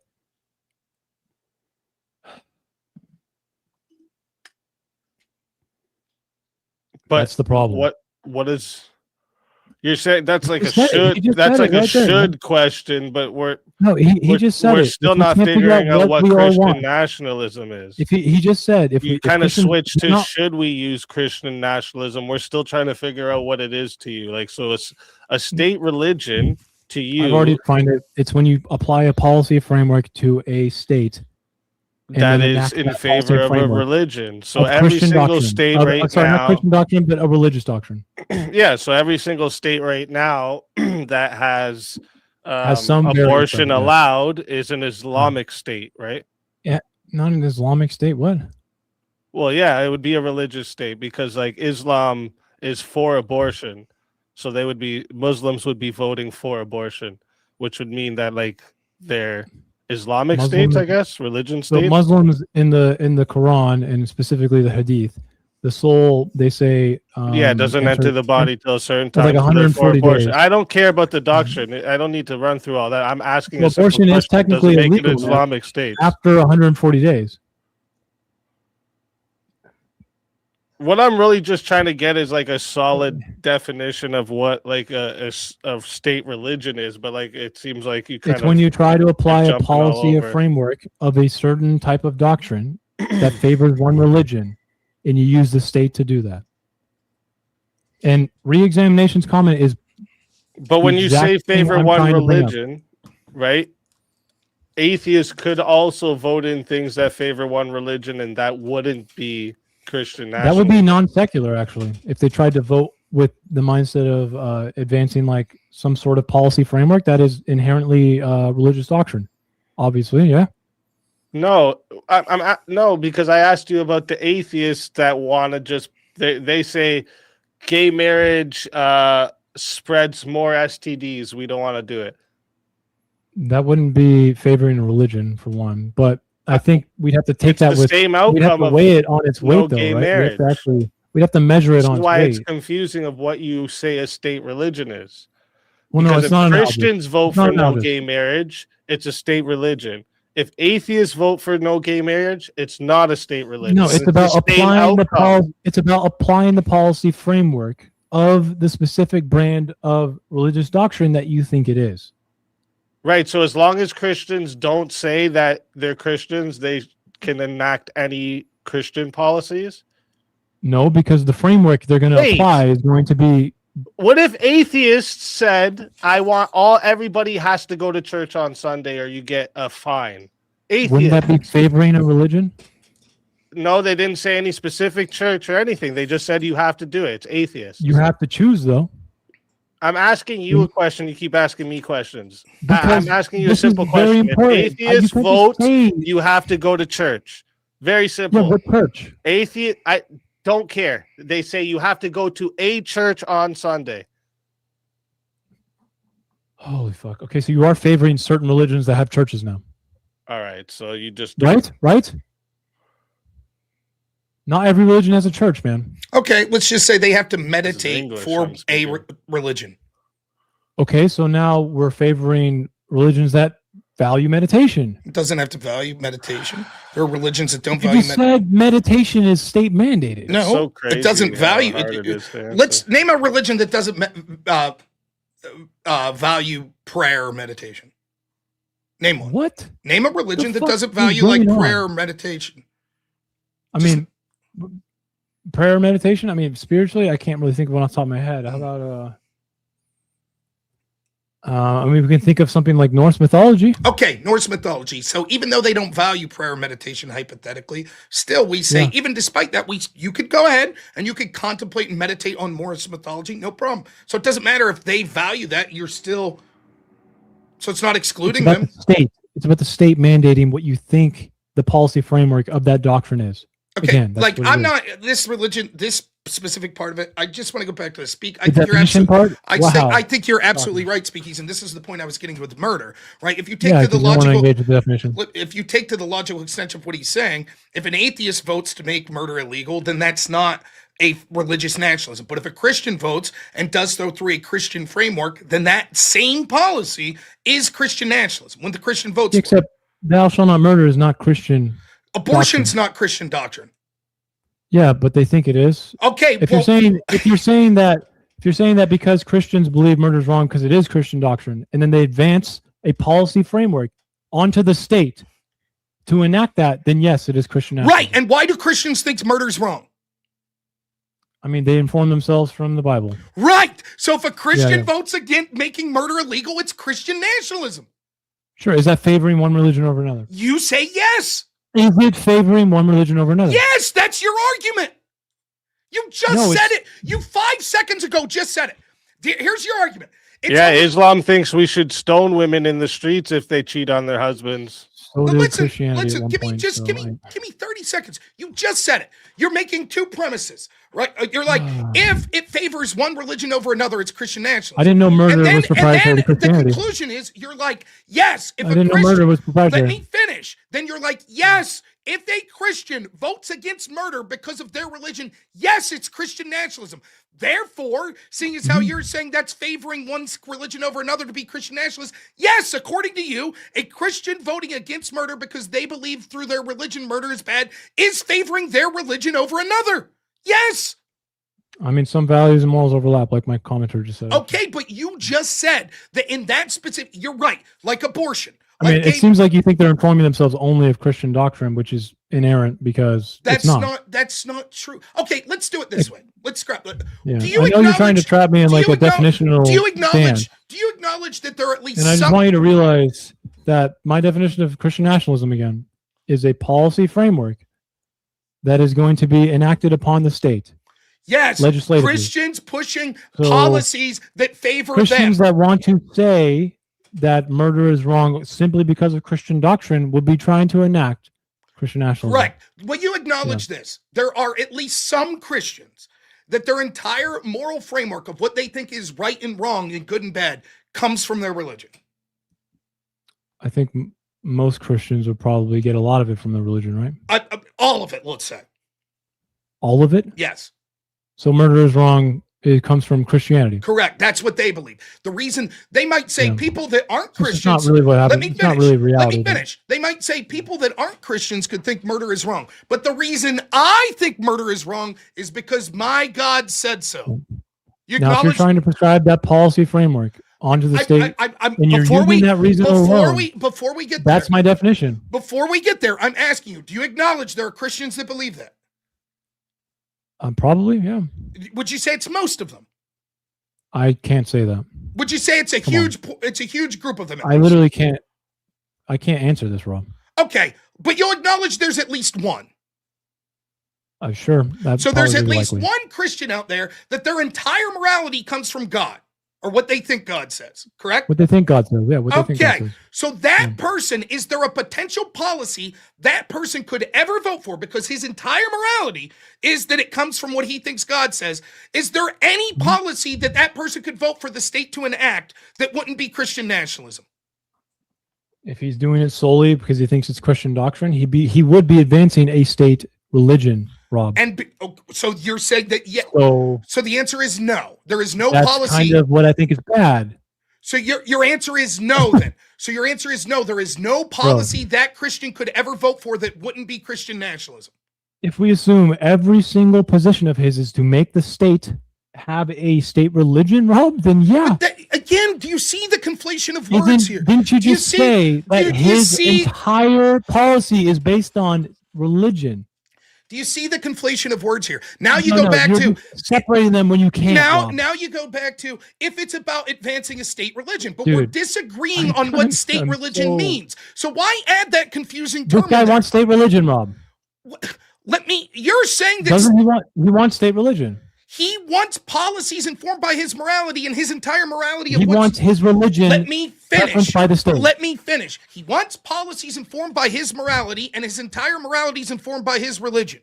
So is that the state to preference? So by your definition, is that him prioritizing state religion?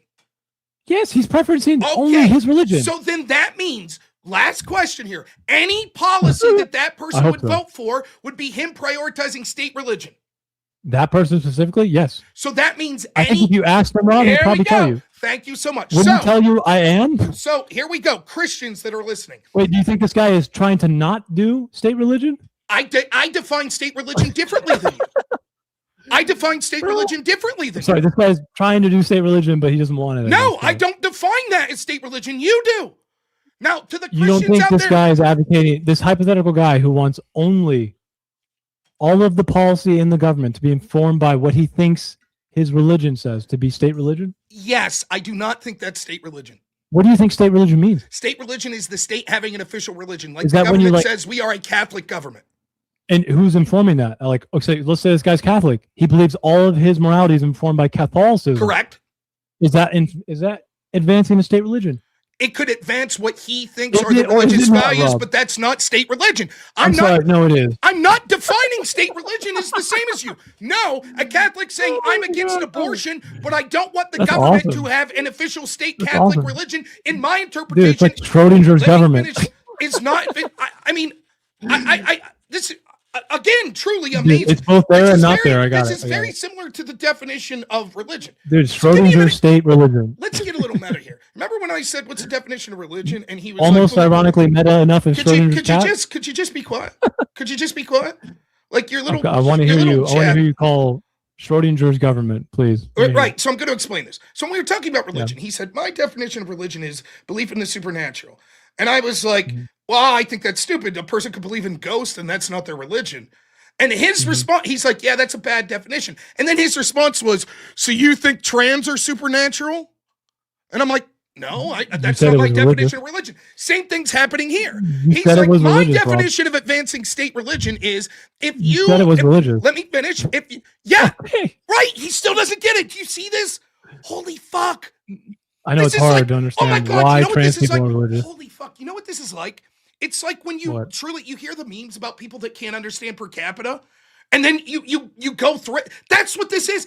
This dude legitimately doesn't get it. Yeah, I'm not really sure if that's This is what. appropriate, but yeah. Let me walk you through again, audience. Listen to this. This Dude, is you've fucking- walked me through a bunch of No, things. not you. Let's go. You're a fucking imbecile. I'm not walking you through shit. I'm talking to the audience. He Can we do that after? believes his definition of religion is belief in a supernatural entity, like an ogre or like a magical dragon or a ghost. He believes that's religion. I'm like, that's stupid. That's not what I, I mean, if think you tried religion to is. enact state policy on the dragon, maybe. He says, but wait a minute. You said that you think progressive ideology is a religion, so therefore you think it's a ghost? And I'm like, no, I'm telling you, I don't think that's what religion is. And he's like, oh, Did I say that? you think Did I say it's a ghost? trans or supernatural? Did I say it's a ghost? You said it's a belief in the supernatural. Now I said let's it's a go back ghost? to this. Really? Like now let's go. Casper? Now, do you see this? So he It's defines like something. trans people are Casper. So he defines something as a shitty definition. And then when I point out that definition shit, he goes, yeah, but let's look at something you believe. According to my shitty definition, that's ridiculous. And I'm like, right, but I don't believe your shitty definition. And you're like, oh, that's Schrodinger's government. Now, let me make it clear once more. I mean, you State told me this government guy is the wants to state enact having an state official government. religion, so. State government or state religion is Yeah, the state You having said an he wants to official enact state religion. state religion is the state having an official religion. A But this guy person wants that. A person having their morality informed by Christianity and voting based on their religion is not state religion. No, you declared a guy who wants state religion, de facto, like definitively. What the fuck are you talking about? This guy wants to do only all of his morality, what he thinks Christian morality is, and enact the state to do it. Every single person wants the state to enact policies. He wants to favor his Let religion. me finish. Every single person, Dude. religious or not, How wants many this. times are we gonna fucking go through this? If you would shut up, we could get through it faster. Every single person, religious I or not, disagree. every single person, religious or not, wants the state to enact the policies that they push for. And those policies are informed by their morality. Christians' morality is formed by their religion. That doesn't Does it mean favor that the they religion want always? that doesn't mean that they want a state religion any more than an So it doesn't atheist, favor the religion any always. more than an atheist that wants policies informed by their morality Yes, so isn't when you pushing vote for as a state Christian- atheism. when you vote as a Christian, you're not always advancing preference on behalf of the state for your religion. Yes, you True. are in the hypothetical we just talked about, which is the majority of Christians, which is if all of your morality comes from Christianity, you said that every single policy that you would push for would be advancing state religion. Every single one. No, I didn't. Yes, you did. No, I didn't. All right. I don't know. You're just assuming that every Christian can only think of voting with Christian morality and they know what it is. I'm sorry. Under this hypothetical, you acknowledge that there are at least some Christians. In this hypothetical, you brought forth a guy who wants state religion, and he probably would declare. No, I don't believe he wants state religion. That's what you're saying. He just this wants guy, the state to do everything that he thinks is religion. Everybody wants the state to do everything they want. And the reason they want things is because of their morality and their philosophy. So if a Christian gets all of their morality through Christianity, that's not state religion. That's no different than the atheist. What people want is not always what they think religion needs to be for everyone else. Who said that? You just said over. You said over and over. You've said this through policy. That's a whole different debate. Right. I just don't even understand why we're bringing that up. Trying to enact law for other people in which it's hard to do that as a Christian. That's the whole debate.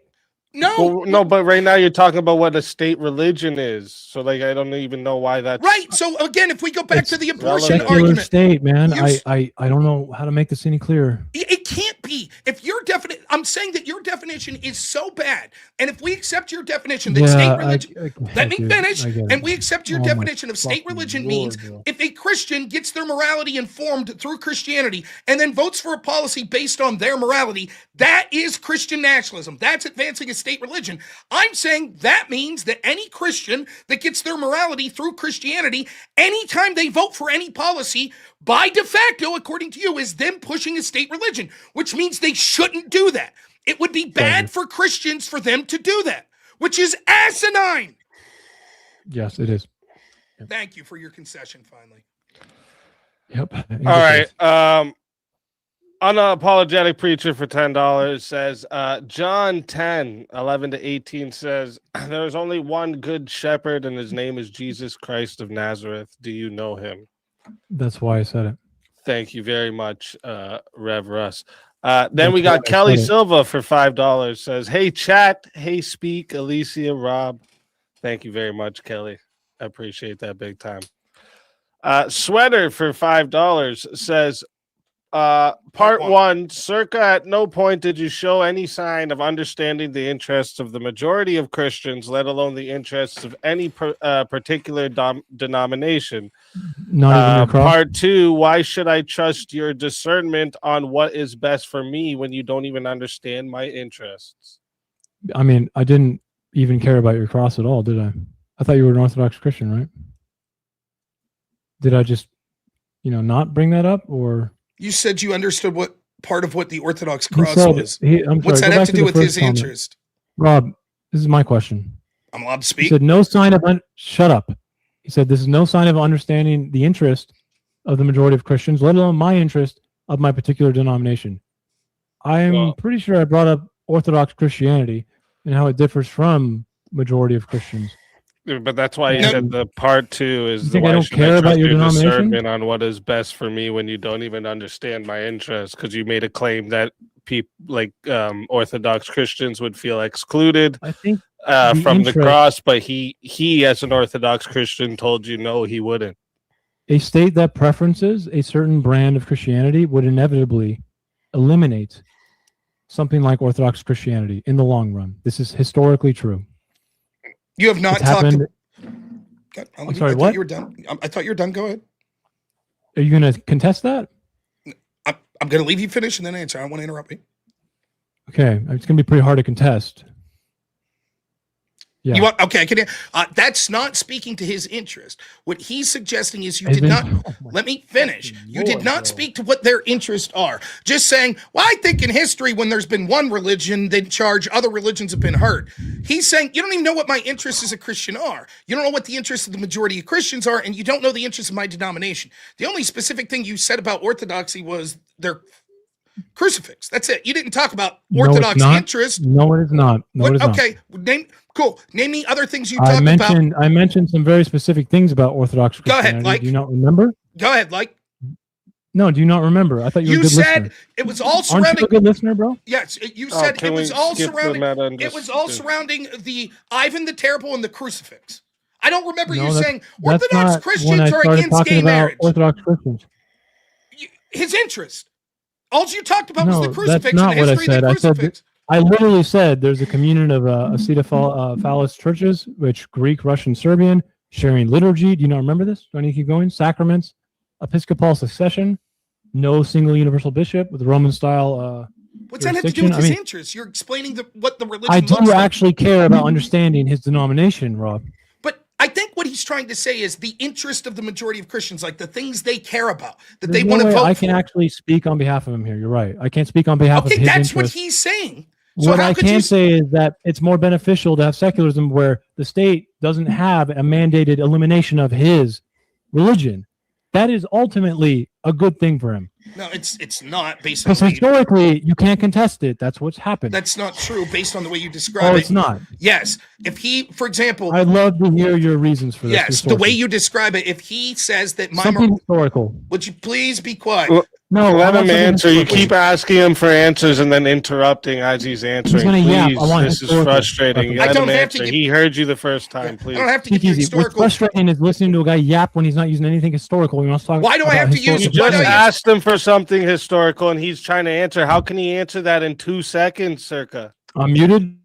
Yes. The historical nature of it doesn't matter because what we're suggesting is the policy that he's suggesting better for Orthodox Christians today? The policy he's suggesting right now is if an Orthodox Christian informs his morality through Christianity and that religion, they should not be allowed to vote for policies. That will always be worth for Christians than saying if we do allow them to vote for policies, historically we've seen clashes. That's ridiculous. Telling people that they should not be allowed to vote if they're religious and get their morality through religion will prevent conflict and therefore be better for Christians is laughable. It's also not what I said. So It let's is move what on. you said. We've seen it over and No, over. it's not, Rob. You're fucking pathetic. Can an Orthodox, if he values, Quit putting words in my mouth, dude. can he vote for Have some Christian? Can he fucking vote for respect. abortion? Have some fucking respect. Can he vote for abortion? You didn't even give me a historical Can he fucking... vote for abortion? He can. You said that's Christian nationalism. No, only if he tries to enact it on behalf of the state. Okay, if he's trying to use a Christian doctrine. It's not Definitionally, voting bro. for a law on We're not behalf. doing this again, Rob. Is voting for a law on I'm behalf fucking of. over it, dude. Is voting for a law on behalf of the state. Does it? It's Christian doctrine. Is Policy voting. framework. Is voting. Legislating Christianity. Is Christianity. voting. Christian You doctrine. make two distinctions. You say one is Legislating Christian doctrine. one. You make two distinctions. One is legislating. Blah. One is legislating Christian doctrine. The other is voting on behalf of the Oh, state you're so or on the behalf of the frustrating, state. So let's dispense with your second one. There is it. If you're voting for a law, is that quote I've on given the, you the definition, Rob. You just refuse to know it. is and voting? acknowledge it. Is You just voting doing want something? to put words in my It's mouth because voting- it's easier to actually Is contest the voting? definition. You said two things. You said there's two things that make it Christian nationalism. One, it's doing something on behalf of the state. Correct? Policy framework, legislation, state, religion. Okay, you tell me if I'm wrong. You're making two claims that make something Christian nationalism.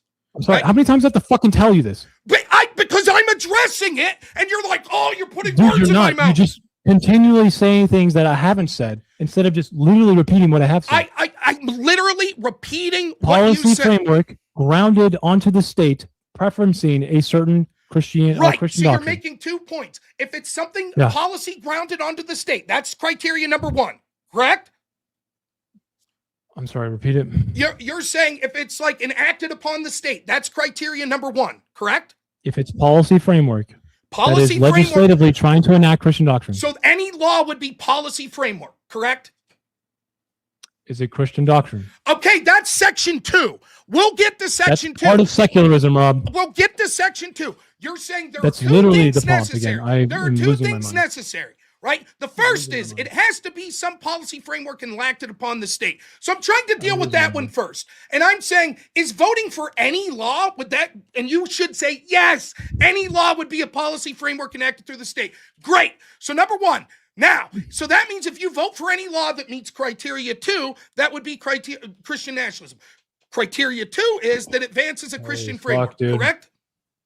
Oh my God, are you done? Policy prompt 2, or your second part of this is that it advances a Christian framework, correct? It's a political program, identity framework that treats Christianity as a preferred national identity.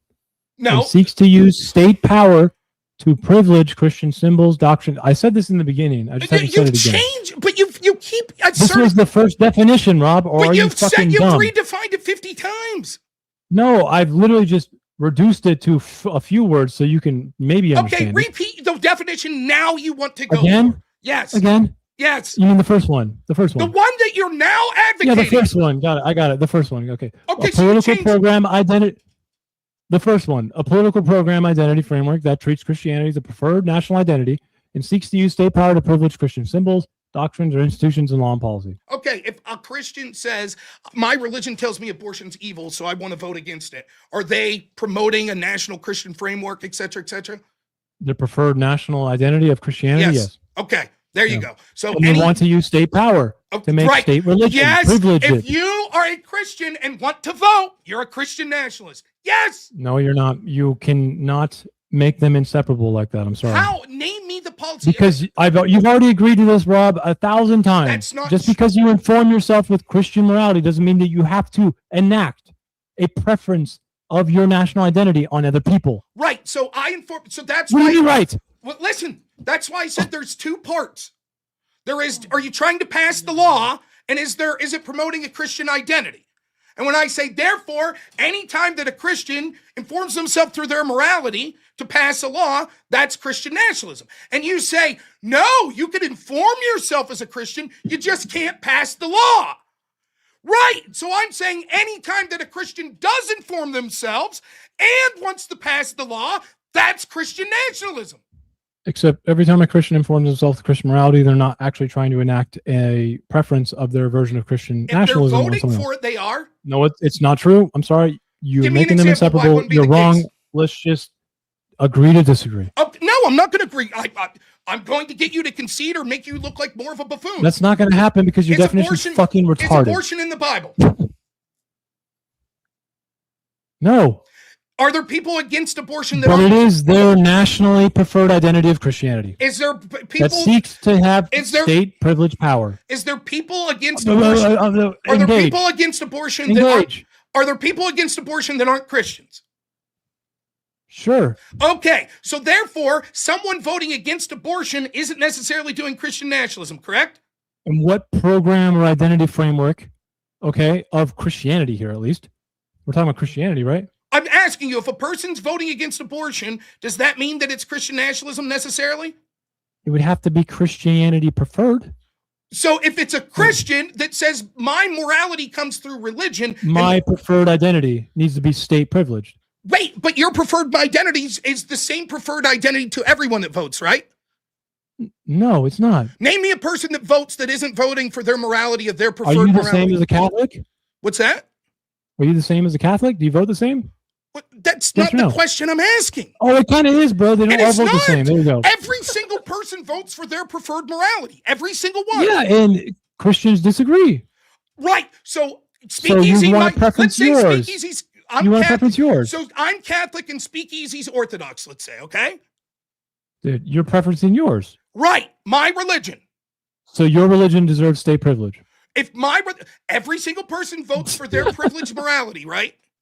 Yeah. Okay. Well, no, a Catholic doesn't actually have to agree that they deserve state privilege. Yes, if they're voting. No, they don't. They're not a Christian nationalist. If you ask most Catholics, they probably wouldn't say they're Christian nationalists. Right, but you say that doesn't matter. What do you mean, right? I say I'm not Christian nationalist. I want to vote against abortion because Except you want the state to privilege your Christian identity. Listen. I say I am listening. Very well. Maybe you should try it. I say I'm against abortion. I want to vote against abortion because I think it's my religion informs me that it's evil. Okay. And you want state privilege to get it done. Right. I want to vote. That's what we're calling state privilege. I want to vote and have that policy passed. Other Christians don't actually vote that way. That's still them pushing their preferred privilege. No, because they're not trying to enact a government policy framework. Yes, if they're voting, they're enacting a government policy. If they vote no, Rob, they're actually denying the policy framework. That's not true. If they vote to legalize abortion. If you vote no policy framework, it's somehow Christian nationalism? If we are saying, should abortion be legal or illegal, no matter what side you vote, you're voting for your personal moral feelings. We're back to Schrodinger's state government. I got it. What the fuck are you talking about?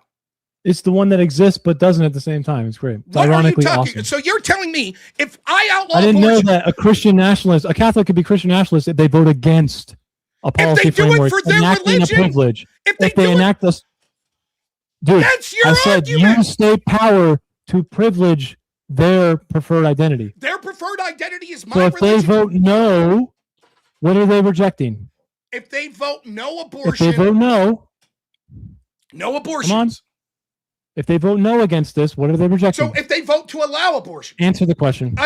when you're saying no, it's like a double negative. So I'm asking you. You're No, saying it's not. if they vote to No, it's allow not. abortions, No, it's not, Rob. What- If a are you Catholic s- votes no, what do you mean On votes this. no? No abortion? yeah, if they vote against this, Okay. they're If a Catholic votes against rejecting abortion, a policy if a- framework if a Catholic- by a okay, Christian preferred all right. So we state cleared it up. identity. If a Catholic votes against allowing, Apparently, we didn't. if a Catholic votes against allowing abortion, your interpretation is that's them doing it for their religion. Therefore, that's state Christian No. nationalism. They're rejecting the state privilege. That's integral to Christian nationalism. So you're saying the opposite. If a Catholic votes Dude, yes, this is not hard, Rob. This is not hard. it is hard. What do you mean when Christian they vote nationalism requires a political program identity that treats Christianity as a preferred national identity, okay? And then seeks to use state privilege. If you deny Right. the state privilege, you are not a Christian nationalist, you idiot. What are you talking about? There's two positions on this. You can either vote to outlaw abortions or vote to allow abortions, correct? You can vote to reject Christian nationalism There's as a vote. Catholic. This is unbelievable. There are two It positions is. on It's crazy abortion. that you don't understand There's- words. There's two positions on abortions: to allow them or to ban them. Correct? Now, there's nuance. How many do we allow? But in general, that's it. All right. If the person, you say the person that says, I'm informed by my Christianity, that's where my morality comes from as a Catholic. And it tells me that it's immoral to allow abortion, so I'm voting against it. You And say reject state privilege. you say that's Christian nationalism. If And you the state reject privilege, state privilege. If you reject state privilege, it's not Christian nationalism. You're wrong. You're putting words in my If mouth. the person You're putting words in my mouth. if the person votes to say nope, we're You're going wrong. to allow It's not true. abortion. Let me finish. If the person votes to Dude, say, you're just wrong. you tell me when you're done. Okay, then how about you understand my definition again? If you use the state to get privilege, okay, then you're a Christian nationalist. If you reject that, you're not a Christian nationalist. That is inherent to my definition. Okay, so if you vote to allow abortion, that too is you voting based on your religion. You say, as a Catholic, I'm But voting you're not because-" using state power. You let me know when you're done. Stop.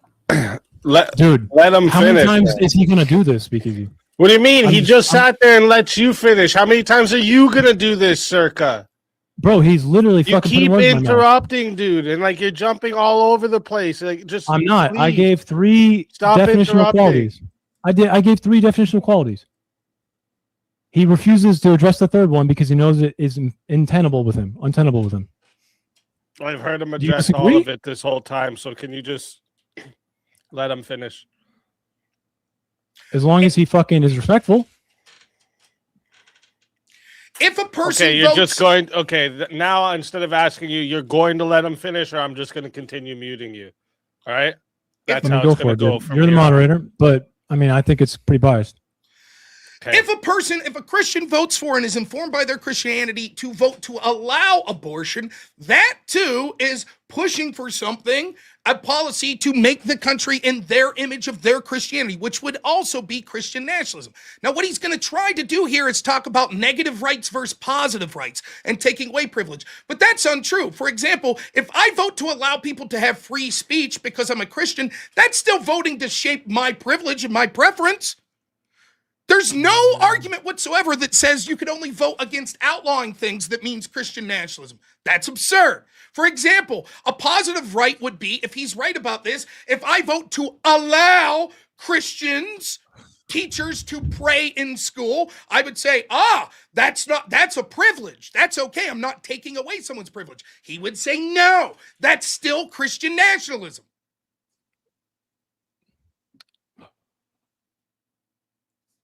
That's it. That's all you got. Great. Yeah, what is the point, dude? The point is, if a Christian informs their morality from Christianity And you're saying if you vote based on your morality being from I have a simple Christianity, question. every time you vote, that would be Christian nationalism. You just talked for fucking nationalism. ever, dude, and you literally just put words in my mouth again.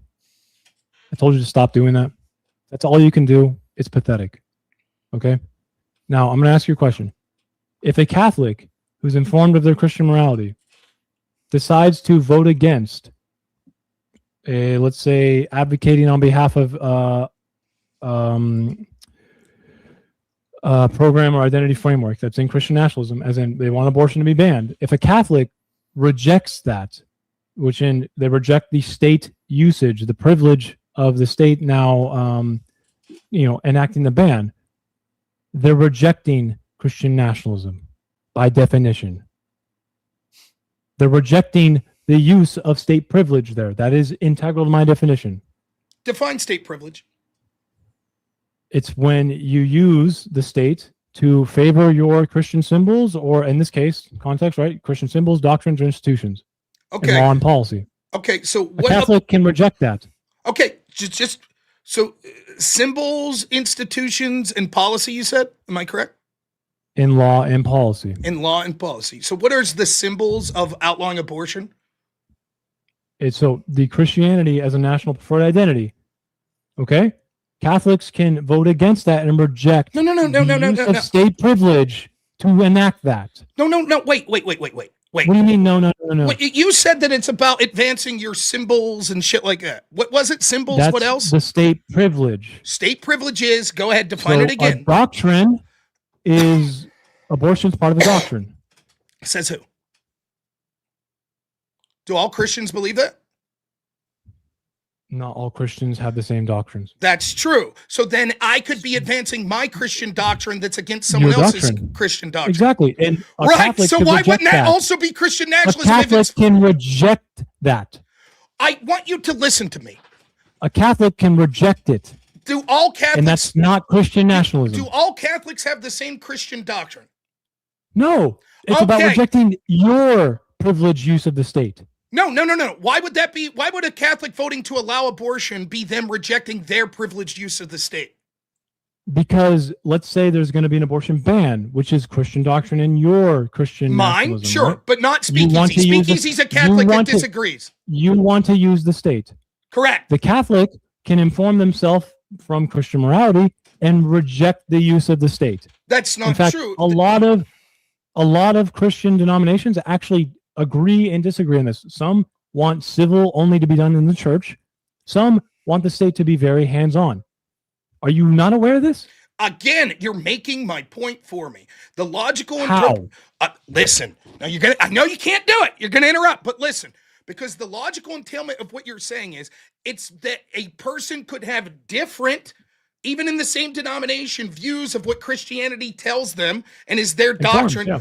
Okay, so that means that a person could vote to make abortions illegal to advance their Christian doctrine, or they could vote to allow it to be legal to advance their Christian doctrine. The only differentiation... Both times can be rejected. Let me finish. Rejection is important here. It is not... Okay, so then if it would not be Christian nationalism to say we should allow public school teachers to publicly pray Christian and have their Bibles. You're favoring one identity over another. But how can it be? It's only state privilege if we're rejecting and taking things away. No, the rejection is a Catholic doesn't want that because it's a majority evangelical. Who are you to say that? You just said that all Catholics could disagree. Dude, a Catholic can reject the idea that schools can allow public prayers because they know that where their kid goes is predominantly Protestant. What does that matter? The point that is rejecting privilege by the state. That's not rejecting privilege by the state. Oh, it's not? What are they doing? Allowing it? Yes, allowing. Oh, Catholics are allowing it by rejecting it. If your argument is that it is not state privilege because you're allowing abortion, then I would say it's not state privilege to allow Christians to preach in public school. Same thing. No, because you're favoring a certain Christian denomination. Right, and the Christian denomination of the Catholic that's voting to allow abortion is favoring their specific denomination. No, they're rejecting you trying to push Just yours like, onto the state. just like the person that's voting to allow the preacher to have the teacher. No, you're not Let me understanding. finish. Just like the Catholic that's voting to allow the teacher to preach from the Bible in school is rejecting the use of It's the like you state think to it's a stop. zero-sum game. It's like you think it's a zero-sum No, game. you have no differentiation why negative rights versus I do. positive rights. One is rejection. It's Right. rejection. You're rejecting allowing Christians to preach in So school. Catholics can be informed by Christianity and still reject your version of Christian nationalism. And they could reject the other way. There you go. Do you understand the stupidity of this? So they're both not doing Christian nationalism, Rob. If you're saying that Christian nationalism is what your unique interpretation of doctrine is, and one person says X and the other person says not Except X, it's both are also doing needs Christian to nationalism. include. No, it needs to include using the state to enact that privilege. Okay, so if I say, as a Catholic, I think that teachers in public schools should not be allowed to preach from their Bible, I am using the state to reject someone's rights for my religious doctrine. So that's Christian nationalism, correct? What? By default. How do you use the state to reject? You reject someone trying to enact their version onto the state, dude. But what do you... Okay, so I'm You're a rejecting... Christian nationalist. You want certain things. Catholics say, I'm also a Christian, but I don't agree with you. I'm going to reject that. Okay, here we go. I'm rejecting Catholics right now. There are Catholics that voted to allow abortions, correct? Allow abortions? Yes. Or you mean vote against bans on No, abortion? there are people that have voted to allow it. Aren't they voting against the ban? No, they're voting to allow it. There's abortion allowance bills. Okay, so if they're voting is that a thing? So just to be clear, if allowing abortion is quote just voting against the ban, so therefore it can't be Christian nationalism. That is what it is. Yeah. Okay, so therefore it can't be Christian nationalism. I'm sorry. Is it called abortion allowance bill or what? What is it called? I'm just asking you if you're saying anyone that votes to allow abortion, right? How many abortion allowances do you get? I'm just asking you if you're saying that any Christian that votes to allow abortions is not Christian nationalism because they're voting against allowing the government to restrict, correct? Or you mean they vote against restrictions? They're voting against restrictions, therefore it can't be Christian nationalism. Therefore, correct? they are rejecting a certain style of identity as Christianity. Because Christian nationalism, it's only about voting to reject something. That's Christian nationalism. No, it's not. It's about using the state to privilege. So now you're using the state to reject abortion bans for your You privilege. can't use the state to reject abortion rights. I mean, Yes, if you are, can. you're using the state to privilege what you want, though. Correct. Catholics can be informed by Christianity and reject that. They're not doing Christian nationalism now. They can reject your want to use the state, Rob. Okay, my want to use the state to what? To enact what you think that doctrine is, abortion. In this case, to ban abortions. Yeah, and Catholics here. Oh, actually, Rob, I don't think the state should be doing that, and I reject that. And that's not Christian nationalism, correct? There you go. Opponents want to use the state to make something illegal. It's using the state to privilege their national. No. But again, what does that mean? If my national doctrine or my Christian doctrine is to allow abortion, then voting if you two disagree, Rob, then obviously that's you preferring you. Right, we're each preferencing our religious doctrine. Except one is a rejection, the other is an active use of the state. Okay, so one is not trying to use the state, one is trying to use the state. Okay, so then in the same token, the Catholic that says, I want the state to not allow teachers to preach Christianity, that's rejection. That's not Let me what finish. it is. Let me finish. That's not what rejection. it is, Rob. That's rejection. That's saying not the what it government works. is. That's saying the government says That's you not how it can't works. do this. That's not how it works, Rob. How does that not how it works? It's literally the exact same thing. You're saying No, it can't be it's Christian not, Rob. nationalism if you're preventing the government from restricting something. Then it can't be Christian nationalism. So you want to allow, let's say a Catholic knows that they go to a mainly Protestant school. So you want to open it up to where now they can do prayers, but they don't do prayer like the Catholic does. They're just the Catholic, voting.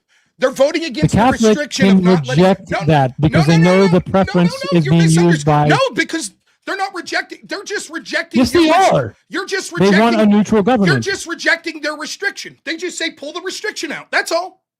They're Allow rejecting the preference. Right, being just, used by someone who wants to favor Protestantism. So it does not matter. What you're saying is the reason on abortion. I mean, I don't know why.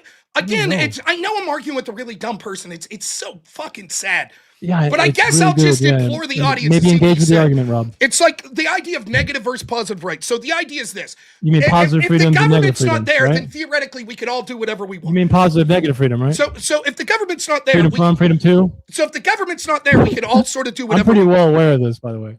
So if the government's not there, we can sort of do whatever we want, right? And so it's only could be Christian nationalists if you say, my morality from Christianity wants to go in and have the government restrict something. So restrict abortion. And no, preference you. Preference you. on a restriction. No, preference you. Christian nationalism is when you want the government to preference your Christianity. Both Christians that want abortion and don't want abortion want No, it's not a preference of using the government, Rob. For a Catholic who wants to reject you using the government. It only counts if it's using the government to restrict something based on your preference. That is integral to my definition for Christian nationalism. So let me repeat that. Let me repeat that because I think it's only Christian nationalism if you want to preference your religious view by having the government restrict something. Enact, bro. Enact. And what does enact mean? Is it enact what your Christian preferred identity is? Define enact.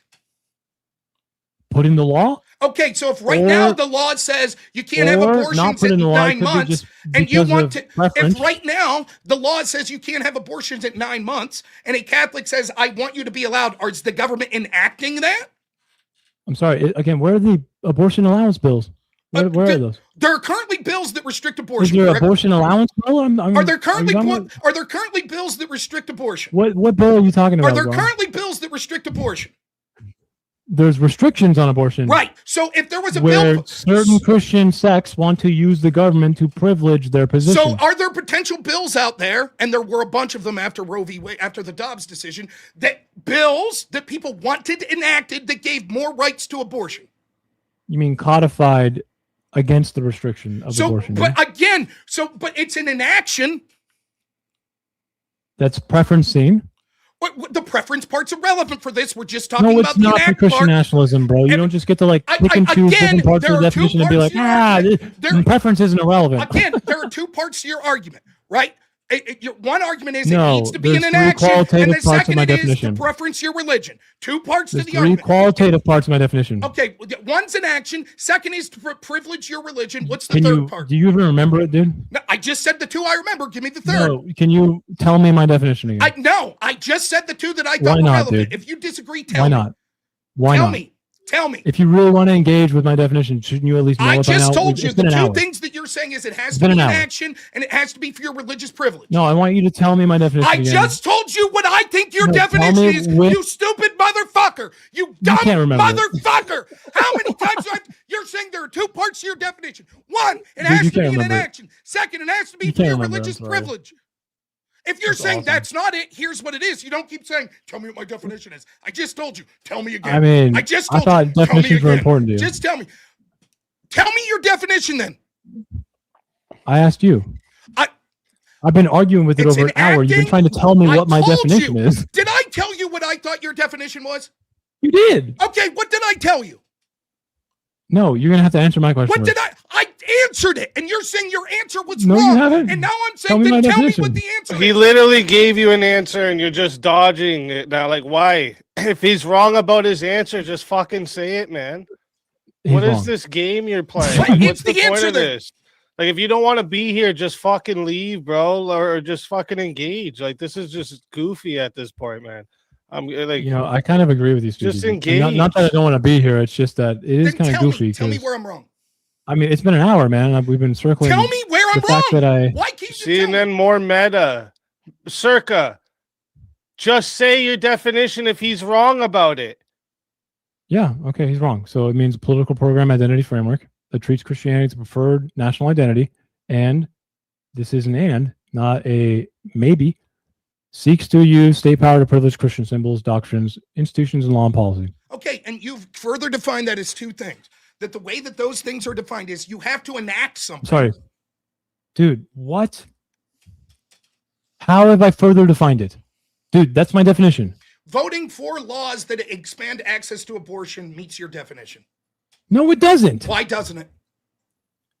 It doesn't, dude. Why It's not? because- Why not? Based on the definition you just Are read. you using state power to privilege a Christian doctrine? Yes, your Christian doctrine is you Which think you're one? the Christian doctrine that says you think there should be Christian access to abortion. Is it asking for a preferred national identity? Yes, because Which your one? definition of preferred national identity is as How is follows. it preferencing governmentally?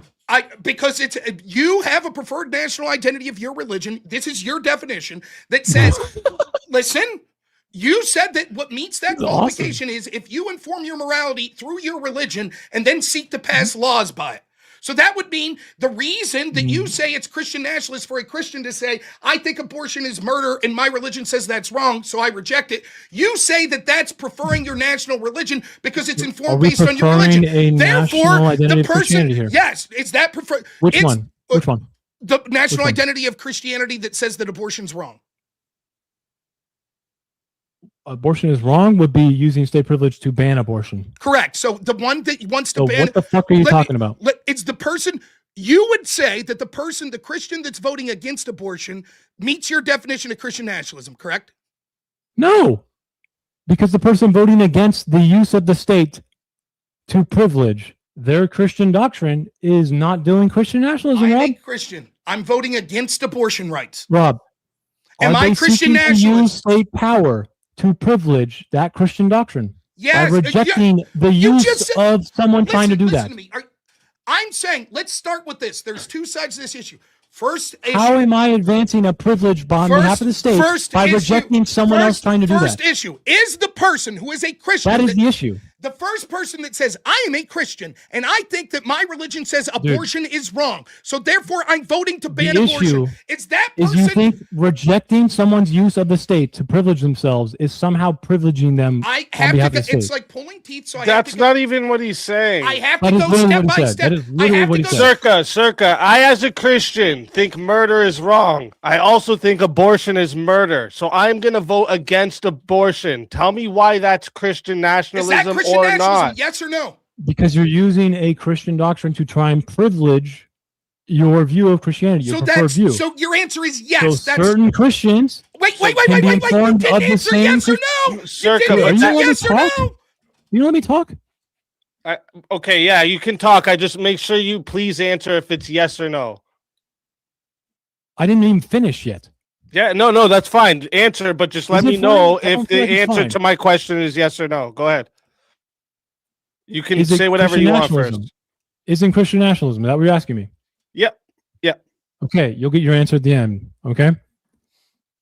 So are you using state power to privilege your Christian view or your preferred Christian identity, your policy framework, your Christian doctrine? Are you trying to seek state power to privilege that? Yes or no? You tell us! I'm asking you. I just gave you my scenario. I'm a Christian. I think murder is wrong. I also think abortion is murder. So therefore, I'm voting against abortion. Is that Christian nationalism? Here's some context, okay? A lot of Christians don't believe. I don't care about a lot of Christians. I'm asking you about me. Exactly. Am I a Christian nationalist in that situation? Your preferred national identity, you seek to use the state to privilege your preferred Christianity. Yeah, my preferred morals. Yes, I'm asking you. Okay, now is that someone can reject that? What is this game? Just say yes. That's Christian nationalism. Just say I said it was. No, you didn't. You said no, you didn't. You didn't say you yes. never answered. It is. Okay, so thank you. Now what's not Christian nationalism? Dude, Rob, shut up. No, shut up. Fuck you. Fuck you. We listened to him and on there for 15 minutes about nothing. No, you're just fucking yapping, dude. Go ahead. Let's hear what's so important. You're literally just fucking yapping. It's not Christian nationalism to reject someone else trying to seeking to use the state to privilege their version of Christian doctrine. It's not Christian nationalism. It's not seeking the state to privilege their version of Catholicism here to for their Christian doctrine here. It is a rejection of you trying to do that. That's untrue. Obviously. That's untrue. How is that untrue? Because the idea, I could say the exact opposite. I'm not trying to preferential my privilege, my religious privilege. I'm just going against the Christians that are using the privilege, their religious doctrine to allow abortion. So you're not trying to advance your preferred national identity. No, I'm just rejecting theirs. That's it. So you're not doing my definition, Rob. Right.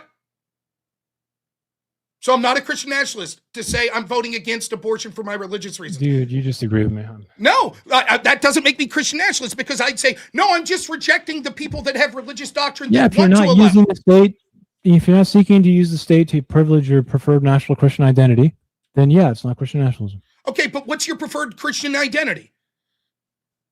It would be me? Wait, me? It's your morality that you're pushing forth based on Christianity. Yeah, so you don't have to actually vote and prefer on behalf of the state. You don't actually have to do the second part, Rob. You don't have to seek to use the state to But if privilege I'm voting, your Christian doctrine. That's true. I agree. No one If says you agree to that, then listen, you're fucked. No, I agree with you. No one says I have to vote, but if I choose to I never vote, said you don't have to vote. I said you don't have to vote on behalf of seeking to use the state to advance your Christian doctrine. okay, but when you say vote to seeking to use the state, You're agreeing? Listen, you say voting to seeking to use the state. Anytime I'm voting, I'm seeking to use the state. No, correct? you're not. You're not Give me an seeking to use example. the state to privilege your Christian That's a doctrine every second time part. you vote. Then there's a second part. What do you mean? There are two parts to this. There's using the state, and then You there's just said how you can vote to reject someone doing that. That's still voting to use the state. No, it's not. It's voting to reject someone trying to. Okay, fine. So What the do you people. mean fine? Okay, so the people that want to use the state,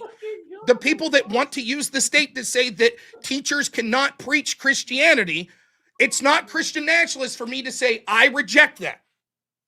I'm just rejecting their religious doctrine. That's what I tried to get to 25 minutes ago, and he had to be like, no, it's different. You don't know my definition. What I said was he's trying to say you can't be Christian nationalist if you're not voting against restricting or for restricting something. So if you're voting to allow abortion, can't be for Christian nationalist reason. If you're voting to restrict abortion, then yes, it could be Christian nationalism. Okay, that would entail if you're voting to allow teachers to preach Christianity in public schools, that can't be Christian nationalism. But if you're voting to restrict them from teaching the Bible, then that could be Christian nationalism. Do you see? Now, I knew this is where we were going 25 minutes ago, but he hemmed and hawed and blah, blah, blah.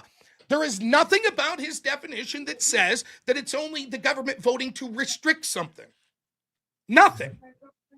Now, watch him try to explain this. So it's not Christian. Right now, we've restricted the rights for teachers to preach in public schools, correct? I didn't hear a single word you said. I went and got water. Right now, we've restricted the right for teachers to preach Christianity in public schools, correct? To preach it to their students? Yes. Yes. Okay. Yeah, but so they can then, actually still do a prayer by okay. themselves. So then the Christians that are informed of their worldview based on Christianity that said, my Christian view says that we shouldn't be preaching to schools or kids in public schools, that would have been Christian nationalism to vote to stop those teachers from doing that. That's not really happening. It's also not something certainly, that's... it absolutely it's happened. Not seeking to use the state to privilege this Christian Sure, doctrine. it is. Their Christian Is idea. it a Christian doctrine to not allow people Yes, to pray? if you're informed, you agree that Christians could have vastly It's different a weird opinions. Christian doctrine. It is stemming from a religious doctrine, though. So Okay, so then not that would be stemming from Christian one, sorry, nationalism. not stemming If I from- say, you know what? I use my Christianity and I say, give unto Caesar what is Caesar's. I see that. So I think that means, let me finish. So I think that means, so let me finish. Let me finish. Let me answer the question. Let me answer you. I'm going to finish, Dude, then you can answer. I'm finished. I got water and heard you talking the whole time, You bro. just said I couldn't hear you. I was getting water, so shut the fuck up. I heard the yapping. So what we're going with is, if you say, you know what, I'm a Christian, Okay, I guess we and can I continue. think give unto Caesar, which is Caesar's, means that we shouldn't have our religion render in public unto Caesar? spaces. Please be quiet. That we render? shouldn't have our religion in public spaces. So You therefore, render, it is right? advancing my Christian doctrine to say, I think we should restrict teachers from preaching. Yeah. So if you want to use the state, okay, to try and preference your religion. No, in a you said sense- restrict. Only restrict. That's what you said on abortion. I did not say restrict. Yes, you did. That's why if No, I I did wanted not, to you use, idiot. that's why I you said said that's it's seeking to use the state to privilege your Christian doctrine. Okay. And then it's not Christian nationalism, right? If you reject someone else trying to do that. okay. So you're rejecting now the people that are trying to do that. They're That's not, no. You were trying to now use the state to enforce not being able to practice Christianity, right? I'm saying Except that's not what's happening, Rob. What the fuck are you talking about? You're leaving out something important here. We just don't allow any religion to be favored. Nonetheless, it's part of the reason that So that's not seeking privilege yes, on it behalf is. of a national yes, identity. it is. If my reason for No, that it's not. Yes, it It's is. secular. It is antithetical to what you said. Again, we've gone through this over and over and over. So let's talk about this. Is abortion in the Bible? You said no. There's no use. Can you There's no be use. someone that's not a Christian There's and be no against use. the? There's no use. Please be quiet. Dude, there's no use. Please be quiet.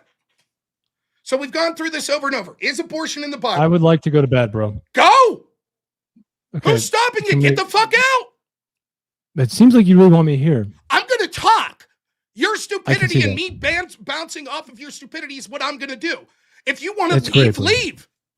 Okay, so I need to go to bed. See ya. Is that okay with you? Is that allowed? You don't need my permission. Yeah, you're Goodbye. definitely allowed to You can leave if you got. Maybe you can tell me the results afterwards, but like it's like 12:30. I'm really tired.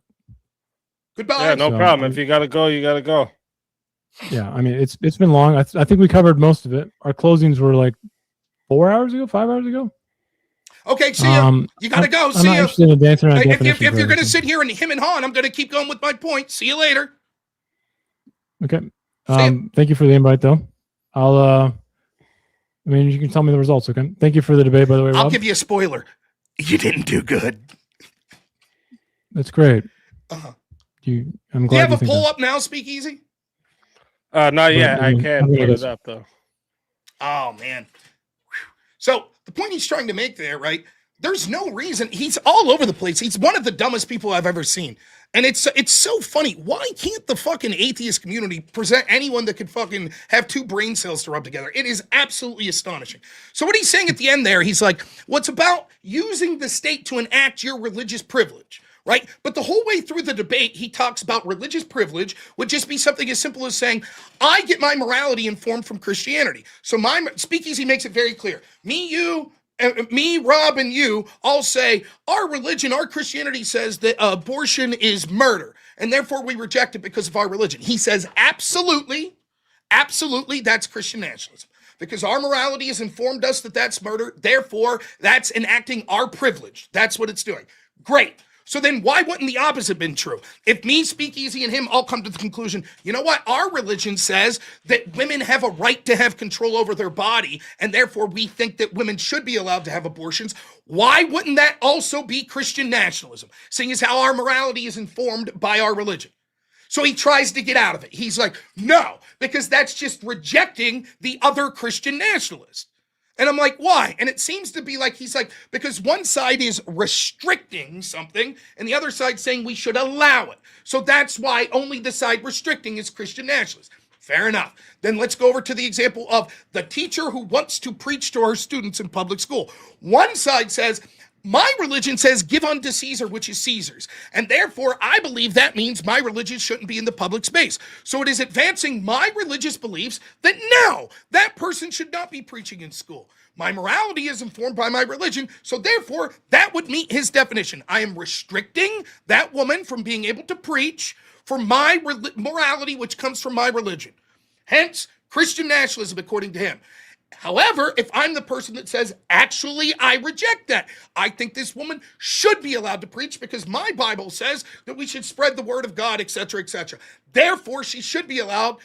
He says, based on what we talk about with abortion, it would be like, okay, that's not Christian nationalism. It's just rejecting the other Christian nationalists that want to restrict. He says, no, actually, that would be Christian nationalism. But why? Well, because it's about privileging my religion, right? But it would also be about privileging my religion to want to enact laws to allow abortions. No, that's just about rejecting the other people privileging theirs. Do you see the stupidity? It's the circular logic of it. I mean, I don't know what to say. The entire And normally I wouldn't even have asked as many questions as I did, but like I was just thinking about it from the viewer's perspective, and I'm like, maybe if I can get him to like stick with a solid definition, you guys would have more meat to engage with, more to actually like, you know. But it was exactly what you said. At 1 minute, it's one thing, and then when I ask him well, what if we did this? And then he said, well, yeah, that's Christian nationalism. But then if an atheist does the exact same thing, it's not. So basically the only thing that makes it Christian nationalism is a Christian doing it. It's surreal. And so, like, you could tell early in the debate, what I thought the debate was going to be is like, this is what I'm lining up, right? Because the way I view it, and I even said this, I was like, it's one of the first things I said, like, when you really distill it down, Christianity is just a way to get to like objective and moral truths, right? Right? Yeah. And now we could get into a big debate about, is it possible to have objective truth? Where do you get your ethical framework if not through a religion? But I figured no need to go there. So I'm just like, so we agree that's what Christianity, yes. So if you have a moral framework that comes from a different place, are you allowed to use your moral framework to enact laws? Yes. Okay, then why shouldn't Christians be allowed? And he's like, well, because the word secular says religion. And it's like, right, but that's not a reason to prefer that. That's just saying, well, the definition of the word says religion, right? But I'm saying, why ought we do this? Right? Mm-hmm. And he's just like, well, you don't understand. Secularism implies religion. Right? But I'm saying, if we allow people's moral framework to allow them to decide what to vote for, why is it only religious people that can't? And he has no answer. He's just like, that's a different debate. And the point, like, when I said it, I seen a lot of people in the chat say, yeah, that is what it's saying. Because I said, when I think of your worldview and I put it in the shortest sentence possible, it's Christians shouldn't partake in democracy. That's it. That's what he's really saying. And then when you go through it, you're like, how many specific examples did I give? It's like abortion's the one you gave. He says, nope. If a Christian is through their morality, gets their morality through Christianity and votes against abortion, can't do that. That's Christian nationalism. You could inform your views on abortion through Christianity, but as soon as you vote for it, now it's Christian nationalism. Okay. What about the welfare state? That too is Christian nationalism. If you're voting for welfare because you feel, okay, what about a progressive tax rate? That too is Christian nationalism. And then he would say it and then go, I didn't say that. And you're like, yes, you did. And I know I got a little fucking animated there, but nothing that combined with the constant interruptions, it's like, what the fuck are we doing here? Yeah, and I'm not going to leave it like the other options, just be like, all right, I'm done talking. I don't know what to say, right? And I don't want to do that. I've had these frustrations on other panels, so I'm just like, I'm going to try my best to get through it, and I'm going to fucking yell, be like, shut the fuck up. Let me finish my point. And like, he can't do it. He can't do it. Yeah, that was pretty pretty rough. I was literally timing you at one point, and it was like every 15 seconds it would come. Like, I was like, oh no, this is probably the worst interrupting I've ever seen. So when you get there, it's like at the end of the day, his prompt's unique too, because it says secular is beneficial to Christians, right? And so when you get right down to what he's saying, it's like he's basically saying Christians shouldn't vote, right? And like, he's like, that's well, what no, it sounded like anyway. And it's like, how is that beneficial for Christians? And when I said my opening statement, I was trying to be polite, but this is what I always, when I hear, I didn't know until I asked him. I thought he was a Christian, right? And I thought the debate was going to be like this. Look, Christian nationalism's like having like a state religion, and that's bad. And it was tough for me, and this is why I felt bad at the beginning, because it's like, I'm not for a state religion, right? Which shocked me when he admitted he saw me the last time I debated Christian nationalism. Because he's like, yeah, I basically know what your position is. It's like, but dude, you picked the prompt. So you basically picked a prompt that you're like, well, I agree with Rob. And it's like, why would you do that? Like, so that was a bit odd. But then it's like, okay, like, let's see if we can find some disagreement. And so I'm like, well, you're a Christian. And he's like, no. And then I'm like, well, I'm not trying to be rude, but oftentimes what I see is people that are atheists will say a real Christian should do X. And really, when it gets down to brass tacks, it's a real Christian should shut the fuck up and leave us do whatever we want. And we don't like Christians. That's what a real Christian would do. Turn the other cheek. A real Christian would allow all these fucking immigrants to come into the country. That's what a real Christian would do. Oh, really? You're Christian? No. I don't abide by your morality. I'm saying you should let me have power. That's the Christian thing to do. So and when you listen to this fucking dude talk, shocked. How could you not come to that conclusion? His incoherence is basically like every time you start, it takes you 50 fucking minutes to go down the rabbit hole. But it's like, so what you're really saying is, if my morality comes from Christianity, yeah, and I vote for something based on my morality, yeah, that's Christian nationalism. Yes. So then I can't vote if my morality comes. Well, you could get morality not from Christianity, but I'm Christian. I can't. My morality must come from my faith in my God. It's impossible for me to exist out. Now, there could be people that claim to be Christians, but I would say if you claim to be a Christian and you believe that Christ is the Son of God, who's the creator of the world and the everlasting truth, how the fuck could you make truth claims outside of that? Therefore, how could you get morality claims? All of your morality at the end of the day has to come because God says so. Because God is the objective truth. That's it. So when I finally went with the strategy of like, okay, let's say there's one Christian that believes that, which he conceded. And what did he admit? Yes, if there is a Christian whose entire morality comes from Christianity, then anytime he votes, that would be Christian nationalism. So then which I would turn to the audience and say, okay, so if you're a Christian that believes your morality comes from Christianity, which is probably all of you, he thinks you voting's Christian nationalism. That's the direction. And he would say, I disagree. I don't think it's that many Christians, but the Christians in here know. They know that that's true. And so I'm trying to debate for them and be like, do you see what this dude's saying? But he's just all over the fucking place. He says it, and then you're like, okay, you said this. No, I didn't. I never said that. What are you talking about? I didn't say that. And it's like, at some point, other than just keep hammering, you go right back through the fucking same talking train. And it might be boring, but I don't know what else I'm supposed to do. It's like, I tried the other week to be like, well, let's bring up the clip. You did say that. But I'm not going to do that anymore because that was a mess, the StreamYard through StreamYard. So it's like, I just tried to be like, okay, let's go through it again. So like when it came to the question of gay rights, I think that I'm Christian and I think homosexuality is a sin. And so therefore I think it should be made illegal. I shit you not, he gave 6 different answers. Well, 2 answers, but he waffled 6 times. Yes, that's Christian nationalism. No, it's not Christian. Yes, it is Christian. No, it's not Christian nationalism. So I guess what I would say, the audience that's wondering, do you want to embrace secularism and against Christian nationalism when it's going to be defined by guys that change their definition 15 times in a fucking debate that can't even define the word religion? I mean, I don't know how any Christian could have watched that and been like, yeah, I think this dude's right. Even if you're against Christian nationalism, you would have had to be like, ooh, this is fucking bad. This guy is terrible. And it, you know, I should be a little polite here in that I think he is that dumb. I think there was a little bit of trolling of him, but I do think he's that dumb. And it hit me when it was like wait, Schrodinger's government. I was like, holy fuck, he doesn't get it. It's like the per capita thing. Like you could, and I don't know if he was joking, but how would you feel if you didn't have breakfast? And he was like, but I did. I don't know if he's joking or not, but. Right, you never know if they know that one already. Yeah. and it's like, it's like, no, I disagree with your definition. Right? I disagree with what you say Christian nationalism or state religion is.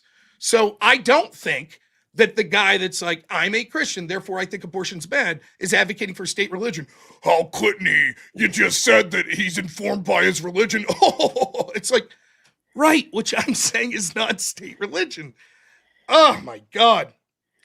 One thing I can say is like, so like I had a back and forth with him a couple weeks ago there. It started about like if Trump was a fascist, and then it turned into or actually it was on a different time, it was about morals and Christianity. And like he went out of his way after to message me and say like, I hope you don't think like I hate Christians or Christianity. I actually don't, and like this topic means a lot to me. So like I'll give him that. Like he went out of his way to try and like put across that he's not trying to hate on Christians. And maybe I mean, look, that's a possibility. That's why I was thinking, yeah, maybe it is. There's something he's missing there, because I was trying so hard to hold like a solid thing of his, but when I would ask him a question to make sure I'm correct, he'd say yes and then no to what you asked him, and I was like, oh no, what's happening here? I'm confused again. And I do think he employed the old strategy of when it's not going good, I'll just keep interrupting and I'll keep laughing, right? And let's just move on, blah, blah, blah. And it's like, oh, No. That game ain't gonna fucking work with me. We'll stay here all fucking night if I have to. I'm gonna get what I'm gonna say out, and like it's just so. One of the things that I'm not saying he's a bad person or anything. By the way, he might be a personally nice guy, but it's so frustrating to debate people like that. And there's better debaters that debate like that, where it's like you can't take 2 steps forward. You get mired in. You have to talk for 25 minutes about the most basic thing. Like at the end there, I knew what he was trying to say, which is, if the government's restricting something, it could be Christian nationalism. But if it's lifting a restriction, it's not. Okay, simple. I understand what he's trying to say. So then I counter with, okay, so if we're lifting the restriction of teachers being able to preach, but it took 25 fucking minutes.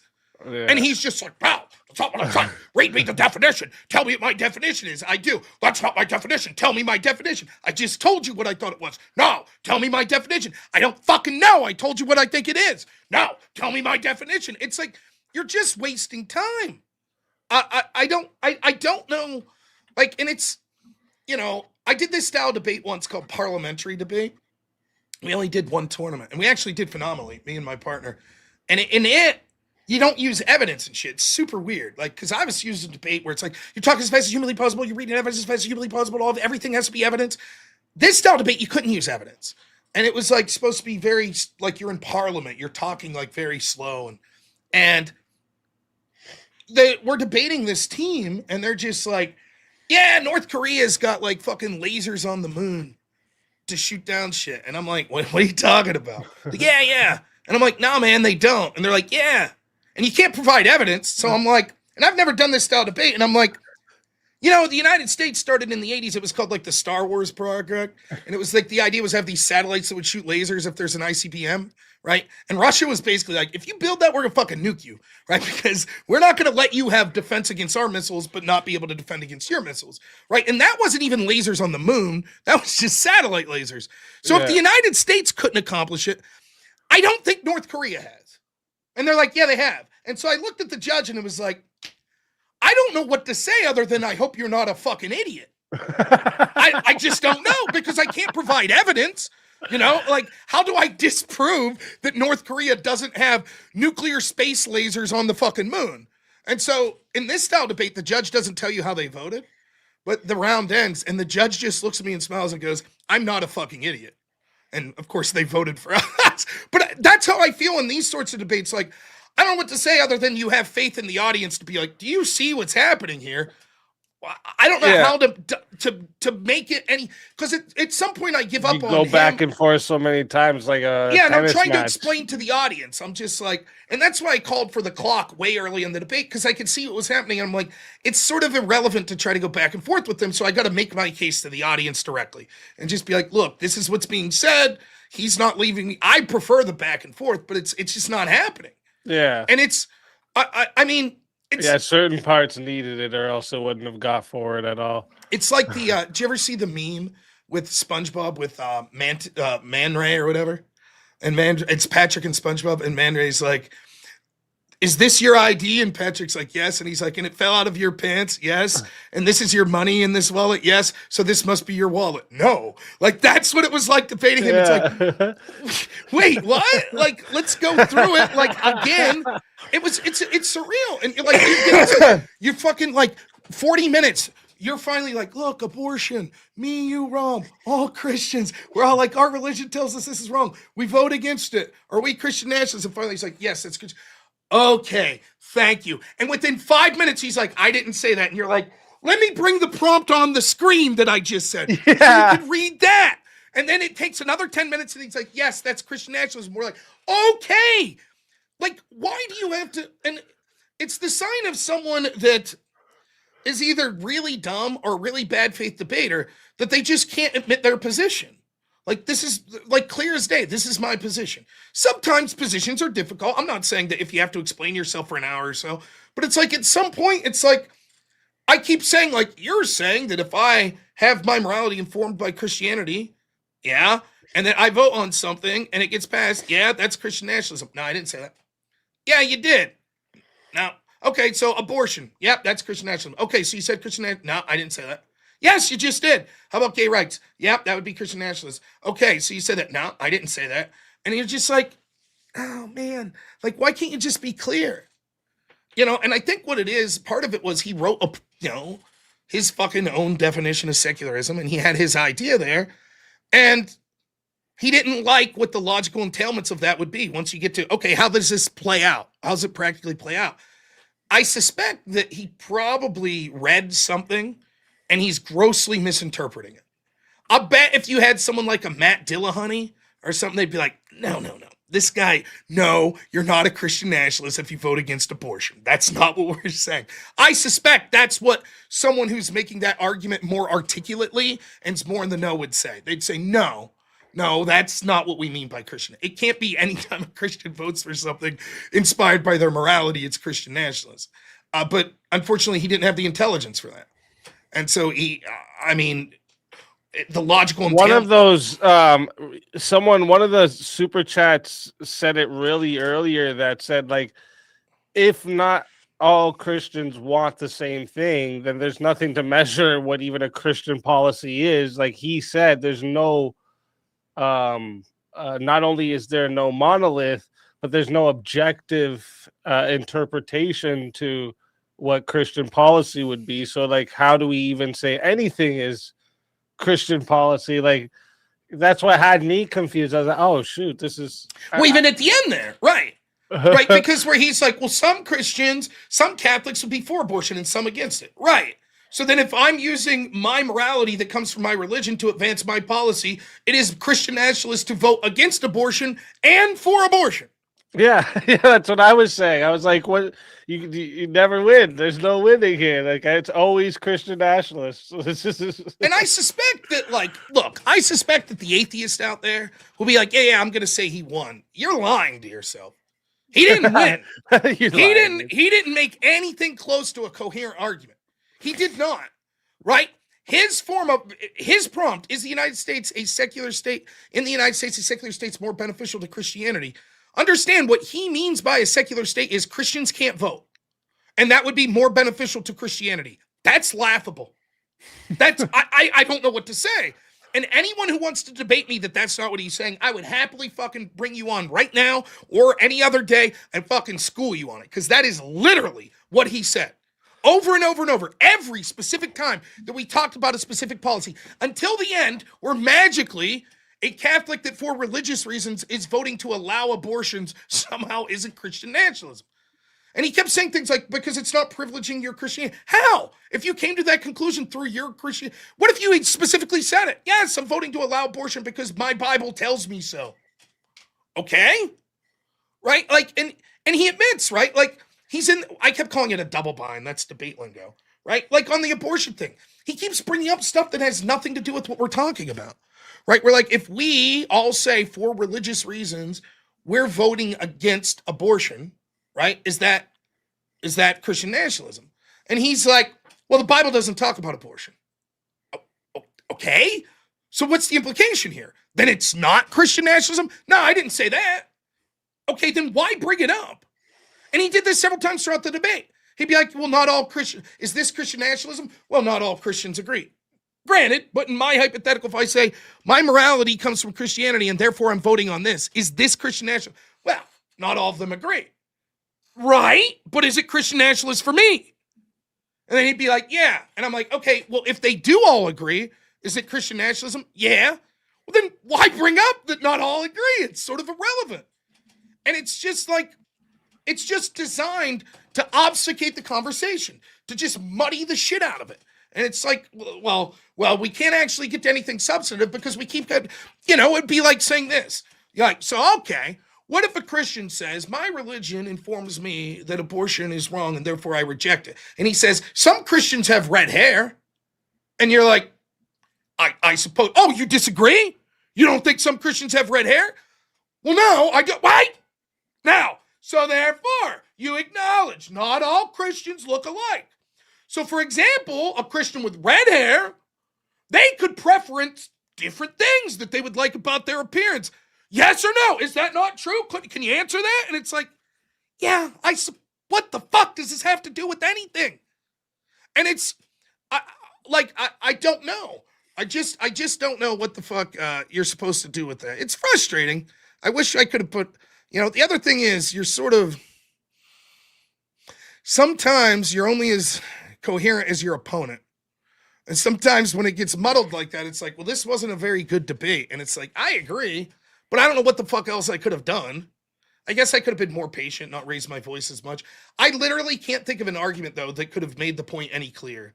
Like, it's so, I'll think about it tonight, too. These sorts of debates frustrate me more than anything, because I'm like, I mean, it's sort of, here's another debate reference I use a lot. You remember the old Shaggy song? Wasn't me. Coming banging in the bathroom? Wasn't me. Yeah. Try debating that. Like, imagine someone. Like, imagine that you're at your house and you watch someone, like, steal your sandwich out of the fridge. And you're like, hey, man, you just stole my sandwich. And they're eating it like, And you're like, yeah, that's it right there. That's the sandwich. Mm-mm. I have it on camera. Mm-mm. I didn't do it. It's hard to win that debate. You're like, wait, what? You're literally eating the sandwich. No, I'm not. Yes, you have mustard on your jaw. That is a great analogy. And you're just like, I don't know what to say. Like, I just don't know what to say about this. Like, at some point, you just be like, is this worth talking to? Like, I don't know what to say. So I hear this shit, like these sorts of debates, and that's what I'm thinking halfway through. Like, I don't know how to get through to this dense motherfucker. Like, I just don't. I don't know what I could say anymore. I try to rephrase things a million ways. Wait, okay, let's take a step back. And then each time I'm doing it, the guy's being a dick. Oh, you're just going to keep talking? Oh, you're going to... And it's like, so I do this thing. Maybe it's not smart. I don't know. I'll just keep repeating. I'll be like, so in other words, what you're saying... So in other words, what you're... So in other words, like, I don't know what else to do. And another thing, if you're listening... It's very hard to keep a coherent train of thought when someone's doing that over and over, right? Because you're thinking like, I have something to say, right? Here, it's going to be A, then B, then C, right? And you're like, A, blah, blah, blah, blah, blah, blah, blah, blah. Okay, back to A, blah, blah, blah, blah, blah, blah, blah, blah. Okay, back to A, blah, blah, blah, blah, blah, blah, blah, blah, blah. Okay, A, and then you're like, what the fuck was B? Because you're like, shit, man. This guy's been interrupting me for fucking 5 minutes. Yeah. And I'm trying to get this thought out. I don't know. I hope the audience enjoyed it. I am sorry. I think sometimes these might be the best debates. Oh, I think from what it seemed like the audience was definitely entertained. Well, good. That's important. Caroline says, I see in your chat, says, can't debate if you yell and stuff. That's not true. Absolutely, you can debate if you yell and stuff. What exactly is Christian nationalism to you, Rom? Well, I explained it in my opening statement. Christian nationalism is the belief that Christians should inform the policy prescriptions they want through their morality, through their religion, and vote for people that proudly also enact policy through their morality and through their religion. That's how I define Christian nationalism. The counter to that, what you normally hear is Christian nationalism is advocating for a state religion. That's what I assumed he would argue, but he didn't. Well, he kind of did, but then most people define state religion as like, the United States is a Catholic country, right? And we will enact laws that say Catholicism, when we have ceremonies for the government, it will be through Catholicism. The public schools will all teach Catholicism. You can still be Muslim, maybe, maybe not. You can still be Jewish, maybe, maybe not. You can still be Protestant, probably.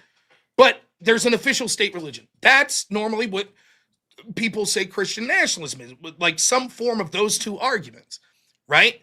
And so he makes a different argument. He says Christian nationalism is basically establishing a state religion. Okay, how do you define state religion? Well, if Christians vote based on their preferences, that's state religion. What? So, like, I don't understand. Like, when you're like, well, can you define? Like, I don't know what you mean. Maybe it gets lost in the shuffle of what I mean by the end of the 7-hour debate, because this incoherent dude is like, just going off. I don't know. But I mean, I thought it was pretty clear. Carolina wants to come up and date. I'd be happy to. If Speakeasy's cool with it, I'd be happy to have her up. Or she could just come to my channel if Speakeasy wants to go to bed. Wait, she wants to come up. Where is she? I don't mind at all. All right, give me a moment.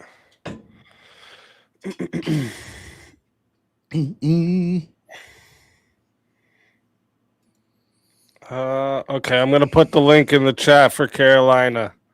Everybody's gonna Doesn't jump mean in. for They always do everyone. that. They always do. At least you got your goal tonight. That's awesome. Yes, sir. Make sure. Listen, this is for Carolina. So if y'all gonna hop in, you're just gonna sit in the back. All right, just it's for Carolina to come and I guess debate if that is what was said. Now listen, she's probably going to want to say, why define Christian nationalists different? That's fine. But what I'm interested in talking about is what his argument was and whether or not she agrees with it. But I mean, whatever. It could go wherever she wants. Mo says one asshole leaves, another one comes up. We don't know that she's an asshole. I think it's a woman. Am I getting that right? Carolyn Ain? Yeah. I just don't know. Hello, Carolyn? Is that fair? Carolina. Okay. Carolina, I just have some questions for you, Mr. Sure. Robbie. Now, do you acknowledge, real quick before you get, you acknowledge that the way I'm framing how he defined Christian nationalism is correct? Oh, wait, let me turn off all my other stuff. Hang on. Let me turn my other stuff off. Oops. So let me turn my stuff off. Hang on. Okay, I think I got all the things. I'll get to okay. all the super chats on my end. Don't worry. I don't want you. I want you to be able to hear me. Okay. Can you hear me? Yeah, can you hear me? Oh, yes, you sound good. Okay. So do you acknowledge the way I'm explaining how he was defining Christian nationalism is true? No. Okay. I'm sorry. Let me say it. No problem. Okay. No, I don't think. I think Christian nationalism. I think that's when the state decides that they want to endorse a certain religion. I don't understand what you meant. That's not what he said, though. I was at the last part of it, but what do you think it is? Well, before we get to what I think it is, which I already just said in response to you, but that's not what he said. So where do you think I was? I was coming up. I didn't hear what you said. Oh, it's all right. I'll go through it again. No problem. But what do you think his definition was? His definition, well, when he was talking about the different Christians, like you were talking about, like how, well, you know, all the Christians are going to decide this and that, but there's so many different forms of Christianity that it's hard to decide on exactly one because there's so many different kinds. For example, Mormons, they want to have 2 wives. I don't know. I could get some of my. Sure, but what's that have to do with what his definition was? It's hard to narrow it down. He said the following. Do you agree? He said this, that if I use Christianity for my morality, and that's where I get my morality, and then I vote for things in line with my morality, that's Christian nationalism. Is that what? I don't think he said it like that. I think he exactly did. He said Christian nationalism was when the law brings that in and uses like religious aspects and religious teachings and religious things. No. He specifically said, if that's the case, then why did he say it? Okay, then when Speakeasy specifically said, okay, well, if me and you and Rob all say abortion, our religion says abortion is wrong, and so therefore we vote against it, why did he say that was Christian nationalism? Wait, hang on. I'm sorry. Hang on just 1 second here. Let me just put this up so I can get this dog. I'm gonna kill it. Okay. Say it one more time. I'm so sorry. Right. If you're correct, then why when Speakeasy directly asked him, okay, if me, Speakeasy, and him all vote against abortion because we say it's against our religion, he said that was Christian nationalism. He said it was Christian nationalism if the law turned it into it as if the law reflected what the Christian beliefs were. That's what he said. But we just told you what our Christian beliefs were. Right. There's nothing wrong. See, Christian nationalism is a political idea, right? But when you use no. Real quick. Yes, you're going to define Christian nationalism differently. You have every right to. No, that's fine. We're asking what he's defining. Yeah, let me finish. Okay. No, because there's so many different aspects of Christianity, it's hard to make it into one. But what he was saying was there's so many different ideas of Christianity that it's hard. He was saying that Christian nationalism is when you make it a law based on your religious beliefs. Okay, how do I make something a law based on my religious beliefs? Okay, here's how you do it. Okay, so like for instance, you want to choose Christianity? Let's just choose Christianity. Okay. How about when we made? How about the policies of when we captured the Indians, the Native Indians, the Native Americans, and we forced them out of believing in their sun god, and we brought Jesus into the picture. Okay. They had to worship Jesus. That's one. Okay. That's a historical one. So Another we historical one is- real quick, we restricted their religious practices. Okay. Yeah, our policies did. Okay. Right. We made them wear clothes. All Okay. that was the policy. We tried to amend them into Okay. our. That was one. That's one Okay. way. Another way was when the Nazis, right, when they separated all the Jews from the Christians, and then all the Christians started telling on the Jews because they didn't want to be getting on the trains with the Jews. So, right, that was another one. That's another one. That was that's Christian nationalism. You think Hitler was like Christian form, nationalism? You asked me about a law that how we can make a law out of religion based on religion. Well, but it seems to be there's a difference between saying, like, for example, if an atheist says we want to ban Islam or ban Judaism, that doesn't seem to be like a religious nationalism, right? Well, no, because to me, religious nationalism is when the country endorses that religion and makes it but like, that wasn't his. religion. That wasn't his argument. Okay. Right, and like, so let me retort a little what you're saying here. Fine, whatever. So where does me voting against abortion because of my religious preferences fit into what you're now explaining? Okay, everything that that's a social thing. Christian nationalism is a political thing. You're using your social influences to create a law or to vote on a law or to talk about a law. That's what you're doing. It's a social aspect. Everything that you do since you're a little baby being brought up, even if that includes church, that's you are socially voting from your religion. So then it's not Christian. So then it's not Christian nationalism because it's social? No, Christian nationalism is political. That's when you use Christianity as a political reason to make a law. So just to be clear, you disagree with him when he said us voting against abortion for religious reasons is Christian nationalism. I don't think he said that. He said that when you change the law to be reflecting what you're voting on, that's Christian. That was Christian. No, but he specifically said that. And like, how would that not be the case? Even your explanation here of social. Well, my social interactions isn't it true? Are you a Christian, by the way? You don't have to answer if you don't want. I'm not anything really. Okay. Would you acknowledge that Christian? Jesus once, so you know where he was? He was behind my couch. Yeah. As soon as I saw him, man, he just shot out the door. But anyways. Well, hey, you sound like a good endorser of this guy. You're doing well. So if I'm Christian, you would acknowledge that my morality all comes through Christianity, correct? And other things that you've learned. How? Other things you've learned. Things you've learned, right and wrong, good. Where does your morality come from? My morality comes from I know the difference between bad and good and evil, and just how? How do you know? That's axiomatic. Because I've been socially formed by other people around me. So then your definition of what's moral is just what you've been told by other people around you. I guess so. Okay. Well, right? That's subjective. But listen, everybody wants to fit in with their society, right? Everybody wants to fit in with their society. They're going to do it. But then if a society allows slavery and everyone fits in, then slavery's moral? That's where slavery be moral. If you're in that time period, if you're in that aspect, if you're all the rest of your social friends do it, then Egypt, they have slavery. So you're saying that would be moral? That would be moral considering where you're from or how you're brought up. So then you don't know good and evil. If you were born in India, you wouldn't be a Catholic. You'd be a Hindu. So fair enough. And that's not the point that I'm trying to make. Your morality is completely subjective. You're just saying whatever the people around me say is moral. We are formed by the people around us and our influences and our experiences, and even church. Church is part of your influence. But that's just subjective. You have you can't say you know good and evil, because if you move tomorrow to India and they believe completely different things, then your definition of good and evil would change. But we're looking at Christianity. We're looking at the religion. Right. Christianity stands apart because it claims there's an objective truth, not subjective. Yes. Right. Religion does. Don't they? Well, don't religion have everything based on a book and about? Yes, objective truth. Correct. That makes it stand differently.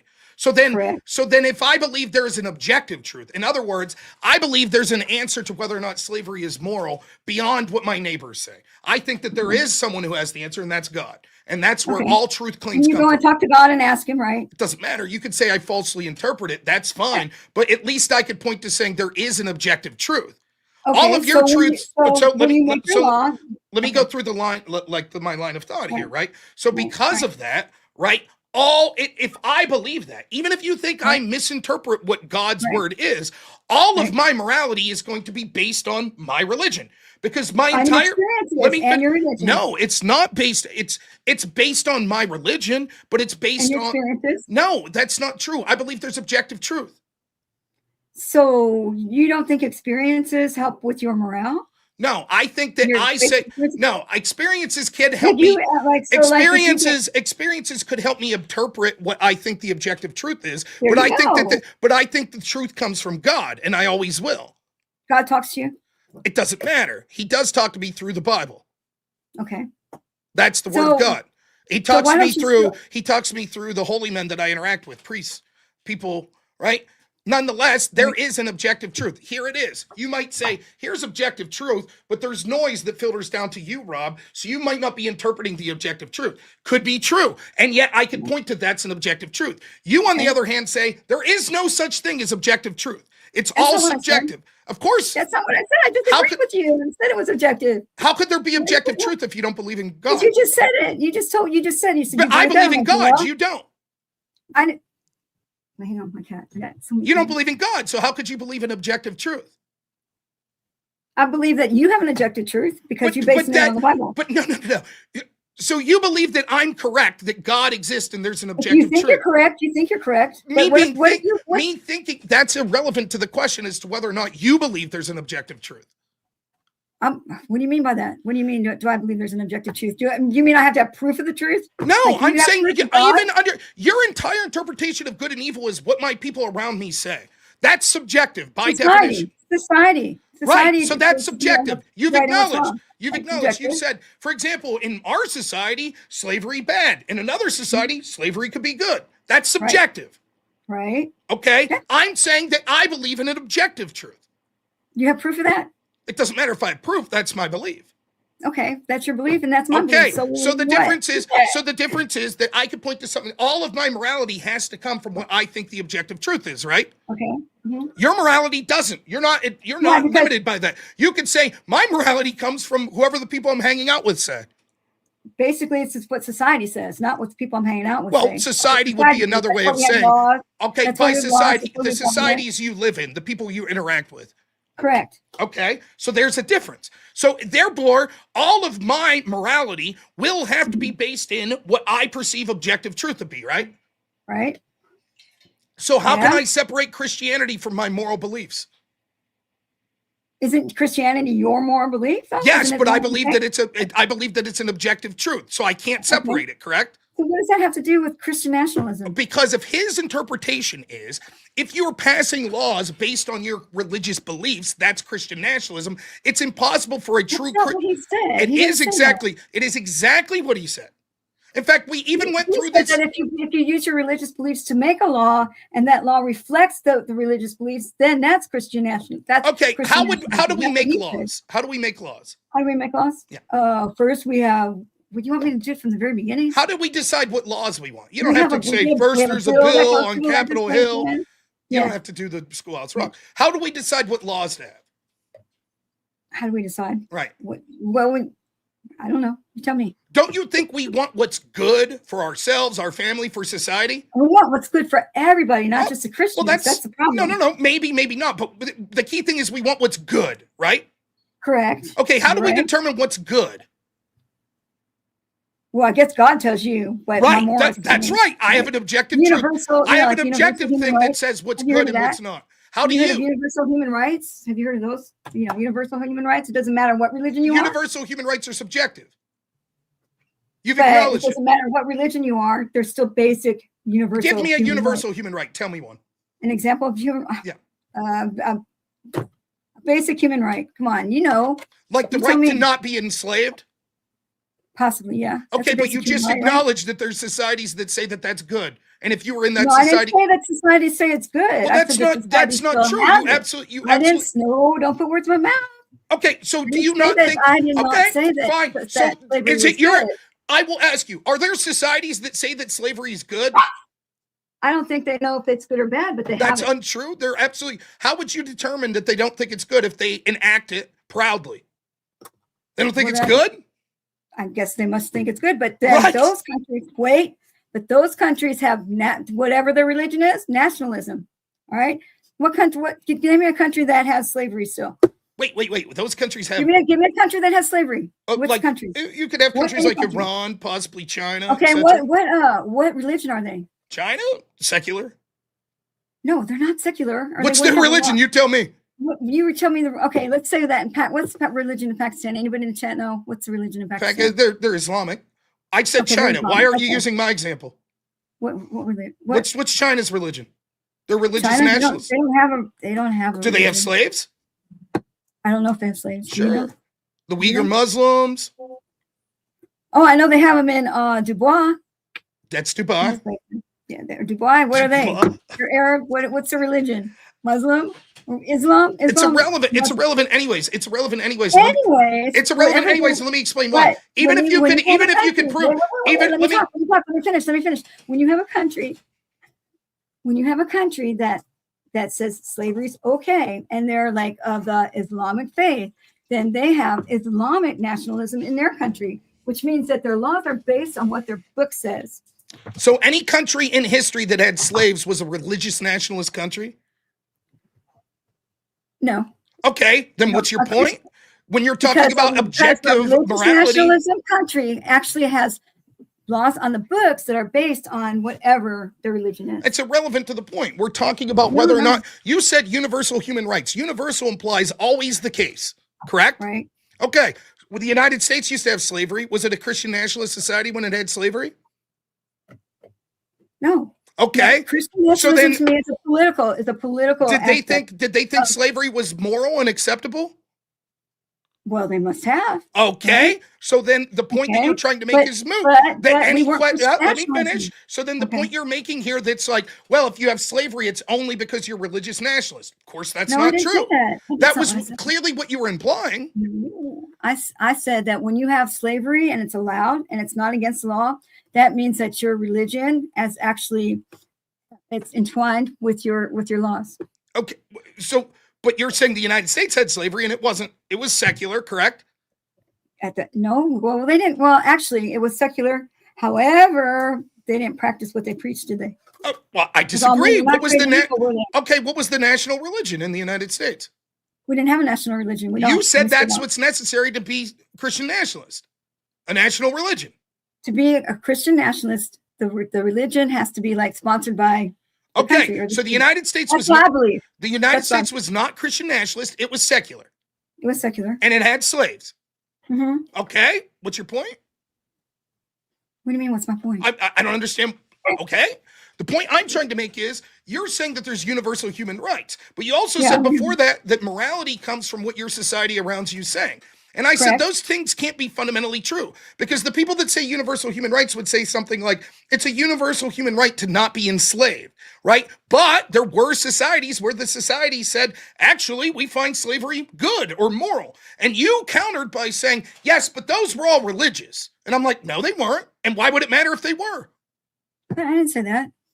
That's clearly what you were implying. That's not what I said. What were you implying when you brought up the religion aspect then? I was saying that Christian nationalism, what we're supposed to be talking about, is the fact that that's when the government endorses or accepts Christianity as its national religion. It's like their team is Christianity. And by doing I understand you're getting back to what you want to define Christian nationalism, but it's escaping from the specific line of argumentation we were talking about.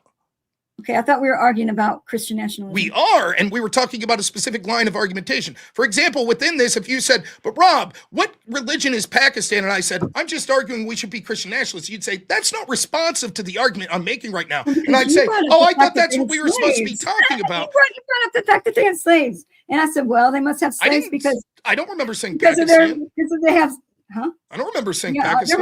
A lot of people's laws, a lot of countries' laws are based on religion. Sure. And but ours aren't. So the point that I was trying to make, is that we should have separation of church and state. The point that I was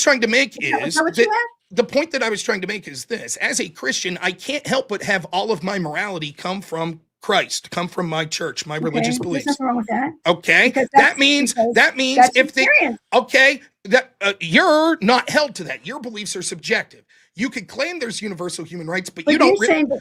But you're saying your Christian beliefs are objective? Yes. I'm Mine saying are subjective. no. Because- I'm saying that my Christian beliefs are that there is truth. There is objective truth. Truth that would exist with or without humans existing. There is a truth. What? What kind of truth? What are you talking about? God's truth. God's truth. Yes. Like the Ten Where do you get Commandments. God's truth from? Where do you find it? Oh, the You Ten can say Commandments? again, let me stop beating around the bush and get to the end. Yes, you could argue, but Rob, you could falsely interpret what God's objective truth is. Perhaps that's true. I tried to get to that truth through going to church, through reading the Bible, through talking to holy men, etc. But yes, you can make the argument that you think that I'm interpreting it incorrectly. Nonetheless, at least there is an objective truth that I'm pointing to, which means if I'm really a Christian and I believe there is one truth, and that is God's truth, even if I'm falsely interpreting it, my entire moral framework comes from what I think God's truth is. If my opponent's argument was, but if you use what you think God's truth is to push for policies that you want and then get them enacted, that's Christian nationalism. That means that any Christian that gets their truth from the belief in God would be enacting Christian nationalism when they pass laws. No. Why not? What he said, because Christian nationalism is when you endorse Christianity as the religion, the only religion of. That wasn't my opponent's argument. That's your argument. Yeah, that's my argument. Right, not his. I'm saying that his argument was, and you even clarified, you're like, no, what he was saying is if you pass a law for Christian reasons and because of Christianity, but every law that I want passed comes from my moral framework, correct? Same with you, right? Correct. But when you use the law, real quick, and then I promise. So if my moral framework always comes from Christianity, that would mean that any law I want comes passed is through my belief in Christianity. Sure. And if his argument is that's Christian nationalism, that means every law that I ever want passed is Christian nationalist. He said if the law was based on Christian nationalism, that's what was not good. But he didn't say, no, be clear. He didn't say if the law was based on Christian nationalism. He said if the law was based on Christianity. Wow. I hope he's watching now. That's what he said. If the law is based, if it's a written law, and that's what he said, if it's a written law. But isn't it true? But didn't you just acknowledge that every law I want is going to be based on my Christian beliefs? Sure. Okay, then every law I push for is Christian nationalism. No. Why? They're all based on Christianity. And he kept saying no too, right? It's your ideas are based on Christianity, right? But the law is not based on Christianity. The law is based on secular reasons, right? How? For another word, how? Yes. Because, okay, so you're Catholic, right? Sure, we'll go with that. Did you meet on Friday? Yeah. You did? But not really Catholic. I'm sort of non-denominational. That's going. I haven't taken communion yet. During Lent, they can't eat meat on Fridays. So, okay. So, but if we pass a law for the entire country that says nobody can eat meat on Fridays, that's Christian nationalism. Why? That is Christian nationalism. What if I'm an atheist and I want that law? But there's a few people that won't want that law because that's true of any law. Religion. It's based on what the book says. The good book says for land. That might be why I vote for it, but maybe you vote for it for a different reason. So is it still Christian nationalism? Christian nationalism is when the government uses laws based on Christianity to influence the entire country. If me and you vote for two different reasons, you vote as a non-Christian and I vote for a Christian. That's why we vote, though. Is that law Christian? So then it's only the person who put forth the bill and their reason for putting the bill makes it Christian nationalist or not? If you are going to discriminate against others who are not Christians, then that is Christian nationalism. That's when they're using religion as a basis for their laws, and that's not good. But again, there could be many reasons that. Just think. Okay, let's do this. Let's do a country that's a modern country right now. How about Israel? What's on their flag? A Star of David. Okay, they're Jewish, right? They're all Jewish. Yeah. In fact, they took over that land in the 50s because Abraham had a dream and told them that that land over there was theirs. So they went over there and took it, and they were given it. And they were given it by the United States, and we give them more money than anybody else. But that's a whole. I have no idea where you're going with this, but go for it. Where I'm going with this is that they have the Star of David on their flag. Sure. All their laws are based on, is it the Torah? Is that their Bible? Okay. Torah. Okay. So, for instance, they can't use embalming when they bury people. They have kosher food. Cool. I'm not sure of all other things. Great. But everything's based on the Jewish religion, and they use the Torah as the reason for their laws, right? which means that's why they are bombing the Palestinians because they don't want. I think they're bombing the Palestinians for a litany of reasons, including October 7th, where a bunch of Palestinians came into their country and raped and murdered people. But but see, neither here nor there. Because they're Jewish and because they have the Jewish thing on their flag, that means that all the country is against Muslims. Okay, I don't necessarily agree with your characterization, but let's say for the sake of argument I do. It's sort of irrelevant to what we're talking about. What's that have to do with if there's a specific law in this country, for example? I made the law up. I said nobody can eat meat on Fridays. Okay, for example, what state do you... I live in Pennsylvania. You don't have to tell me Texas. Where you live. Okay, so Pennsylvania, it used to be you weren't allowed to sell alcohol on Sundays. Yeah, we had that too, the blue law. Okay, was that Christian nationalism? Did the government use the law to was that law based on religious beliefs? You tell me. I would say probably. So, but Christian nationalism is when the country actually says we're going to be Christian now. And okay. I'm willing to move on to this, but will you concede that's not what my opponent was saying, and that's not what you seem to be defending earlier, just while you were defending his arguments. What, did he say something different than what I said? Yes, he clearly said, you keep excusing for him. I'm like, he said that if means, this was clear cut. Over and over we asked this. Like, here's another example I gave. I said, if I say I think homosexuality is a sin as a Christian, and so therefore I want to make it illegal to be a homosexual. Is that Christian nationalism? He said yes. No. He said yes. He said yes. Okay, maybe he said yes, but what do you think? No. Christian nationalism is when the country actually says we're going to be Christian now. Is that right? That's what I said. My question to you is, do you believe in separation of church and state? It depends. What do you mean by it? I mean, like right now we have we're secular. We have separation of church and state. It's not in the Constitution, but we do have the Second Amendment, which gives us freedom of religion. Second Amendment. Do you think that if we become Christian nationalists, if the country becomes Christian nationalist, they embrace only Christianity, how do you think the Jewish people and the Muslim people or the Islamic people are going to feel? First off, I don't give a shit how they feel, just like the atheists don't give a shit how I feel. So I'm sorry, that line's not going to work with me. Second, people define separation of church and state vastly differently.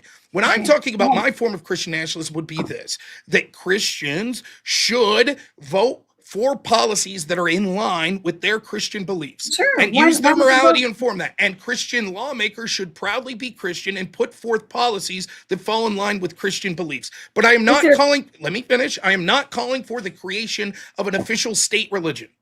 Okay, that's weird. Why? Because that's what Christian nationalism is. Disagree. That's how I define Christian nationalism. My opponent defined it in a far looser way. What I said was, and we'll get to this. I told Speakeasy this when my opponents left. I said, the traditional argument that I expected was someone to say, no, actually, I define Christian nationalism as the creation of an official state religion. And I said, look, I understand. Yes. Right. So when you're defending my opponent's asinine arguments, you have no idea what you're talking about. He did not make the argument that you're talking about. Just so we're clear, right? So I'm better than him? Well, yes, you've been somewhat more coherent. I will say that's true, right? Point I'm trying to make here, though, is would you acknowledge that people define... that you don't like auditors either. Would you admit that people define... you don't like auditors. I'm kind of sick of the religion shit. Would you admit that you don't like auditors? Would you admit that... What the fuck are you talking about here? I'm sorry, go ahead. You had something to get out. I heard that you didn't like auditors. What's that? I heard that you don't like auditors. I have no idea what you're talking about. I can't remember ever talking about auditors. Go ahead. What did you have to say? That was important. I was explaining what I meant by Christian nationalism, but now you have something to say about auditors. No. There was something very important you had to say about auditors. Go for it. No, I just said I was getting sick of the religious stuff, but you came on to talk about the religious stuff. Yeah, I did. Okay. Now, so you believe in what? So the question now. I remember what I was interesting tactic. Will you acknowledge that people define Christian nationalism in vastly different ways? Christian nationalism. Why can't you listen to me? What? Let me try again. You ready? Deep breath. Yeah. You listening? Yeah. Will you acknowledge that people define Christian nationalism in different ways? I guess so. Okay.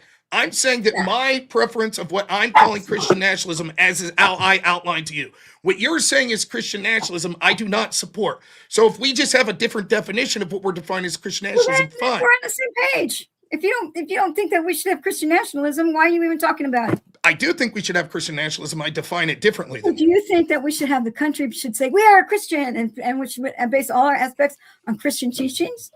Well, it's more nuanced than that, right? I think that absolutely we should say our country was founded on Christian values. We should proudly be Christian. Let me finish. We should proudly be Christian and promote Christian values and Christian laws. But I don't think that really. Oh, I made him be quiet. You're not going to call me a mean name. No. You good? No. You good? Go ahead. I'll let you finish. Okay. So what I don't think is that we should have an official state religion. For example, I don't think that we should say Washington, D.C. says that this is now a Catholic country or a Protestant country or a Lutheran country, and we have an official Lutheran church or Orthodox church. I don't believe that. Say that one more time. I think that I would be... Now I got to repeat the whole thing because you graciously interrupted. No, just a little bit, just the last part. Okay. I do not think that we should have an official state churches like a Catholic church, Lutheran church, Orthodox church, etc. For the country. Correct. Okay, so why are you arguing about Christian nationalism? What is Christian nationalism then? What is it? I define Christian nationalism for the third time that I've told you. I define Christian nationalism is the fact that Christians should proudly be Christian and push and support for laws that are inspired and true to their Christian faith. We should have lawmakers that are proudly discussing being Christian and creating laws that are in line with their Christian faith. Okay. So, but you still believe in separation of church and state. I believe that we shouldn't have an official state religion like an official Catholic church being the official state church. Well, that's cool because Christian nationalism is when the government forces Christianity on the whole population. No, right? Now you've changed the definition. You said it was when there was an official state church. Now you're changing it. No, Christian nationalism is when the government forces Christianity on everybody.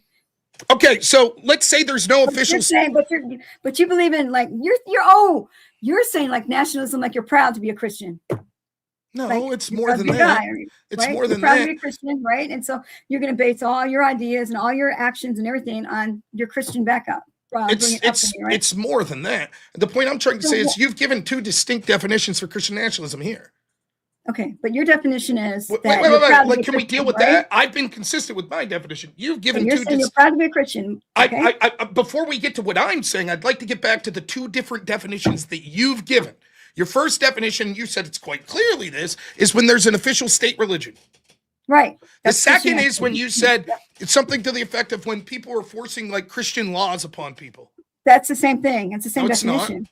Okay. Yes, it is. Christian nationalism is when the government accepts Christianity as its religion, and then they use the Christianity faith or the books or the Bible or anything else to make their laws and their policies. Notice you said the word "and" in between those two things, which implies it's necessary to have two things for that, right? That's what "and" would be. No, it's not two things. It's one thing. Christian nationalism is when the government promotes Christianity as its national religion, and they base the laws and their policies politically on Christianity. Two things there, right? Let's try that again. When it embraces it as its national religion and right, so two things necessary, which is what I said. If it's national religion, please. And so when I said two things and you said no, not two things, you were incorrect. It actually is two things. I didn't say not two things. Because I didn't know what you were going to say. And then it embraces policy. So what if it only does one? That's my definition of Christian. What if it only does one of the two of those? Is that Christian nationalism? Like what you think? I'm asking you. What if it only does one of the two? It has to have Christian. I'll tell you my definition again because you must not have been listening earlier. You know. I think I've listened quite clearly. Go for it. When the government endorses one single religion for its national religion politically, right? And then wait. Before you say and then, that's a separate part. Okay, so the first thing is it has to endorse one particular religion nationally as its official religion. Correct. Okay. Okay, so it has to do that, and now go to part two. And it has to base its laws and its policies on those Christian ideals. Okay, so what if it just bases laws and policies on Christian ideals, but it doesn't have the official state religion part? Then it's not Christian nationalism. Great, that's fantastic. Okay, right. So then, if we don't declare that Catholicism's the official state church, and tomorrow a bunch of Christians come together and say we want to outlaw abortion because we're Christian and we think it's an abomination to God, you'd say that's perfectly fine. It's not Christian nationalism. That's not Christian nationalism. Great. And if we said we think that it's okay, real quick, and we think it's a sin to be a homosexual, and we want to ban that, that's not Christian nationalism? No, because you didn't make the law based on a religious aspect of the Bible saying that. That's why. Why? Maybe a lawmaker said, I'm creating this law. Let me finish. Maybe a lawmaker said, I think my reading of Christianity is that homosexuality is a sin, and so I think we should make it illegal. Now, is it Christian nationalism? No, because Christian nationalism means that the government takes control, that endorses only Christian ideals within its laws and its policies. It's political. But it also has to be a state religion. Yeah, because it's political. So it could completely endorse Christianity as long as it's not a state religion and it's not Christian nationalism. But what you're saying is, this is what I think you're saying. I'm going to put my words in your mouth. You're saying that it's Christian nationalism if I vote because of how I feel about being a Christian. It's more than that. That's part of it. Not what but Christian nationalism is when the whole country is based on Christianity. That's fine. We have that's fine. We have a different definition of Christian nationalism, and as long as as long as you're okay with my belief, that's like we should all proudly say. You're just like proud to be a Christian, right? No, I think it's more than that, right? For example, I'd say I'm proud to be a Christian, and I think we should outlaw abortion because of Christianity. Okay, what's wrong with that? Okay, so that's more than just being proud to be a Christian, though. But before you get to the but, you acknowledge that's more than before you get to the but, you acknowledge that's more than just being. You just said it was before we get to the but. That's more than just being proud to be a Christian, correct? Wait, you said that you don't believe in abortion because why? I want abortion outlawed because I think it's an abomination to my Christian religion. Okay. Is that Christian nationalism? No. Is that more than just being proud to be a Christian? No. You don't think that's more than being proud to be a Christian? Because you based your idea on Christianity. Okay, but I think enacting policies based on my religion is more than just being proud to be a Christian. I think someone who's just proud to be a Christian may come to the conclusion to say this: I'm proud to be a Christian, but I don't think that should influence our political system. Why not? But that's my point. But therefore, it's more than just being proud to be a Christian, what I'm suggesting. I don't think that's enough. It doesn't go far enough. On abortion on the Bible and Christianity. What's that? I'm sorry, I missed the beginning of that. You based your idea on abortion on based on the Bible. Look, here's proud to be a Christian. Here's proud to be a Christian here, right? I say go beyond just being proud to be a Christian. For example, someone who's proud to be a Christian could say, I'm personally proud to be a Christian, but I'm okay with my religion not having any influence on politics. I'd say that's not enough to just be proud to be a Christian. You must go beyond that. So I'm doing more than being proud to be a Christian. But when you use religion to create a law, that's not right. You're using Christian. It's not Christian nationalism. You're voting about abortion based on how you socially feel, not politically. But you just said it's not Christian nationalism.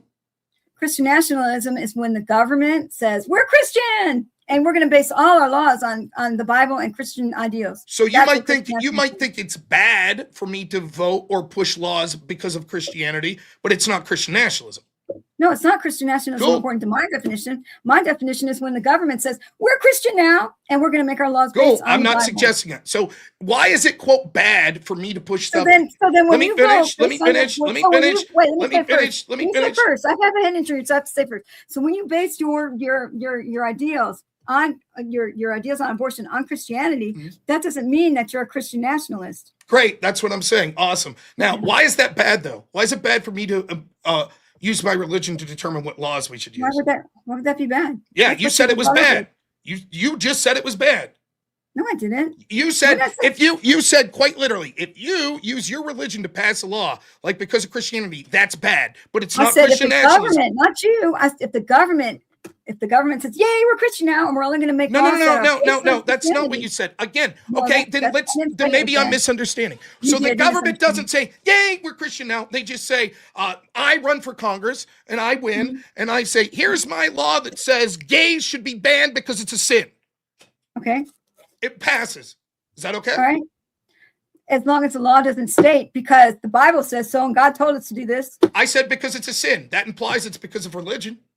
Oh yeah, you did. If that's included in the written law, then that's the written law never says why.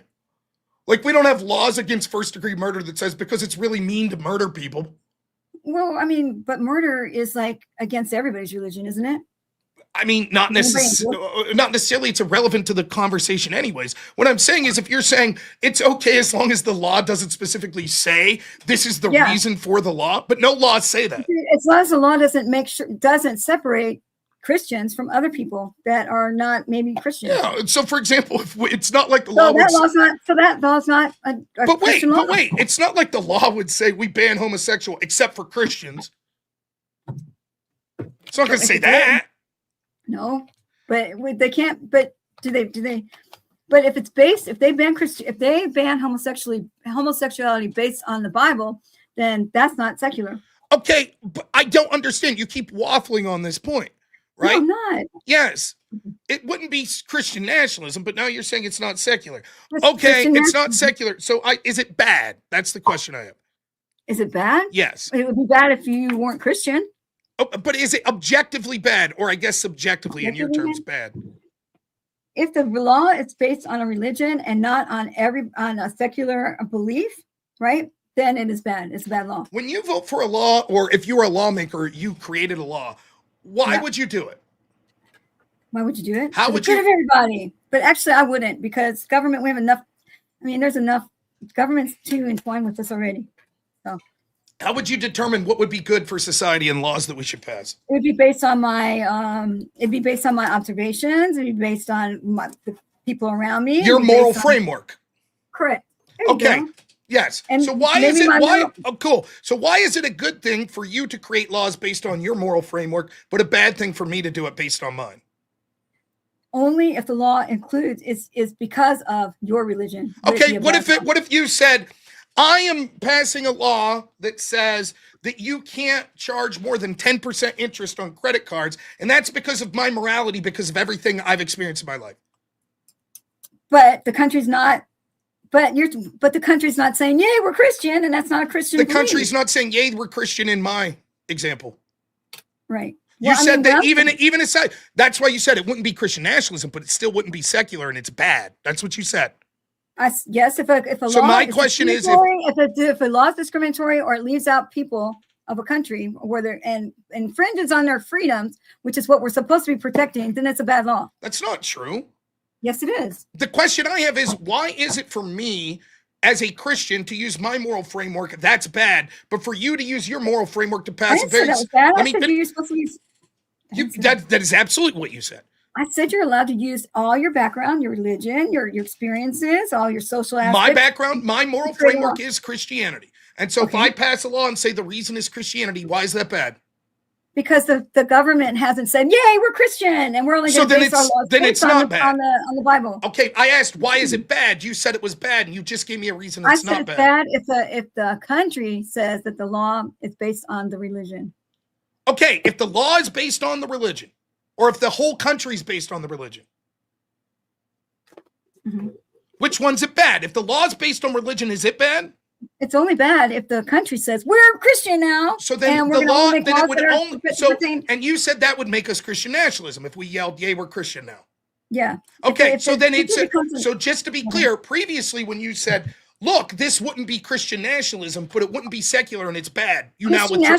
Let me finish. Let me finish. Okay. So when you said that, now you withdraw that. Right? No, I didn't withdraw anything. Okay, so is it bad for me to not be Christian nationalist? The country isn't saying, "Yay, we're Christian now." It's just me, the lawmaker, saying, "I want this law because of Christianity," and people voting on it. Is that bad?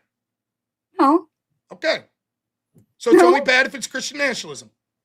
Right, which my definition of we're a Christian now. Okay, so then I think you follow our laws. So I don't know. I think you misspoke. Right, when you said, "Well, it wouldn't be Christian nationalism, but it's not secular, and that's bad." I believe you misspoke then. Let's take it a step further, because you've been talking about the same stuff this whole You admit that you misspoke when you said that. Then we can take it a step further. You admit that I'm more than happy to take it a step further, but what I'm not going to do. So you admit you were wrong when you said. I was wrong about what? When you said it wouldn't be Christian nationalism, but it wouldn't be secular, and it would be bad. You're now withdrawing the "it would be bad" portion. Did I say that? You said it like 7 minutes ago. I did? Yes. Well, I said, if I said I'm passing this law because I'm Christian, you said that wouldn't be Christian nationalist unless the whole country said we have a national religion, but it wouldn't be secular and it would be bad. That's what you said. I don't think I said that. You Let's did. rewind it. You did. I don't think I said that. So, fine. said You want to along- clarify? I'm I not going to said- hold you to it. You I want to don't think I said clarify? secular. I I just said want I- to be clear. I just want to be, if you want to clarify, say, nope, there's nothing bad about that. Fine. You can vote however you want to, It's not depending voting. on We're how not your talking. question You seem to differentiate voting versus creating a law. So I made it Okay, well, specifically that's about a different. lawmaker. So you're saying All right. you don't give a shit. You have no problem if a lawmaker says, I'm Christian and I want this law because of Christianity. You have no problem with that. No. Okay, But so you know what I do have a problem okay, with? If the well, law, then if the law last point. So if I say I'm Catholic and therefore I want to make it illegal to eat meat on Fridays, you don't have a problem with Right. that. I have a problem with that Why? What's the difference? because that the country would be endorsing a Christian ideal, But which is the, Catholics. isn't make homosexuality being a sin endorsing a Christian ideal? But we do that. I just said the whole hypothetical that we were talking about is I'm a lawmaker. I pass a law that says homosexuality should be illegal because it's against my Christian faith. I think it's a sin. You said I don't have a problem with that. That's perfectly fine. So why would it As be long as the country doesn't say we're Christian Okie nationalists. dokie. So Okay. next example, country doesn't say we're Christian, but instead they say we're going to make it illegal to eat meat on Fridays. You have a problem with that? I think everybody would have a problem with that. Why? Right? Why? What's the problem? Well, what's it based on? What's the law based on? Is it based on What's any it kind matter? of I law? said because Is it my based on religion. any kind of critical thinking? I say Is my it- what's it religion. based on? I say my Based on your religion. The country wouldn't do that right now because they're not Christian The nationalists. question's not will they. The question is if they did, would it be bad? They wouldn't because But they're secular. that's if you did. Let me ask you a question. If you hadn't eaten breakfast this morning, how would you feel? Bad. Well, Oh. good answer. It doesn't matter, right? You understand the point that I'm trying to make is it doesn't matter if they would do it. The question is if they would that be bad? If they would outlaw, what did you say, homosexuality? No, I said if we passed a law that said you can't eat meat on Fridays, Oh, the meat on Friday thing. Okay. would that be bad? Would that be bad? Well, that 60% won't of happen. people say, sure, yeah, that sounds good. We want that law. What's they- it based on? Religion. Well, you know what? That won't happen because it's based on religion and we're secular. That's That not won't true. happen. Absolutely. If I'm secular, Name one law that's based on religion here in the United States. murder. Murder is based on religion? Yeah, like so many of our laws and our It's based on foundational, Christianity? so many of our laws and foundational documents were based on Christianity and deism. Of course. But doesn't it have, don't we outlaw murder in every religion? No. Is there any, can you name one religion that endorses murder? How do you define murder? What do you mean? How do you define it? murder? Do you think Muslims kill allow one you? person. Do you think Muslims allow them to kill other people? Maybe. Yes. So is that them allowing murder? Well, why are we talking about Muslims instead of Christians? You just said name a religion that would Oh, allow yeah, it, no religion that allows murder. other Today? than Okay. Christianity. Why wouldn't I bring up another religion? Do you All think right. Do you think Islam allows some forms of murder? I don't think all of them do. I think there's different Doesn't sects of- okay, it doesn't matter. Follow. You made it imply that every religion everywhere would outlaw murder. Do you think some Would sects of Satanism Islam allow outlaw it? murder? What's Does that? Satanism outlaw murder? But then we'd outvote them anyway. So Why that's what are we we're talking about talking Satanism? I asked about one specific religion. Do you acknowledge that some forms of Islam would allow what you call murder? Do they get virgins too? It's not the question. Oh, because they only murder if they get virgins. Could you answer the question? What was the question? Are you high?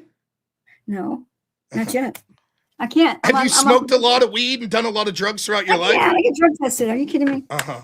I'll ask the question again. You seem to imply that every religion would outlaw murder. I said, does Muslims outlaw murder? You said, well, not all Muslims allow it. That would imply that you're saying some Muslims, some sects of Islam do allow murder. Do you agree? Yeah.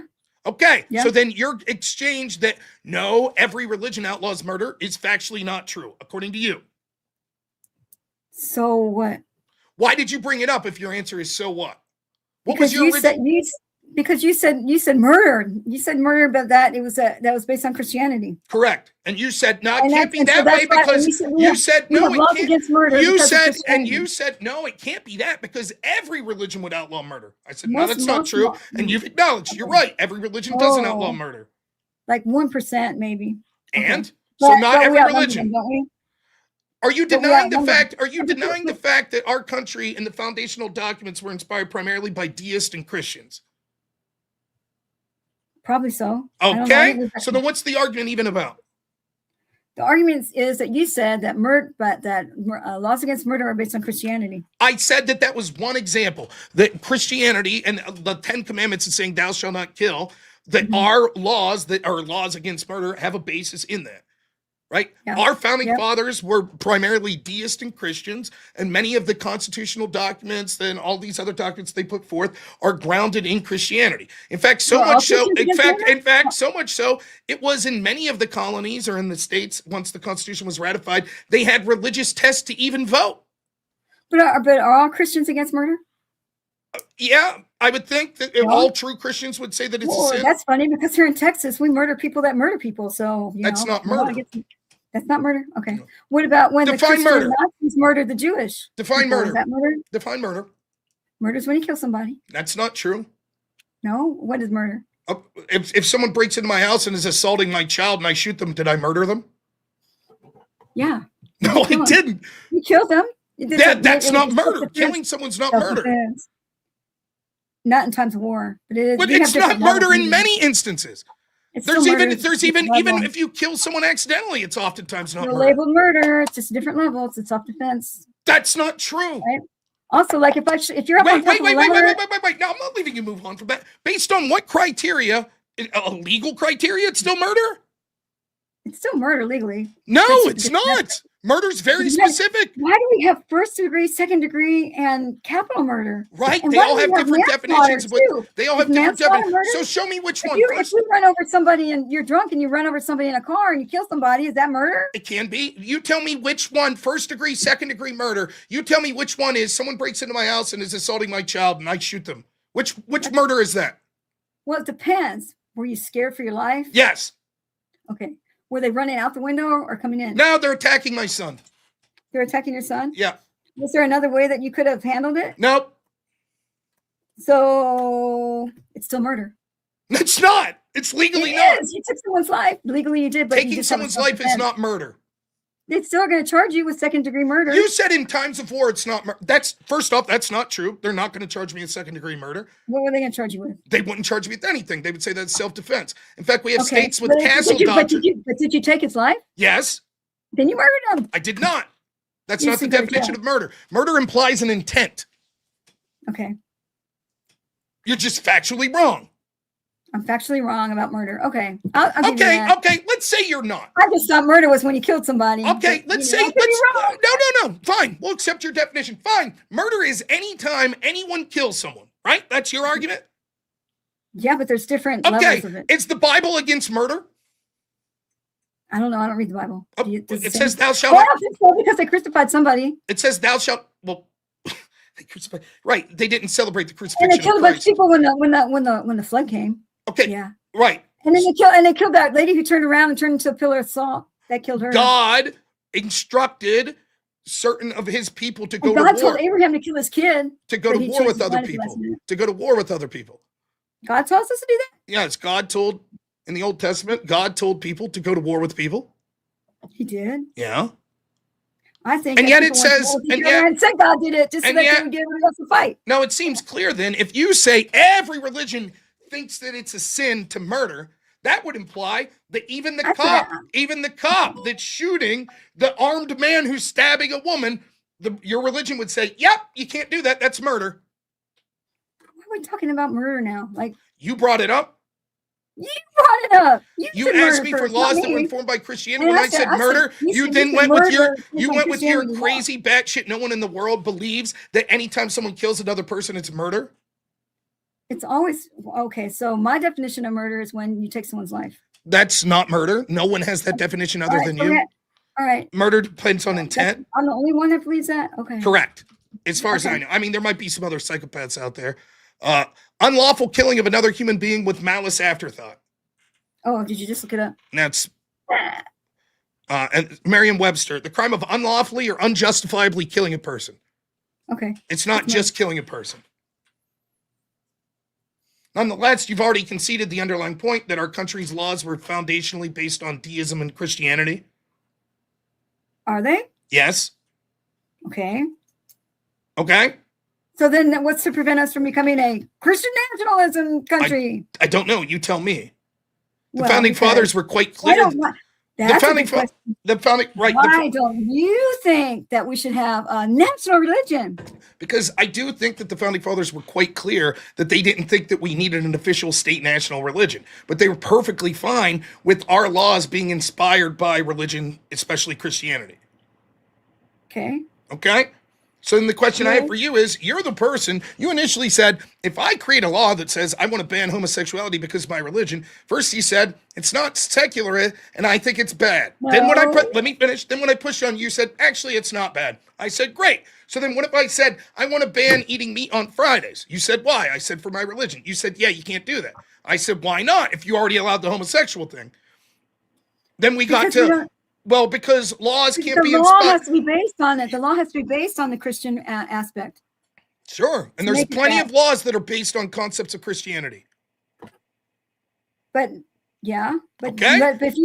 But if the government embraces it and says we're only going to be a Christian government now, that's us. Luckily, we are not operating within that sphere. I said that we should not do that. I said if we don't do that, and yet let me finish, and yet I as a lawmaker write laws that say, here is a law because that I'm putting forth like we shouldn't eat meat on Fridays because I'm Christian, and enough people vote for it. Why would that be bad? Would it be bad? If everybody votes on it, then it's a democracy. Great. And as long as the country's not saying we're only going to endorse religious things. Sounds good. So you have no problem with religious people using their religion to create laws. I have no problem with what? You have no problem with Christian. Well, I said religious will narrow it even to Christians. You have no problem with Christians creating laws because it conforms to their religion, and then people voting on those laws and passing it. What's wrong with that? Nothing. You're the one who seemed to imply there was something. Only if the law is, because it is wrong if, again, the country says, yay, we're as long as they don't say we have all the laws are based on as long as they don't say we have an official state religion, no problem. But the problem is that it could turn into something later. But you just said it's no problem if we don't say yay, we have an official state religion. But I mean, okay. How many? I mean, there's probably more. Can I ask you a different question, and then I promise I'll go back to this. Okay. Is there something in the water with you and my previous opponent that causes you to constantly change your position? I don't understand it. I didn't change my position. Yes, of course you did. I asked you first. Again, let's go back to the gay issue. I said, can I say for Christian use cards for a job? I said, can I say as a lawmaker, I'm crafting a law for religious reasons to ban gay marriage? Or to make gays illegal, homosexuality illegal. You said that's not Christian nationalism, but it's not secular and that's bad. So then we went through it a little and you said, no, actually, I didn't say that wasn't bad. It's okay. You acknowledged you said that at one point. I don't remember now. Did you say it was okay? It wasn't bad. What wasn't bad? That if I, for religious reasons, craft a law that says homosexuality is illegal, that's not bad. Well, it's okay. But did the country endorse the country, it? Under all the scenarios I'm talking about, the country never said, yay, we're Christian. Well, then there's nothing wrong with creating a law based on what you feel is so now let's moral. fast forward to 3 times that you flip-flop to the end here where you just said, well, actually, it's still bad because even if they don't declare they're Christian, it could lead to bad things in the future. I said, if the country turns to endorse only Christianity and bases all their laws and policies based on the Bible or Christianity, then it's not secular anymore. Okay, but as long as the country doesn't do that, as long as the country doesn't do that, as long as the country doesn't declare an official state religion, you don't have a problem with this. Correct. Okay. No, it has to be both. As long as they don't declare that they're, yay, we're Christian and Christian only, and then they only make laws that are based on the book, the Bible and the book, which actually leaves out other people. Why? Okay, well, you just said as long as as long as the majority of people vote, that's democracy. Because you know what it does? It takes away our freedom of religion. Okay. First Amendment. Why? Who says? If all of our laws are based on we have Christian nationalism. Listen, if we announce a state religion, that's one thing. If we don't, and theoretically the next 20 years of laws that are passed are all lawmakers saying this is based on Christianity. And none of those laws say you can't practice Islam. You can't practice Judaism. You have to practice Christianity. None of them say that. What's the problem? There's no problem with that. Okay. Because everybody bases their thinking and their actions, on their how they're brought up, and on their religion. Yes, that's exactly my point. That's exactly my point. I'm on what's right and what's wrong more. Exactly my point. If all of us are using our morality to push forth the laws we want, why can't Christians? And if Christians' laws are, if the Christian policies they want are based on their religion, why shouldn't they be allowed? That's exactly my point.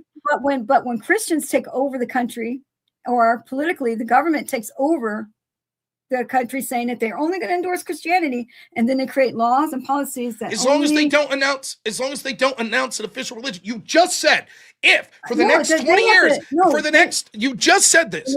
You just said this. If for the next 20 years, every single law that was created was people saying, I'm passing this law because of Christianity, and everyone voted for it, you said, no problem, as long as they don't declare Christianity official state religion. And as long as they don't discriminate and use policies. Right. We then put the caveat. They don't say you can't be Islamic. You can't be Jewish. Okay. So there's no problem with that then. There's not a problem with using your social aspect of how you were brought up, allow you to create laws that how you want to create them. Well, it's more than just social aspect. It's your morality. But yeah, I agree with the premise, right? And the premise the premise is that's exactly my point in this whole debate. That's the point that I'm making, right? So you're just agreeing with what my central point is. That I think that absolutely you should be allowed to say, I'm Christian, here's a law I want because it's a Christian law, and if people vote for it, we should say, great, that's good. Yeah, just like if you would hypothetically say, I'm Wiccan, and here's my Wiccan principles say we shouldn't eat meat, and so I'm going to put forth this law that makes eating meat illegal, and the majority of people vote for it, why not? You should be allowed to do that.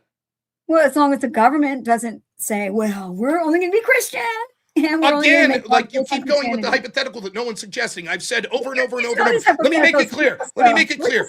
For as long as this conversation continues, which probably won't be much longer, but for as long as it continues, I want to make it clear. I am not saying that the federal government should stand up and say we are officially Catholic. We are officially Eastern Orthodox. Okay, so when you say as long as, understand that my answer is already, they're not going to do that. Okay. But it's not. But then, just because you based your vote, or because you based your bill to make the law on Christianity, that's not Christian nationalism. Great, you don't have a problem with it. It's not Christian nationalism. But you don't have a problem with it. On top of that, I don't care how you figure out how you're going to vote, or excellent, what you're going to get, or pass the law. It's not just vote or pass the law. But as soon as the government starts saying we're Christian, no, wait. Go back to what I just said. I said now, as long as this conversation continues, every time you're going to say, as long as the government, I'm saying right now that I'm not endorsing that. Okay, so then you don't have to keep saying that. You don't have to keep saying, as long as they don't say, yay, we're Christian. I'm saying, yeah, okay, they don't do that. So then what's wrong with voting how you feel? Like, voting how you feel, creating the laws that you want based on how you feel. I agree. Nothing. Thank you. That's my point. But that's exactly what the other dude was saying. But that guy was saying the exact opposite. Not only was he saying if I announced a bill that said ban homosexuality because of my Christian beliefs, would that be Christian nationalism? He said, even if there was just a bill that said ban homosexuality and I voted on it because my religious beliefs, that too was Christian nationalist. I don't think that's what he said. That's exactly what he said. Well, then I think that you've exhibited through your conversation here that you may not have the intellectual capacity to understand what certain people are saying. Well, here's another thing too. What if we had the Christian nationalism and we had, yay, we're Christian and we're going to make the laws that are about religion and Christianity? Why is that bad? What's an interesting question? I say that the reason that we shouldn't do that is because I do agree with what the foundational goals of the founding fathers were, that says because there was enough sects of Christianity that we shouldn't have one official sect, because the project was that we all had some social cohesion that came from deism and Christianity primarily, and so we should allow everyone to freely worship and not say that one of those denominations was on top. However, I have no problem saying that, so that would be the negative. That I think that would prioritize one denomination in a way that our founding fathers saw that could be problematic. However, if we have laws that are written and voted on inspired by Christianity in general, I don't have a problem with it. You tell me though, why would it be bad? Based on what if? Wait. I quid pro quo. Why would it be bad according to you? I agree with what you're saying. Cool. Okay, but what if all of a sudden the government says, "Yay, we're Christian," blah, blah, blah, blah, like I said. Okay, right, all right. look at what they could do to us. Like, think about it. If we don't keep the church separated from the state, right? If we don't keep it separated, they'd be using the Christians to get rid of all the people that they don't like here. So what? They use the secularists to get rid of all the Christians they don't like now. No. Yes, of course they do. No, that's not what I'm saying. I'm saying if all of a sudden the government says, "Hey, we're Christian, and we're only going to base your argument is if hypothetically the government comes out and says we now have a Christian national religion and we order our people to exterminate people that aren't Christians, that would be bad. No, I didn't say exterminate. I didn't say exterminate. Get rid of people that aren't Christians. I did say how do they get rid of them? How does that work? Well, first of all, what happens is that they're not included in any of the laws, so they're not, right? Because they have a different religion, right? Well, wait. Just because there's an official state religion does that mean they can't practice their religion? Well, no, because there wouldn't be freedom of religion if you have to. Wait. That's not true. So you're saying there can't be a country that has an official state religion that you're not allowed to practice other religions? Right. In Israel, can you practice Islam? They do the laws. In Israel, can you practice Islam? I don't know. We're not talking about that. Yes, you can. We're talking about Christian nationalism. There's a country with an official state religion where other people are allowed to practice. Okay, what about in Israel? Are they allowed to practice another religion over there? Yes. No, they're not. Of course they are. They just don't have as many rights as the Jewish people. There you go. They don't have as many rights. Okay, you just said that it would necessarily mean that they couldn't practice. Now you're backtracking and say, well, that's not necessarily the case. Well, do you think they'd be able to practice their laws if we were like, they're allowed to practice their religion? Do you think we'd still have freedom of religion if we were? I don't know how to explain this. You're now waffling on the question and changing the question. Yes or no? Will you acknowledge that you were wrong, that would necessarily mean if there's a Christian nationalist country that you couldn't practice other religions? I don't care about that. I'm asking you this. No. Will you acknowledge that you were wrong? Then I'm happy to move on to the next question. Okay, what was your question? Will you acknowledge that you were wrong when you implied that if we had a Christian nationalist country that no other religion would allow to be practiced? Eventually. I don't think that's the case at all. Give me the historical accuracy. If you're only a Christian country, we're Christian, and we're only going to make laws that are pertaining to the Christians, right? Well, how could an Islamic person fit into something like that? Okay, is Israel a Jewish country, a Jewish nationalist country? I'm asking about an Islamic. I'm explaining to you how this could occur by showing you another country right now that does exactly what you're suggesting, that didn't outlaw the practice of other religions.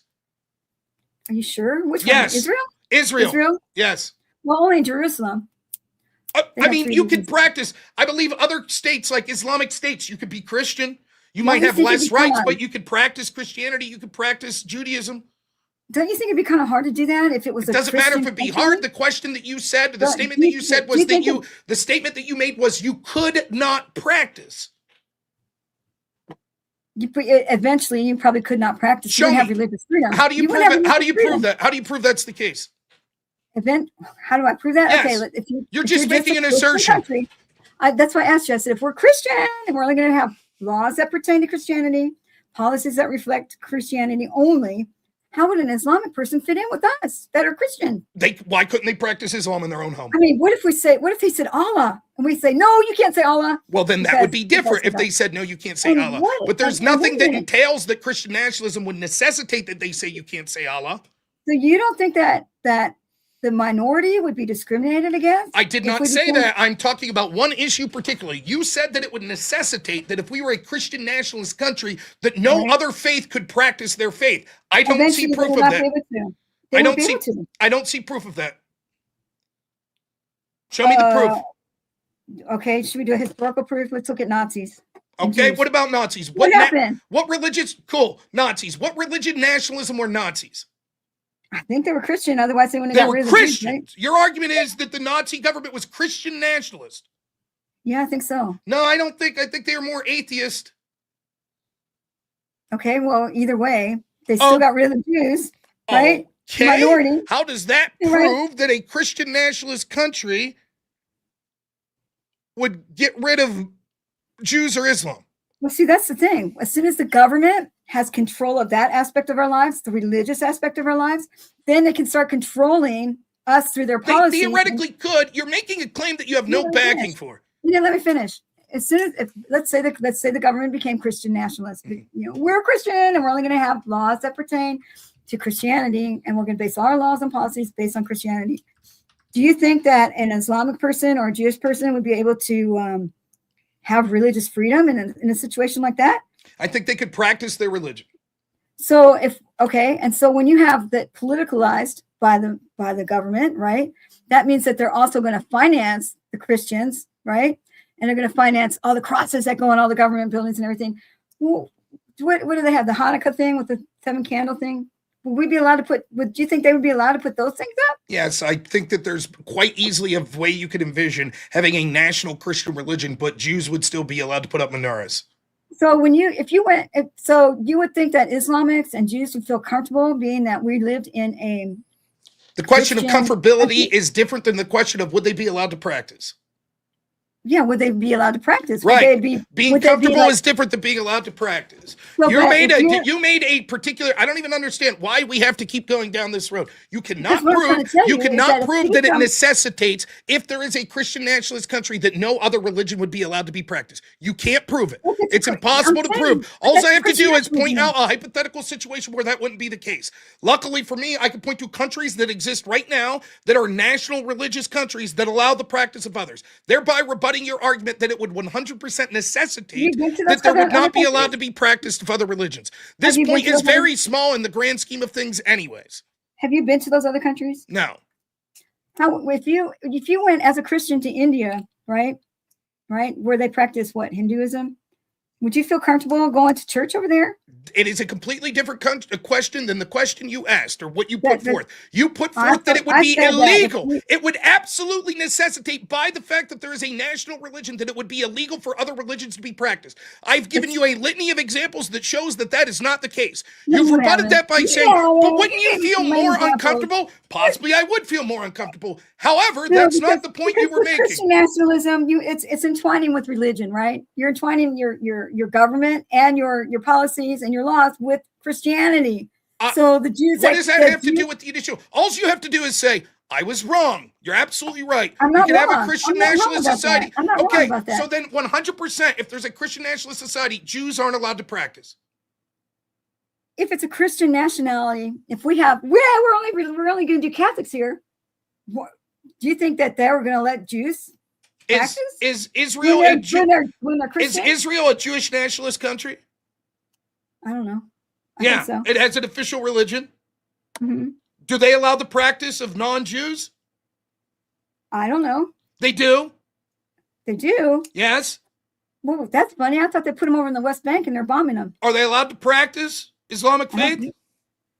Well, you allowed to be a Christian in Israel? I don't know. Or would they know. arrest you? That man's a Christian. Arrest him. That's what would happen here if we became Christian. How do you know that? If I could point to you other countries, that's not the case that have national religions. Well, what you're saying is that you're okay with Christian nationalism and nothing. No, that's not what I'm. So what you're saying? No, that's not what I'm saying. You made a point. I've rebutted the point. Imagine if I said this. Well, if we became Christian, we would all fucking shrink to 2 feet tall. And you'd be like, what? That's fucking silly. Nonsense. No, that's not. Oh, so you're Christian nationalist. That makes sense. No, what I'm saying is you made it. No, let me. You made a claim that is objectively wrong.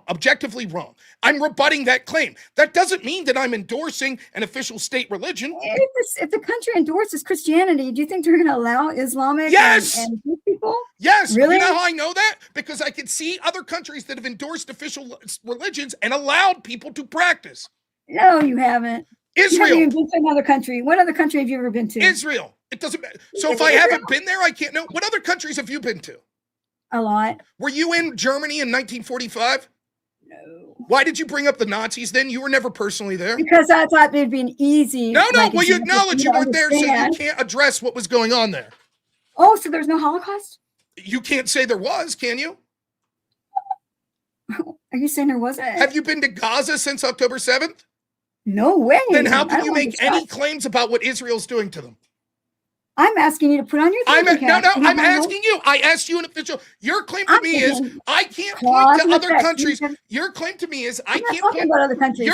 Your claim to me is I can't point to other countries that are religious nationally that allow the practice of other religions because I haven't been to those countries. Fine. Yeah, if that's the deal, if you haven't been to let me finish. If that's the criteria, fine. When you talk about the abuses going to Gaza, You haven't been there, so therefore you can't talk about those. Now, the answer to that is you would say, of course, Rob, that's absurd. I'm able to look at national reports, etc. Exactly, which is the same way I'm allowed to say that I see countries with national religions that allow the practice of other religions.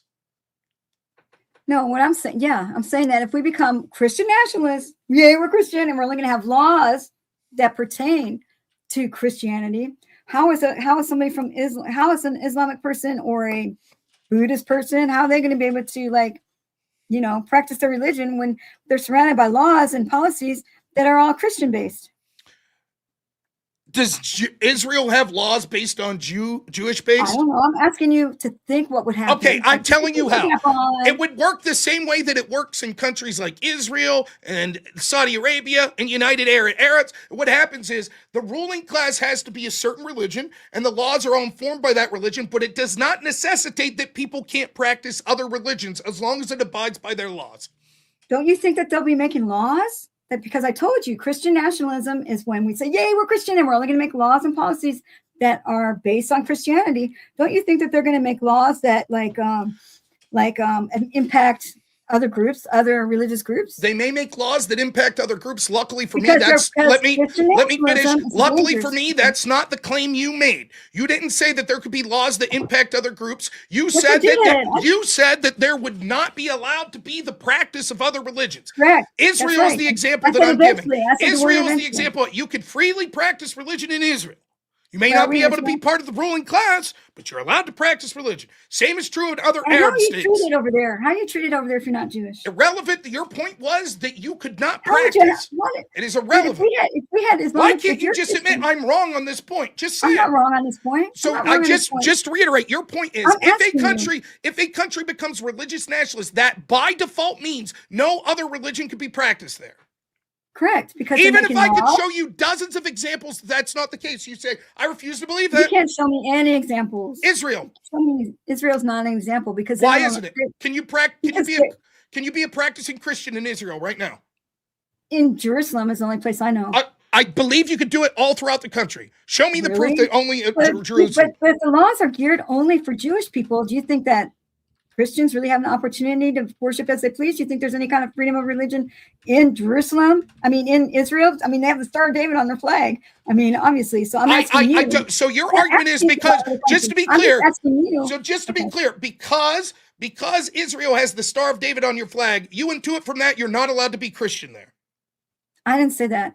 Then what's the whole point about the Star of David on the flag? I go to Grok here just to end this. Can you be a practicing Christian in Israel? Yes, you could be a practicing Christian in Israel. And in many ways, Israel stands out in the Middle East as a country where Christians generally enjoy significant religious freedom compared to neighboring countries. You were saying? That's propaganda. Have you been there? Have you been there? No, but neither do you. Okay. So you're saying that that's a lie, that you can't be a practicing Christian in Israel? Well, of course. Do you know why they're saying that? That's propaganda, dude. Don't you not see that? That's fucking remarkable. Stop. Let me tell you why it's propaganda. That's unbelievable. Because Israel depends on us for money. Every year we give them more money than anything else. Name them, baby. Get them. Name them. You got it. I may be wrong, but isn't there the Church of England? Yeah, but we're talking about this propaganda he was just reading. Yeah, but you said... I thought you guys were saying, or I thought you were saying, Carolina, that there's nowhere that has a state religion that allows other religions. I said if we've turned into a Christian nationalist country where we only make laws, maybe those countries that you're talking about, speakeasy, maybe they don't have laws against Christianity. But they don't have laws. Yeah, but if they have an official state religion, but my question to you is, wait. If they have an official state religion and they haven't created laws outlawing other religions, they haven't. Okay, then that's exactly my argument. That having an official state religion doesn't necessitate banning other religions. Maybe not, but they might. But your argument was it does necessitate it, not that they may or may not. No. Your argument was they absolutely would necessitate banning other religions. I said maybe not. And now you're saying maybe not, which is my argument. I said eventually. No, that thing you just read about Christianity. Well, how long is it going to take the Church of England to banish all the other religions? Wait. I'm talking still about hasn't. That's kind of that's what I was asking. Oh, I don't know about that. But what he was saying was in Israel that they're allowed to practice Christianity. And he's proven it to me by Googling something. But I'm telling him that that's a little bit of a propaganda thing there because they depend on our, let me tell you why. We give more money to Israel than any other country. What does this have to do with shit? I'm telling you, but you won't listen. No. What you're saying proves nothing. What you're saying is this. The United States gives money to Israel. So therefore, when people say, I'm a Christian in Israel, they're all lying. No one is Christian in Israel. They're all lying. And you know how I know that? Because the United States gives a lot of money to Israel. No, that's not what I'm saying. Yes, that's exactly what you're saying. Finish. Can I finish my statement? Okay. I'm saying it's propaganda. It's propaganda so that we don't rebel against Israel. As we're Christian here in the United States. We're not the Christian nationalists. We don't say, yeah, we're Christian and we're going to base our laws on it. But we have more Christians here than anybody else. We don't have more Jews. We have more Christians, right? So in order for them to keep getting that money going, right, they're not going to piss us off who are Christians. They don't like us, but they like that money we give them every year. So that could be a piece of propaganda that you're reading where it says, oh, yeah, they like Christians in Israel because they know most No of one Christians said they like yeah. Christians. That's not the argument. The argument is you're allowed to practice Christianity. Mike Huckabee, Mike Huckabee lives in Israel and lived there even before he was an ambassador. He is Christian. Is he lying? All right. I don't know anything about him, so I can't tell you. But you're saying he has to be lying. You're saying it has to be lying. No. You can't. I can't talk on that because I don't know who he is. You're definitively saying there are no Christians in Israel. That's not what I said. Okay. I said that so then when I said actually you could be Christian in Israel and I read proof, you said, I don't believe that. It's propaganda.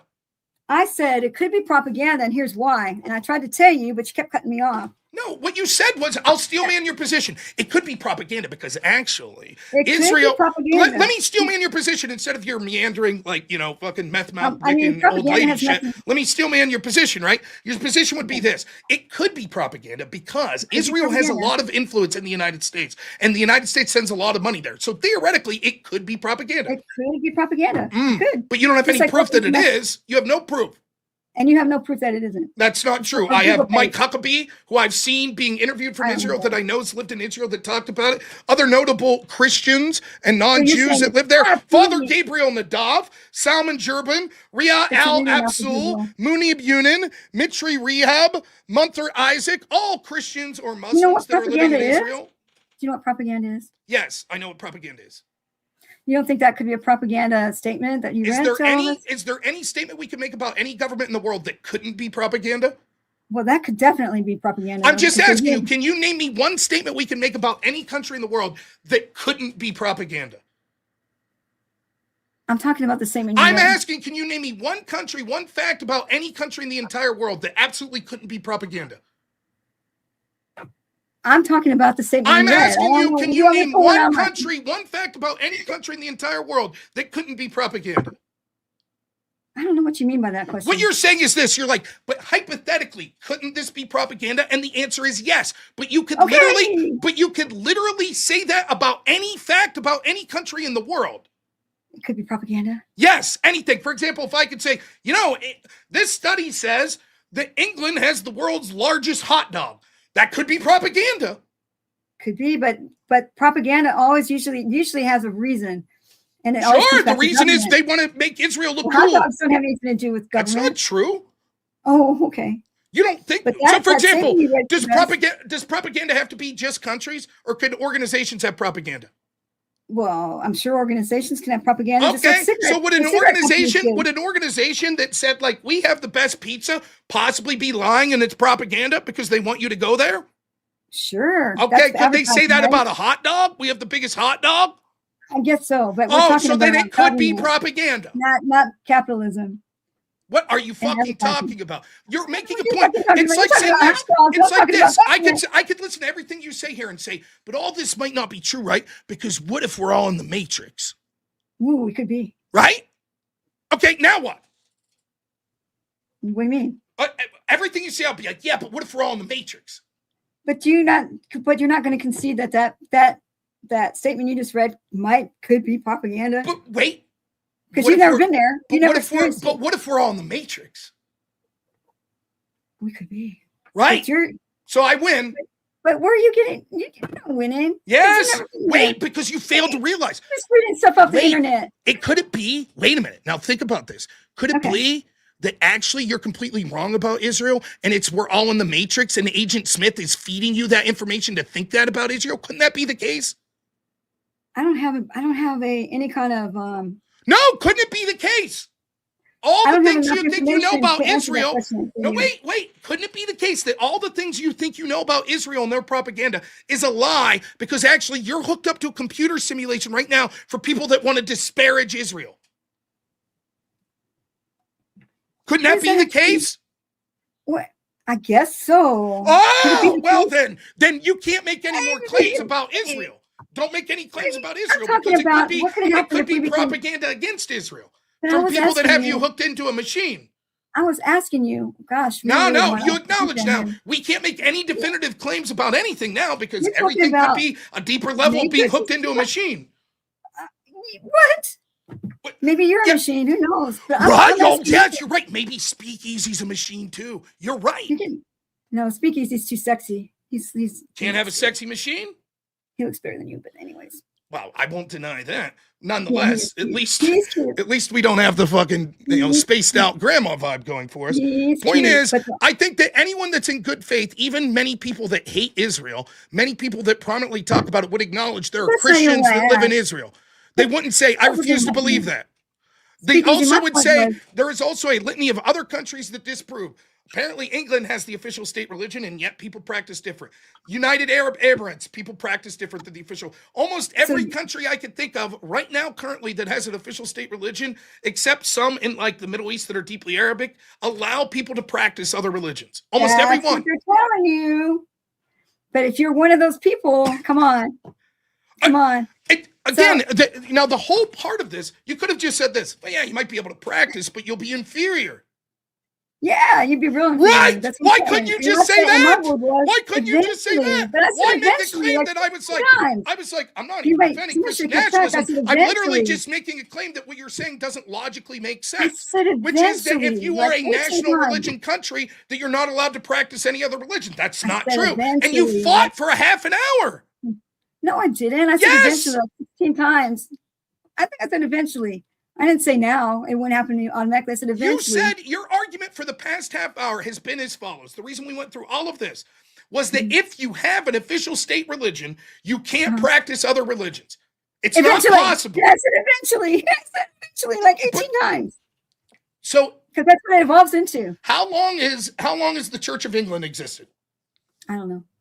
Let's say 200. Well, I'll type it in. Now, granted, this might be Matrix propaganda. Is it Church of England after the Louis VIII because he wanted to divorce his wife? I think so, right? He wanted to divorce his wife, Mary Ann Boleyn. So that's when the Church of England came about. Church of England is. It was created by King. Like we're going back to like 3rd, 4th centuries. Who was that King? King Henry? No, Henry 1900 years. No, it's less than that.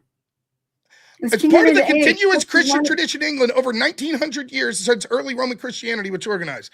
From the Gregorian missions about 1429, it's an independent church separate from Rome about 500 years. There you go. Not okay, 500 years. You're still allowed to practice Islam there. How many more years do we have to wait? Well, that's a Western country, just like us. They're secular. They have an official church. No, they don't. Not anymore. But that wasn't the question. The whole question was eventually, if you start to just if our country becomes Christian nationalist, which would say, yay, we're Christian, and we make only laws that have to do with Christianity, eventually the ones that are not Christian are going to get pushed out and probably outlawed. That's what I said eventually, like 18 times.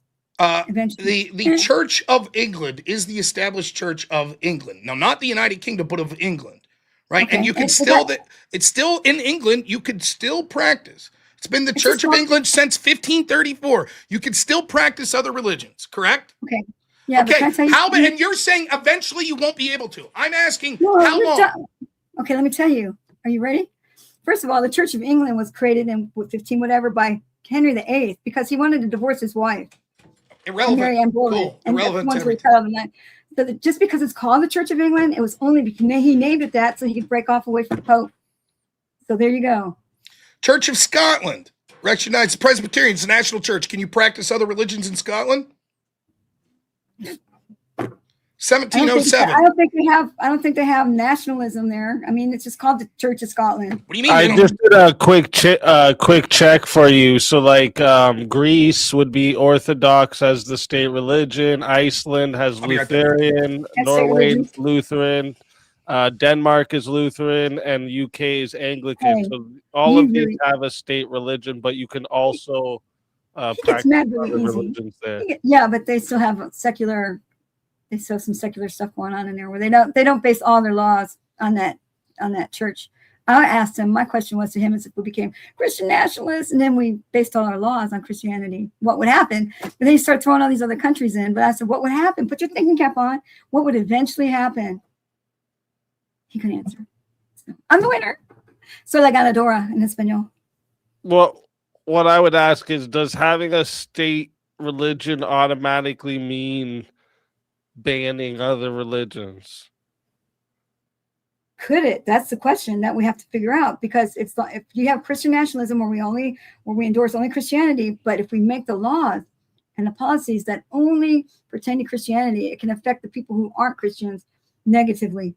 In other words, then what happens is, what I was trying to tell him is that the government will then have control and be able to push policies that they want, because government, I always feel like government's like too much or interfering with us too much. But if they become really Christian and we're going to make laws with only Christianity, blah, blah, blah, that they could shape policies, right? And push onto the Christians who are like so happy to be having their national religion. They could push on policies that could be detrimental to the others. That's a lot of coulds. You said definitively every country with a national religion would eventually mean that you couldn't practice other religions. That's not what I said. That is what you said. That's I exactly said what the if discussion. we became Christian nationalists and we only made laws that pertain to Christian ideals and laws and policies that only were Christian, we could eventually, just get rid of all that. You used that word could there. No, that's not what you said. You said absolutely would. Eventually. Yeah, you don't have any proof of that. If I could show other countries where that hasn't happened. That's my belief, just like you believe in. It's just your belief. You have no proof. Eventually. I think eventually that it would be a bad thing. You could say it'd be a bad thing. That's not what your initial claim was. Yes, it was. No, it's not. You said that you would not be allowed to practice other religions. Yeah, we're Christian, and we're only going to make laws and policies that pertain to Christianity. That could be detrimental to the people who aren't Christian. And that's a different claim than you made initially. If you would have said that, I would have said, sure, it could be. Instead, you made a different claim. That is not what you said. You said you said you would absolutely not be allowed to practice other religions. Eventually. Okay, now you're saying it could be that, not that it absolutely would. No one can ever predict the future, can they? That's exactly why my point was that you're absurd to say that would absolutely be the case. Which is why I pointed to other countries that showed that it wasn't the case. I said eventually. So, like, but don't you think that if you were one of those religions that weren't Christian, that you would want to like not? Everybody wants to conform to the group, right? Eventually, they'd probably come into Christianity and conform to the group, because nobody wants to be an outsider. Everybody wants to be included. They don't want to be like fronted out. They don't want to be, they don't want to be like not part of the group. And that's not true. There's plenty. If that was the case, why would it be necessary for it to be a national religion to be that? If 70% of the country is Christian, eventually it would all be Christian because everyone would want to be part of the group, correct? Correct. Everybody conforms to the group that they're around. Okay, but I don't think that's true at all in Western countries, particularly the United States. I can give you other examples. Christianity was much higher. In fact, the percentage of the country that identified as Christian was much higher. If your theory is correct, it would have only got higher because more and more people would have confirmed. And yet now we see more people practicing other religions or being atheists. So, but we don't have Christian nationalism as I define it here. It doesn't matter. I said that your theory that you would want to be what all the people of the religion around you were because of group thing, that would apply even if it's not Christian nationalism. If we became Christian nationalism, and we were Christian, only Christians, and only made laws that pertain to policies and that were in the Bible, yes, that would have been, because we don't have that though. That's why I think there'd be an awful lot of people that would push back even harder against Christianity if that was the case. I think people would rather conform than fight. Why don't they conform now? Huh? Why don't they conform now? Because we don't have Christian nationalism. Why do you need Christian nationalism to conform to the dominant? Because we are secular and we do. But the dominant religion's Christianity. But we still have freedom of religion. Right? You would still have freedom of Constitution, right? religion under Christian nationalism, not Christian nationalism as you define it or how I define it? even as you. You can As I see define it? that you would be able to practice other religions. You just think eventually Well, see, everyone would government- conform. Because what the government would do is that they could get a grip on us and the Christians is that they start using the Christians to make laws and policies that are against the ones that aren't conforming.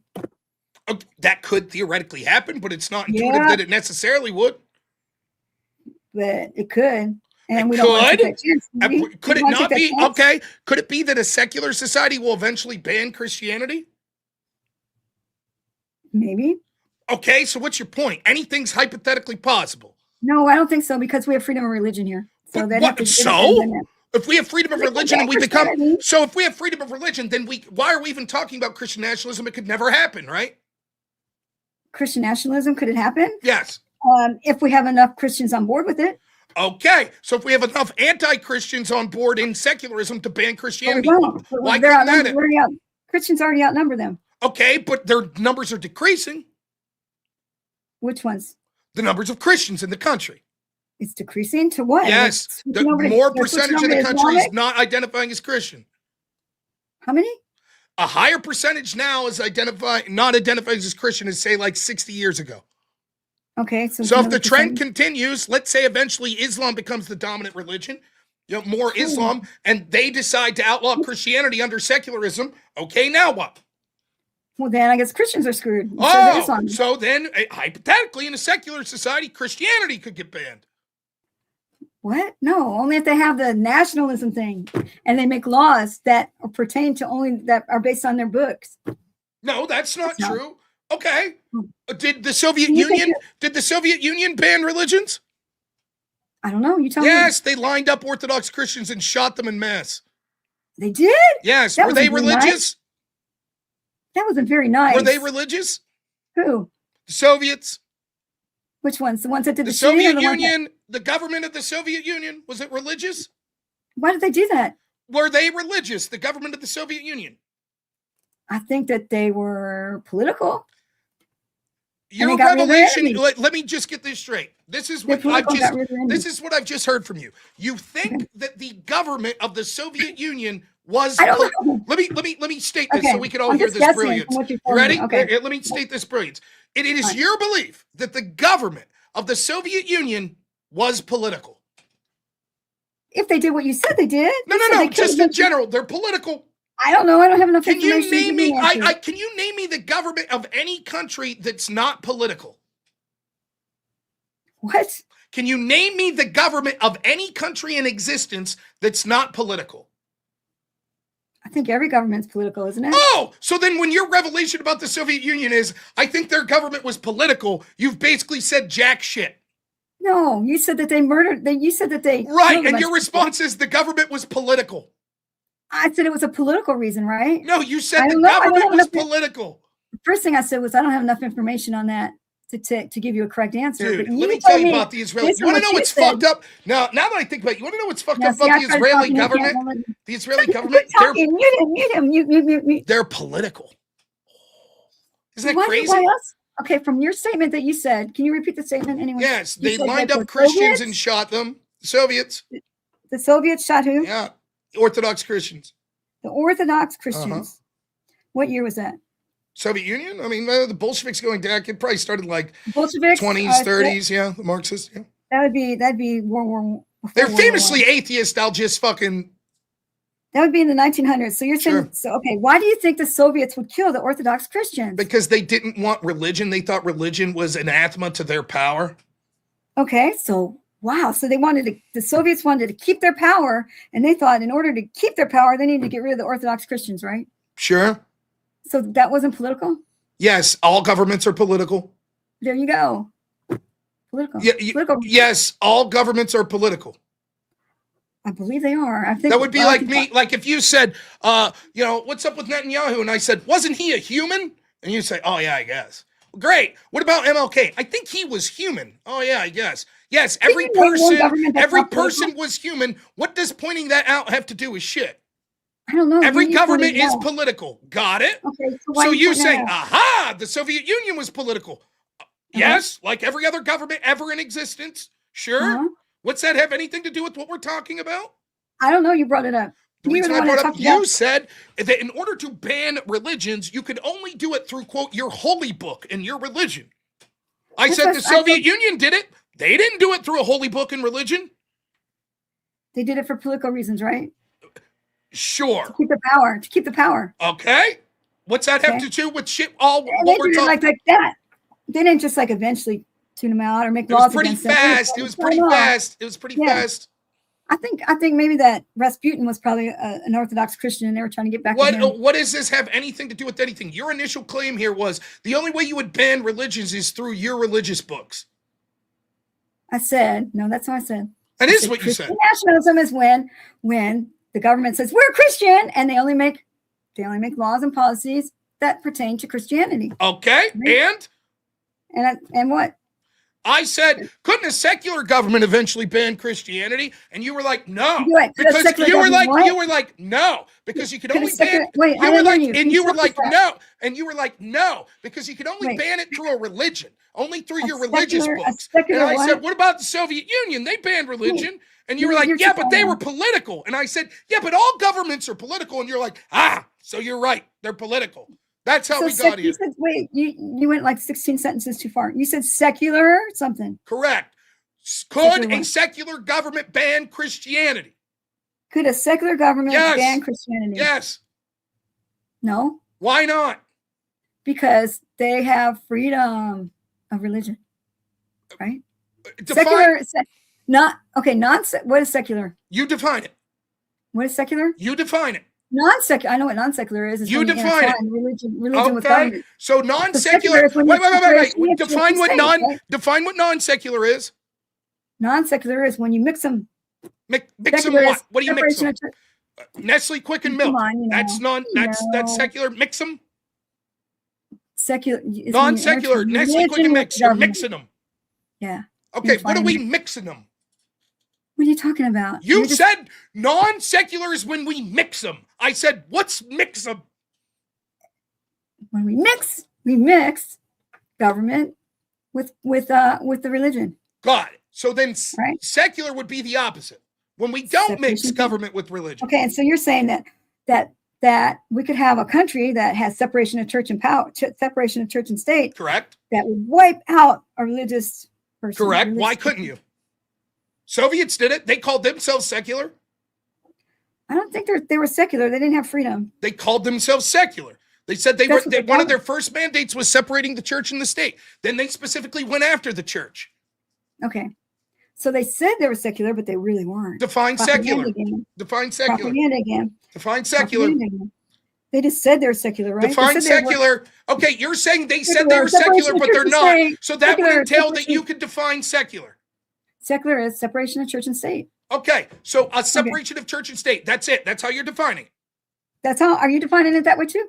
Look, gotta be on the same page. sure, I'll take your definition. Secular Okay. means And then you said okay. the Soviets took all the Orthodox Christians and killed them, but they were secular. Did the Soviets have separation of church and state? I don't know. I don't have Yes, enough they information to say did. that. So they were secular based on your definition, and they I killed a don't bunch of think they did. Christians. No. If Why? they killed a bunch of So you Christians, they didn't don't have think? separation of You church and don't state. think? So tell me the church that was involved in the Soviet state. I don't know. I don't have enough information on that. All I have You is your just said statement. your definition. You know, Correct me if I'm wrong. You gave a definition of secular, and it said Mhm. separation of church and state. Mhm. That means any state that doesn't have the church involved with it secular. Mhm. Okay, the Soviets didn't have a church involved in their government, Okay. so they were secular. Well, they were. Yeah. I Speak guess easy. so. Remember when I told you the Man Ray? This is your wallet. So this is your ID in the wallet, right? Yes, this is my ID. And this is your money. Yes. So this is your wallet. No, it's not my wallet. That's exactly what we're doing here. Why are we comparing the Soviets to us? And Because back in your the argument 1900s? is that a secular government could not ban religions or harm religions. I I'm said showing it you was- an exact historical example based on your definition of secular that shows that that's the case. And then I'm going to tell you, then they're not secular. Okay, define secular. Separation of church and state. Okay, so that would imply that any government, you've already conceded this, but we'll ask again, any government that didn't have a church involved with it is secular. No, that's not what I said. Okay. Separation of church. Do you know what separation of church and state means? That means that they don't. You don't? I can tell you. Okay, go for it. Separation of church and state means that the state does not influence the people over what religion to choose. Okay, so any But state, because you know what they did? They shot all those Orthodox Christians. Like you just okay, said. so any So they're state secular. that doesn't allow religion to influence people in the government level. Then they don't have separation of church and state. Do If they don't If the allow, state goes in and kills the Orthodox wait, Christians, then they're not secular. wait. Define separation of church and state again. That's when the state does not involve itself with the religion of the country. That's not true. Separation of church and state. That's when. So the just state, to be clear, Okay. if the United States has separation of church and state, that Correct. means, and you agree we do. Yes. So the United States does not ever involve itself in anything legislatively with the church. Can you name one law that they do? Yeah, sure. Tax exemptions for churches. Tax exemptions Yeah. for churches. Oh, that's lucky them, huh? Okay, this proves your point though, huh? No, because you. But let's go back to your point where you said the Soviets killed all the Orthodox Christians. Yes. Did they have separation of church and Yes, state? the church was not involved in the official government rulings And why'd they kill all those church people then? because they wanted Why did power and government viewed it kill as a them? threat to their power. Yeah, that's what I said, right? That's So still obviously they didn't- separation of church and state. The church was not involved in making government policy. No, the government wasn't involved in using the religion to make government policy. And so what they did was they just got rid of them by killing them all. No, that's So still separation of church and state. No, separation of church and state is policy and politics. You said that the Soviets went and just murdered all the Orthodox Okay, Christians. so Oh, let's say this. murdered. Let's say hypothetically that there's a Okay. religion that says we're allowed to slaughter animals in a really brutal way, and the government says you can't do that. Oh, Is that separation of terrible. church and state? huh? What does that have to do with religion? What I'm asking you, my religion says I'm allowed to slice the throats of goats, right? Oh, like Satanists. Right. And the church, the government says you can't do that. Right. Is that separation of church and state? Well, not if they say that they're doing it for religious reasons. Then Okay. it's separation So of church and state. if someone says my religion allows me to do X, and the government Uh-huh. says we don't care, we say X is illegal, that Okay. means that country does not have separation of church and state. Yes, they do, because they base that law on something other than That's religious not what doctrine. you said earlier. You said any time that a government would rule on religious things, that shows I said non-separation of no, church and that's not what I state. said. I didn't say rule. I said they make laws and policies pertaining to religion. Okay, well, so then they didn't just kill So, the Christians because for they being killed the Christian, animals- because they killed a bunch of different groups for being threats to their power. So it wasn't just about Christianity. So you acknowledge now that the Soviets were separation of church and state. No, what? No, wait. When you're no, I said that the Soviets. What did I say? You said that the Soviets weren't Let's go back to the killing of separation the of, animals. you said the Soviets weren't separation of church and state because they killed people practicing religion. So that's Yeah. not a separation of church and no, state. no. I didn't say that. I said that was a political move. Okay, so was it separation of church and state? Was it? Well, they didn't even give it a chance because they murdered all the Was it Christians. so- separation of church and state? Did they make laws against the Orthodox Yes, they Christians? killed them.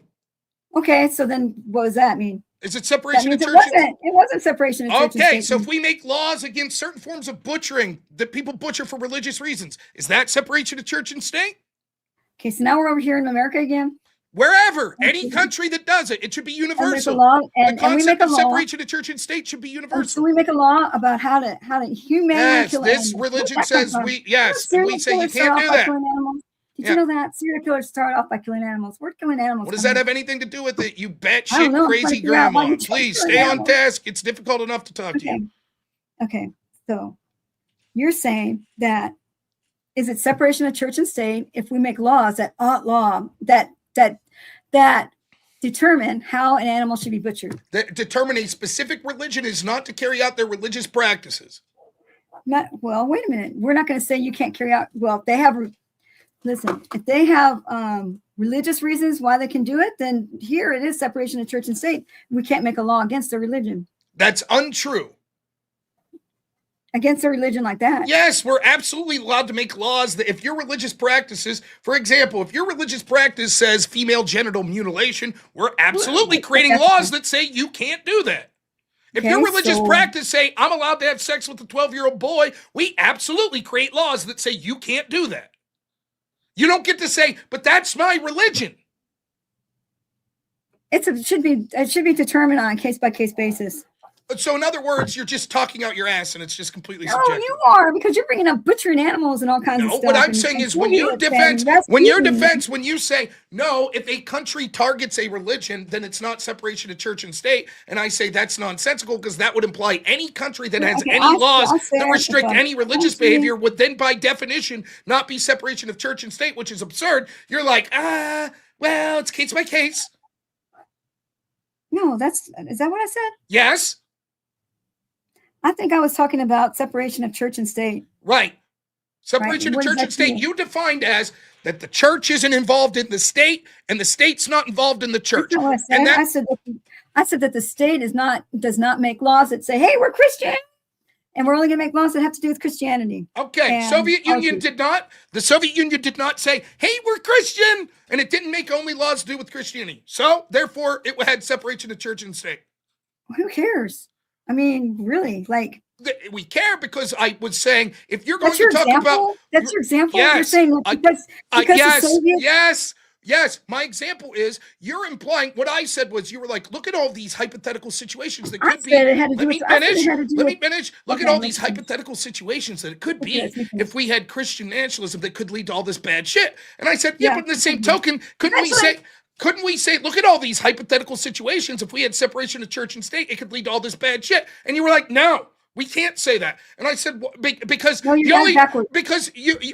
said, it couldn't ban religion. And you were like, no, it couldn't do that because you could only ban religion. You could only ban religion through religion. And I said, but the Soviets didn't. They banned religion and they weren't religious. You said all that. I said that was the exact order that we went in. I said separation of church and state means that the state does not make laws that are based on religious reasons. Right. So that means the Soviets had separation of church and state. And then you brought in the Soviets and you said the reason we brought in the Soviets. Did I not say that? You tell me if this conversation happened. Under a secular government, could we see the banning of like Christianity? And you said no. Because you said no, because you could only ban Christianity like through a religious book or something. Right? That's what you said. And that's not what I said. Okay, then what did you say? I said the Soviets must have killed those Orthodox Christians. No. I bring up the Soviets later. Why do I? Okay, I said, did I not say, could a secular government ban Christianity? A secular government, could they ban Christianity? Yes. Could they ban it? Yes. No. Okay, and you said no, right? And I said, why couldn't they? Secular? I said, what do you mean? Why couldn't they? And then what was your response? I said secular was church separation of church and state. Got it. And then you said no, you're almost there. So you said because it's separation of church and state, so therefore you couldn't ban Christianity because no country with separation of church and state. Because if you're secular, you can't make laws that are. Okay, I said was the Soviet Union secular? Was the Soviet Union secular? Oh golly, Mr. And you said yes, and I said they banned Christianity and killed them. Okay. And now you're like, why are you bringing that up? No, you said, okay, secular, separation of church and state. Correct. Right? That's what I wrote down right here. No, okay. wait. You said could a secular country kill a bunch of religious people? Correct. And I said, no, not legally because they're not using Christian nationalism or whatever religion they want. I didn't say kill a bunch of people. I said like and ban they're not Christianity. They have to make a law. I said ban Christianity, but irrelevant. Okay. Could a secular country ban Christianity? Sure. And I said, no, they can't. Because secular countries don't make laws based on religious aspects or religious Bibles or books. Because they have separation of church and state. Okay. And then I said, what about the Soviets? Did they have separation of church and state? I said, I don't know. I didn't have enough information. And then we went through it and you said and yes. And then you go. So now you know why we brought up the Soviets.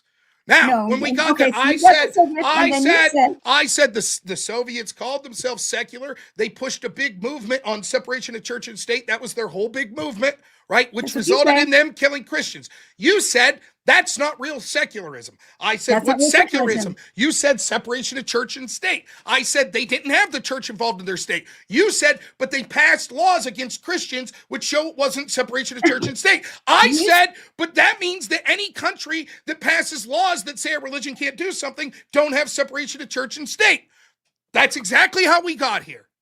Okay. You said the Soviets killed a bunch of Orthodox Christians, Correct. right? And I said, well, they must not be secular, right? I said that must have been a power move so they could keep power. I right? said why? Because define of course, secularism. do you think they made a law that said we have to kill all the Orthodox Christians? Do you think they passed a law if they were secular? I said define secularism. You defined it. I said separation of church and state. I said, okay, it was separation of church and state because the church wasn't involved in their governance. You said. You said, no, you said the Soviet Union. I said it was separation of church and state because the church was not involved in their governance. And to which you responded. They must not be secular because they killed all those guys. Because they enacted laws and did things against a religion. Correct. I said, okay, but if that means that it's not separation of church and state, if we go to a country that has laws that restrict any religious practice, would that mean that they don't have separation of church and state? Say that one more time. If we go to a country if we go to a country that restricts people's religious practices via law, does that mean they don't have separation of church and state? Correct. Because they made laws against so for example, right? Certain religions practice female genital mutilation. The United States says you can't do that. Therefore, there is no separation of church and state in the United States. We have separation of church and state. We do not. You just said you absolutely just said by definition, if the United States would have a law against a religious practice, that means there's not separation of church and state. You said female circumcision, genital, right? Yep. Okay. We made that law based on human rights. What's it matter? It's a law that restricts religion. Nope, it's not religious. Of course it is. It's their religious practice. It's not their religious practice. It's a social practice. It doesn't matter if there's any practice that a group does religiously, and we say you can't do that. They'd say that's restricting my religion. That's not religion. That's a culture. Who do you get to decide what's religion and what's not? How do I get to decide? Yes. What's the difference between your religion and your culture? Well, can you tell me the difference between religion and culture of this female circumcision? Yes, right. I could say this. A religious is something that your holy book says that you're allowed to do to practice. Culture is something that could exist outside of the religion. What religion actually says that female circumcision is like a thing? What religion is that? He's Googling it. What religion? Go to ChatGPT. What religion says female circumcision is okay? It's not a religious thing. It's a cultural thing. And I didn't even have to look it up.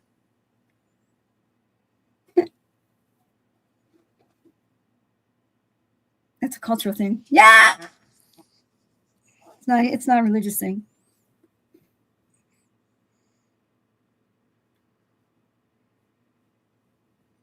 Practice religiously in cultures such as Somalia, Egypt, Sudan, certain groups like the Dawoodi, the Bahra, and Shia sects. Gosh, we got so many of those over here, don't we? Oh my gosh. We got to make sure that they don't do that to their children. That's why we many African religions practice female genital mutilation as part of the rites of passages with their religion. What religion? Several African religions. What religion? Several African religions. Okay. So we have that over here in the United States. If an African came here and said, my religion says I'm allowed to mutilate my daughter's genitals, we would say no.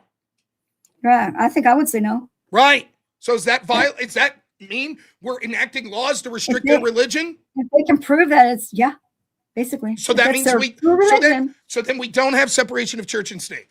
We have separation of church and state. Why? You just said any law that restricts someone's practice of religion would mean there's not separation of church and state. I said that they could use that religion and say that it's the practice of their religion, so they're going to do it anyways.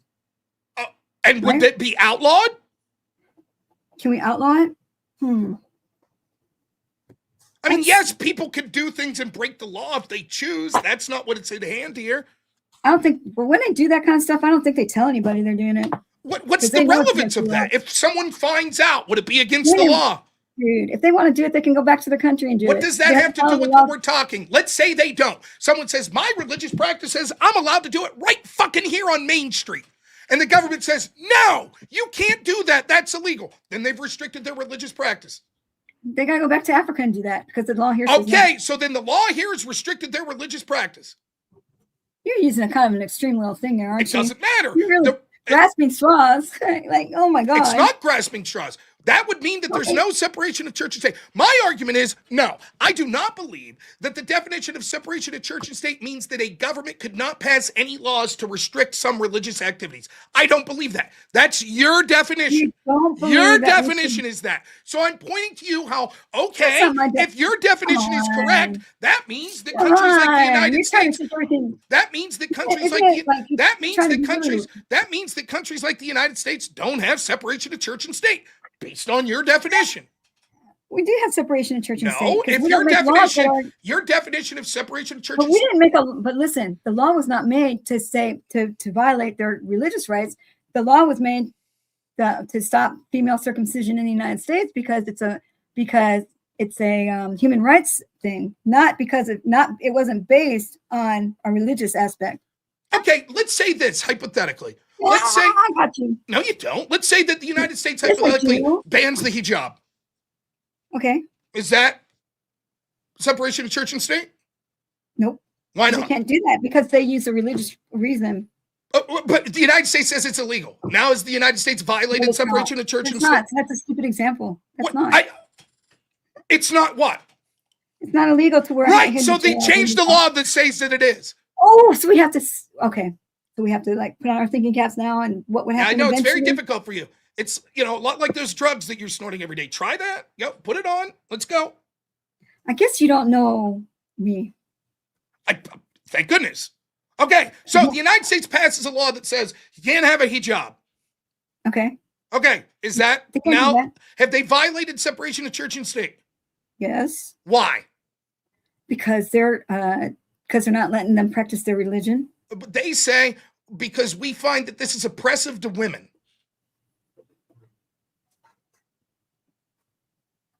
So what are you trying to say here? I'm saying that the United States would say we have a human rights reason to do that. Well, you do believe in Christian nationalism, and now we should go, yay, Christian, and only base laws based on Christians. What the fuck are you talking about? Because you just said we don't have separation of church and state here. Because if we wouldn't have separation of church and state if we told those ladies. I'm saying I disagree with your definition of separation of church and state. My definition of any law that would restrict religion is a violation of separation of church and state. I disagree. Oh, you disagree? Correct.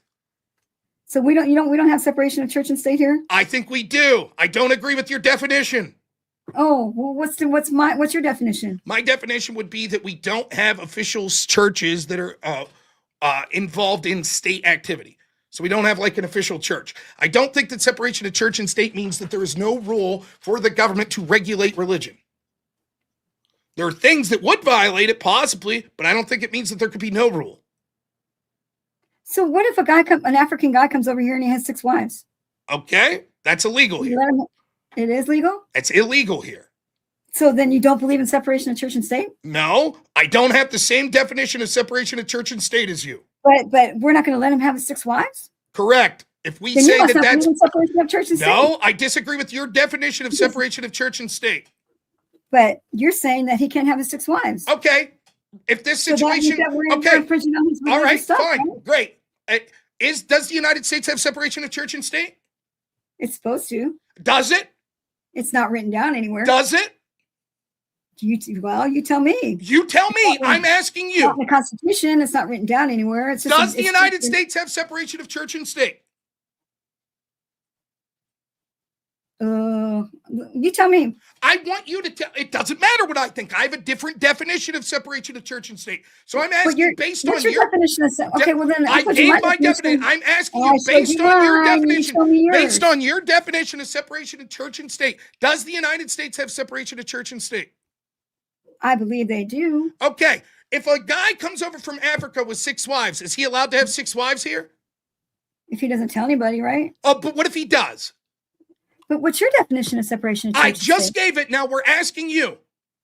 You did? Yes. How different than mine? You said, what's your definition of church and state? And I said, I think that means the church isn't allowed to have like official state actions that are going on. That the church shouldn't have official what? Correct. State actions that are going on. We shouldn't have an official church, etc. But I don't think that means that there's not room So for the should we make government laws to against regulate God on religious the 6th line? practices to an extent.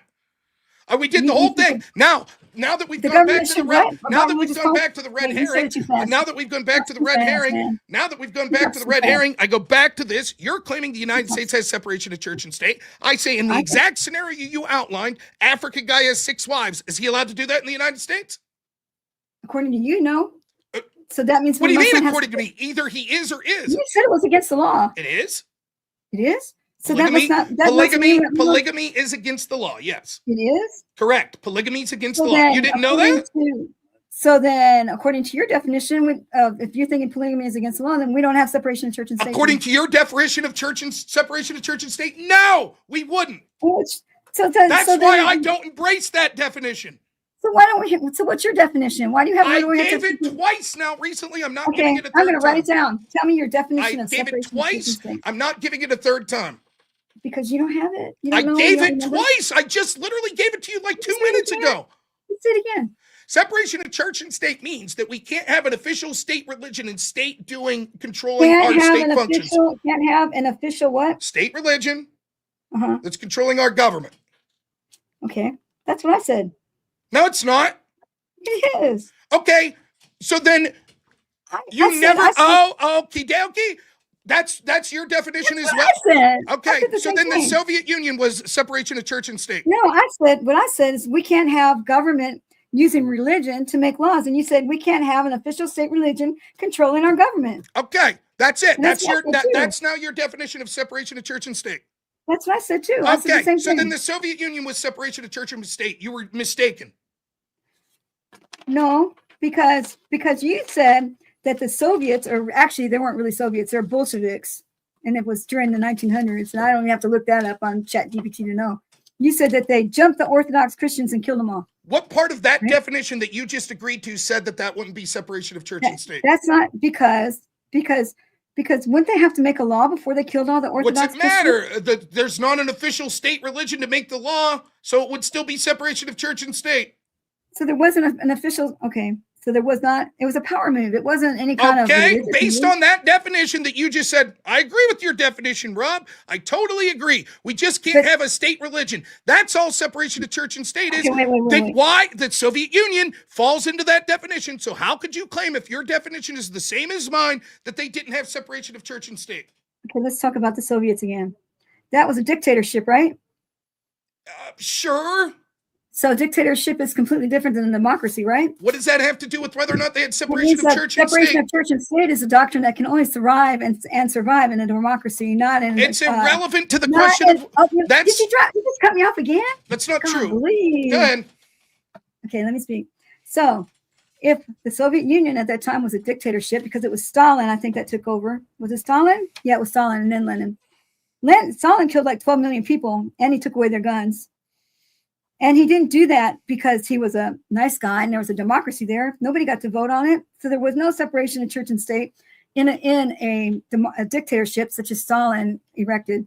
Democracies, that's a church separation of church and state only thrive in democracies, which is what we have here. It's not true. You could have a dictatorship that has separation of church and state easily. Really? Yes. Really? Yep. Oh, If so separation of maybe- church and state's no state religion, yes, So, you could but- actually, but- yes, yes, you could absolutely have a state dictator that's not involved in religion. Okay, so then why did he kill all those Orthodox Christians? Power. Political. Your definition of Political. separation of church and state is no official state religion making laws. If you're- Soviet unions did not have an official state religion making laws. In fact, If you're- it literally was founded on the antithesis of that, right? It literally said, we must have secularism. We must have separation of church and state. That's what they said. That's what they're They telling did the not whole world. have, they did not have, did the Soviet Union have an official state religion? I don't know. No, they told didn't. Therefore, they, based on the definition you've conceded to, had separation of church and state. You say But they no because only democracies. That's not true whatsoever. There is no evidence anywhere nor any logical conclusion that would say that only a, quote, democracy could have separation of church and state. It doesn't Because even in that- logically make sense. Yes, because only in a democracy do we have freedom. In a dictatorship, we don't. What does that So- have to do? Separation of church and state's not synonymous with freedom. Yes, it is. No, it's not. Because it gives people freedom of religion. It is not synonymous with religion. Okay, you don't let me finish again. I gave you a big chunk of time to talk. You could have a dictator that absolutely says all of you worship as you see fit. Okay, now you made me lose my train of thought. Okay, in a dictatorship, you cannot have separation of church and state. Yes, you can. No, you can't. Yes, you can. Because Define separation of church and state. let's define democracy. In a democracy, Define we have separation freedom. of church and state. Then you can That define means- democracy. Okay, I already explained to you what that was, but I'm Right, gonna and so there is no state religion in the Soviet Union. So there's no separation. Don't let me talk. That's so Go ahead. weird. Okay, so as I was saying, in a democracy, we have separation of church and state. That's not true. Let me- Based on your definition of all democracies have separation of church and state. Most democracies have separation of Do church all and- democracies have I'm separation not of talking church? about all democracies. Do I'm all, talking about my democracy. do all democracies have separation of church and state? I don't know. I can't answer that. because I Why don't know would anything about intuitively? that. Why would there be any relation to the two? Okay, can I answer the question, or are you just going to keep Yes, talking? I asked the question intuitively. Why would there Separation be? of church and state means that we have freedom of government not interfering with our religion. That's what separation of church and state What means. does democracy have to do with that? Because if you live in a dictatorship, that's a dictator does whatever he wants to you, Again, like killing those definition of Orthodox separation. Definition of separation of church and state that you agreed to was no official state religion. Soviet Union didn't have official state religion. You make two claims here. One, if you're a dictatorship, you can't have separation of church and state because you wouldn't have religious freedom. That's not true. Correct. There have been dictators that have not ruled based on religion and have allowed people to practice religiously. Therefore, disproves your argument that any dictatorship couldn't have. Secondly, it's not true that all democracies would have separation of church and state. In fact, a pure I didn't say all democracy, a pure democracy of 51% of people voting some way would mean that you wouldn't have separation of church and state because you're telling me 51% in a 51% of the people could vote to outlaw a specific religion, and that would still be democracy. But your example of the Soviets killing all those like Orthodox Christians, I guess you said, right? Was that separation of church and state? I think that there was still separation of church and state because of my definition, which But you why they only wait a you minute, agreed they to. Now, see, here's what happened. Let me explain to you what happened here. You bullshitted everyone when you said your definition is the exact same as my definition, and I said that's not true. And you said yes, the exact same. It's I just wrote that it down. it's just that we can't have state religion. Yeah, I said you the said same thing can't as you. have You a said. official I state said. religion. I said really. You said the same thing as me. You said Calm yes, the down, exact you have a same. heart attack. I Is said. someone there to I help said. you to chill Oh, out? so then you agree that the Soviet Union had separation of church and state because based on the definition I just gave that said what separation of church and state, they meet that definition. You said You no. said- No, I disagree No? because the definition you gave was different. No, you said that separation of church and state means that you can't have an official state religion controlling our government, Correct. right? Yes. And I said the same thing but I switched it. I said we can't have government controlling the religion, right? Oh, That's so what I your said. definition wasn't the same as mine. You said can't have an official state religion controlling our government, and I said we can't have the government controlling our religion. So your I said definition different. wasn't the same as mine.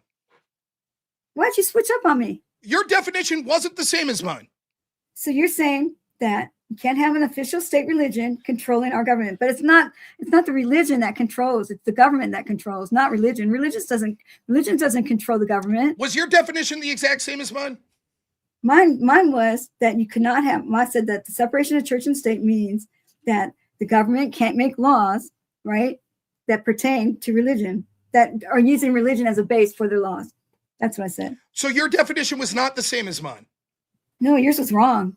Oh, Yours is- so then this whole point where I pointed out using the Soviet Union example that your definition was different than mine when you kept saying our definitions are the same. They're the same.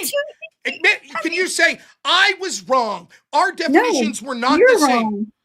You're wrong because I you're didn't say saying our that definitions were the same. You did. Now you're saying no, my definition is different and yours is mine's wrong. basically the same as yours, but No, but it's I wrote down not. what you said. I wrote down what you said. You said, we can't have an official state religion controlling our government. Correct. That's what you think separation of church and state is? Yes, that's what I said.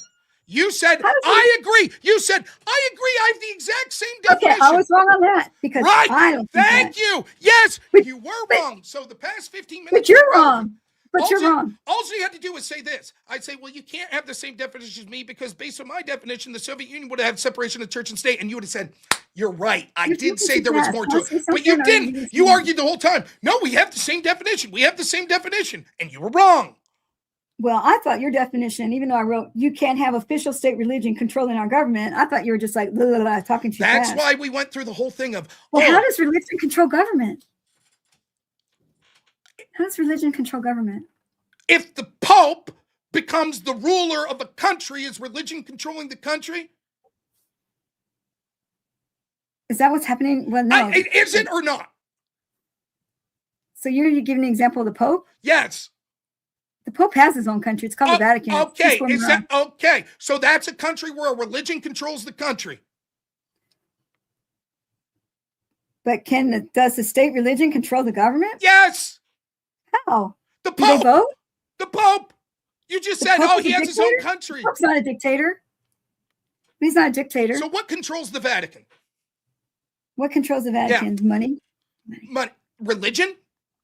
I think they have like voting and stuff there. Their don't they? religion runs the country. Oh, it does? Okay. Yes. They're 2 square mile. They're a little postage stamp country. Okay. What does that have to do with the Soviet Union killing all those Orthodox Holy Christians? fuck. What it has to do with the Soviet Union was me saying separation of church and state was the Soviet Unions were a secular country that were founded on the principle of separation of church and state. Once they got into power, they started to specifically target Christians.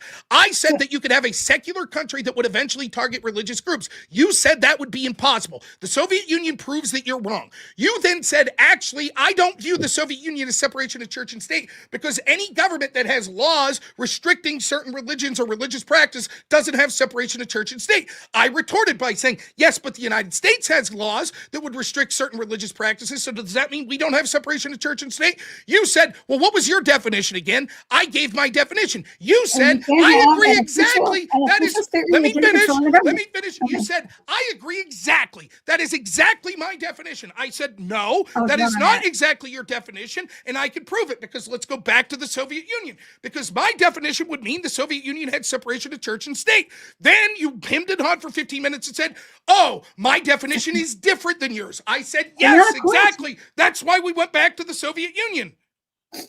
The Soviet Union doesn't fit your definition because Yes, your definition is, you said the definition of separation of church and state is that you can't have an official state religion controlling our government. Correct. What's But the it looks official to me state? like the government controlled the What's the Christian official? Orthodox. What was the official state religion of the Can Soviet I Union? talk? Can I talk without you talking? What was for the just a official second? state religion of the Soviet Union? I don't have enough information on that. But Oh, your so then Yeah. they didn't have one? Can I talk? Can Sure. you talk? Okay. Your definition of separation of church and state, and I wrote it down, says can have an official state religion controlling our government. Can't have an official state religion controlling our government, right? Okay. So how did the Orthodox Christians control the Soviets? They didn't. So then they must not have been secular, like you said they were. Wait, so wait, your argument is if the Orthodox Christians didn't your control argument. the Soviet, then they must not You have said been that- you said secular? that- You said that the Soviets were secular, Correct. right? And according to your definition, Uh-huh. you can't have an official state religion controlling our government. So you're saying it's the Soviets, the government, killed the Orthodox Christians. So it wasn't really the Orthodox No. Christians. You just said, let's go back. You There just you said, go. Yeah, let me finish again. Go- Why do you gotta cut me off, man? go ahead. I'm so sorry. Can You you go say ahead that and you're go wrong? ahead and misconstrue what you just said, and I'll correct Okay, it can you again. say you're wrong? Okay, so your official definition of secular is you can't have an official state religion controlling our government. That's what you said. But then you said the Soviets killed the Orthodox Christians in the 1900s. Those are Bolsheviks, actually. So you said, but they're still secular. And I said, well, how can they be secular according to your definition? Because your definition says you can't have an official state religion controlling our government. So they must not have been secular because it wasn't the religion controlling the government. It was the government controlling the religion. So then it would be So who's secular. wrong? You. So you just said- to be you clear, said- just to be clear, you're my saying that- definition, just to be clear, my definition was can't have an official state religion controlling government.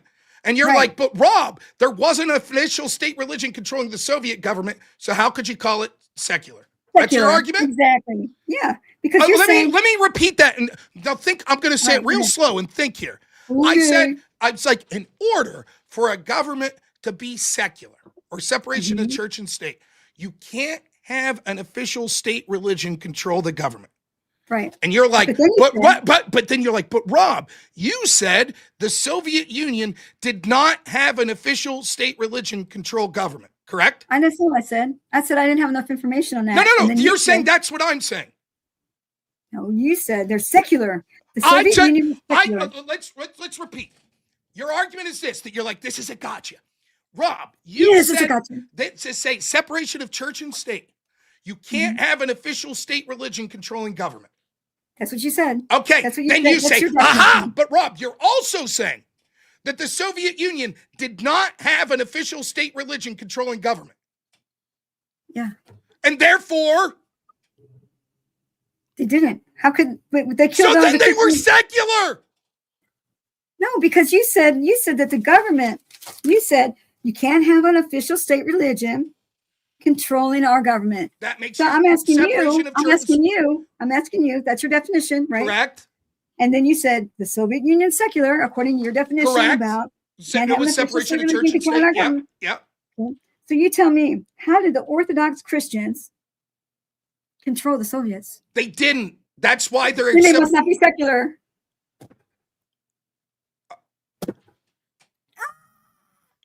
If they did control, would they be secular? But you said that's not what you No, said. no, no. I just want to ask you for a second. If the Orthodox did control the Soviet But Union, they would that? didn't. You said they were killed. No, no, no. If they did, would they be secular?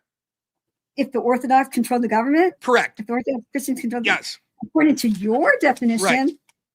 no, because you can't have an official state religion controlling our government. But that's not what I'm saying happened, right? I'm saying that it was the opposite, that they didn't have an official state religion. So which is it? That, Is it that- what your definition is? You can't have an official state religion controlling our government? correct? I mean, you said the Soviets are secular because they can't have an official state religion controlling our Right. government. So I'm saying my definition. but Let me how the try it again. Orthodox- Let me try how it the again. Orthodox Let me Christians try. control the Let me government? try it again, real slow. I'm saying to be secular, you cannot have an official state religion controlling government. Okay. And then I go to the Soviets. They did not have an official state religion controlling government. Therefore, they're secular.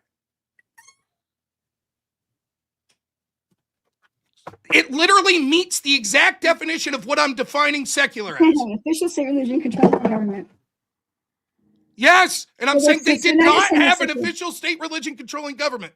But is that the real definition of separation of church and state? What does ChatGPT say? Oh, so Are wait. you just making Wait. shit up? So now you acknowledge, whoops, I fucked that up.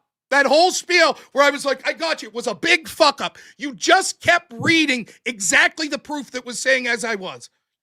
But you're saying they're secular in the Yes. Soviet Union. I define right? secular as not having a state religion controlling government. I say the Soviets didn't have a state religion controlling government. Therefore, they're No, that's secular. what you And said. you You keep said- arguing, you said oh, you can't but if have they an didn't official have a state state religion religion controlling control, government. you keep arguing, but Rob, if they didn't have a state religion controlling government, how could you call them secular? I'm like, that's literally my definition. And you're like, no. And I'm like, yes, that's literally the definition that I'm saying. Do you acknowledge your mistake here? No, but you're saying they're secular. Yes. How do I define Right. secular? Your definition is they can't have an official state religion controlling our government. Okay. And if you don't have an official state religion controlling government, that means you're secular. The government is secular. If you don't have an official state religion controlling government, that means you're secular. Did they? If you don't, I'm asking you. I'm saying if you don't have an your official, definition. I'm asking, right. So my definition says if you don't have an official state religion controlling government, then you're secular.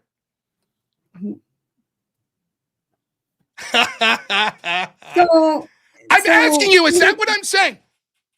Let So me what you're repeat. saying is Listen, that listen. Is my definition that you wrote down, if you don't have an official state religion controlling government, then you're secular. that's what you say. Okay. Right? And then I'm saying the Soviet Union did not have an official state religion controlling their government, right? That's what you say. Therefore, you tell me. Therefore, since they can't have a state religion controlling our government, but it's the government, not the, let's see. This can't have an official state religion controlling our government. But the Soviets murdered the Orthodox Christians, so they're not secular. but my definition, you're saying, according to your own definition, Rob, you've disproven yourself. Yeah. Premise one, in order to be secular, you can't have an official state religion controlling government. Okay. Premise two, Soviet Union did not have an official state religion controlling government. Therefore, conclusion. So they're not secular. Yes, that's exactly what I'm saying.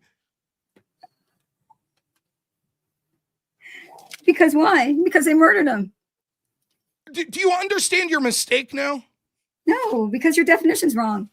Now you're no. That's a different argument. Your argument was based on my own definition. It was disproven by the fact that the Soviet Union disproved it. And have an official state religion controlling our government. That's what your definition of separation of church and state is. Okay. But I asked you, I said, that how can that happen in a dictatorship? Do you acknowledge the Soviets were a dictatorship? Yes. Do you? Did they have an official state religion controlling the government? I don't know. I told you I didn't have enough. They did not. And so they must have not been secular, huh? no, the definition of secular that we're going by for this argument is don't have an official state religion controlling government. Oh, so now you're saying that separation of church and state does not have anything to do with the government. It has everything to do with the religion controlling the government. It's a state religion, yes. Okay. That's what I've been saying the whole time. You understand. Like, I have to say, you may be one of the dumbest people I've ever met. And it's amazing. I'm dumber? Yeah. Okay, I'll go. If like, for example, if I said... Go ahead. Ask me. If I said, like, any basic syllogism. What's a syllogism? A syllogism's like where you have one premise, then another premise, therefore a conclusion. Is that your definition or is that the real definition? That's what a syllogism is. Okay. A syllogism is what? So it would be like premise one. Caroline likes everything that is red. Premise two. Roses are red. Therefore, conclusion. Violets are blue. All right. We'll see you later. Don't you agree with freedom? You don't think we should have freedom? No, I think you're an idiot that's not worth talking to. You're trolling. All right. It's like, it's 10 and a half hours. I think we've all had a night. You loser. But thanks for coming up, Caroline. Is there anything you want to say before you go? Yeah. What's Rob? What do you do for a job? Is that your name, Rob? Why would I even tell you? You can't comprehend it. I can. No, I'm not. I comprehend more than Let's try that syllogism one more time. You like everything that's red. Roses are red. Therefore, violets are blue. Okay. My job is dealing with stupid ass fucking meth head grandmas like you. See ya. Take it easy, bitch. Bye. All right. Thanks for coming up, Caroline. See ya another time.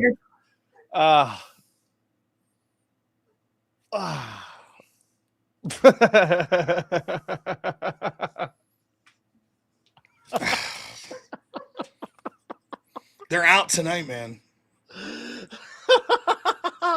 Violets are blue.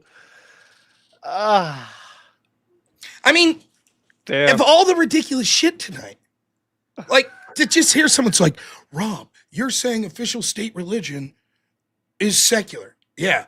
If you don't have an official state religion, you're secular. Yeah. And the Soviets didn't have an official state religion. Yeah. Therefore, they can't be secular. No, that's the definition. I don't even know, like, that's what I'm talking, like, I don't know what you do. I don't even know if she's fucking around there at the end with the violets or blue thing. I don't think she is. I don't think she understands. I really don't. I don't know either. I really don't. Like, it's like, I don't know how to, like, it's so hard to talk to people that can't just follow like a coherent chain of thought. It's insane. I should apologize. I was getting a little frustrated. I'm late. I'm sure she's a nice lady. Like, all the fucking insults aside, I don't mean any of that, right? Just a little frustrated after everything tonight. But man, that's brutal. That's brutal. Like, I thought eventually she'd be like, oh fuck, I'm looking at that the opposite. My bad. But she just kept doubling down. It just kept doubling down. That was where I was like, wait a minute. I didn't know if she maybe didn't get what she was saying, or if she was. I don't know if she figured it out at some point, was like, I'm just going to be an asshole and keep saying. Because eventually she was like, well, then your definition's wrong. I'm like, okay, now you're getting it. If my definition's correct, then the Soviet Union fits within it, right? But then she's like, no, it still does. And I'm like, man, I just, Christians can't exist in Israel. Yeah, but they do. It's propaganda. Wait, what? I just, like, look, at the end of the day, like, she agreed, like, the first half of that, she agreed with what I wanted, which is, as long as we don't have an official state religion, then I have no problem with Christians saying we want to use our Christianity to pass laws. Great. I think she brutally misunderstands what that other guy's argument was, but that's neither here nor there. Sure. But it was fun. I hope everyone had fun. What a fucking shit show, though. They're out tonight. Like, Yeah, and it's frustrating. The violets are blue is gonna be. I'm gonna make a beautiful clip. Yeah, that's my favorite. I mean, that's really good. That's really good. That was my favorite. What's weird is, though, like, I don't know, maybe I'm just gonna have to debate myself. Like, if you could I gotta get like blackout drunk and then come up with a topic for you so I don't remember it. And then it's like, who's the debater? And it's me. And it's like, yeah, Rob, you told me this would be the prompt you would argue against yourself. And I'll be like, oh, fuck. And then, like, try that. Like, because I just don't know. Chris Lestrange was good, and bass guitar was good. Like, they're smart. They're making arguments. And Teriak, too. But, man, tonight, holy smokes. I don't know. As long as the audience had fun. I enjoyed it. I mean, it was 11 hours for me. I'm having fun. So it's infuriating, but so I hope the audience enjoyed it. Yeah, I think they did. Made him mad. Is that? Congrats. It's not mad. It's frustrated. It's like I'm not really mad. I would say I was a little mad at that guy for like the constant interruptions and shit. But with you, it was just frustrating. It's like, like, imagine being like, I don't understand basic logic, and that frustrated him. I showed him, Hey, when that officer had to pick me up in the car, I shit myself all over him. I showed him. I shit my pants all over that waiter's chair. I showed him. That'll show you. Okay, I guess. So, well, I'll let you go because I'm gonna get to bed. My son's waking up for school here in like 20 minutes. So yeah. That's how it is. That's how it is. All right. It's streaming life. But I hope you had a great night. Everyone over there, hope they were entertained. I think they were. I think my audience thoroughly enjoyed it. So, all right, guys, you take it easy. You as well. Thank you for coming, Speakeasy. Rob. Thank you, man. Appreciate it. See you. Oh my God.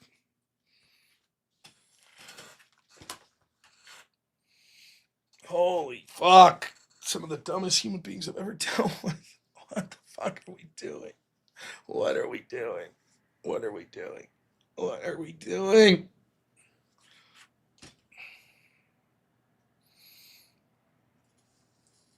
Those people vote. They vote, man. Those two people today have twice the fucking voting power of me combined.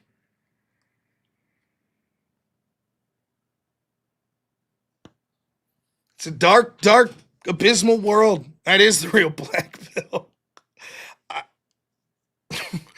You like everything that's red. Roses are red. Therefore, violets are blue.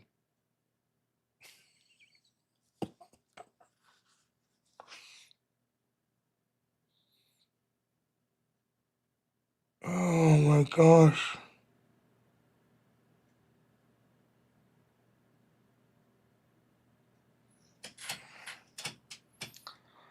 I don't know. It's so frustrating. Look, I don't like doing the Christian debates anyways.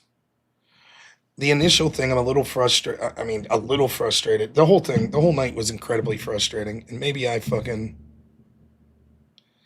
maybe I need to chill out a little. I don't know. It just, I tried to hold up for a long while before I was like really losing my head there. Maybe that's a little too rude. I don't know.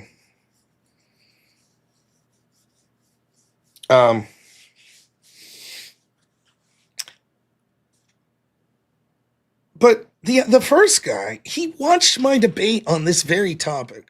Now, just to give you, I'm probably not going to read super chats. I apologize. Maybe I'll explain this, and then there's this guy. I forget his name, but he was from this channel. And he's very nice, and he reached out to me and was like, "Will you do a debate in my channel?" I was like, "Yeah, I'll get around to it." And he's like, "Yeah," and then he'd be like, "How about this week?" And I was like, "I'm busy." How about this week? I'm busy. And eventually, I was like, yeah, fuck it. Let's do it. And he was like, what religious topic would you like to debate? And I was like, oh, I don't really debate religious topics. And he's like, oh, well, my channel's, I think it's Breakfast Tacos. He's like, my channel's just religious debates. And I was like, I don't know, man. I don't consider myself much of a Christian, etc. And he was like, well, you could try to take it to the realm of politics. So I was like, all right. And the prompt they wanted was, should we be Christian nationalists? Now, I was more nervous for that debate than any debate I've had in probably 4 years. Not because I was afraid of my opponent or anything, but because I didn't want to let down Christians. Because I feel like I'm sort of new to Christianity. And so I don't want to speak for Christians because it's absurd. Because who am I to speak for them? And unlike other things, I think religious is very serious.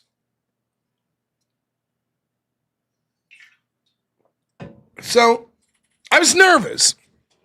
And I decided that instead of arguing like actual verses from the Bible, that I would say, well, here's the deal. How can I defend Christian nationalism? Right? Because that's what they wanted me to defend. And I was like, well, I've listened to Andrew Wilson debate Christian nationalism, and he's like, I'm not saying, because you would expect this, Andrew to be like, Christian nationalism, I'm an Orthodox. I want our country to be Orthodox. But that's not what he says. He basically says, like I was saying, I want to promote Christianity and use our values and, And I was like, yeah, that's fair. Okay.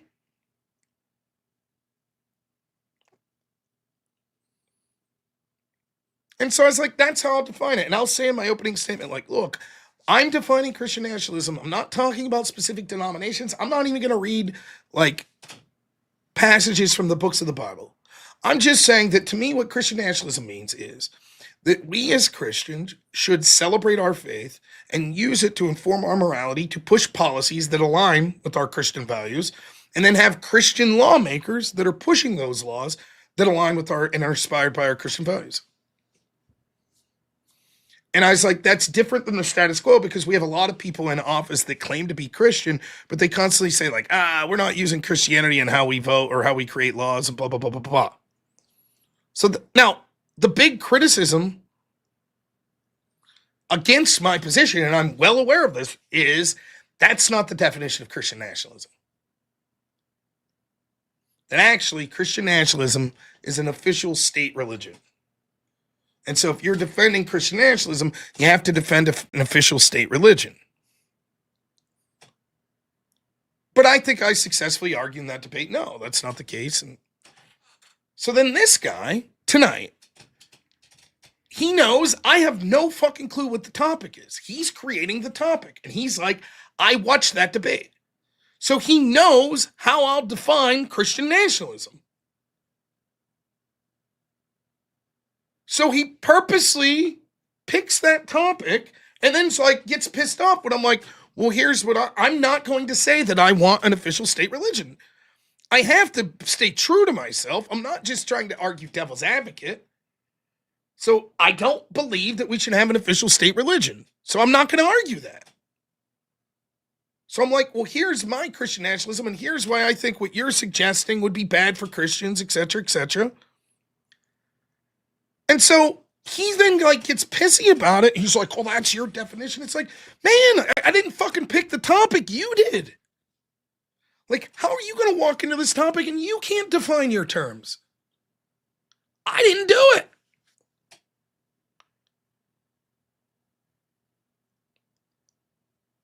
So then the way he goes on to define Christian nationalism, it basically just becomes,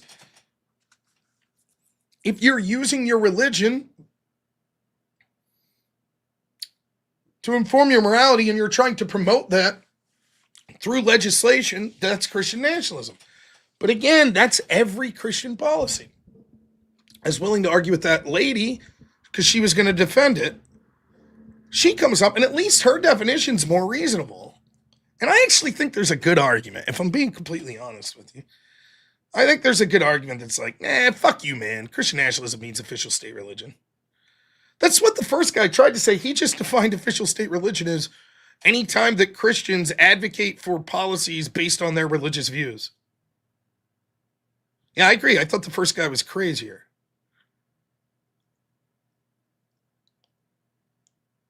So I was like, all right. Once I was like, well, wait, if you want to defend his position, I thought she was wrong about that. But when she made that argument, right?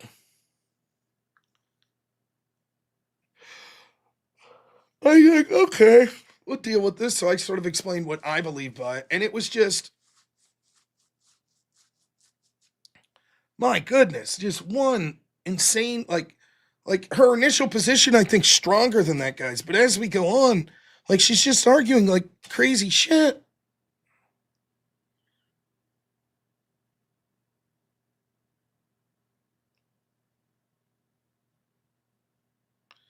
Why do I accept that? I don't know. Because I have fun. And it's just like, you're like, what are you talking about the entire time? Like, just the entire time, she would say something, then change her position, then change it back, then change her position. The whole point that I was trying to make with her,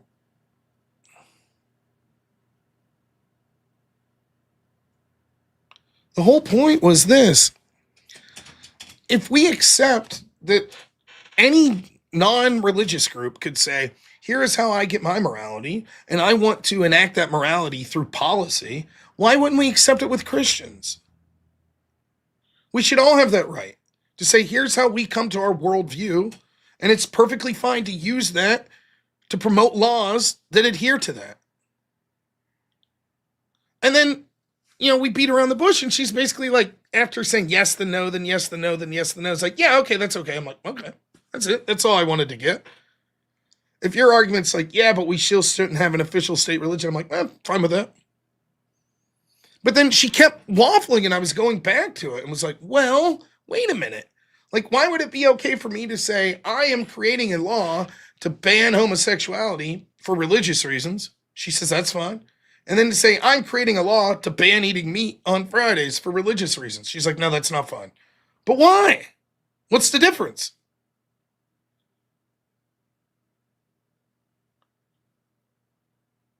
That's where I was going.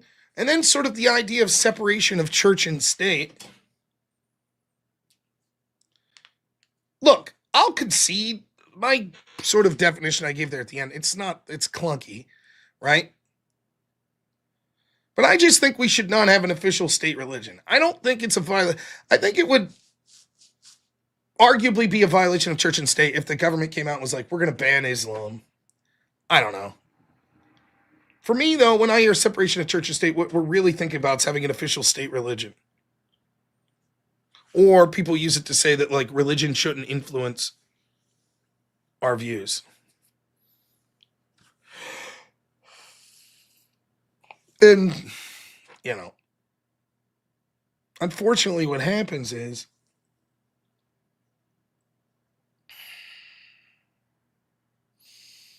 even if she has a position, yeah, banning Islam, who knows? Yeah.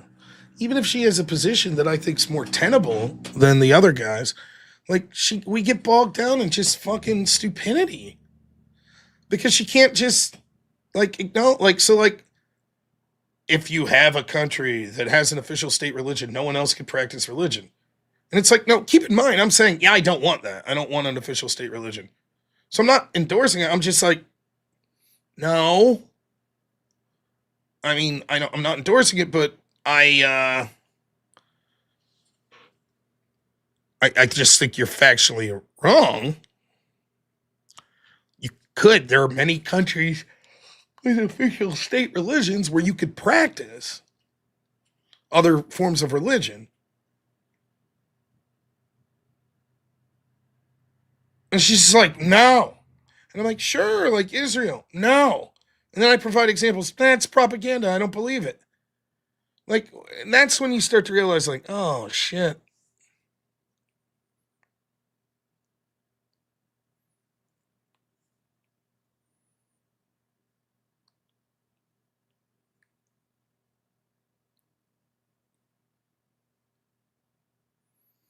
And then that bit at the end, my God. My goodness, I've never seen anything like that. I really have. I've never seen anything like that. You're saying no official state religion controlling government. Yep. And you're saying the Soviets didn't have an official state religion controlling government. Yep.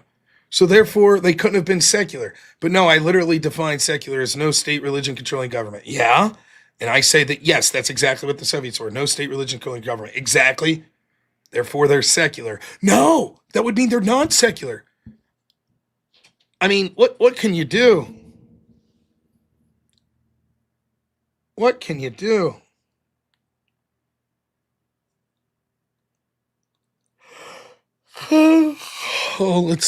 I'll fly through Super Chats real quick, if I can.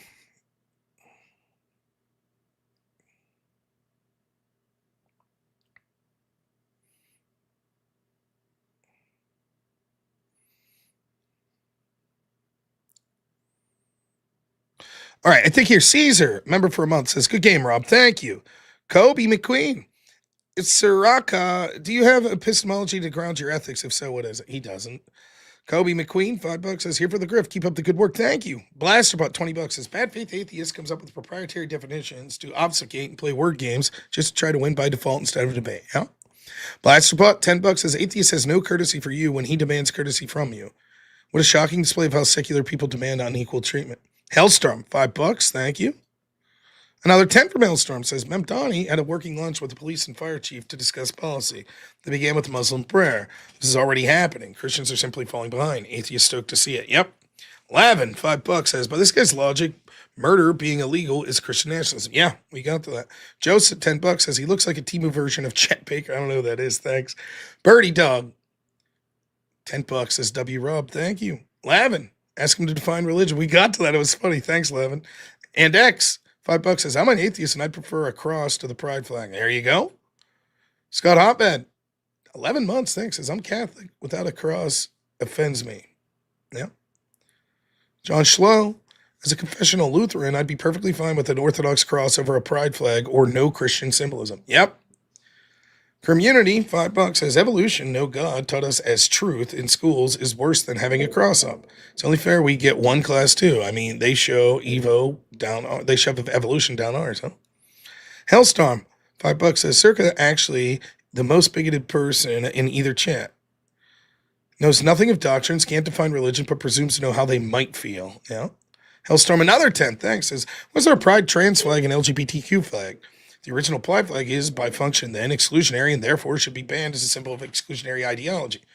But the problem is he couldn't differentiate. It's like, okay, why do we need secularism? Because without secularism, some Christians could feel excluded. Okay, so exclusion is what we're trying to avoid. Yes. Okay, so if a pride flag excludes other groups, we should try to avoid that. No, only Christian. But why? Because the word secular includes religion. Right, but if the reason that we should be secular is to avoid exclusion of Christians, there must be something about the process of avoiding exclusionary actions. So if there's other exclusionary actions, why shouldn't we avoid those? Nope, just Christians. Why? Because the word secular says religion. And away we go. Rosatron, $5 says, Orthodox here, we sure don't need Circa to save us. Put up generic crosses. We're not vampires and get offended by them. Rob for the win. Thank you. I hope I did you proud. Gorilla Biscuits, $5 says, Rob, you suck as a human being and make crappy choices. Please go to liturgy and quit embarrassing yourself with these gay Republican takes. God bless. What gay Republican take? Thanks, though. Hellstorm, $20 said, read history. Secular has its origins in the Bible, relating to mundane things but godly, not academia. Like other things, such as ethics, atheists stole it and then corrupted it to mean separate from God. The Great Wade Boggs, $100 says, Victory Whip! Oh my God, what a legend. Rosatron, $10 says, why is a non-Orthodox trying to tell us Orthodox about our religion? Isn't he atheist? Yes. Lavin, $50 says, the concept of secularism is nonsense. In short, it's the separation of church and state. But what influences politicians' policies they advocate for? Their personal belief systems, aka their religion. This secularism is Christian nationalism. Yes. Vincent DeVici, $5 says, Rob's point, leaving religion up to the states, cause of differences in Christianity. Jim Hayes, $20 says, hey Rob, you're the best, not one step back. Thank you. Guy Ashby, thanks for being a member. And then 20 says, when did Jake Rattlesnake start doing math? I love that guy. What a letdown. Vincent DeVici again, $5 says, Z saying it's Christian nationalism only if we vote and make it state law. That's authoritarian. Z, thou shalt also not kill, is one of the 10 commandments. Yep. World Radio, thanks so much. Member for a month says state recognizing official religion isn't compulsory. Yeah. Or isn't compulsion. Daily Breakfast, $2 says, let's go, Rob. John McCartney, thanks for being a member. Blasterpop, $5 says, this guy's definition is an overeducated midwit. Vincent, $5 says, Circa, if a Christian uses morality to vote on something that's not linked to Christianity, that implies these Christians are voting for non-optimal outcomes. Yeah. Community, $2 says, what about atheist nationalism? Why are we just us? Yeah. Bat Fricker, $10 says, he absolutely did not win. Atheist, yeah.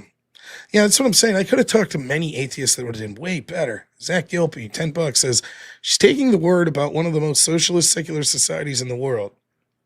She's talking about one of the most socialist secular societies in the world, saying they're using their religion. What an idiot. She has no idea what she's talking about, right? AJC, $75 says, for driving to the Matrix and dealing with robots, can't believe it's been 10 hours. Went to bed and woke up and this is still going on. Get some sleep. Thanks for what you do. God bless. Yay, I'm Christian. Thank you. John Ruck, $5 says, Rob, you don't like Andrew arguing separation of church and state, only the feds. The 10th Amendment gives the states the right to have a religion. 14th interpretation was wrong. Yeah, no, I agree. Michael Rees, $5, thank you. Aaron Chuck, what's up? $5 says, I think Rob might be a saint, thanks. Zach Gelpy, $5 says, and those are the anti-Israel people. Just have to say that, yeah. Not sending their best. Blasterbot, $20 says, I found this in a wallet with no ID, but the granny without teeth said it wasn't hers. Ah, there we go. Thanks, Blasterbot. Menace to Sobriety, $2 says, $20 says, Methany runs with Dusty's Discord, maybe. Mr. Somebody, $20 says, Granny might have been the dumbest person I've listened to this month.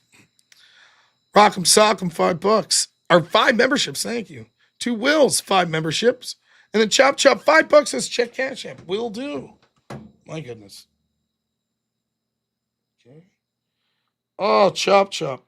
Holy smokes, $100 over in Cash App. Says for a whip. 2 whip songs. All right. You heathens with your whip songs. All right. Yeah, we'll do these and then I'm probably going to go to bed. Full disclosure. I'm sorry to Rumble. My Rumble screen, when the computer crashed, it won't let me bring it back up. So I don't know what the hell's up with that. So I do apologize. But anyone who donated on Rumble, I promise I'll make it up to you, man. I'm so sorry. I'm going to put my headset on so I can hear this.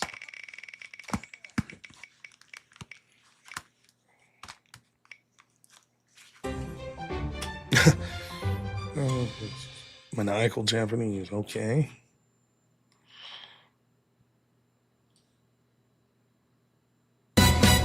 Where there's a whip, there's a way. Where there's a whip, there's a way.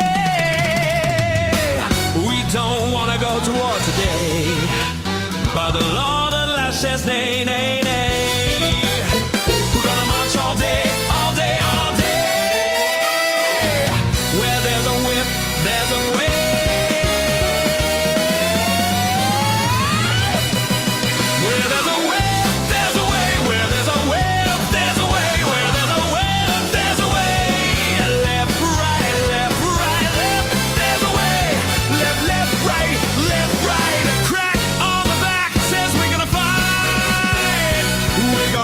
march all day and night and more. For we are the slaves of the dark Lord's war.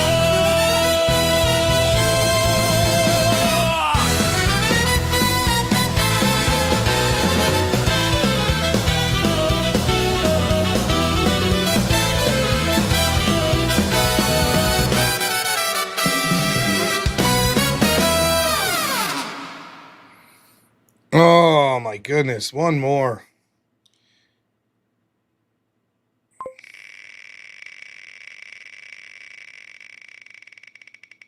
Not for long, not going for long. Yeah, don't be a long one, please.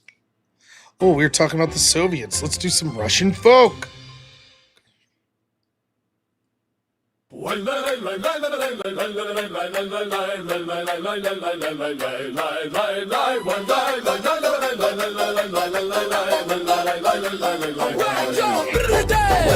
a will, there's a way.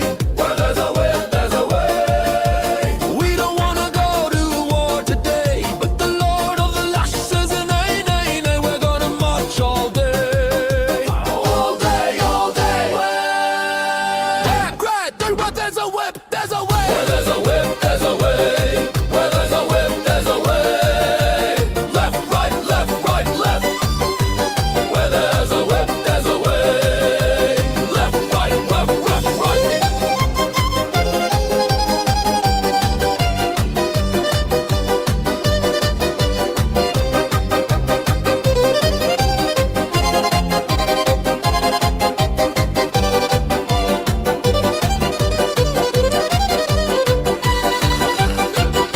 A crack on the back says we're gonna fight.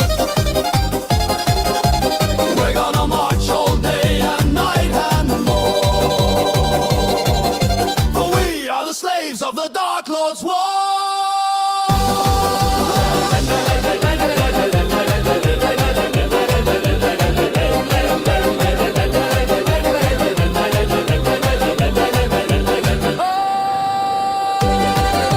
Where there's a will, there's a way. Where there's a will, there's a way. Left, right, left, right, left. Where there's a will, there's a way. Left, right, left, right, left. Right. Left, right. Left, right.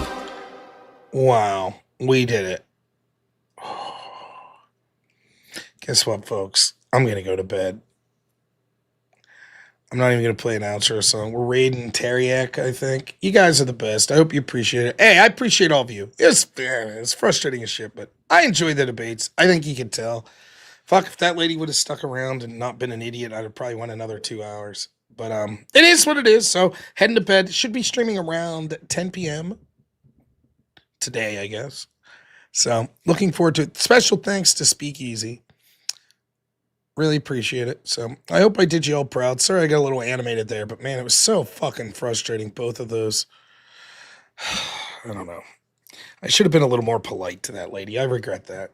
I maybe shouldn't have insulted her a couple times.